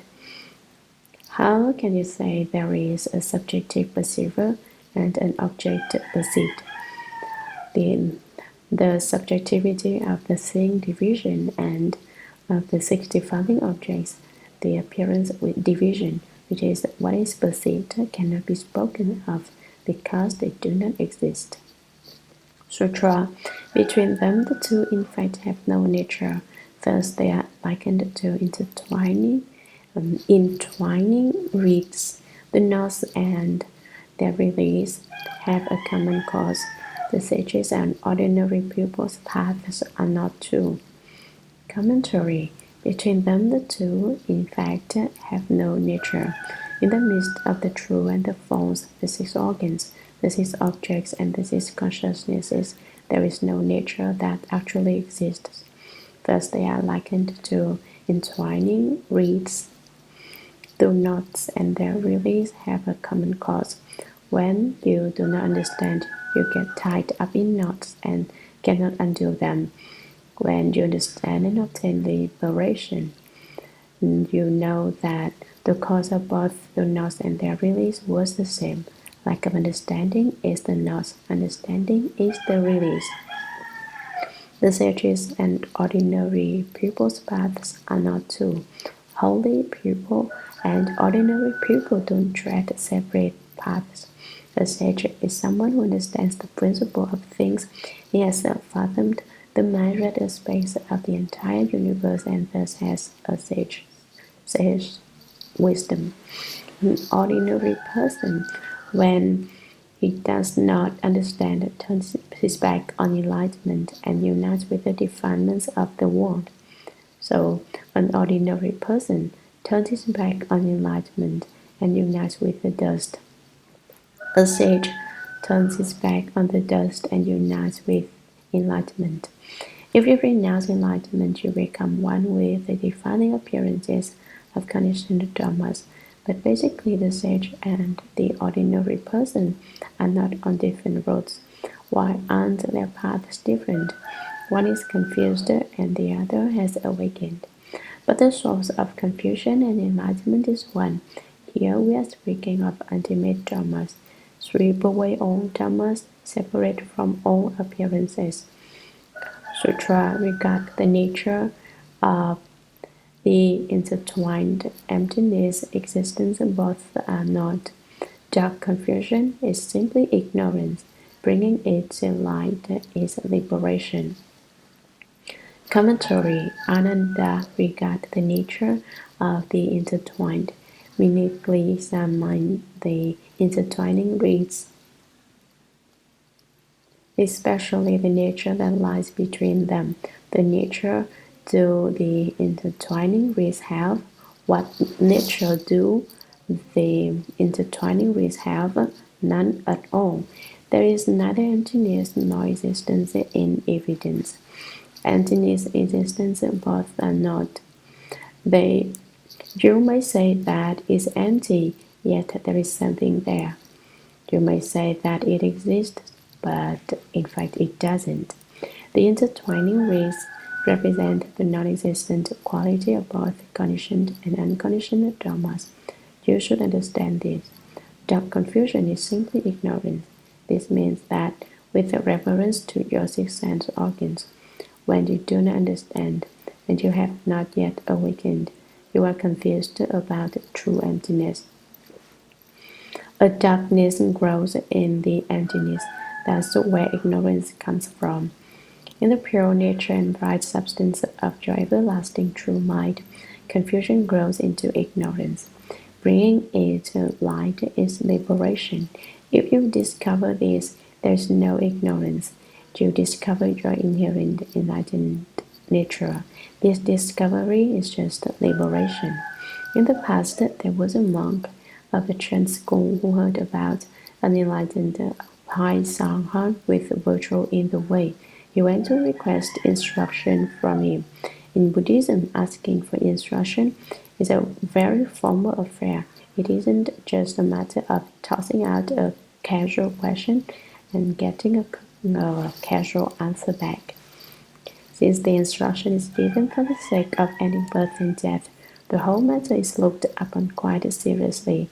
It's necessary to put on your robes and the sash and take your sitting cloth with you.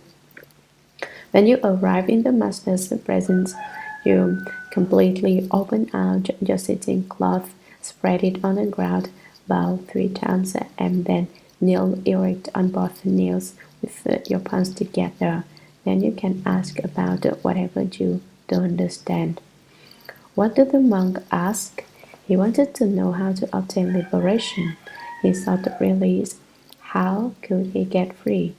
This was his question to the superseated one, that is, to the Sangha who had held the precepts for a long time, one whose general status among the Sangha was a long-standing. The monk asked, "If you please, superseated one, how can I become liberated?" The elder Sangha retorted, "Who's tying you up?" With that one sentence, the monk asking for instruction became enlightened. Was it really just that one sentence that caused his enlightenment? Yes and no. How can that be, you wonder? Almost always a situation can be looked at from both sides and explained in more than one way. Isn't that just being evasive or vague? No, not if you can really speak to the principle involved. In this case, we can say that it was just one sentence that brought about the monk's enlightenment, because the old cultivator who said it had looked into the causes and conditions that had brought the monk to the point of asking for liberation. He knew that his answer would stand you up, would give the monks an immediate understanding and enlightenment. Therefore, he chose to answer in that way. Even so, there are times when a person doesn't become enlightened, even though one wants him to. This time, however, we can say that the old cultivator was successful with his sentence and that he enabled a student of Chen to obtain enlightenment. On the other hand, how can it be explained that it was not just that one sentence that brought about the monk's enlightenment? Ordinarily, that monk cultivated on a daily basis to develop his skill in meditation. He'd been cultivating for a long time, but still had not had a breakthrough. Even so, every day he worked on it, and every day his wisdom grew. He had naturally become enlightened, but he was close. Then the one sentence that the superior seated Sangha spoke was opportune, and he suddenly became enlightened. He encountered the mixing and uniting of causes and conditions, and so as soon as the high Sangha pointed the way, he understood. There is a saying, sitting 10 years in contemplation alone in the mountain wise isn't as good as a slight indication given by a bright advisor. A bright advisor means a bright-eyed advisor, that is, someone who has opened the Buddha eye. A good knowing one like this can look into causes and conditions. He speaks dharmas that accord with the point to which your causes and conditions are developed. So you may sit 10 years in the mountains, but it won't much having a bright-eyed advisor point out a bright path to you. Therefore, drawing near to a good and wise advisor is very important in Buddhism. Among elder monks, there are very, very few who are genuine bright-eyed advisors. They may be good and wise advisors, but not necessarily bright-eyed. That is, they may not have opened their five eyes. You should not think this is such an easy thing to do either. Opening the Buddha eye is certainly not the same as certification, so the fruitions of arhatship, but it does require that you have gurus in past lives. To be able to open the Buddha eye, one has to have single-mindedly cultivated the dharmas of great compassion, specifically the 42 greatly compassionate hands and eyes. If you have cultivated this earnestly, you can open the Buddha eye, that is the dharma that gets you through the gate. If a person who has opened the Buddha eye lives the whole life, he or she can save a lot of beings, but it all depends on causes and conditions. Those of you who would like to open the Buddha eye should be extremely rigorous in your cultivation of the 42 hands and eyes. Never miss a day in your practice, and most important, you can't smoke cigarettes if you cultivate this dharma. If you try to do both, the dharma protecting good spirits will reprimand you. So don't be sloppy about it. I hope every one of you will be very attentive to the practice of the 42 hands and eyes. Never miss a day, and even at that, it will take several years of skill before you have any success. Sutra. The knots must be untied successively. When the six are released, even the one ceases to be. Select an organ preferred for perfect penetration, enter the flow, and realize proper enlightenment. Commentary. The knots must be untied successively. It is necessary to follow an order in releasing the knots. How does one release them successively? How do they get bound together in the first place, you ask? To begin with, the nature of the treasury of the first common is not subject to production and extinction, but confusion takes on the aspect of emptiness. Delusion and obscurity make emptiness. At that point, ignorance arises. Therefore, although the nature of the treasury of the first common is neither produced nor destroyed, relying on truth, a falseness arises, and with it the mind, subject to production and extinction, a consciousness.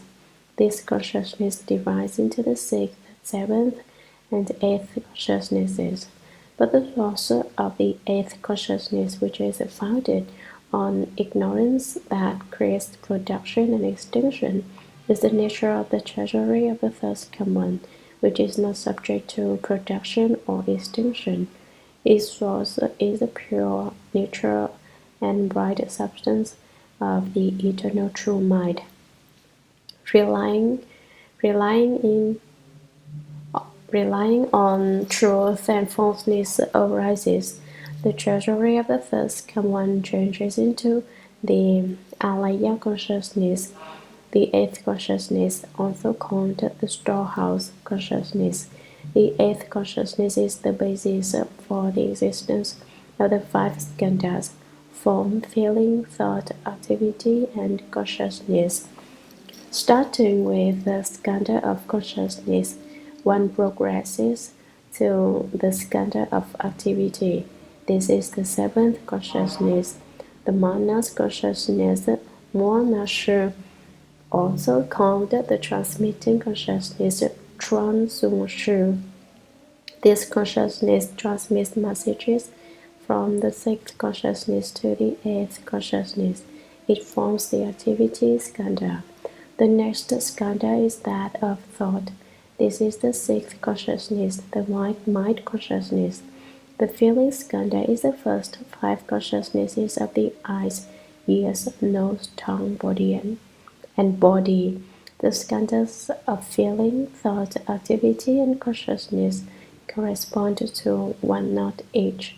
The form skandha counts as two knots because it is a quasar.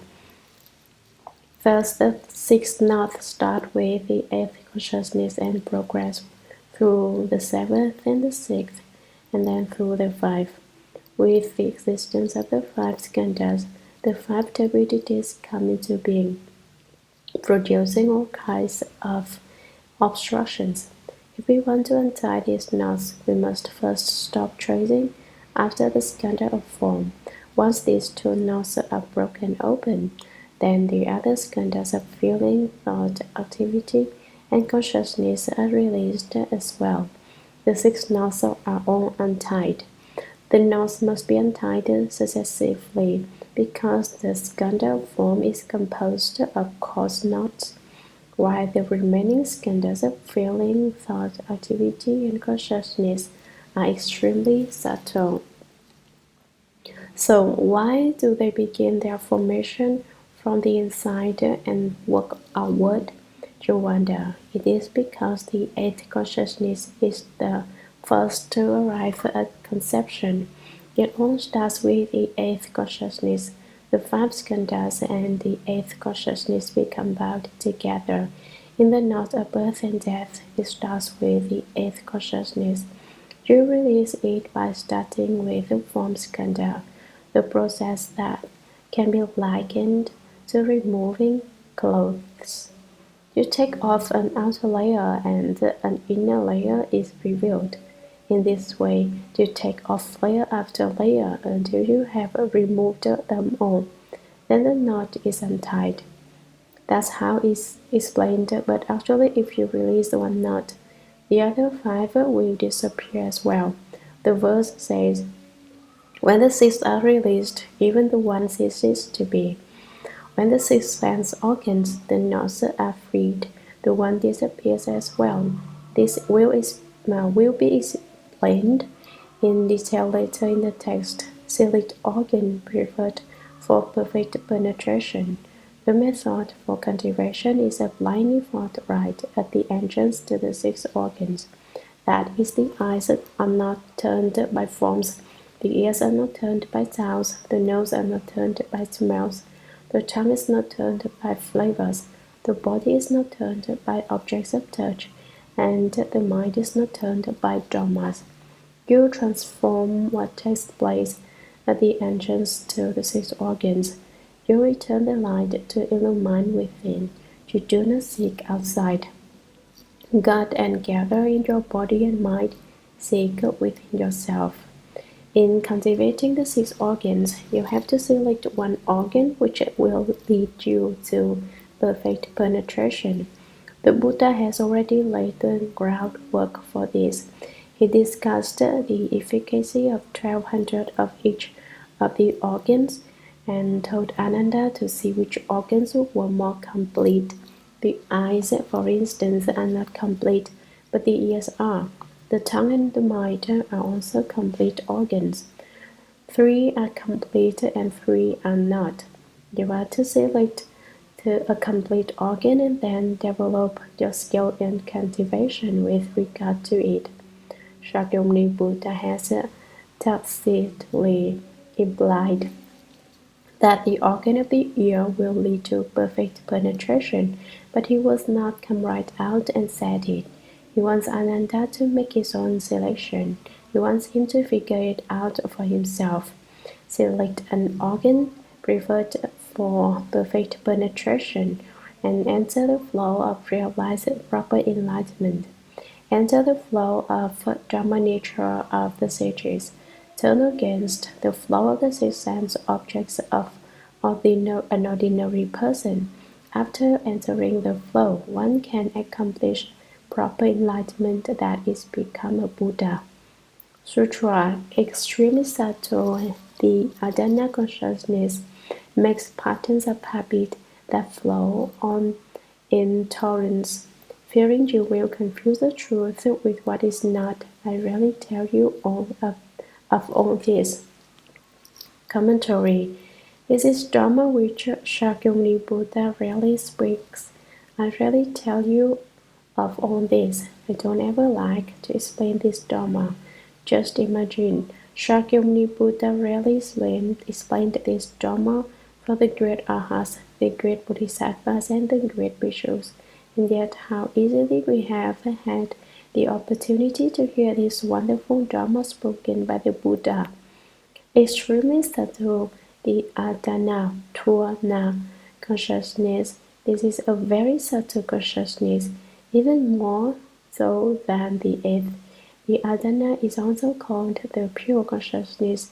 It is the seed of purity. This essentially fine and subtle consciousness makes patterns of habit that flow on in torrents. This is the source of our birth and death. As soon as falseness arises in the one truth of that subtle consciousness, one thought of ignorance, it turns into habits that come on like a torrent. Nothing will curtail them. Here a torrent refers to our birth and death, being born and dying, in birth and death again and again, sometimes a person, sometimes an animal, sometimes born as a god, sometimes falling into the house, spinning ceaselessly, patterns of habit flow on in torrents.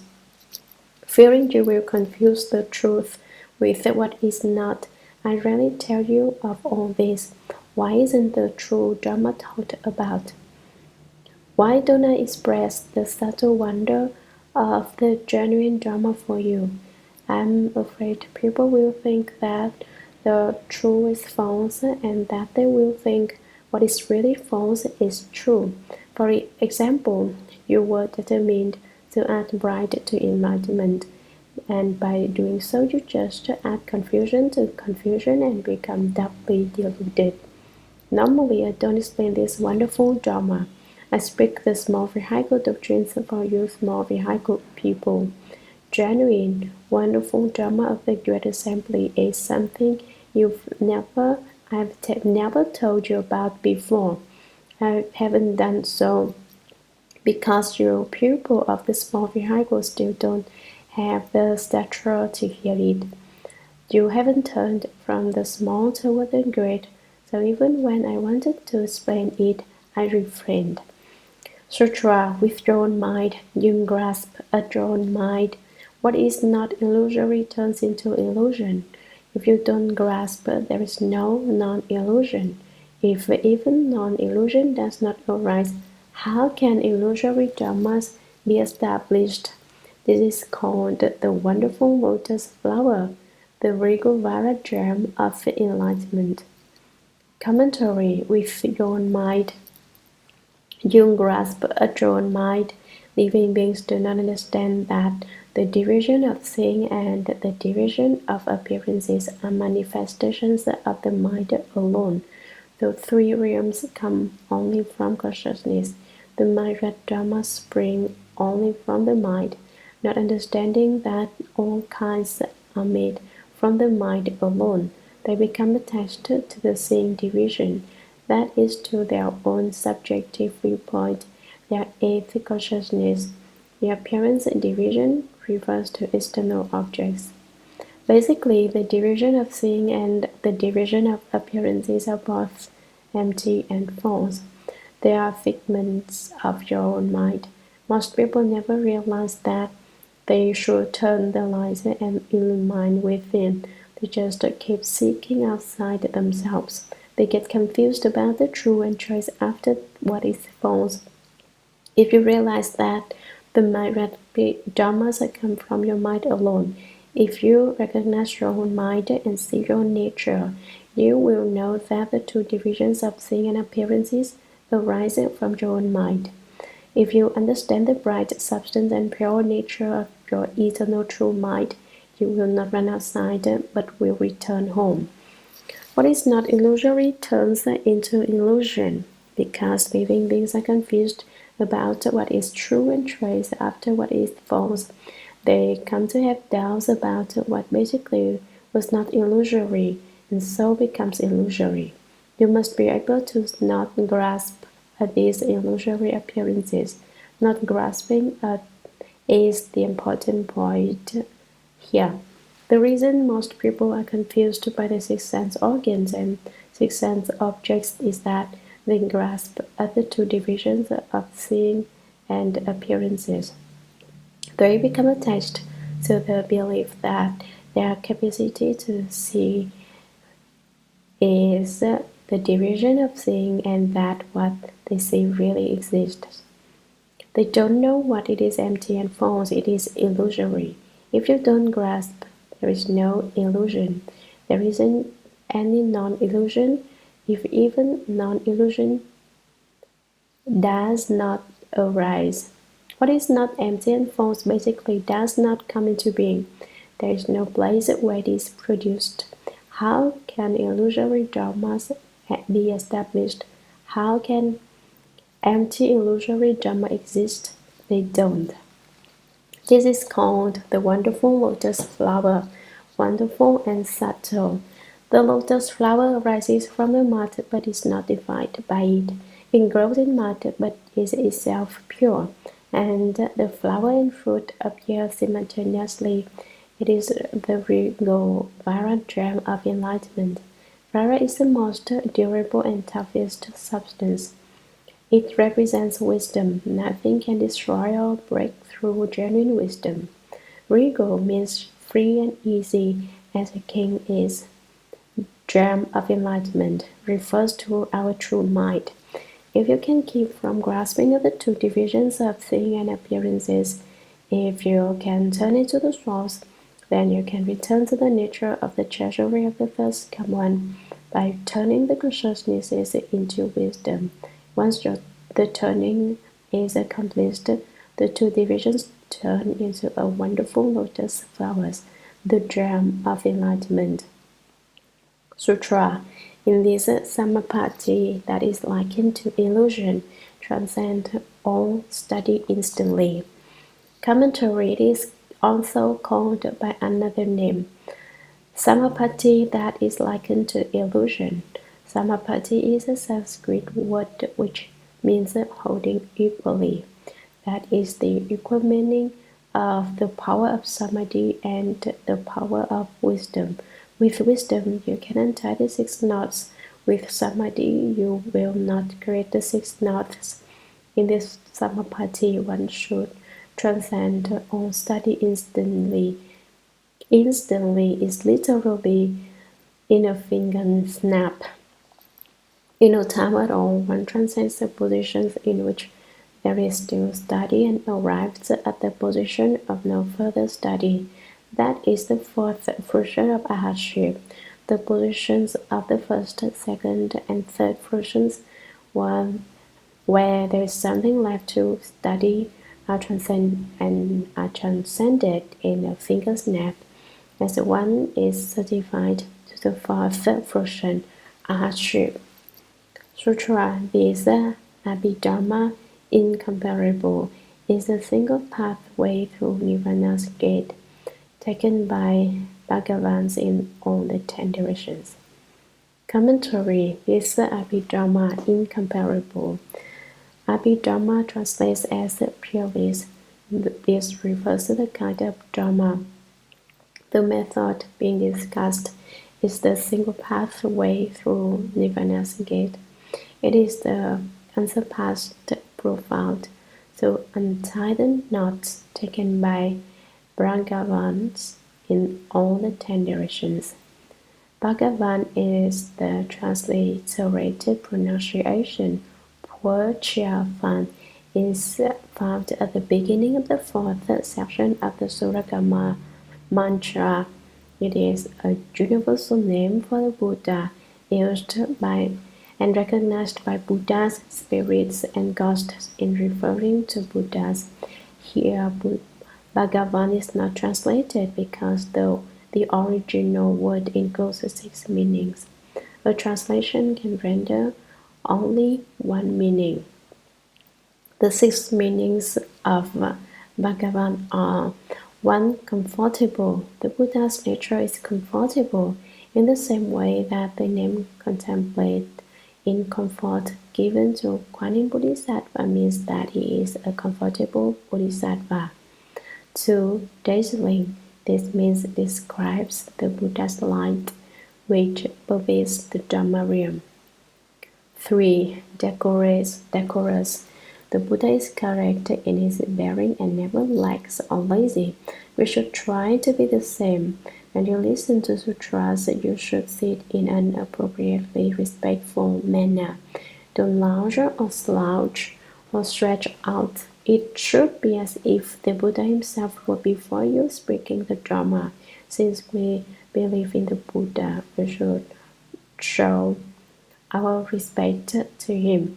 But don't be lazy right before the Buddha's eyes. When listening to sutras, you cannot lie down or go to sleep.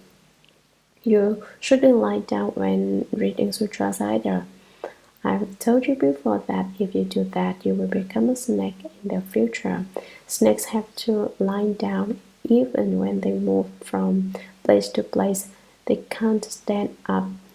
When you read a sutra, you should sit up straight and perhaps place it on the table in front of you.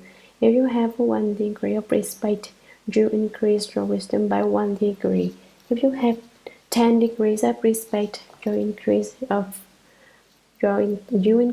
wisdom by 10 degrees. If you have 100,000 or 10,000 degrees of respect, you increase your wisdom by the same amount. You also increase your good roots.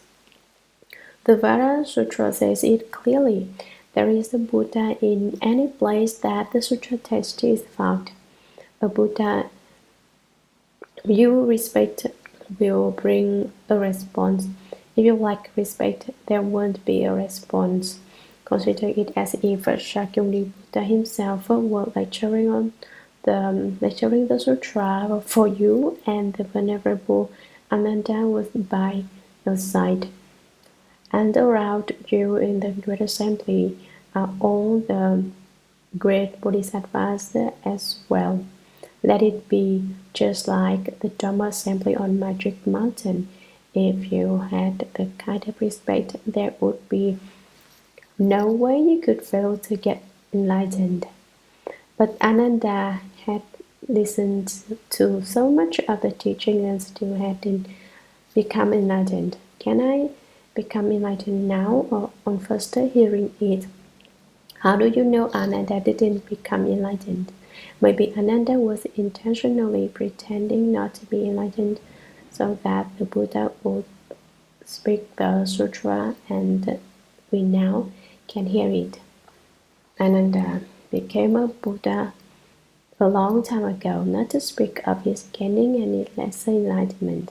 He's just appearing as the spokesperson and acting like he doesn't understand. In fact, Ananda remembered the very bit of the Dharma the Buddha spoke. He could not have understood the principles the Buddha is explaining here. He has long since understood and is just requesting Dharma on behalf of us who are living beings now. He is a model, an example for us. You should think that you're smarter than Ananda. You shouldn't think that you're smarter than Ananda. You're not. Renowned. Everyone praises the Bhagavan. Everyone respects him. 5. Lucky, 6. Honored and noble. Since the title Bhagavan has 36 meanings, it is not translated. Among the 5 kinds of terms not translated, it is the one that has many meanings. It's a single pathway through Nirvana's gate. This Dharma door is the one by which the Buddhas of the 10 directions accomplished Buddhahood. They took the road that led to Nirvana. Sutra. When Ananda and the Great Assembly heard the unsurpassed compassionate instruction of the Buddha, the first one, this harmonious and brilliant Gaya verse with its clear and penetrating wonderful principles, their hearts and eyes were opened, and they exclaimed that Dharma such as this had never been before.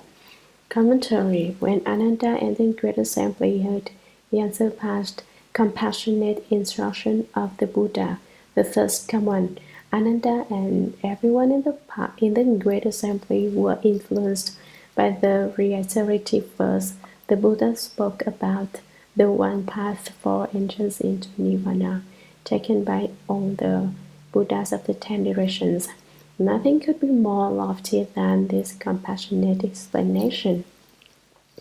This harmonious and brilliant Gaya verse, Gaya reiterative verse, recapitulates the prose which precedes it. Such verses have a fixed number of characters in each line in the Chinese, be it 4, 5, 6, or 7. This verse Dharma is expressed in a harmonious and illuminating way, so it is said to be harmonious and brilliant, with its clear and understanding wonderful principles. This subtle wonderful principle expresses what is absolutely fundamental and essential. Their hearts and eyes are opened. Ananda and the members of the Great Assembly came to understand a great deal more doctrine than they never had before. Their minds were clearer and their eyes were brighter, and this in turn increased their wisdom. Here, eyes refers to the opening of the wisdom eye, and they exclaimed the Dharma Sutra. The Dharma suggests this had never been before. This Dharma is so wonderful. There's never been anything like it before. Verse of transference. May the merit and virtue accrued from this work adorn the Buddha's pure lands, repaying for kinds of kindness above, and aiding those suffering in the paths below. May those who see and hear of this all bring forth the resolve for Bodhi, and when this retribution body is over, be born together in ultimate bliss.